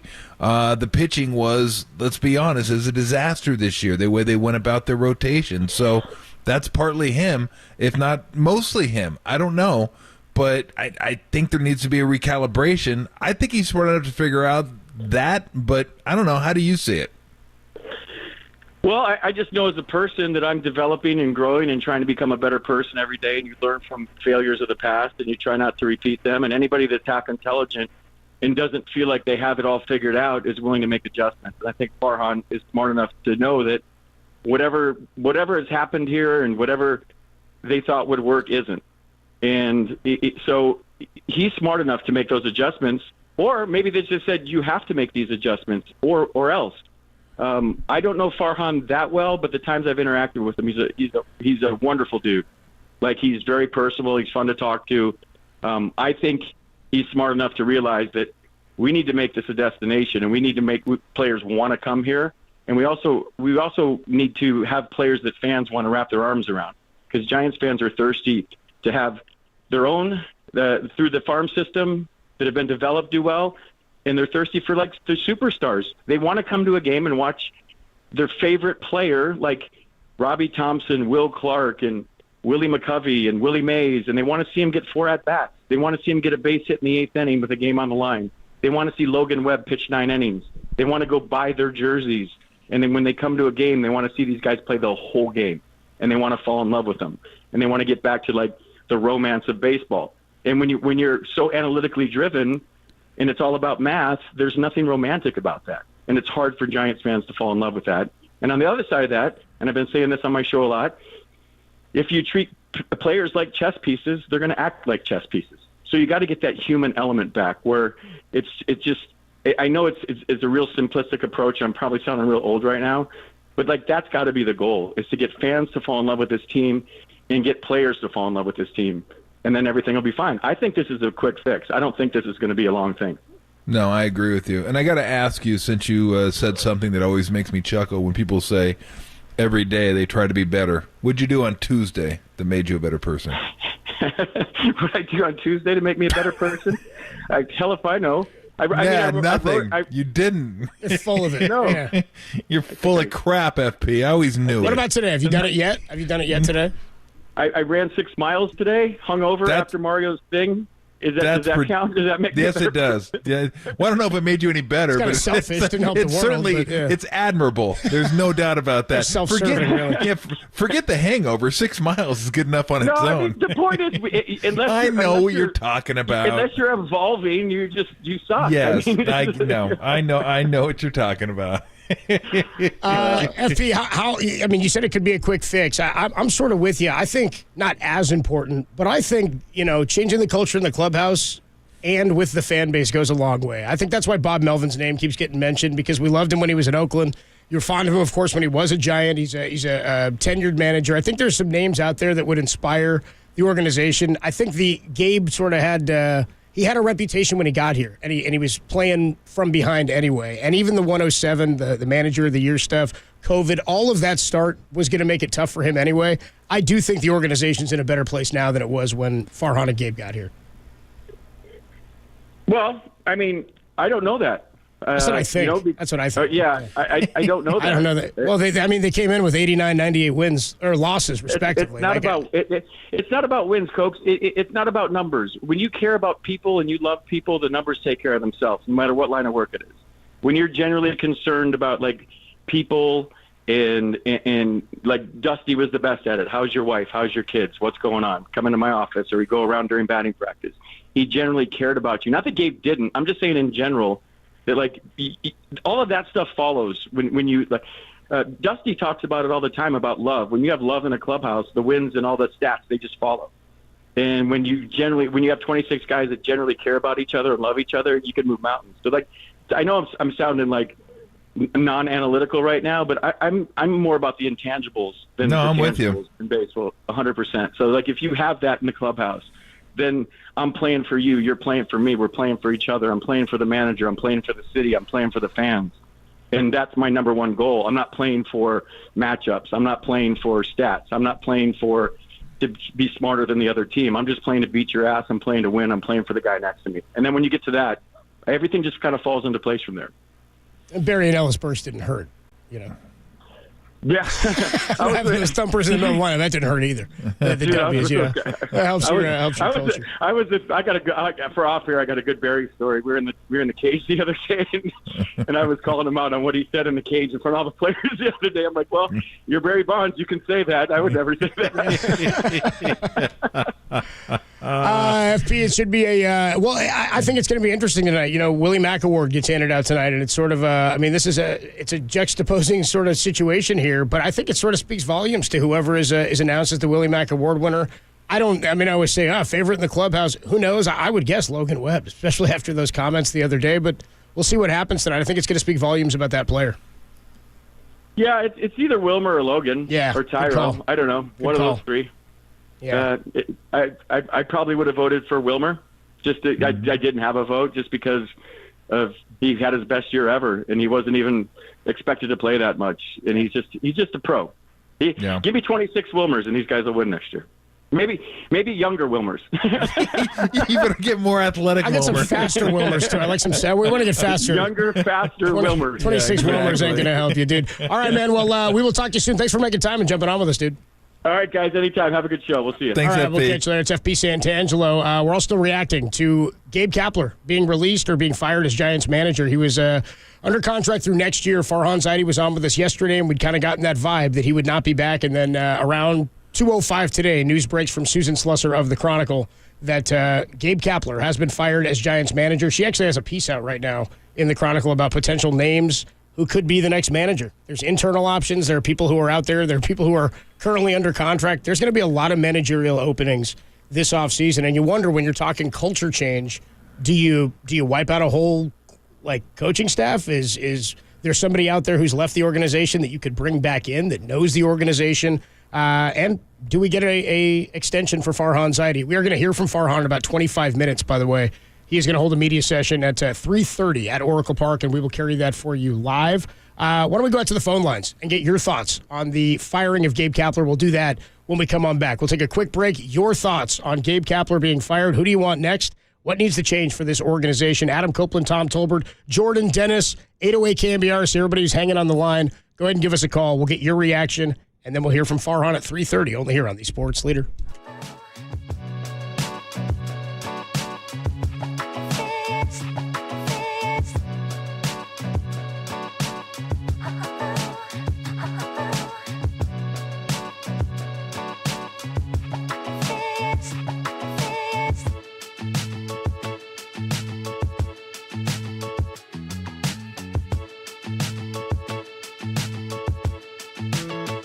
Giants have relieved Gabe Kapler of his managerial duties. Farhan Zaidi to speak with the media at 3:30. We will carry it for you live right here on KNBR 104.5 and 680, the Sports Leader.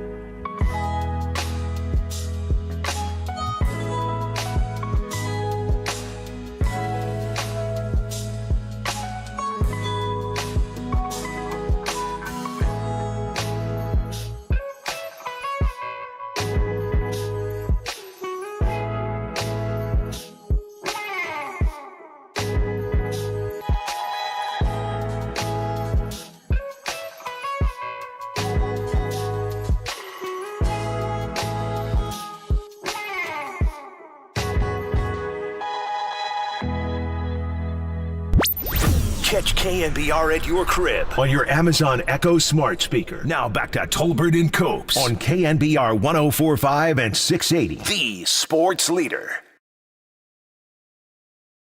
Yeah, I think it was potentially something of a distraction for a team that's, they would love to win this final season series.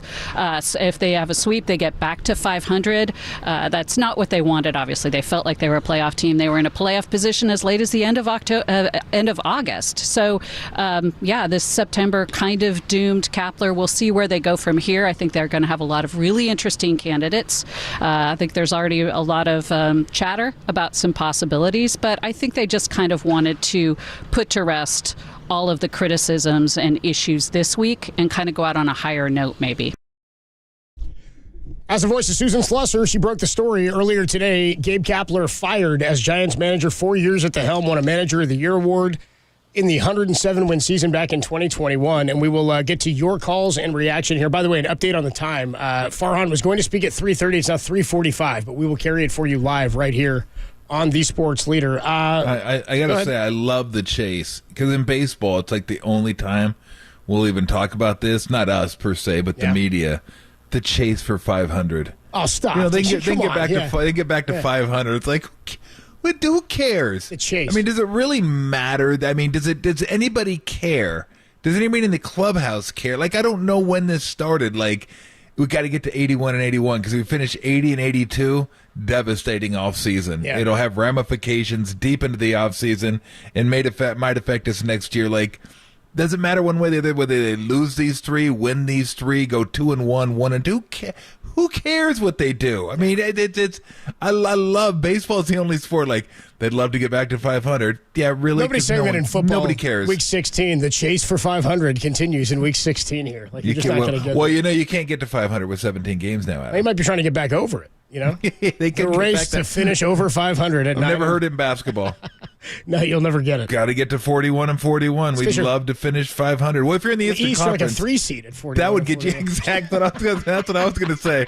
That'll get you in the playoffs as a 4 seed. Yeah, in the Eastern Conference, it's like the race to 25. Who can get to 25? You might get in. Goodness gracious. We'll go out to the phone lines here. Let's go to Jordan. Jordan's in Indiana. Let's talk about Gabe Kapler. Jordan, thanks for waiting on the line. I saw you were out there for a while. 808 KNBR is the number to call. Gabe Kapler out. What's up, Jordan? Hey, how you guys doing? Thank you for having me on. Yeah, man. Yeah, so I think it's just been a complete dumpster fire. But one thing I think is, Kapler being the fall guy, I think you can't really expect to compete, in a league especially against the Dodgers, the Braves, all these teams. When you're relying on Mitch Haniger, Michael Conforto, and Jock Peterson, and you're going against Freddie Freeman, Mookie Betts, and I think Farhan didn't give him the best roster to begin with, but I think Gabe Kapler and his approach, he definitely maximized what got out of the roster as seen in the 107-win season. But I think Kapler also relied just a lot more on analytics and less on just like feel for the game.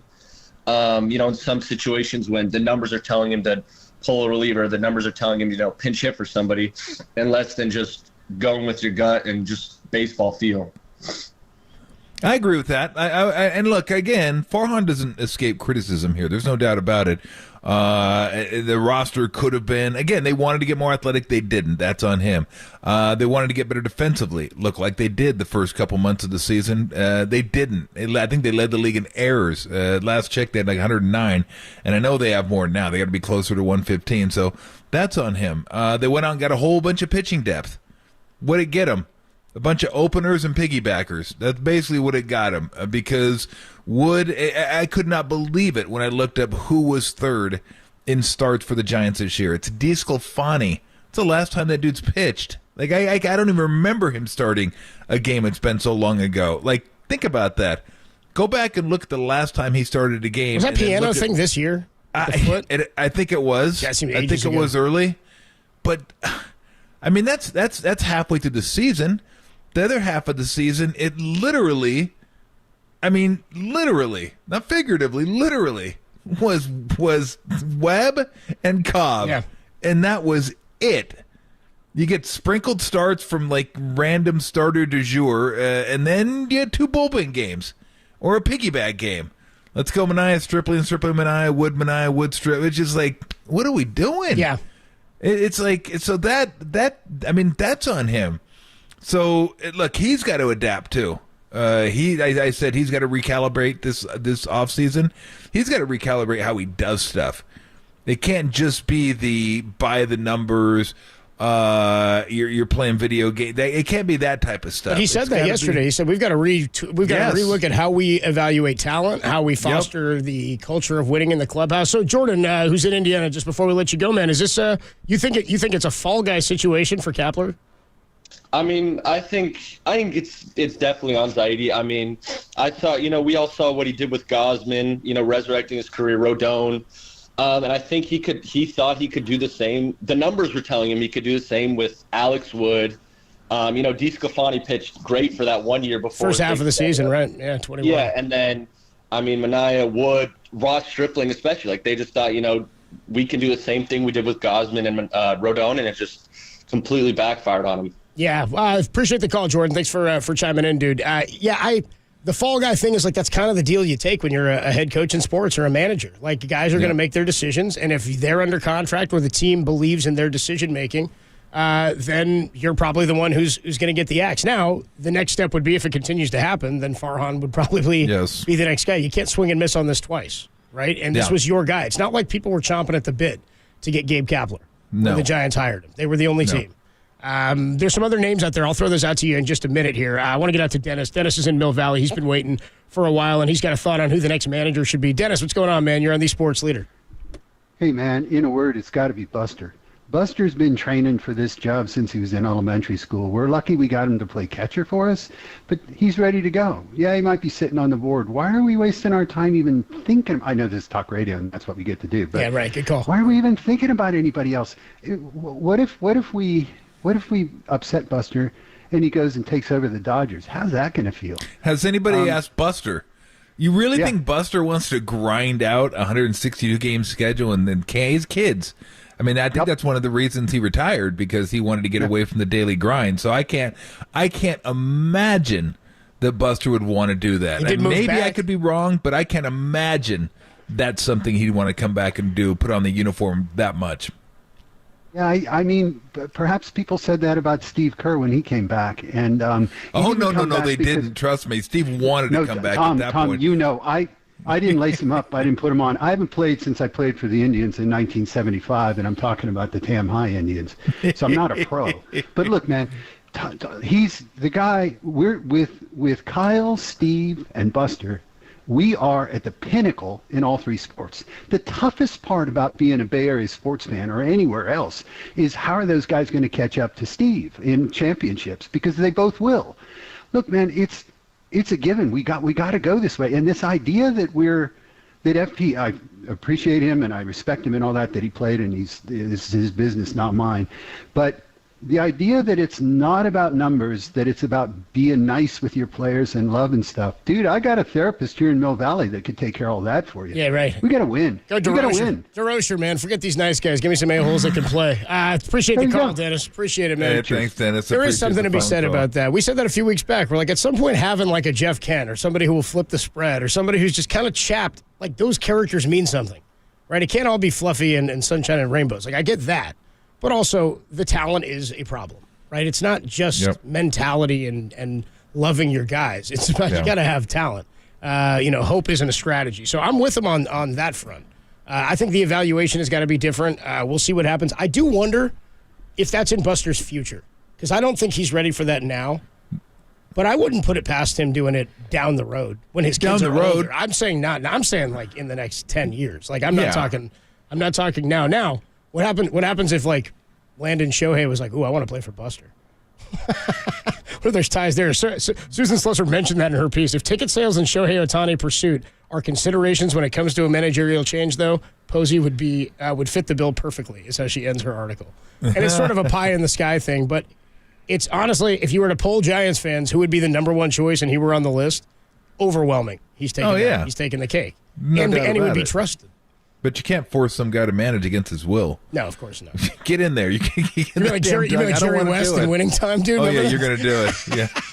I don't want to. Jerry I don't want Weston to winning coach. time. Farhan Zaidi is going to speak, by the way, at 3:45. Oh, man. We'll carry that live at 3:45. Phone lines are live here. Let's go to Scarecrow. Scarecrow's in Sacramento. Scarecrow, you're on the Sports Leader. What's up? Yeah, I kind of look at the whole situation like a three-legged stool. It's really tough to fix one if you're sawing off one of the legs. You know, Kapler makes the decisions, Farhan supplies the players, and Johnson cuts the checks.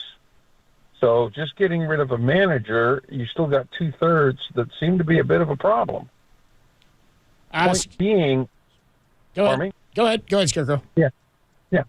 Point being, I don't think you're going to fix the situation until you literally look at the entire management, and this very well may be Farhan feeding them Kapler in hopes that they don't go after him.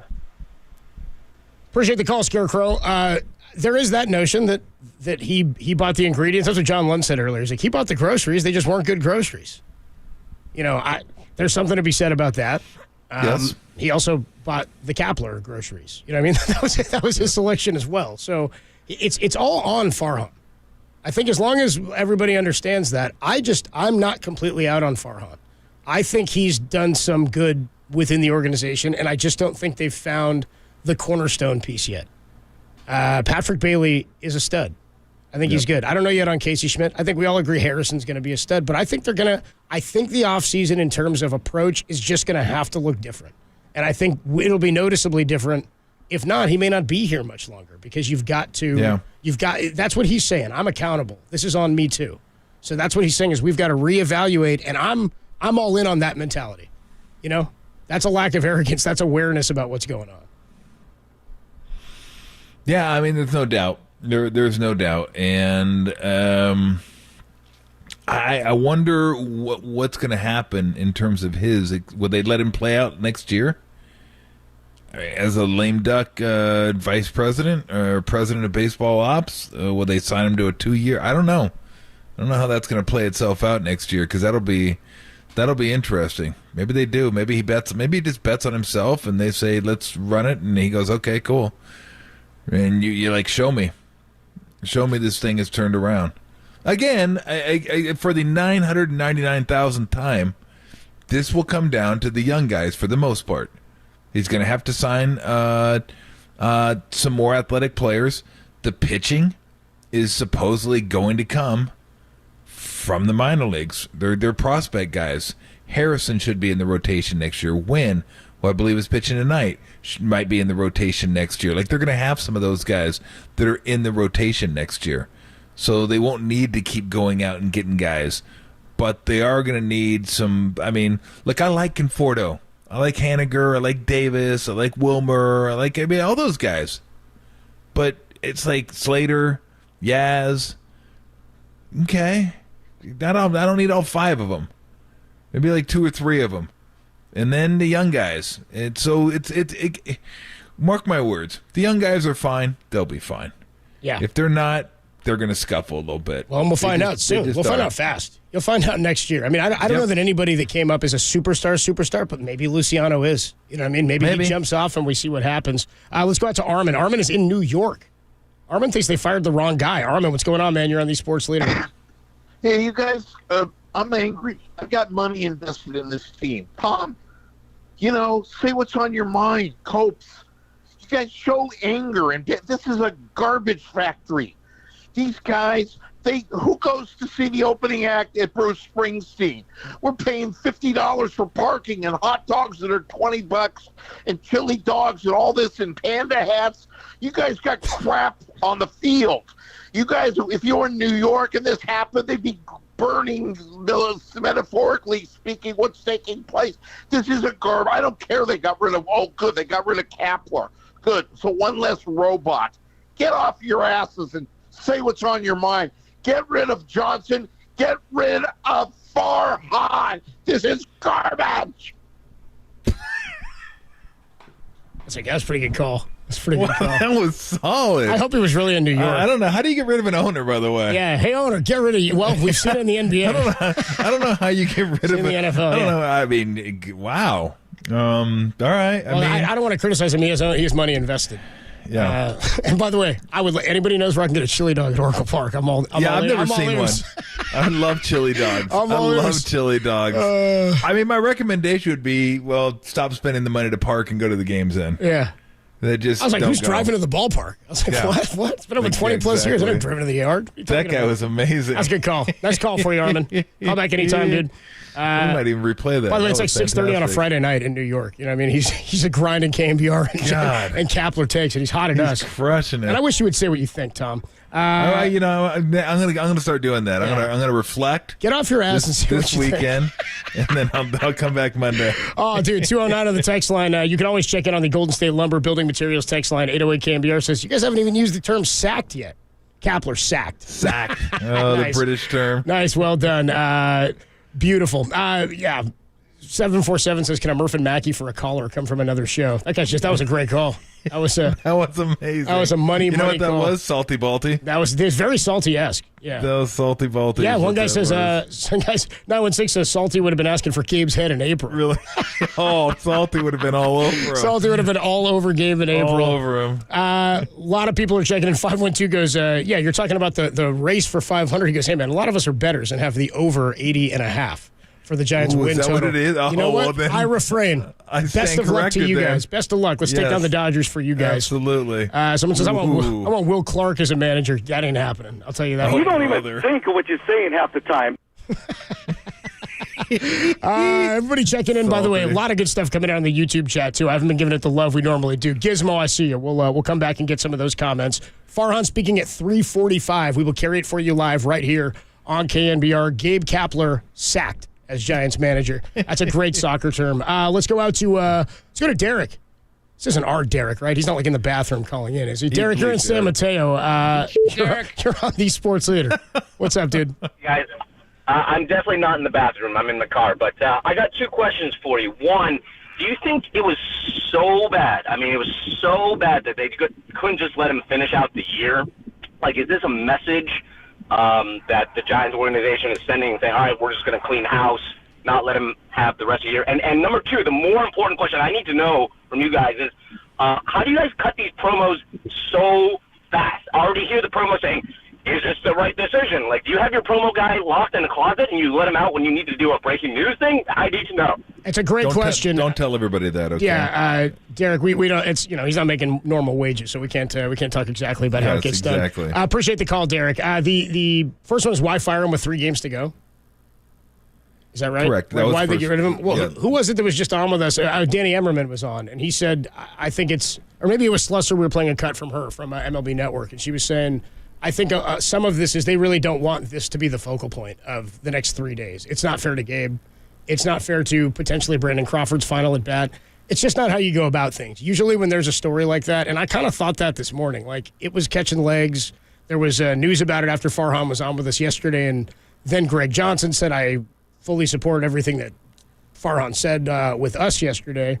So then it became sort of a kind of have to do it now. Otherwise, Gabe's sitting there answering questions today and tomorrow and Sunday, and that's not professional. That's not how you go about that. So I think this was the appropriate move and timing for when the story started to get legs.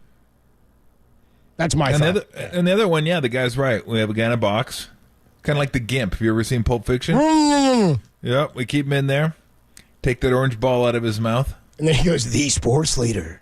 Tell him to read this. He's got a better voice than the Gimp, yeah. Yep, tell him to read this, and then put the ball back in your mouth. NBA grab bag. There you go. Exactly. And he does a bunch of different voices, too. It's fantastic. So, yes, that's how we do it. Yeah, that's how we do it. Guys are great, by the way. Creative Tony, Spider Leland, they do an awesome job getting our promo stuff in. A lot of names out there as potential managerial fits. Bob Melvin, we've heard. Mark Hallberg's name has been mentioned, current Giants third base coach. Donnie Ecker, who is Bruce Bochy's bench coach, was the hitting coach here before he took the job out. Actually, he was the offensive coordinator, I believe, Tom, in his 1 year here with the Giants. Okay. Will Venable, who's working under Bochy, who also interviewed for the job. He's Max Venable's son.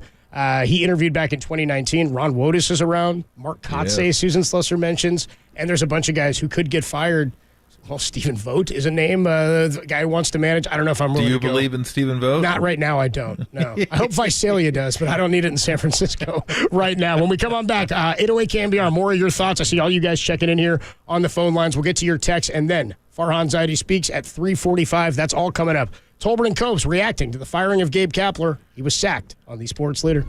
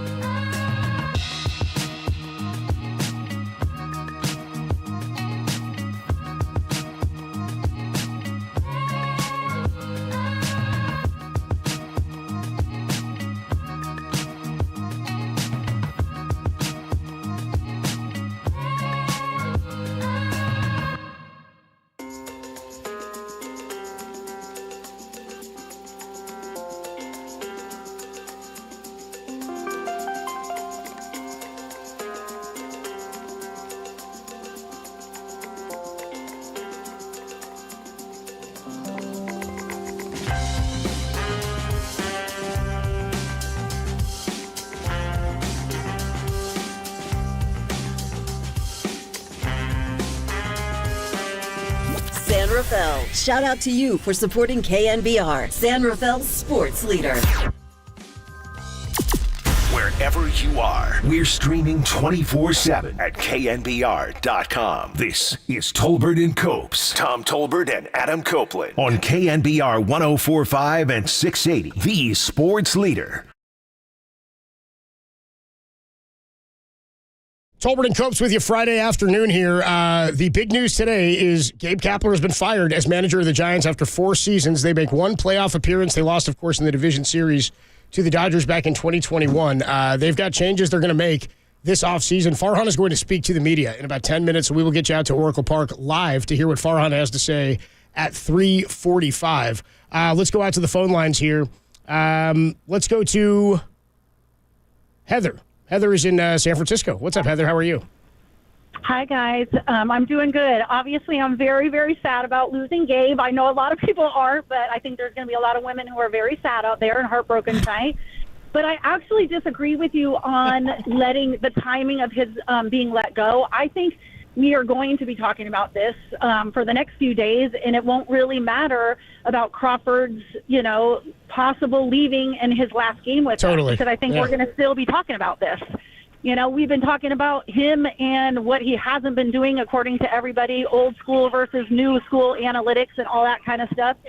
And for what, months now, you know what I mean? Yeah. And I think that hasn't changed. I think it's so multi-layered. As a former softball player myself, I think that the part that was missing for him is that was that clubhouse stuff, that kind of the feeling. But I think the only thing is you can't build camaraderie within a team if you every other day or every couple days have different people coming up and taking different positions, because there's no there's no built-in team mentality. And I think that was brought up a couple times, that I've listened, because I listen to you guys every day, all day. And I just much love, Heather. Thanks so much. Oh my gosh, I love it. Like, I literally retired, moved to San Francisco from Sacramento a month ago, and I've been to 7 games already. Look at you. I live a block from the ballpark. I love the feeling and the vibe of the Giants. I've been a lifelong fan forever. I loved would go to the River Cats games, and you're in. You're all in, Heather. Oh, I am all in. But I do believe that you cannot build team camaraderie when you don't have the same people fielding the team all the time. There's no continuity. I'm totally with you, Heather. We do have to run, Heather, because we got to get to Farhan here in just a minute. Thank you so much for the call. Thank you so much for listening. A lot of really good takes there from Heather. Here's something too that we should consider. Guess who's going to be answering questions about Gabe Kapler for 3 days? Farhan? Players, right? Yeah. Think the players. You mean today he will? I guess, yeah. They probably will. I mean, there'll be somebody doesn't get to the game tonight. They'll ask him about it tomorrow, at least for 2 days. So that is, I don't know if that was factored into the equation. Like, I'd love to know why they decided to. Was it just because of Gabe? Did they think about the players who are not with players? Did they think the players were going to be asked about it anyway? Because they're all going to be asked about it now. That's the only thing they're going to be asked about coming into the series against the Dodgers. So, like, I don't know if it was right or wrong. I don't know that it matters all that much.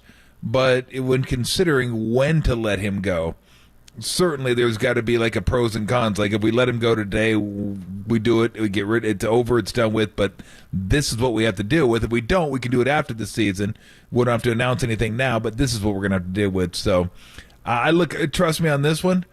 There's a lot of those players that ain't digging going to the ballpark right now. They're like, oh man, I gotta go. I gotta talk to the media. Like, they're not gonna be thrilled. Some are better with it than others, but they're not gonna be thrilled today. 925 says, can Heather manage? Heather's got some knowledge. Let's get Heather in. Good call from Heather there. Thanks for the call. Glad you're enjoying being back in San Francisco and watching some baseball. Farhan Zaidi is going to speak to the media in about 5 minutes from Oracle Park at 3:45. We will get you out there to hear it live. Gabe Kapler has been fired as Giants manager. We'll hear what Farhan Zaidi has to say about that move and who's managing the Giants for these next 3 games. Is it Kai Correa? Talk about that after Farhan speaks to the media. Only here on the Sports Leader.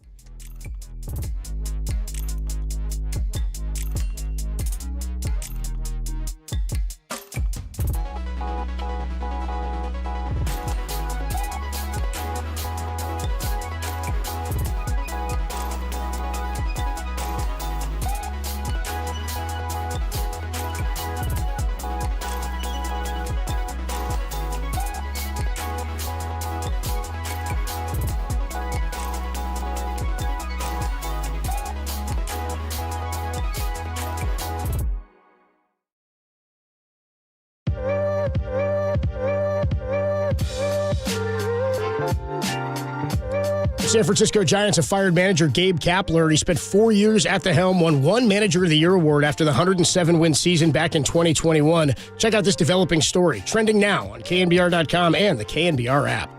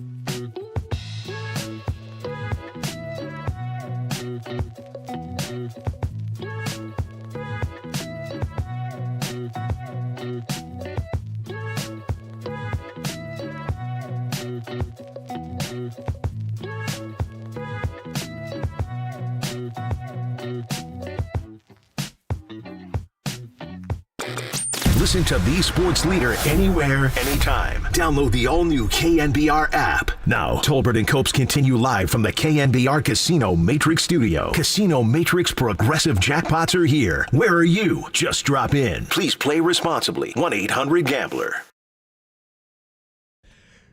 Tolbert and Copes with you Friday afternoon. Giants, by the way, are playing a baseball game tonight against the Dodgers. A 7:15 first pitch, right? So we got a 6:15 pregame coming your way. We will do that a little bit later. The big news today, Yep. Gabe Kapler fired as Giants manager. He is out in San Francisco after 4 seasons, still 3 games to play. A lot of people very upset about the timing of the firing. And the one that kind of gets me are the people who are going, this is so unfair to, somebody says, why couldn't they wait 3 days? This is so stupid. It wrecks Brandon Crawford's swan song. You know, you don't have to talk about Gabe on Sunday. You just go and enjoy Brandon Crawford. I don't think it ruins anything for Brandon Crawford. I don't think I'll remember Brandon Crawford. It was such a great career, but I fired Gabe like 3 days before the end of the season. Like that bears nothing on Brandon Crawford. I think it's better to do this now so that that's not looming over that day on Sunday where all the questions are not about Brandon or about Gabe Kapler. You can get this stuff out of the way here. Well, let's just say there's no perfect time. You're firing Right? somebody. It's not a. I mean, there's no perfect time to do it. It's one of those things where if you do it now, there's going to be some people that are unhappy for certain reasons. If you wait till Monday, people will say, why didn't you do it Friday? You do it. When you know it's time to get it done, you just do it and move on. The players will deal with it. I'm just saying they're not going to be super thrilled, especially today, probably tomorrow. By Sunday, I think it'll be fine. By Sunday, there won't be as many, if any, questions. Everybody already asked all their questions going into, and it'll be mostly going to be about Brandon, as well it should be. I'm assuming he'll play, and look, he's going to get the love that he deserves from the fans, and I keep my fingers crossed. I'd love to see him have a big game. That'd be so much fun to watch him have a big game against the Dodgers in what may be his final game. Now, we don't know that it's going to be. We don't know what his intentions are. We don't know if he wants to play anymore. We don't know if he'd like to play somewhere else. I mean, Brandon Belt went and played somewhere else this year, so it could happen. Okay. I guess we are going live to Farhan Zaidi, speaking to the media in San Francisco at Oracle Park. Farhan Zaidi, after the firing of Gabe Kapler, somebody says, how many times is Cope going to say that? So we're not even halfway yet. Until it happens. It's not even halfway. We're going live to Oracle Park. Here's Farhan Zaidi. Here to talk about the move with Cap today, and I just want to start by saying I don't have one negative thing to say about Gabe Kapler, not just as a person, but from a professional standpoint. During his time with us, I mean, for me, he's one of the, I find, he's thoughtful, he's creative, he's incredibly hardworking, he's loyal, he's diligent. He's really passionate about this game. He was passionate about the job that he had and did, and we obviously reached some really high highs during his tenure here, and that's, I think, in a way what makes it so difficult for us to be here and have to turn the page on his tenure. I've said this a couple times publicly, and just to reiterate it, the thing that has been on my mind and on the mind of other people in this organization is, as a group, as a team, we played our worst baseball when it mattered the most. And, I know you guys have been working on figuring out why that happened, and there's a lot of questions for fans on why that happened. We have a lot of work to figure out why that happened. But, for us, we felt like step one was making this change. I think we're looking for new and different leadership in our clubhouse, different dynamic there. I think there's a lot of responsibility to go around and a lot of sense of accountability for what's happened today, starting with me. And I know that it's ultimately my job to put a product on the field that our organization is proud of and that our fans are proud of, and frankly, it just hasn't happened the last couple of years. That's been difficult for me. It's been difficult for a lot of people, but I also feel very determined to fix it. And I think collectively we can fix it, and we're just not satisfied with how things have gone the past couple of years. And I know I have to think about things differently. I know we as an organization have to do things differently, and a lot of those things are difficult, starting with the move today. So it's kind of a high-level view of how we've been thinking about it. Obviously, as far as the timing goes, this has been a topic of conversation in the organization, and it's been on my mind the last few days. And it just felt like, when we felt like a move was going to be made, and when we got to that determination, I think the thing that made most sense was to go ahead with it and not wait a couple days or wait till the end of the season. We just felt like that was the most fair and appropriate way to proceed once we had reached that point. So with that, I'll open it up to questions. What was your conversation with Gabe like today? I spoke to him for an hour and did not expect that it would be that long of a conversation. I guess I wouldn't expect any different from him, but he made it really easy for me, whether he should have or not. Wanted to talk a lot about what my thoughts were, what my feedback was, and we had a lot of back and forth. So it wasn't really a personal conversation. It was really professional about what had happened and what he thought we could do better, what I thought we could do better. I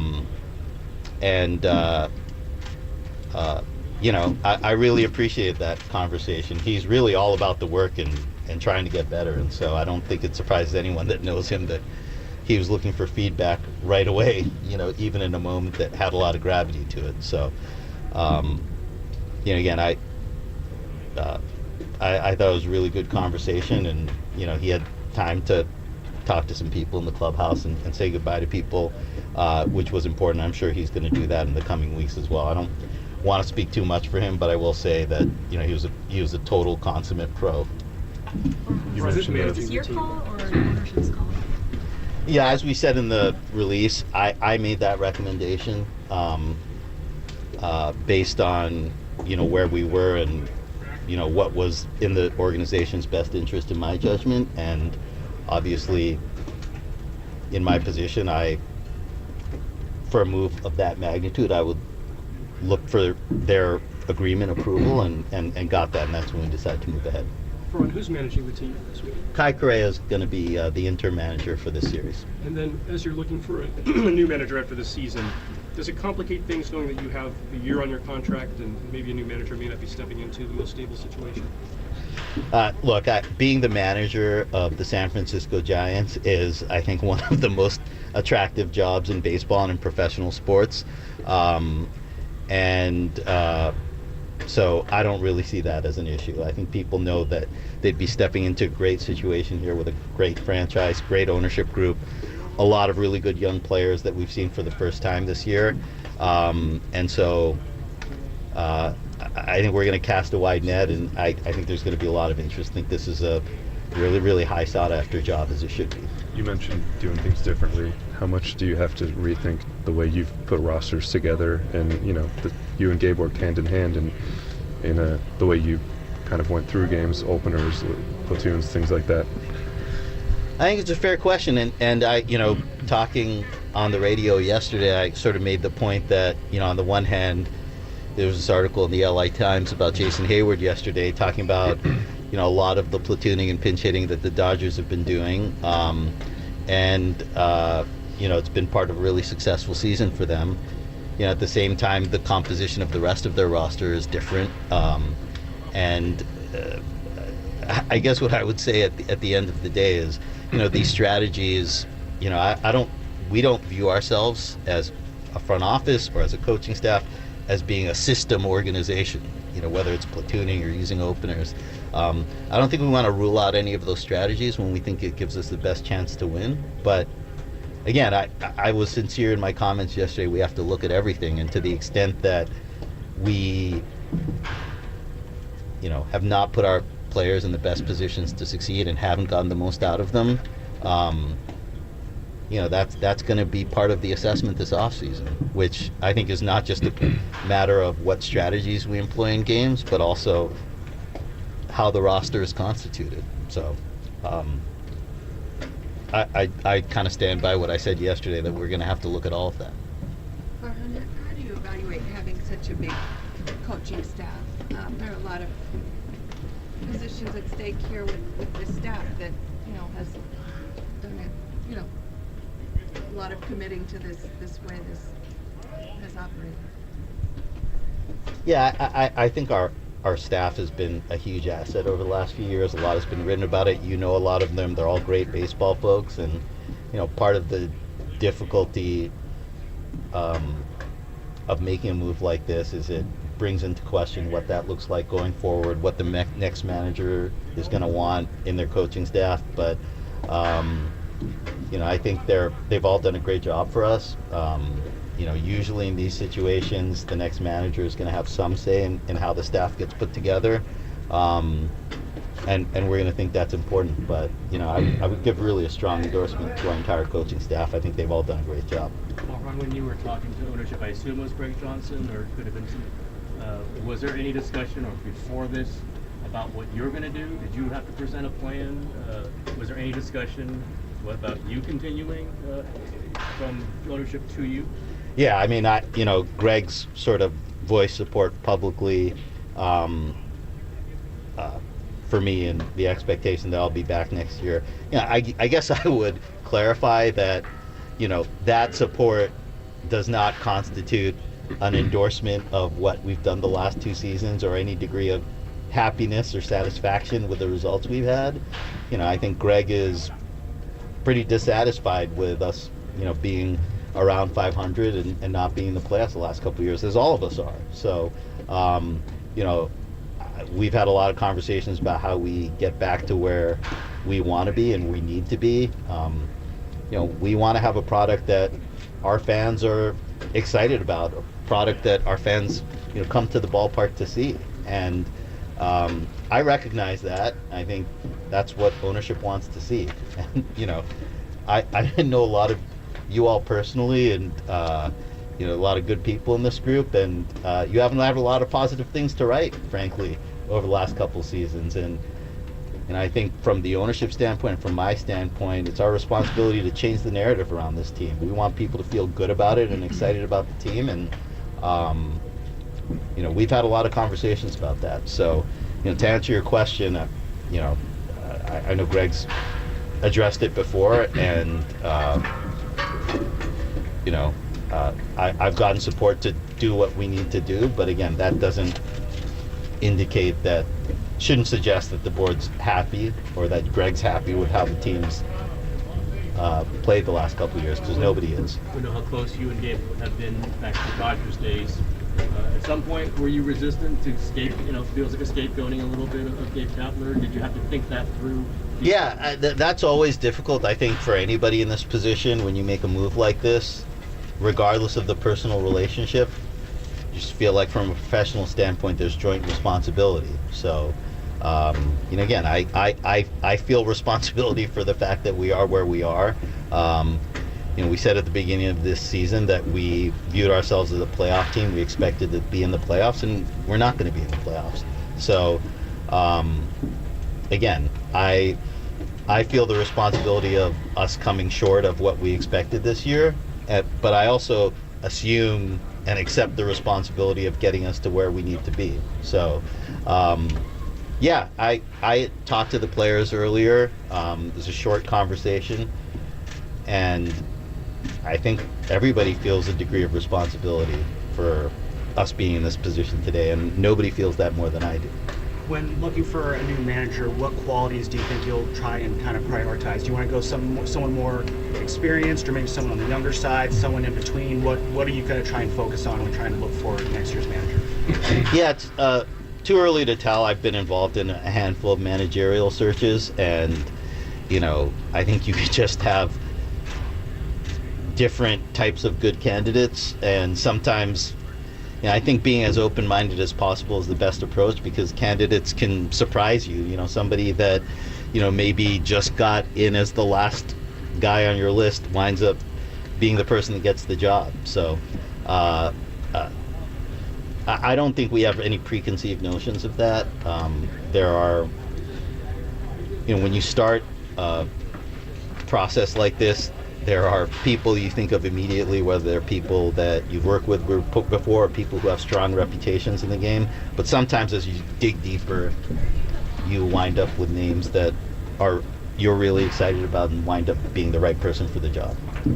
You and Gabe were, very in lockstep in a lot of ways with your thinking, and his coaching staff that he mostly picked was the same way. Do you feel, whether with the manager or whether with the next some coaching changes, that there needs to be more different points of view? I mean, maybe. When I sort of talk about needing to do things differently, having greater separation between the manager, coaching staff, and the front office, might be something we need to look at. I know that for anybody coming in to this situation, any managerial candidate is going to want to understand the degree of autonomy that they're going to have and to put their own imprint on this team. And I think whoever we hire, we're going to want them to put their own imprint on this team. Talk about looking for a new dynamic, and the best way to do that is to give someone a lot of latitude to implement the things they want to implement. So, yeah. We've talked to you an awful lot over the last couple of years about free agency and trying to bring in some big free agents. How much could potentially a managerial search also be factored in with that, and making sure you get somebody who might be appealing to free agents? Yeah, it's a good question. I do think it's a pretty universal trait that people want in a manager, to want somebody that players want to play for, whether it's your own young players and getting them motivated to get the most out of them, or free agents who have heard of your manager and has good reputation. And so I think that's going to matter a lot, is wanting somebody who has a good reputation among players, can develop a good reputation among players if there's somebody who hasn't had a ton of experience. And I think we should get a pretty good feel for that in our process. Greg had said 2 weeks ago that he expected both you and Gabe to be back. I guess what happened that made you guys ultimately change directions? Yeah, I viewed that as really just a measure of support from Greg for both of us. And like I said, this was really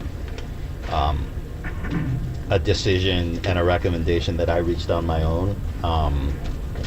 And I think talking through it, Greg decided to accept that recommendation. So I would say that was kind of the dynamic. I think it was a sort of a voicing of support, but at the end of the day, as we evaluated this, as I evaluated this, I had a recommendation which he ultimately decided to accept. You mentioned yesterday. Has Buster Posey have you had discussions with Buster through this? And do you imagine he could have some sort of semi-formal role for the manager search? Yeah, I've sort of had a lot of conversations with Buster over, really his kind of time re-entering the organization in his role as a board member. And I sort of value his perspective and opinion really highly. And He's spoken publicly and privately about wanting to help the organization however he can, and whether it's helping sell the organization to free agents, helping us think through who the next manager will be, helping us think through other adjustments as we, as I said to Alex, kind of evaluate everything. It's going to be really sort of a key component and really influential in all of that. So, I don't want to speak for him, but I, try to get his thoughts on, pretty much everything we do, and I don't see that changing going forward.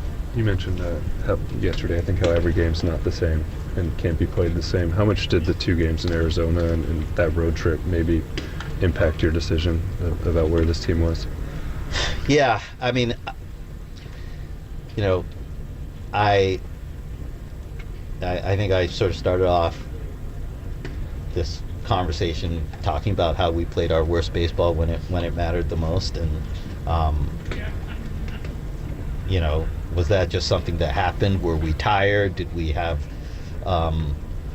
the wrong vibe in our clubhouse? I think there can be a lot of theories for it, but certainly to have gone through the ups and downs we did this season, to be in the number 1 wild card spot in early August, and really within reach of the division, and then to go out on that last road trip still in a wild card spot and still controlling our own destiny, and then playing the way we did when we controlled our own destiny.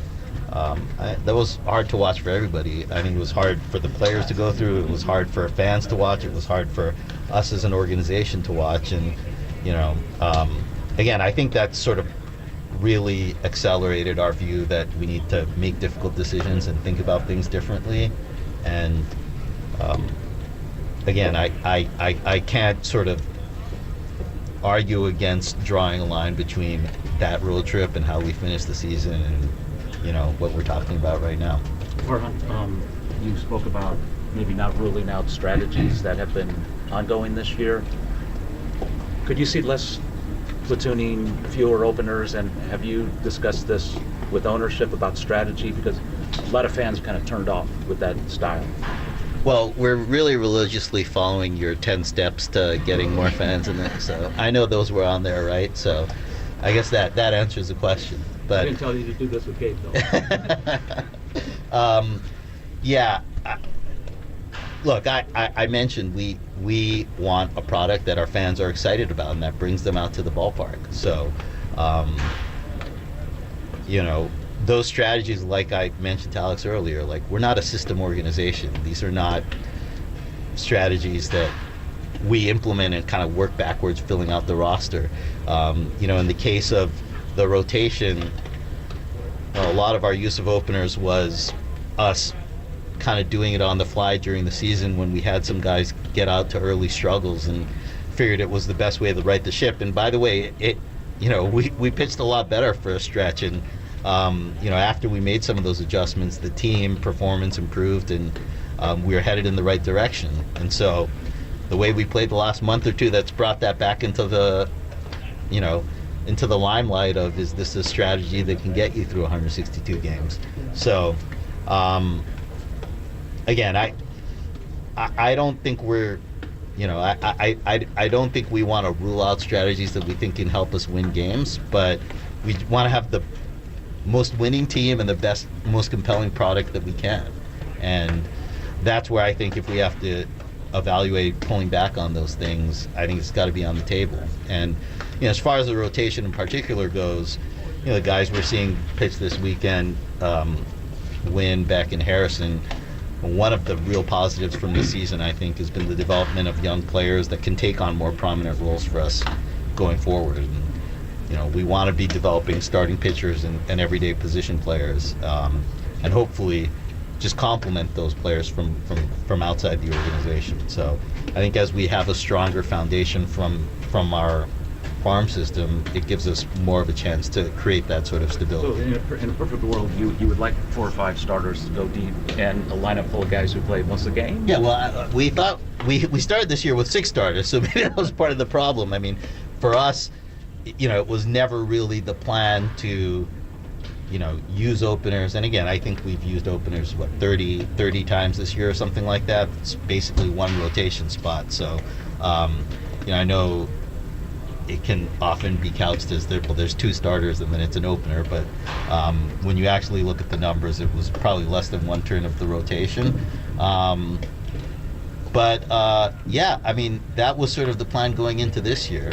Some of the free agents that we signed last offseason, we talked about wanting to create that kind of stability on the roster. And, for me, I think it can create a really strong culture when all 26 players on a roster have a role. So, rather than having a bench player who just plays on Sunday day games, having a guy who knows he's going to be in there against left-handed pitching and has a chance to come off the bench in every game. I actually think that could be a positive culturally, because everybody really feels invested and you can create a stronger team dynamic that way. But again, it's a balancing act of that dynamic against guys feeling like this is a role I'm comfortable with, this is a role that's predictable and that gives me the best chance to succeed. So I do think we have to balance that, get feedback from our players, and move forward the best way we can. Let's take 2 to 3 more. Do you have any internal candidates who you expect to interview for the spot, and who might they be? I think we will. We haven't figured that out quite yet. This is all very recent, but we really want to consider internal candidates. I think that's important.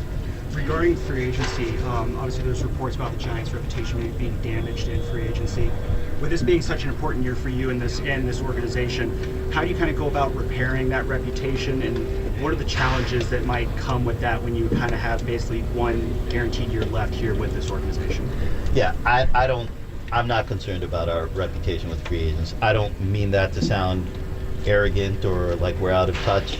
As we said earlier, we're talking about the manager search.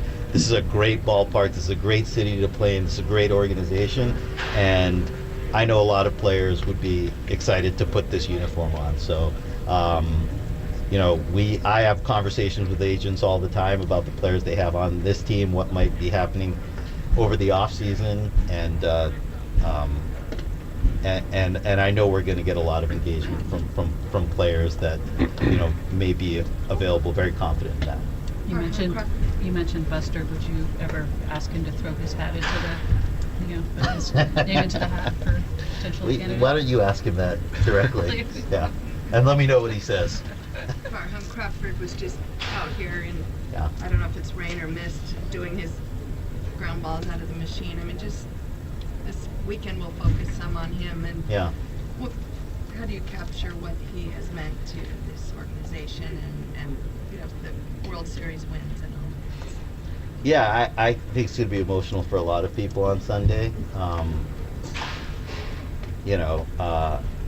It's I just when he kind of came back up into the clubhouse in Arizona, I was actually there, and I kind of saw him kind of taking his jersey off and changing his. I was just thinking about, I just had really a feeling of dread, because I know how important it is for him to finish the season and be out there for our fans. And I immediately started doing the math on what 10 days would be, and when he'd be able to possibly come back. So I think it's going to be a really special day on Sunday for him to, again, he's trending well. I think he's going to be able to get out there and play, and it's a really, I think, positive and exciting storyline for everybody to get a chance to recognize him for everything he's done. Farham, what would you say is the biggest lesson that you can maybe take away from the season, either just about kind of like you, this job, this game, just through everything that's happened this year? What's like the big, what did I learn this year for you? Yeah, I guess it's not a new lesson, but game's humbling, and it's unpredictable. And again, that's not to absolve responsibility, but we finished 500 last year. We added a lot of players we were excited about. We've had a really good rookie crop that's contributed a lot, and it's hard to put all those pieces together and make sense of being here and having the conversation we're having now. So I think just kind of being prepared for different things to unfold. You just can't predict how these things are going to go. You just prepare the best you can, put the best product on the field that you can, and I think, as Alex has brought up a couple times, we've talked about just being open and flexible to different ideas and different perspectives is something I am going to have to take going forward, and I think as an organization we're going to have to as well. Last one, Mark. What's your timetable? Yeah. Trying to find something. October coming up, and the playoff series and all that. When do you want to have someone in place? Because free agency will be right behind it. Exactly. I think it's really important for us to have someone in place by the start of free agency. And, that's still a ways away. Again, we don't have a list, so this is not in reference to anybody specific, but obviously if we consider candidates with playoff teams, sometimes the scheduling of that can be complicated, but without question, again, to Susan's point, when we start free agency, we want to have someone in place who can help us go out and recruit players we want to see here next year. Okay, thank you, everyone. Thank you for Thanks. That was Farhan Zaidi, Giants president of baseball operations, following the firing of Gabe Kapler as manager after 4 years at the helm. Lots to talk about. He talked about the changes. He talked about whether or not free agents will be considered when signing a new manager, how wide of a net they will cast. Talked a lot about what went into this decision. We will react to all of that when we come on back here. We'll also get to your calls and your thoughts. 808 KNBR. Farhan Zaidi just spoke on the firing of Gabe Kapler. They're going to cast a wide net when they do this managerial search. More on that next, only here on the Sports Leader. Daly City, shout out to you for supporting KNBR, Daly City's sports leader.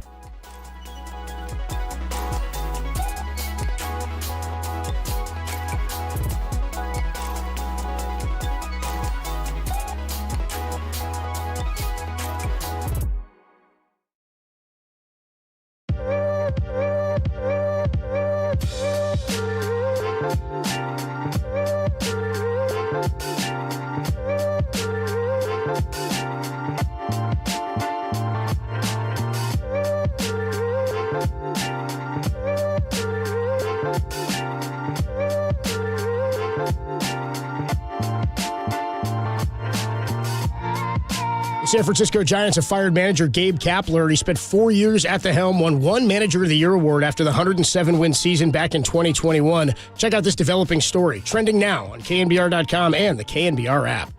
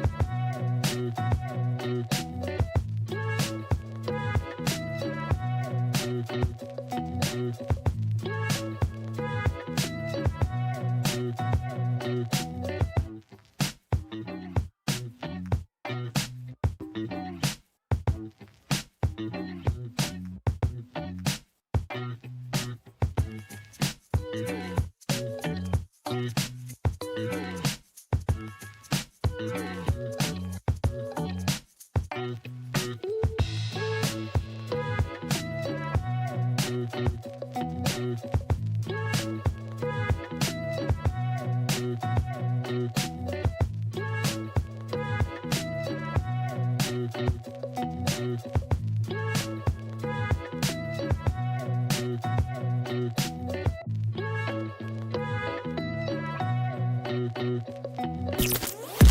back to Tom Tolbert and Adam Copeland. Tolbert and Copes. Download the KNBR app and listen anywhere, anytime. We are KNBR 104.5 and 680, the sports leader.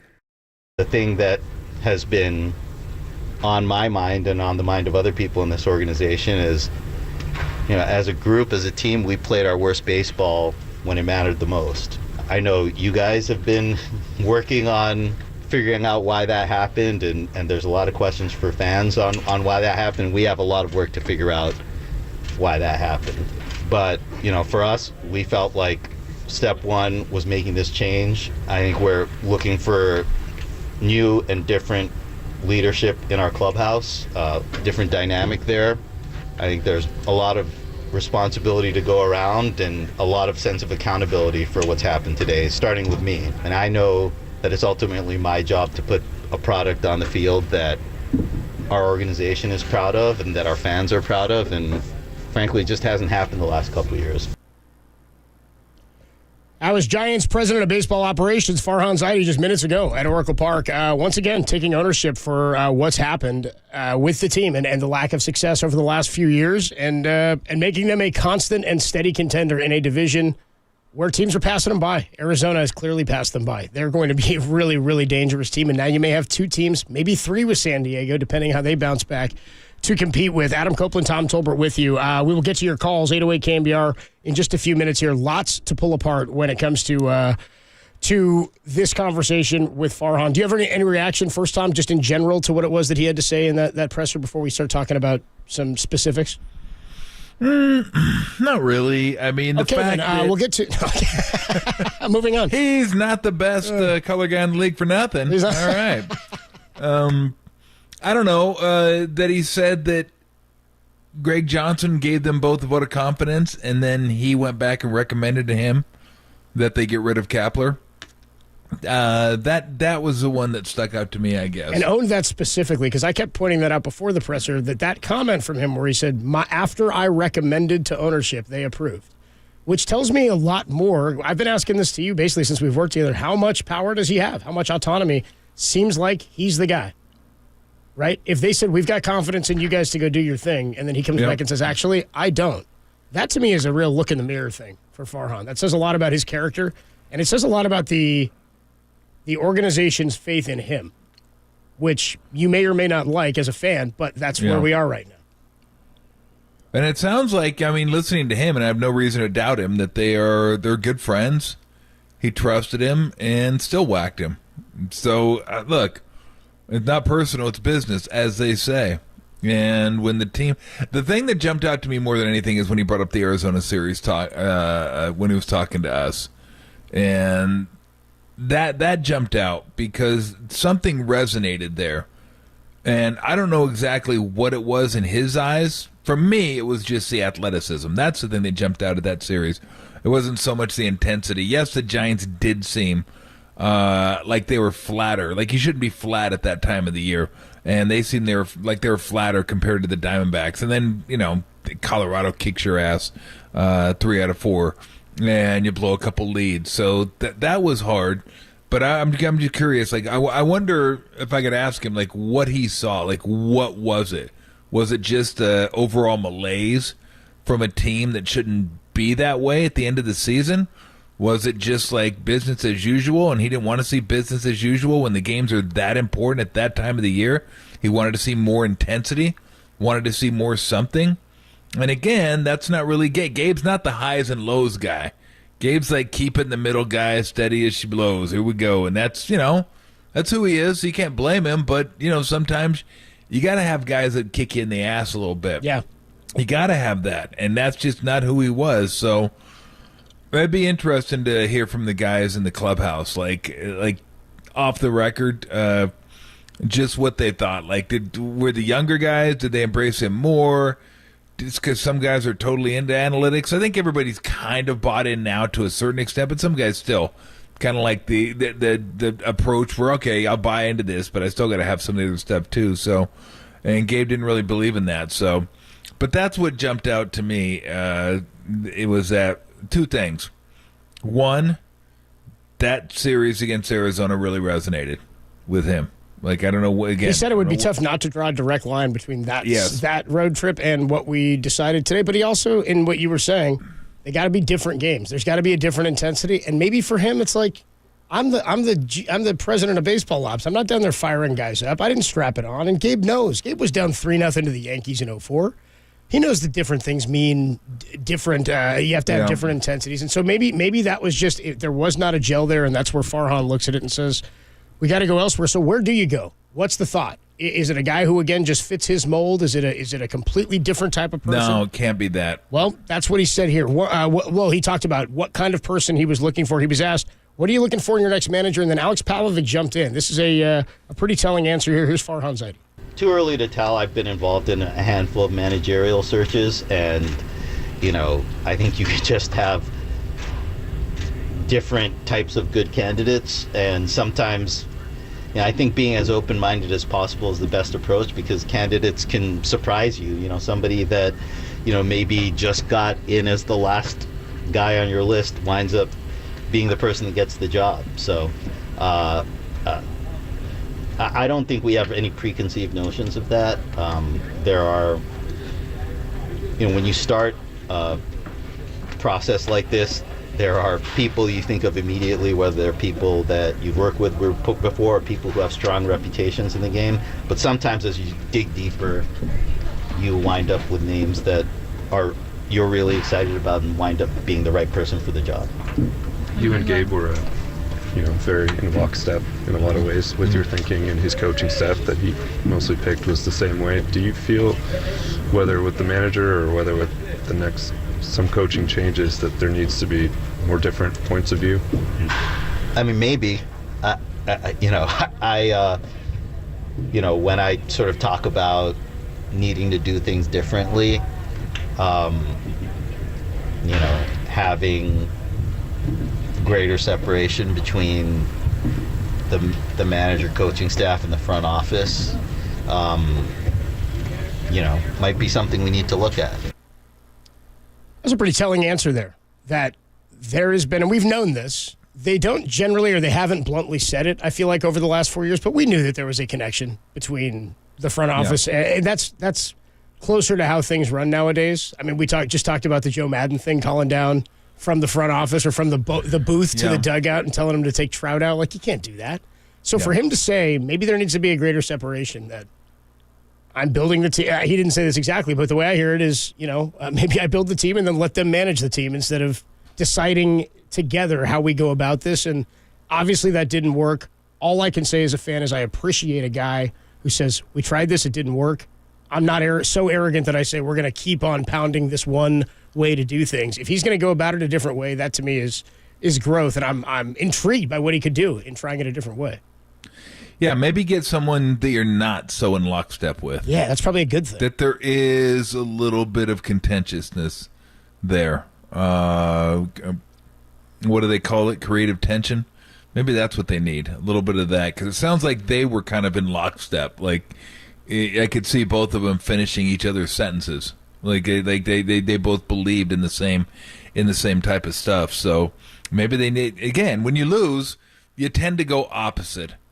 If you have a disciplinarian and you lose, you tend to go with the player's coach. If you have a defensive guy and you lose, you tend to go with an offensive guy. If you have a guy that's too easy on the players, you tend to go with the dictator. Come in and crack the whip a little bit. You want to go different because you're like, okay, I've seen this. This isn't working. So let's go a different way. Now, the ironic part is, with all the young guys coming up, they may be more analytically driven, so they may be more into that kind of stuff. So we will see. But I still think, again, and I know I repeat myself a lot, but I think it's a blend. Got to be a blend. You got to use the numbers. You'd be stupid not to. More information you have, the better. But you also got to rely on your instincts and what you know and your feel for game day situations that are happening in real time, that are happening on grass, sometimes on turf, not on paper. It's going to be one on the grass, That's not what on you need. not on clicks. Yeah. What did he say last Exactly. week? Dan Lanning. No, we're going for wins. They're looking for clicks. We're looking for wins. It's different. Something like that. It's going to be one on grass. All right? They're playing different. this game on the grass, not on the We're playing internet. this game in Eugene, not Hollywood. They did. They kicked the crap out Well, of him, too. yeah, pretty much, yeah. Whatever he said, that worked. resonated. Whatever it was worked. We are going to go out to your calls here in just a minute. See all you guys who've been hanging out on the line, and people are like, there's sort of polar takes on this. A lot of people happy about the firing of Gabe. A lot of people are saying, how could they keep Farhan? Here's the thing. The organization, like the front office didn't, Farhan's part of the front office. The ownership didn't fire Gabe and decide to keep Farhan. Farhan decided, and he's told us this now since the presser and in the statement, they were given the vote of confidence. Greg Johnson said they're both back next year. Farhan then said, based on what he has seen in the last few weeks and the statements that were made, he wanted to take ownership for how badly things had gone, went to ownership, recommended they move on from Gabe, ownership approved, and that's where we are today. This isn't we're moving on from Gabe and Farhan, or they decided to keep one and not the other. This was Farhan's decision. And so he's deciding, based on what we saw this year, there needs to be changes. Based on what players have said, there needs to be changes. And I imagine based on what he just said, there's going to be big ones. We will hear from you next. 808 KNBR. How you feeling about the move? Kai Correa going to manage the final 3 games here. He was a guy picked specifically by Gabe Kapler. I tried to hire him in Philly, and they did not allow it because he really didn't have much experience. We'll talk about the right kind of person who could come in next. And there's a lot of big playoff and World Series caliber teams out there who could be looking for a manager, and the Giants could be competing with them. That's all up next. 808 KNBR is the number to call. Tolbert and Copes on the Sports Leader. Right? They're fighting for clicks. We're fighting for wins.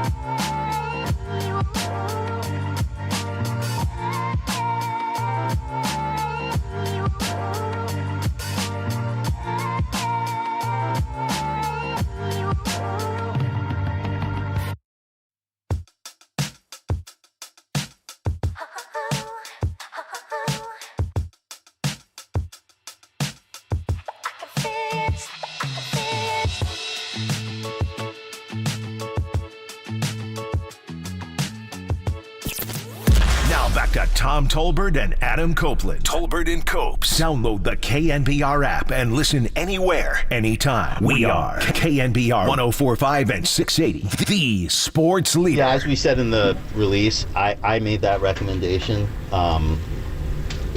based on where we were and what was in the organization's best interest in my judgment. And obviously, in my position, for a move of that magnitude, I would look for their agreement, approval, and got that, and that's when we decided to move ahead. Who's managing?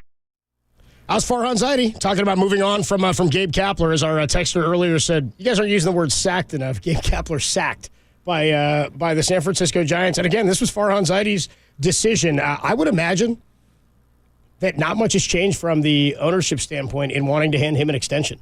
If Greg Johnson today said, I support everything Farhan said yesterday on our show, and basically he was given the choice, yeah, you want to move on from him, this is your decision. It's like Gary Bertier, remember the Titans when he has to go cut his buddy? He's like, I know you don't cut anybody, but he's giving it up for the team. He goes, you the captain. You go tell him.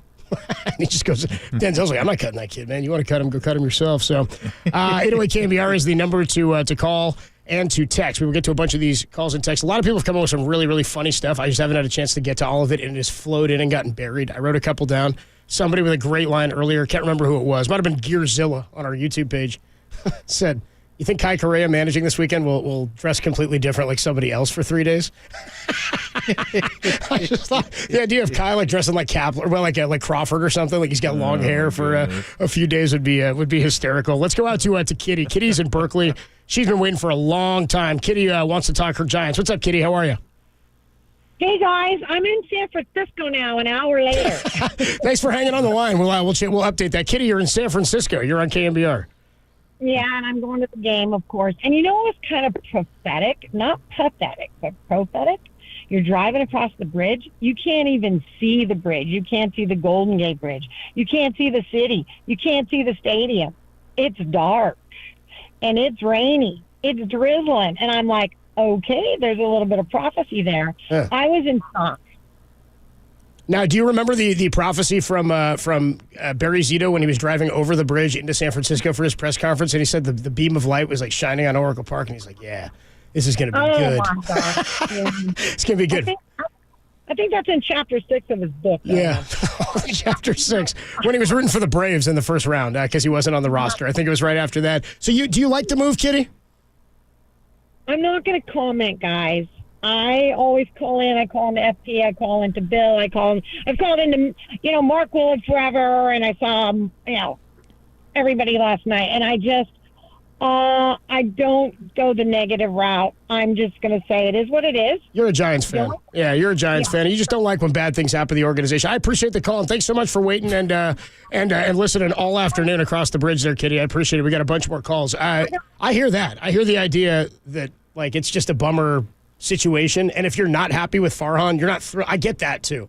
People who don't like Farhan aren't thrilled about any of this.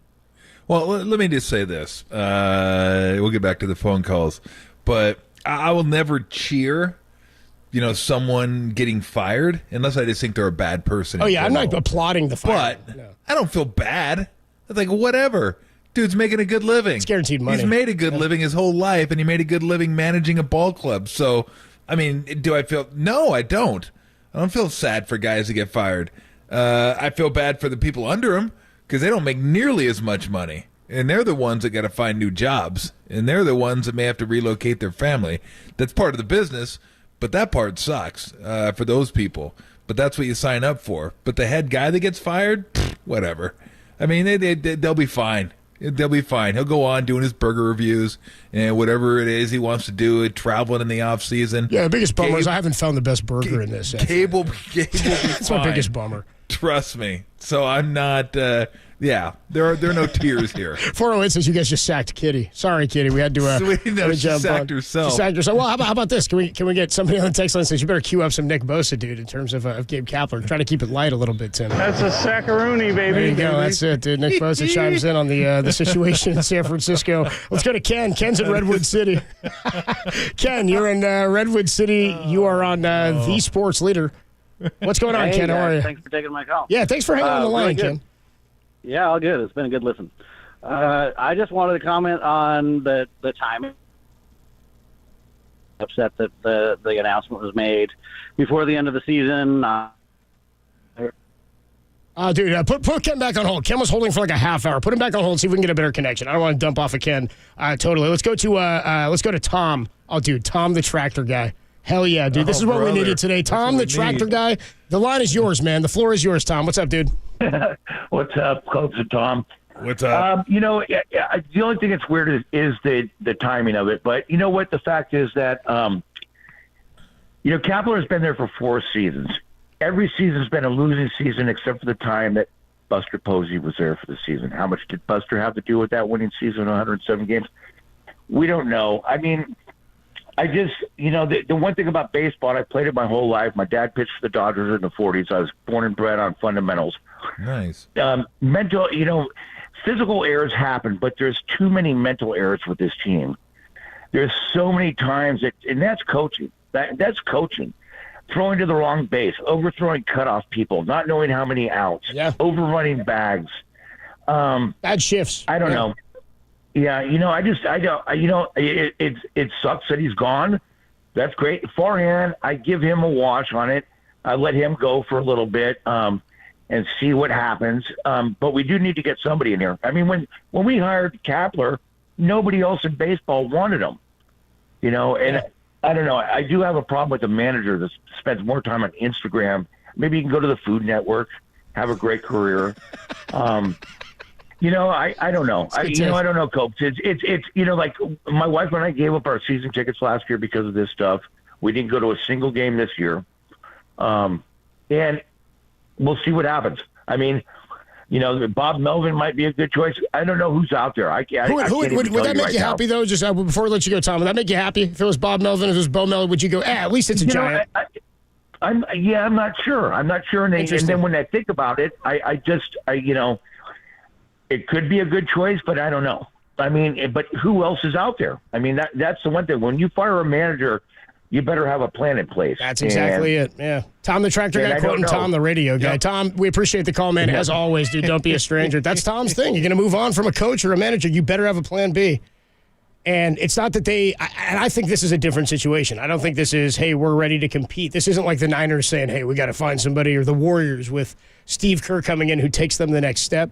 This is a culture change thing. This is Farhan saying, I have to do things differently. I can't be basically in control of what's happening. And he effectively said that in saying there needs to be a separation of church and state between the front office and the coaching staff. You wonder how much, it's going to sound weird to say this, but how much 2021 set him back in terms of I call it the magic carpet ride. Just everything went right that year. But maybe they thought they were better than they were. And maybe they got a little more leeway from inside the organization and some of the fans. Why wouldn't you? 107 wins. I mean, that's amazing. That was an incredible year. And nobody thought that was going to come, but I think we all thought they were going to win upper 80s. Yeah. Like they were good enough to do that. They weren't. And then we thought this year they could win, mid 80s. They're not. So I don't know how much that hurt them in terms of like fool's gold. It wasn't real. It wasn't. They thought it was real, but it wasn't. I mean, that was not. Posey retired. Nobody knows if he would have played the same way the following year, but Crawford and Bell didn't. And then a lot of guys. But those three were incredible. Again, that was a one-off. That was it's so much fun. Probably one of the most fun years I've ever watched in baseball, especially in September. It's just incredible, them and the Dodgers. But it was a mirage. It was gone. Poof. Gone after that year. There was no residue the next year. And I wonder how much that kind of set him back thinking, okay, we got this in place. We got that in place. We're good here. We're good there. We can compete. We should be in the mix. But they weren't. Like, they were further away than it seemed they were coming out of that year. Coming out of that year, I think we all thought, oh, they're closer than we think. Hell, we even thought they could win the division this year. They're in 1.5 games back. And that looks like, I mean, I'm like... We were so dumb. We're so stupid. I'm like, what am I doing? I go, jeez. Yeah, I go, I mean, come on. They were 12 over, Tom, and since we then... weren't even close with that one. Like, hey, they could win this one. Why couldn't they? What could they suck? That's why they couldn't. I mean, they need to put more pitching. That's why they couldn't. But I said that at the deadline. I'm like, maybe you just lean in on the pitching then. But again, there was nobody moved that made a massive, massive impact. They either got hurt or they were all just kind of like, who got moved that was the biggest trade deadline acquisition? I mean, obviously, Scherzer, he goes down for the rest of the year, right? Like, Verlander got moved. I guess Verlander's been good.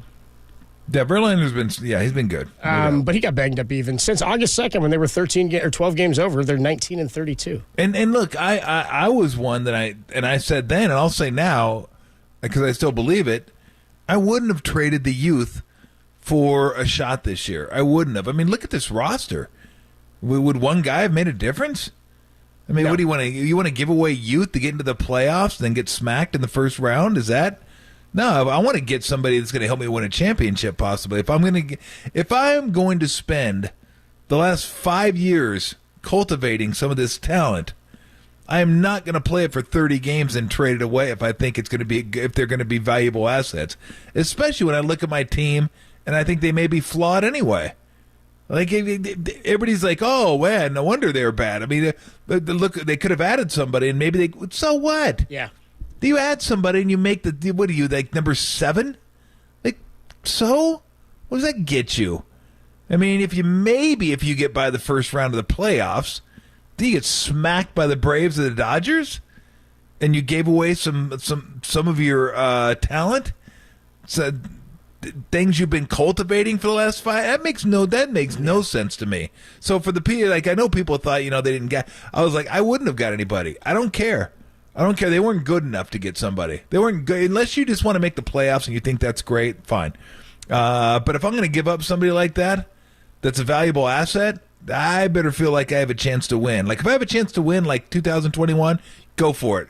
Chris let Bryant, her rip. Go get it. That was the move. Chris Bryant for Alexander Canario. But I don't like being in the A.J. Pollock market. I don't like that being like where you're going after dudes. Yeah, no, I didn't like that one either, but they didn't give up that was a spell. They had too many injuries. That was the issue. Let's do another call here before we got another topic I want to get to in terms of the openings around baseball for managers. Russ is in the city. Russ, you're on the Sports Leader. What's up, dude? Hey, fellas. How's it going? Happy Friday. Happy Friday, man. Yep. Yeah, so, I'm okay with it. I don't hate it. I don't love it. I don't like to see anyone lose their job either. But, that last road trip was such an epic collapse that, somebody's head had to roll, and it's usually the managers. I don't know that it's fair to put it all on Cap. I think some of those players in that clubhouse need to look in the mirror, take some ownership on the lack of leadership I felt that was in there this year. There was no Brandon Belt voice. There was no Buster Posey. So going into next year, I'm looking for Logan Webb or P. Bailey or somebody to step up into that role and, make guys more accountable going into next season. But as far as, who I think would be a good candidate for the job next year, somebody needs to put in a call to Lou Brown and, because you may run like me, but you hit like heavy weekend, guys. Thank you. Thanks, Russ. Thank you. Appreciate the call. The problem is he's still, I don't know, Farhan. I don't know. I got somebody in there lying about some white walls. Let me get back to you on that. Nice catch, Hayes. Don't ever do it again. Beautiful. Okay, how about this? All these we wear openings- sleeves and hats at this level, son. California penal. I kind of got the Lou Brown mustache. You kind of do have the Lou Brown mustache. I do got the Lou Brown mustache. Is that you, Tolbert? So I'm looking, and Ken Rosenthal actually had an article yesterday in The Athletic about potential managerial openings for teams this year. Check this out. Potential teams looking for managers: Mets, Yankees, Brewers, Cardinals, Angels, Padres, Astros, Guardians, Red Sox. Add the Giants to that list as the first now with an actual opening. What's the most attractive job on that list, and where do the Giants rank among those teams? If they're in contention for some of these big names or guys who could help turn your culture around, you may be competing with teams that have World Series aspirations. We'll talk about that a little bit on the other side. More of your calls. 808 KNBR is the number to call and to text. Check in on Twitch, check in on YouTube, and on the text line, the Golden State Lumber and Building Materials text line, 808 KNBR. Gabe Kapler, that's a Sackaroonie, baby, on the Sports Leader. That's a Sackaroonie, baby. Lou Brown. Nice to meet you, Hayes. The parking lot is right out there.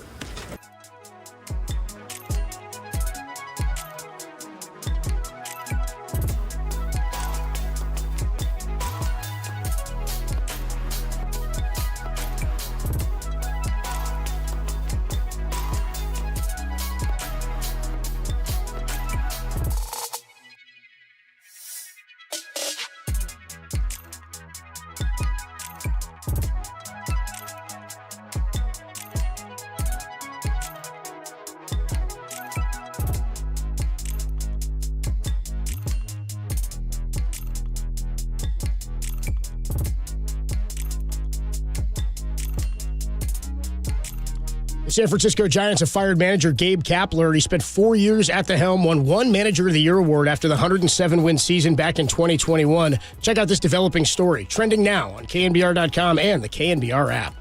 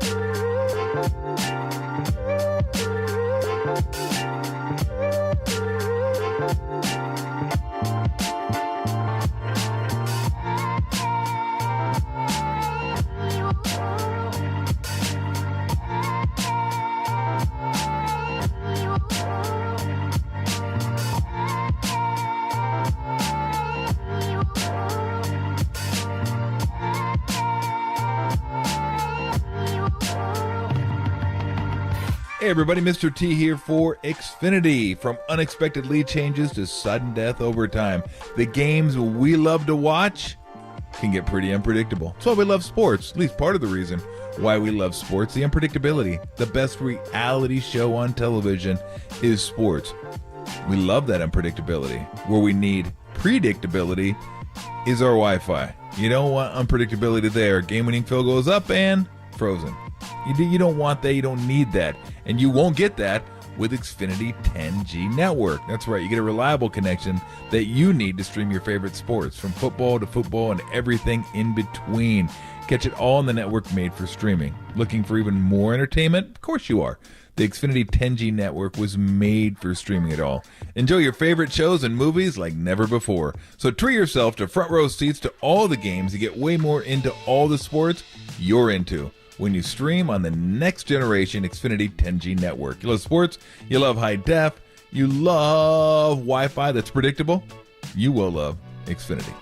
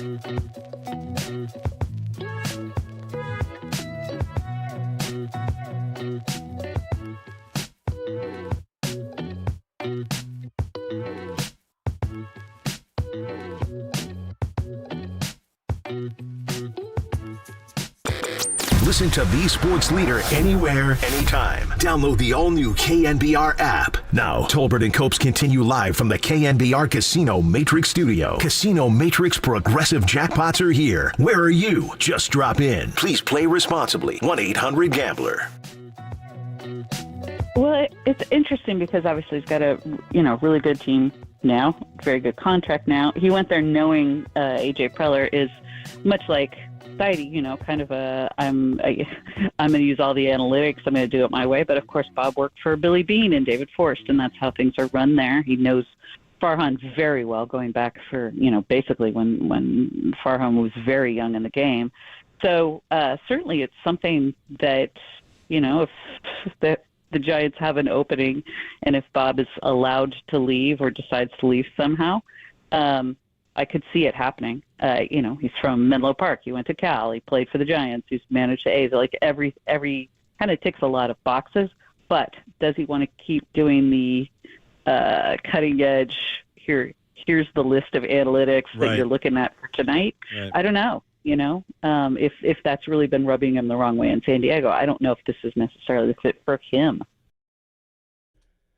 That was Susan Slusser with Murph and Mack talking about the potential of the Giants maybe going after Bob Melvin. That was all before Gabe Kapler was relieved of his duties earlier today. Adam Copeland, Tom Tolbert with you. Giants do have a game tonight, opening the final 3-game series of the season against the LA Dodgers. Keaton Wynn going to be on the hill for the Giants tonight as they've just put out the lineup. It'll be Wade, Yastrzemski-Flores, Jock Peterson, Tyro, Conforto, Luciano, Blake Sable does the catching, and then Tyler Fitzgerald is in center field. So yesterday, Ken Rosenthal of The Athletic started talking about the teams that could be looking for managers this offseason. Yankees could be using, they're saying Aaron Boone as a scapegoat, but they gave him an extension and he's got like an option year on it. It seems like that would be the wrong move. There's no way Aaron Boone's the reason the Yankees didn't work this year, right? Like when everything falls flat, it can't just be on him. And had the last, month or so not gone the way it did for the Giants, and then the clubhouse stuff come out, Gabe may be back. Like that may be a big part of why this happened this way. You're not hearing the same stuff there. The Mets spent a ton of money and have fallen short, right, with Showalter. That's a potential opening. The Astros, with Dusty Baker's contract coming to an end, they're saying potential opening in Houston. The Red Sox and Alex Cora, they believe underachieved. They already moved on from Chaim Bloom. This is Cora's second stint after the year suspension. They're saying that could be an opening. Brewers are said to potentially be moving on from Craig Counsell. David Stearns, who took the job as president in New York with the Mets, there's talk that since he's the one who hired Counsell originally, maybe Counsell would reconnect there. The Cardinals and Ollie Marmol, they had a big underachieving year. Do they want to go with somebody more established there? That's always a good job. The Angels, definitely one that they're going to be looking at with what? With who's the manager there? It's what's his name? Phil Nevin, right? Correctamundo. Nevin is the guy. Correct. I don't know why you're saying they're going to need a new manager. It was weird to me that they stuck with Nevin anyway, kind of. Well, probably because I would imagine he had a decent relationship with Ohtani. Yeah, just don't fracture. They probably wanted to see how the whole thing worked itself out with Ohtani and then go from there. So, and then maybe they decided to keep him for one more year. So Ohtani, if he wanted to, I don't peg him as this type of guy, but if he wanted to have some sort of say in who the next manager was, trust me, they were going to give it to him. He ain't Mike Scioscia, yeah. Bro, it's like, what do you want? Yeah. Dude, if it was Mike Scioscia, they would have said, oh, cool, not him. So he'd be like, Mike, take a seat. I need to have a conversation with you, Mike. Mike. Oh, Mike could answer the phone going, ooh, okay. What was I making last time I was there? Seriously. So I don't know. But yes, they'll probably, and again, that's not... how many managers are they? So that's the thing. You start looking at organizations that run through managers, and you're like, it ain't the manager. It's you. Look yourself in the mirror. Look at who's doing the hiring, and look who's owning the team. Problem is you can't get rid of an owner. Nope. We've established that already. You can't fire. Owners don't fire themselves. But when you run through managers, despite Sterling's best attempts, Don Sterling tried. Exactly. I guess he kind of did fire himself, but he didn't say the words. Got a good severance. You can't. It's not. I don't know. So yeah, we will. That probably. I would say you're right. I would think Nevin had probably relieved of his duties. Okay, so if we're going Mets, that'll solve everything. Right. Mets, Yankees, Brewers, Cardinals, Red Sox, Padres, Astros, Guardians, Angels, Giants. That's like a third of the league. Okay. Could be looking for a new manager, right?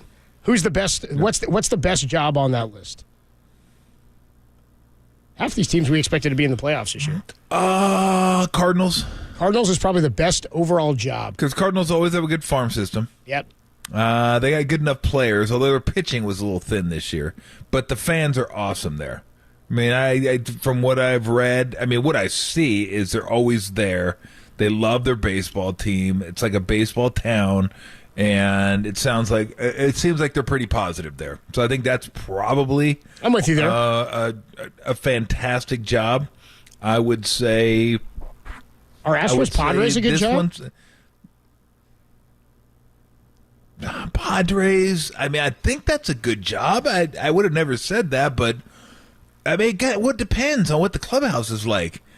Like, if Bob Melvin can't deal with that clubhouse, and that there's some fractures going on is there. Is it the clubhouse? Because I know Preller and Melvin have had problems, and a lot of people are going, Melvin's not the answer. He couldn't win with that salary. And I'm going, dude, he was in the LCS last year.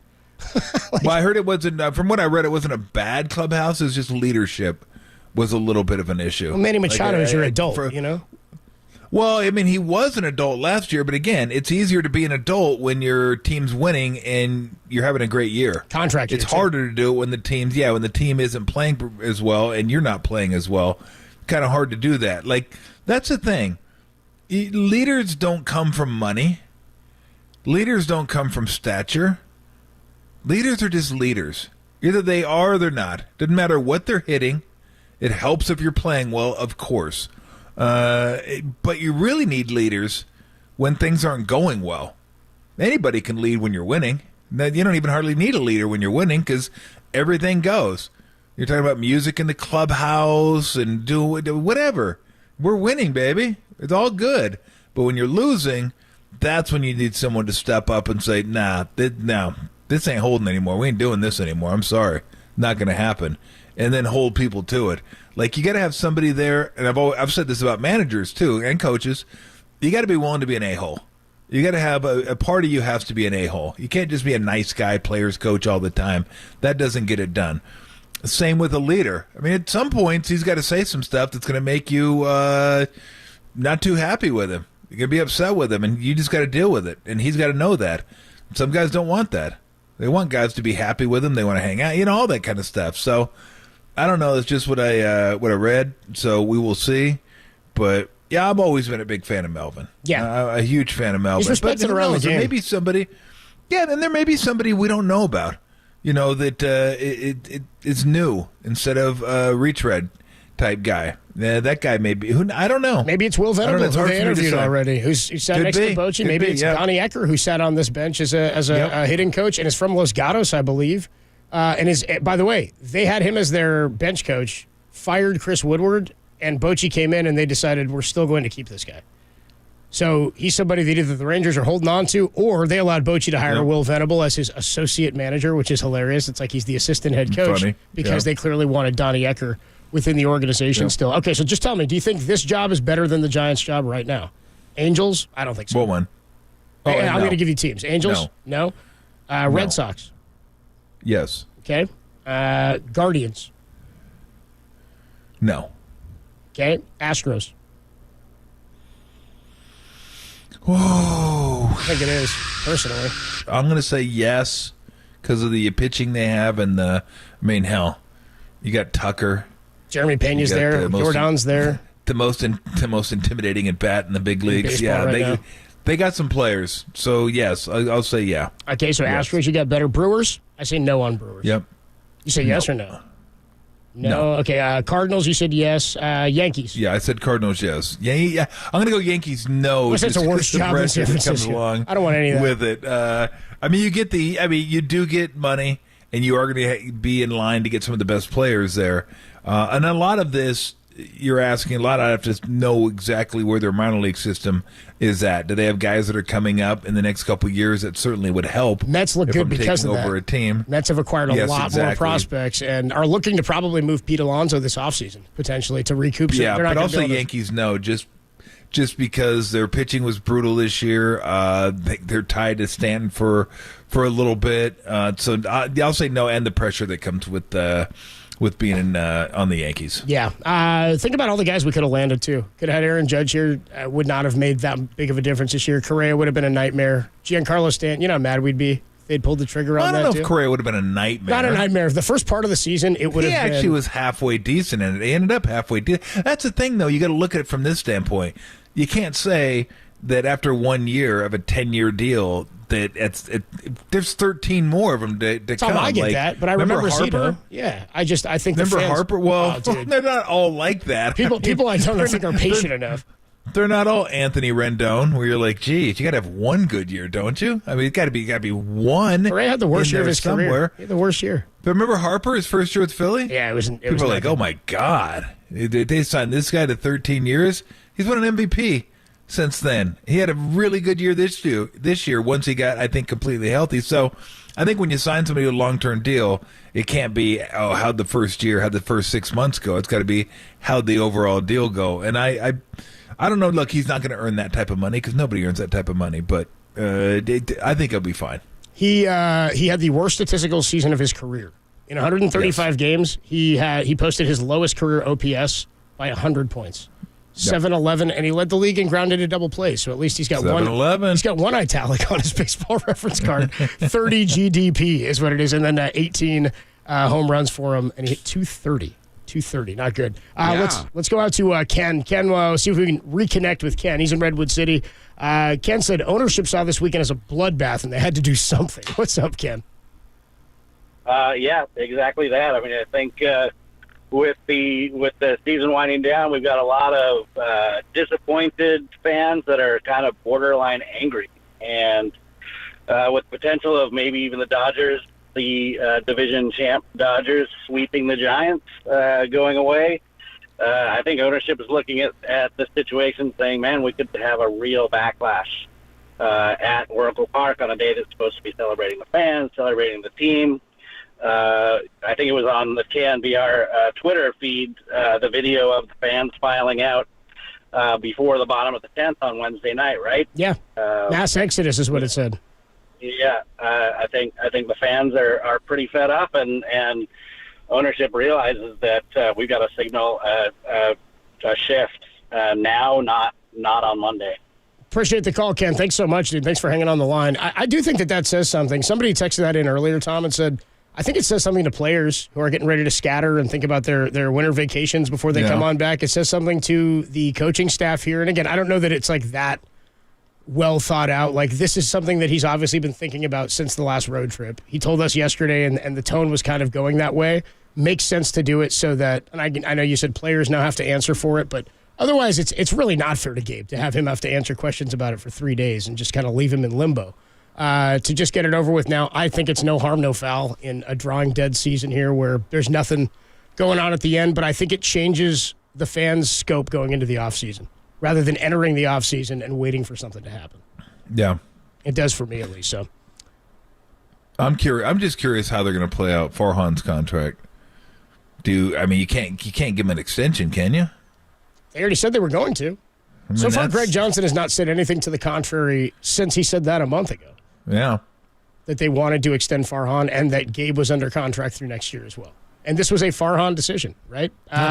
Here, when we come on back, we'll hear from Farhan. He spoke to the media earlier. We'll tell you what he had to say about how he views the Giants' managerial job. Is it an attractive job? I mean, when Gabe took it, he said this is one of the best jobs in all of sports, one of the most sought after.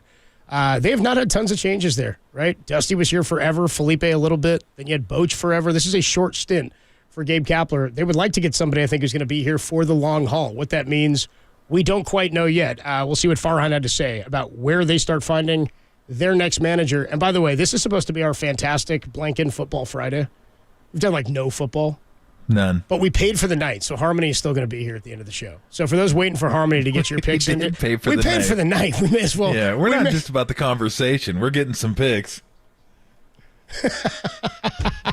So you will still get your picks. And by the way, I do have an injury update for the 49ers coming your way in just a little bit as well. But we paid for the night. We may as well get something out of it with Harmony. She'll join us at the end of the show before we get you to Giants pregame at 6:15. When we come on back, Where's Farhan looking for this new manager? What kind of qualities? We'll tell you what he had to say, and then more from you guys. 808 KNBR, Julian, Bruce, Sean, and Seaside Bill. See all you guys hanging on the line. We'll talk to you next on the Sports Leader. Campbell, shout out to you for supporting KNBR, Campbell's Sports Leader.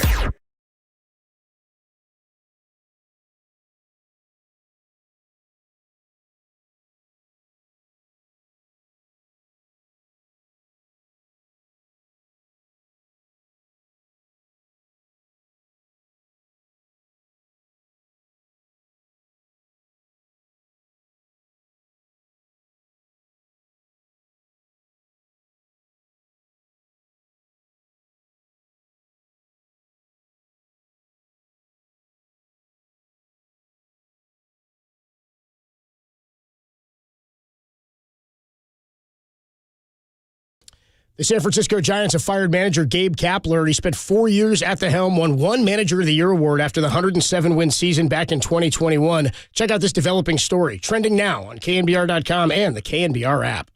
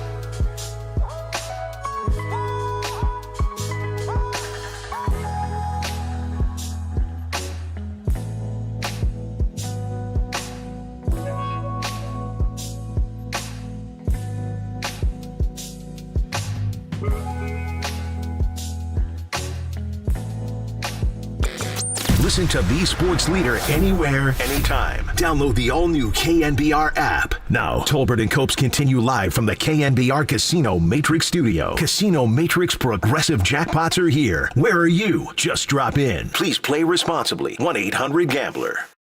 Look, being the manager of the San Francisco Giants is, I think, one of the most attractive jobs in baseball and in professional sports. So I don't really see that as an issue. I think people know that they'd be stepping into a great situation here with a great franchise, great ownership group, a lot of really good young players that we've seen for the first time this year. I think we're going to cast a wide net, and I think there's going to be a lot of interest. I think this is a really, really high sought-after job, as it should be. A wide berth? Casting a wide berth for the Giants managerial search. That was Farhan Zaidi. I do think, in general, it's an organization that is respected, is viewed as a class organization, again, it's one of the classic original National League franchises, right? You think about the classic teams in the NL. There's like 8 of them that you think about. It's like Giants, Pirates, Cubs, Dodgers, Cardinals, Braves. Probably forgetting somebody in there. Anyway, you think of those teams, and even all those aren't viewed as like class organizations. The Pirates aren't viewed as like a great high-end organization. The Giants have a gem of a ballpark. They won 3 World Championships. They've got tons of Hall of Famers. And so I do think it carries some weight to be in a big city like this on the West Coast, one of the crown jewels of baseball in the San Francisco Giants, especially with a rivalry like that with the Dodgers. You're coming in with something to prove, and you can be the guy. The question is how much of what Farhan said, and I think there's some truth to it, makes it an attractive job based on the talent or lack thereof that's here. How much changes this offseason, and when does that begin relative to who the manager is? Well, here's one thing. I know I've talked about athleticism and pitching. Let me add one other thing I would love to see next year. Or if I'm being correct, I'd love not to see next year. No more guys in left field that can't play left field.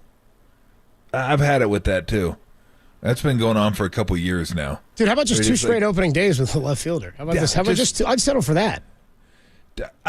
Whatever. That would mean he can play left. He's there for 2 years. That's all I need. Sable in left. I don't need Jock in left. I don't Jared need Parker. I don't need it. No. Parker. Who was the guy they put in there last year? Remember he got off to had 8 straight hits with the White Sox. Yermin Mercedes. Yermin. Yes, it's like that dude's playing left field. It's like he's a catcher. No. You got to figure. I mean, no more of that. Justin Maxwell. You know what I mean? No more of left field's not that important. Ty Let's just Colvin. throw somebody out there. What else you want? And look, I get it. Guys were hurt. I understand that. But guys get hurt on other teams. They don't have dudes playing left field that shouldn't be playing left field that I know of. Braves went to the playoffs last year, right? Yes. They didn't have Acuna.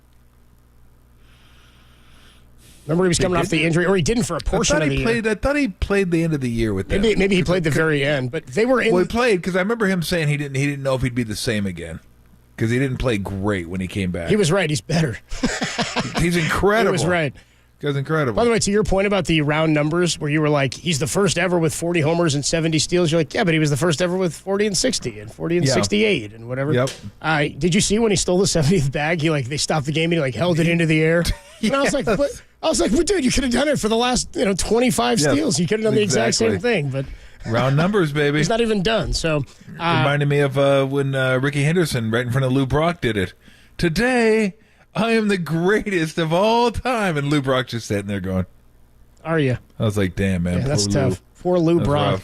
Ronald Acuna last year, he did play 119. It was 82 the year before. But they won the World. That's what quite a bit. They won the World Series without him. That's what I was thinking about. Yep. They lose him. They rebuild the whole outfield. They win the World Series without Acuna. That's how talented that team was, right? They lost Dansby Swanson. They're just as good, right? Yep. They add Matt Olson. Anyway, they're better. They're probably better. They're a deep team. Let's go out to Bill in Ione. Bill, it's been waiting on hold for a while. Wants to talk Giants and the move to fire Gabe Kapler today. Bill, you're on the Sports Leader. Hey, Adam. Hey, Tom. How you guys doing? What's up, dude? How are you, Bill? Hey, good. I'm not disappointed about the Kapler. I mean, we're spoiled here in San Francisco. We got a good thing. I mean, you go all the way back to Roger Craig, Dusty Baker, Felipe Alou, Boch, and then of course Brian Sabian. So we're like the high school sophomore who started school in Pinot, And then when we graduated, we were driving Gravedigger. But now we've gone back to a Pinto with Kepler and Farhan. Gravedigger, yeah. Gravedigger. But this group has nothing. They have nothing to show for it. There is no Bonds. There is no Will Clarks. There is no J.T. Snows. There is no Matt Williams. None of that stuff. And as far as I'm concerned, Farhan should have gone too. He went. He had his lollygagger meeting with the guys. They didn't respond to it, and they have no respect for him either. And we're not. I'd like to see Bob Melvin here, but you're not going to get that type of a coach with a Farhan running this team. You're not going to get the players with Farhan running this team. Look where we are, guys.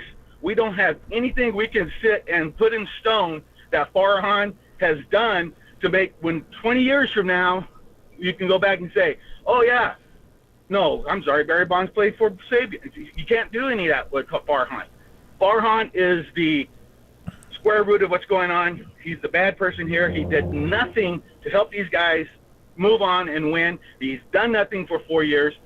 Guys, it's time to move on. Now, Bill, real quick. Hey, Bill. Yeah, Bill. I appreciate the call, Bill. We'll move on there. I just, to everybody who says that, I disagree. But go ahead, He's not just a root. He's a square root. He's the square root. Of, some good lines there from Bill. I disagreed with some of that, but that's one really thing I see with the Giants. Good calls. They lollygag in the outfield. You're a lollygag. They lollygag in the infield.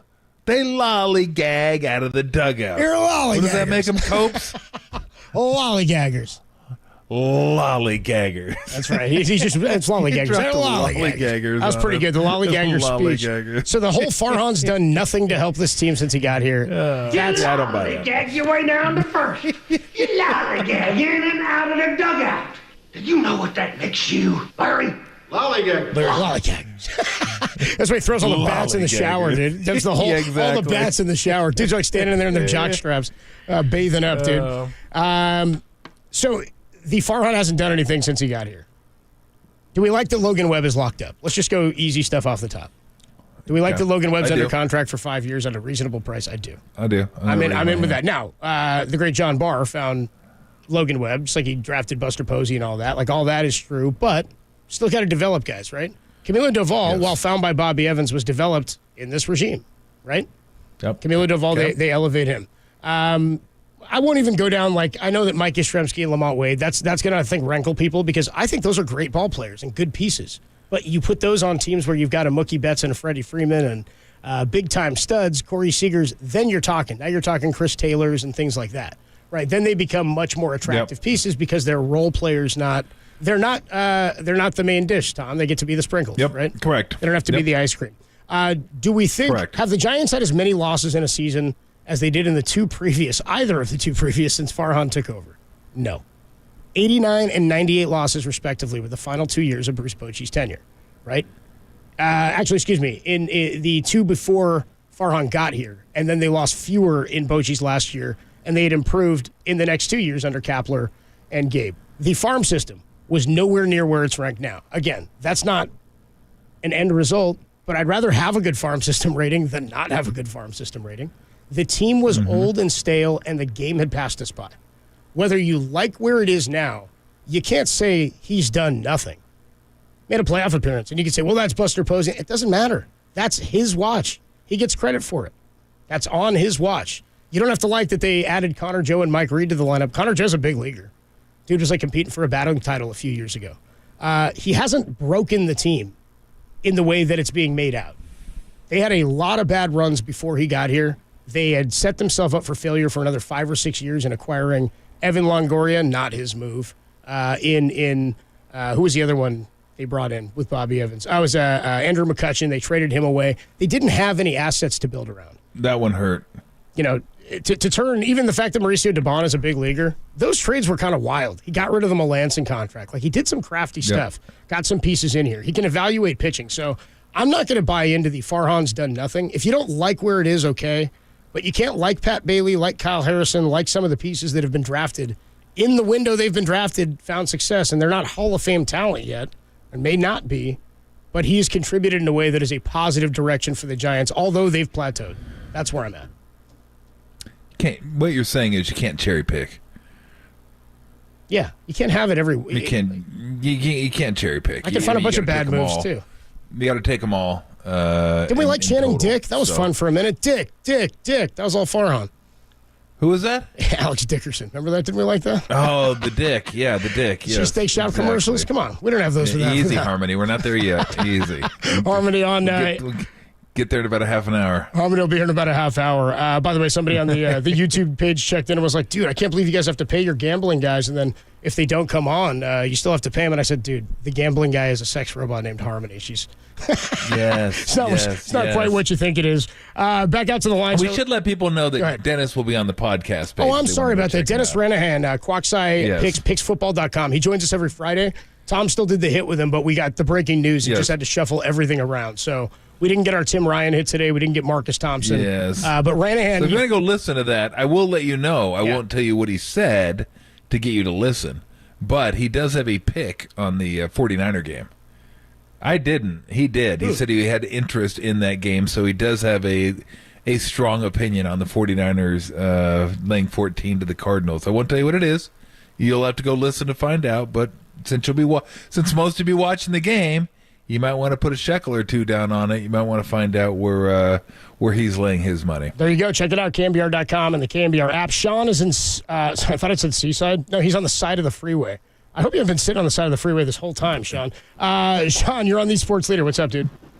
Hey, how's it going? Thank you so much for having me. Thanks for coming on, man. What's up? So the more I think about Farhan's decision, the more I like it. I'm a young analyst myself, and I know how impactful the analytics can be.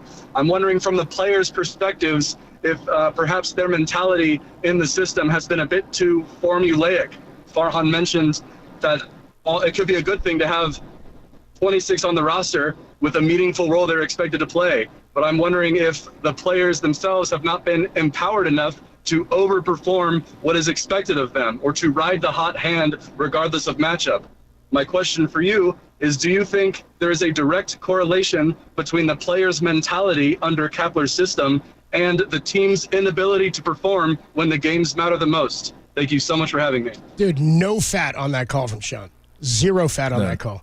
Well done. Rack him. Yeah. Rack that guy. Sounded a little like AI to me. Is that an AI call? Yeah. He did say he was a data analyst. Maybe he just meant he was AI. Maybe he was like really a data analyst. Hi, ChatGPT here on the side of the road. I'll take my answer off the air. Interesting question, though, because it's a good point in that, and you've talked about this, Tom, in that when guys get put into spots, we've talked about it more with pitchers, but it makes sense for hitters, too. If you're never trained to go beyond the fifth, why would you, like what's his name, Blake Snell? He's faced 11 batters all year beyond the sixth inning. 11. How is there value in that more than a guy who's eating you in 8 or 9 or pitching deep into games for you?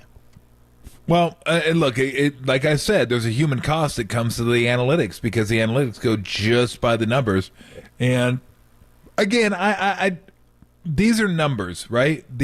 But they're not the be-all, end-all. Numbers change. That's the thing people don't get. If this happens 82% of the time, it's based on what happened previously.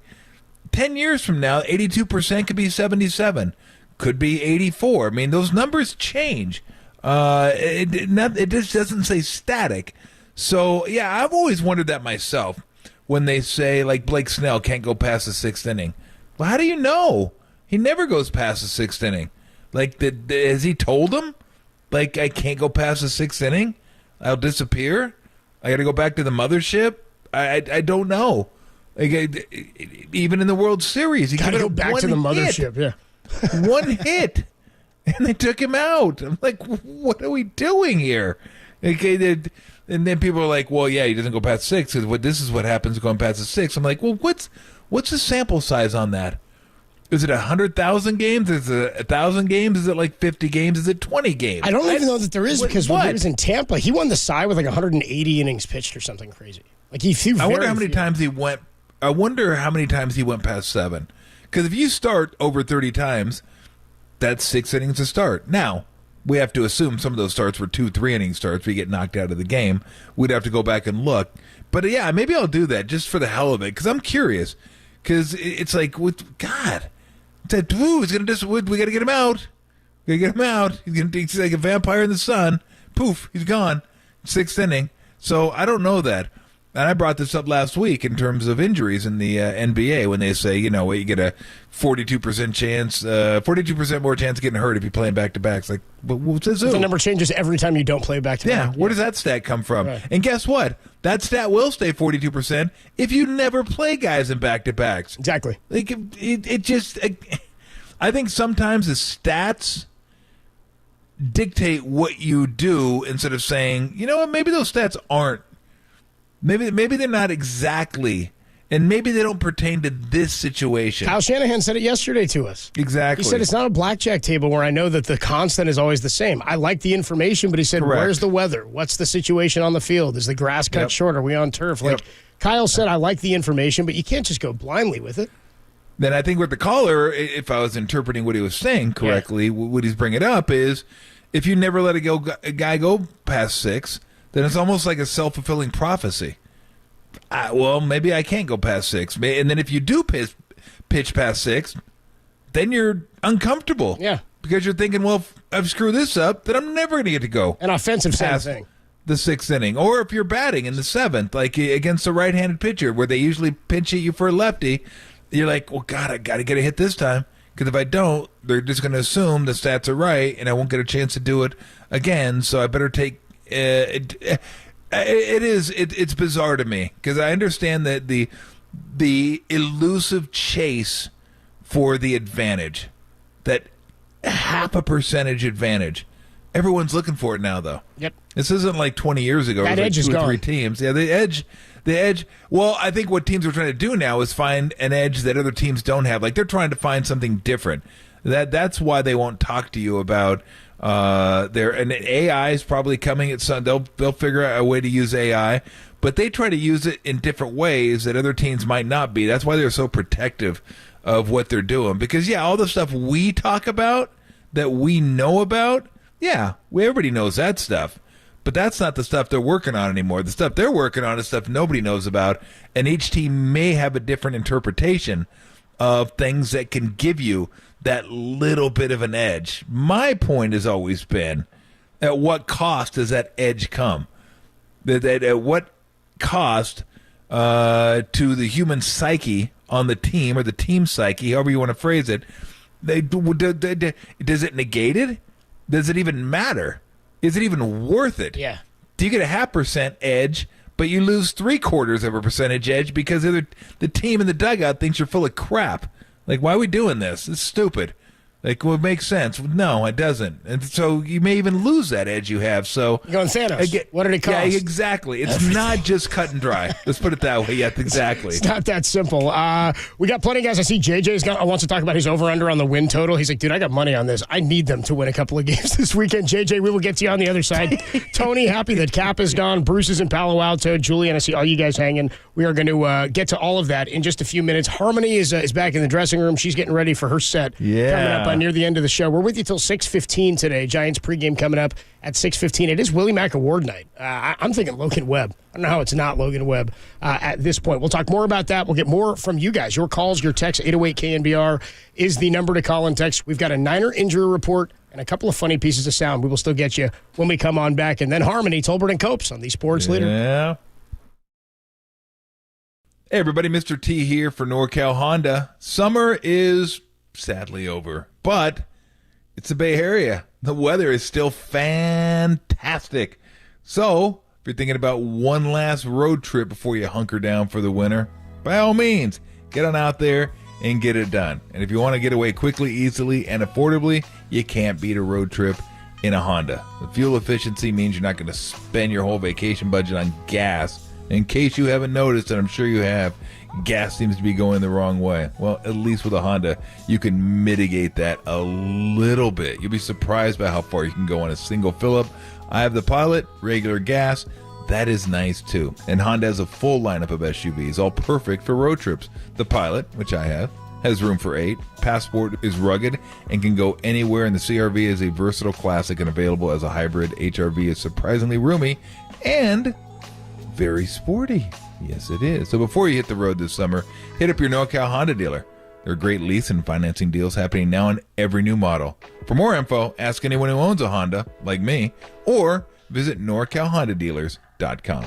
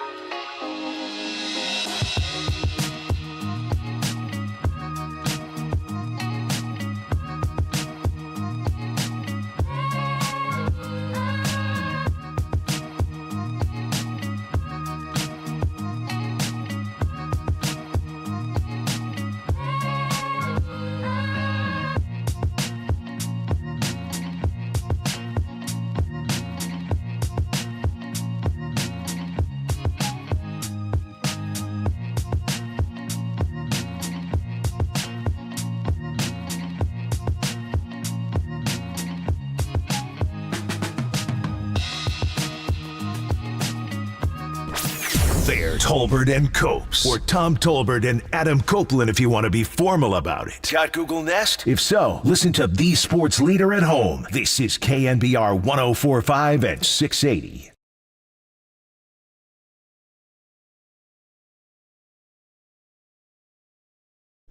Giants and the Dodgers coming your way, 7:15 first pitch, 6:15 pregame. They will be managed by Kai Correa tonight after Gabe Kapler was fired this afternoon.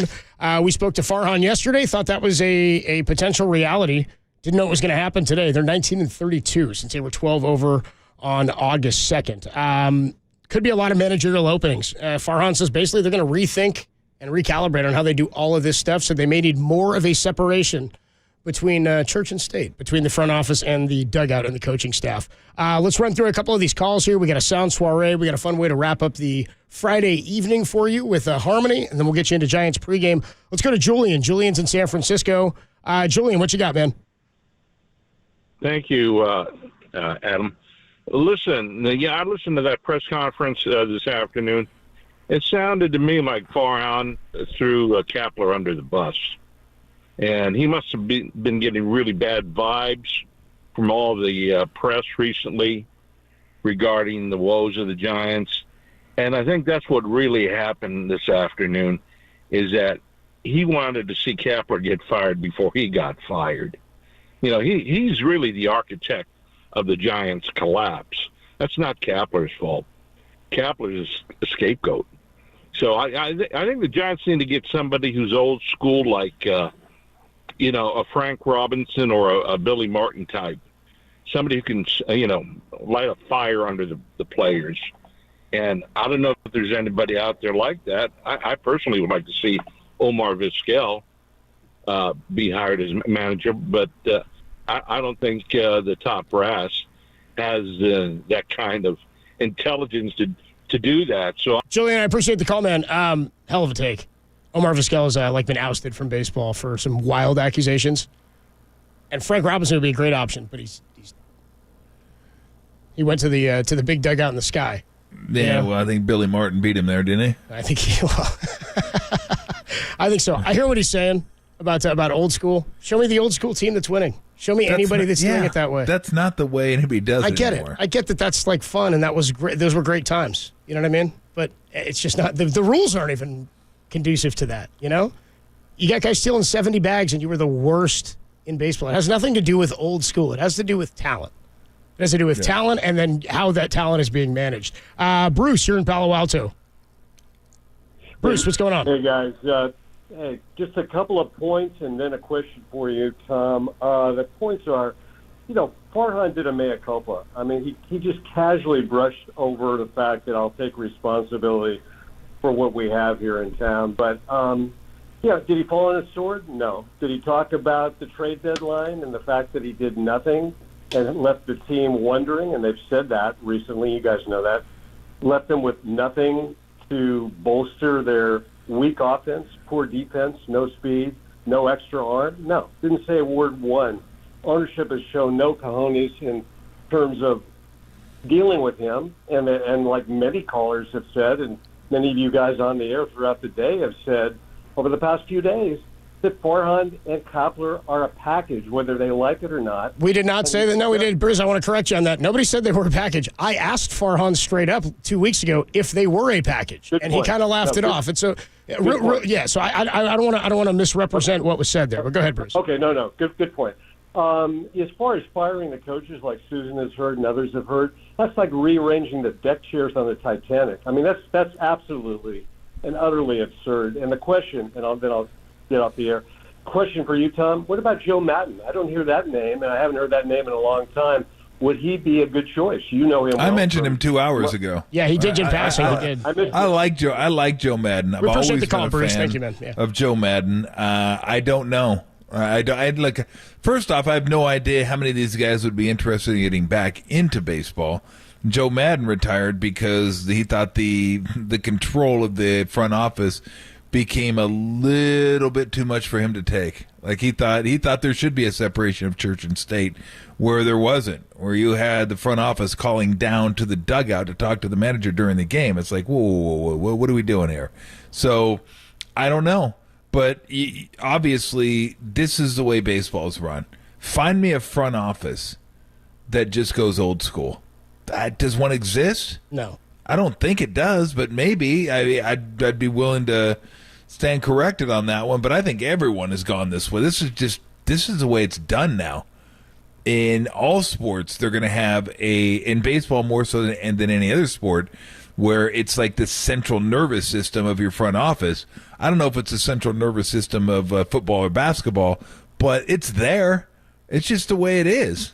Things are moving forward. That's whether it's progress or not, they think it is. So no, that I'm sorry, a Billy Martin type or a Frank Robinson type, they ain't coming back and working in a front office in Major League Baseball. It's not going to happen. Tony La Russa's out there, old schoolers. Hey, we can go get him. Yeah, how'd that go? Hey, Connie Mack was 87 in the dugout. He's like Grandpa Joe out there, dude, calling for intentional walks. Basketball. Hockey. They're like, no, Connie, dude, it's a baseball game. Hockey.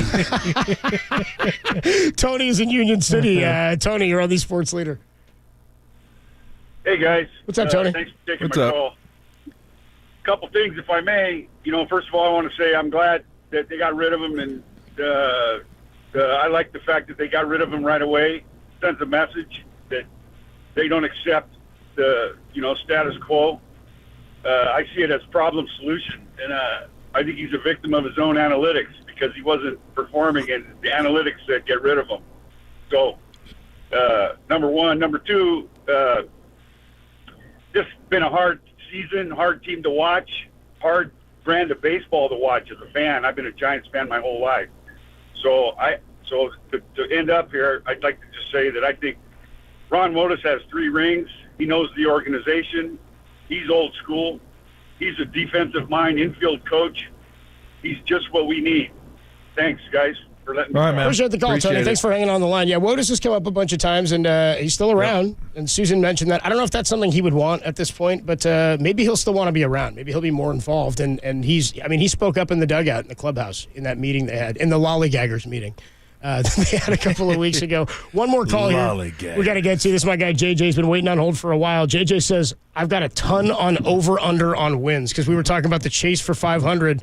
Yep. It's JJ's chase for a little bit of coin. What's up, JJ? You're on the Sports Leader. What's up, fellas? How's it going? Pretty good, man. Hey, 25 large on the season over. What?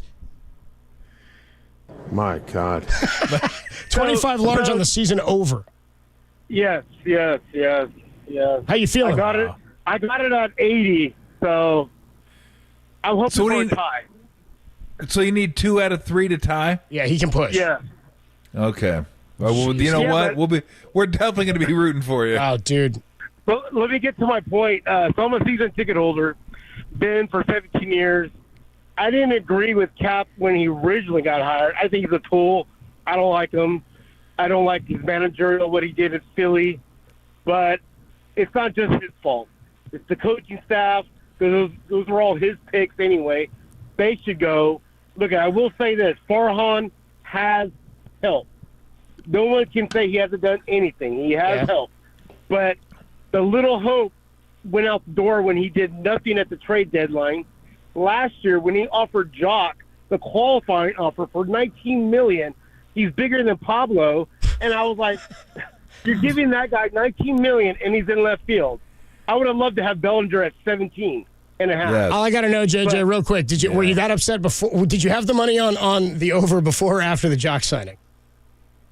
It was after. Okay, that's on you, man. After. That's on you then, JJ. Look, I'm rooting for you, bro. Hey, we got to run. I want to hear from you Monday no matter what, dude. JJ, I want to hear from you Monday regardless. Hit us on the text line. I want to hear from you Monday if you win. Or on the call. I want to hear if you lose.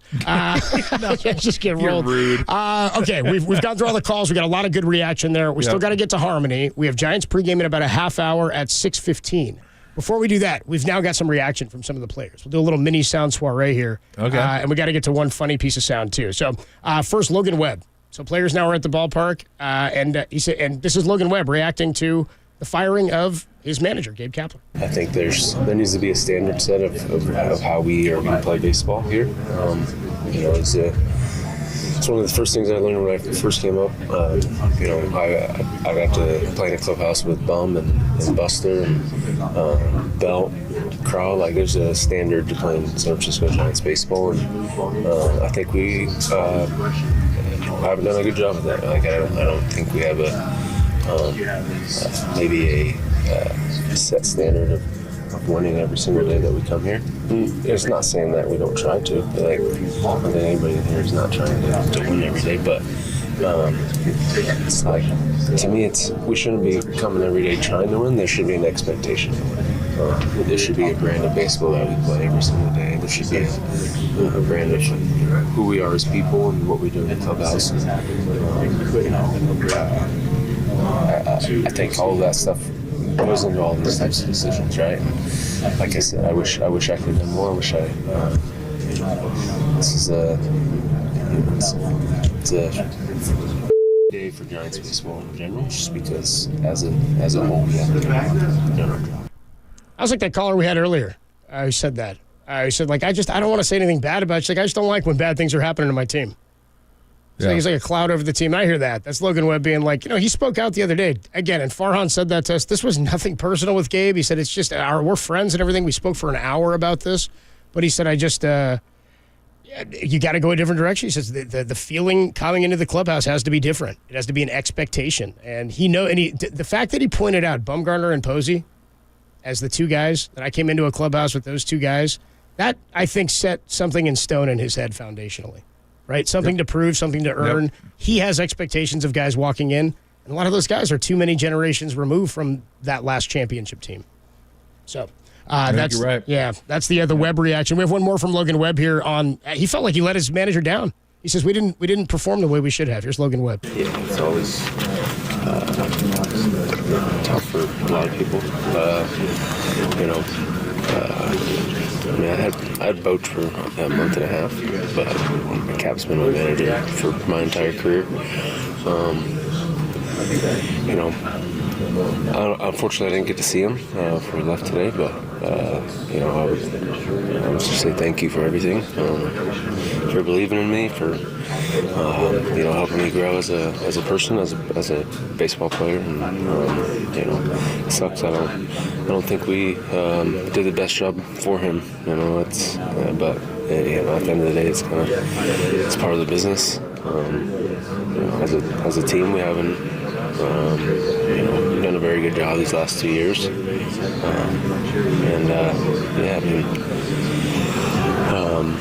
Like I said, it's the first time that I've ever had to go through something like this, so I'm kind of just taking it all in as much as I can.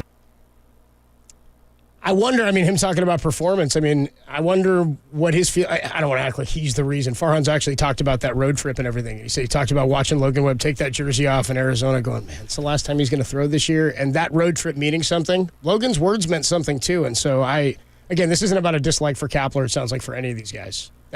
Were you ever on a team where a coach was let go while you were there, Tom?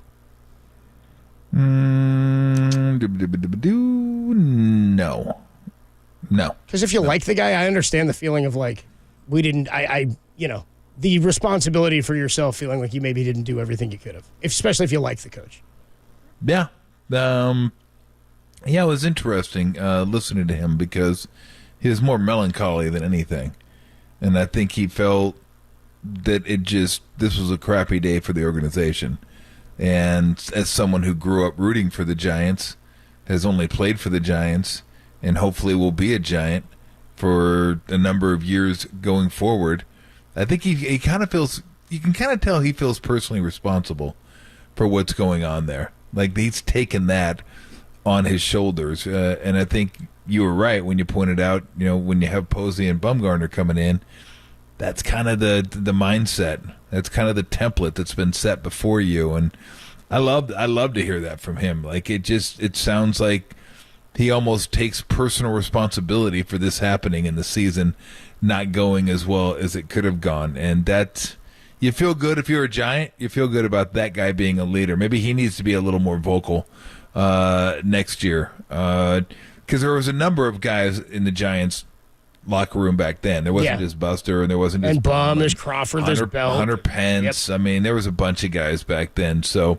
Kane was certainly one of them. So maybe they need a couple more of those guys. But again, you can't make a leader. If a guy wants to lead, he's going to lead. You can't force him to do so. But Sounds like he's one of them, and I'm sure he feels like, hey, I'm as responsible for this as anybody. Attitude, reflect leadership, Captain. All right, we got we'll go from that there. We got some reaction from the Giants. By the way, it's like Willie Mack Award night, too. Logan may be getting that potentially tonight, so we'll see what happens there. Giants pregame at 6:15, but before we do that, we went all baseball all day. Harmony is ready for her one-night double banger. It's coming up next right here on the Sports Leader.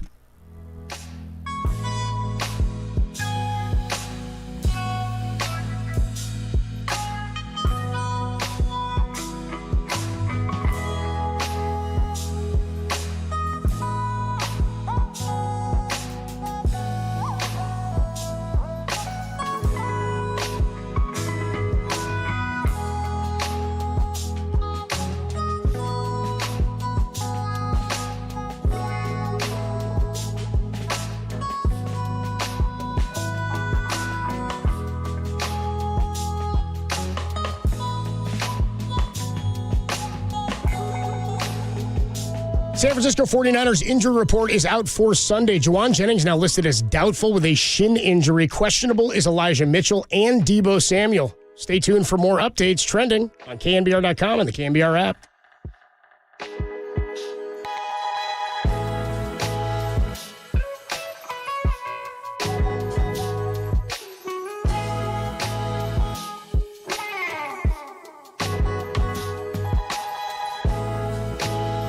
Hey everybody, Mr. T here for Xfinity. From unexpected lead changes to sudden death overtime, the games we love to watch can get pretty unpredictable. That's why we love sports, at least part of the reason why we love sports, the unpredictability. The best reality show on television is sports.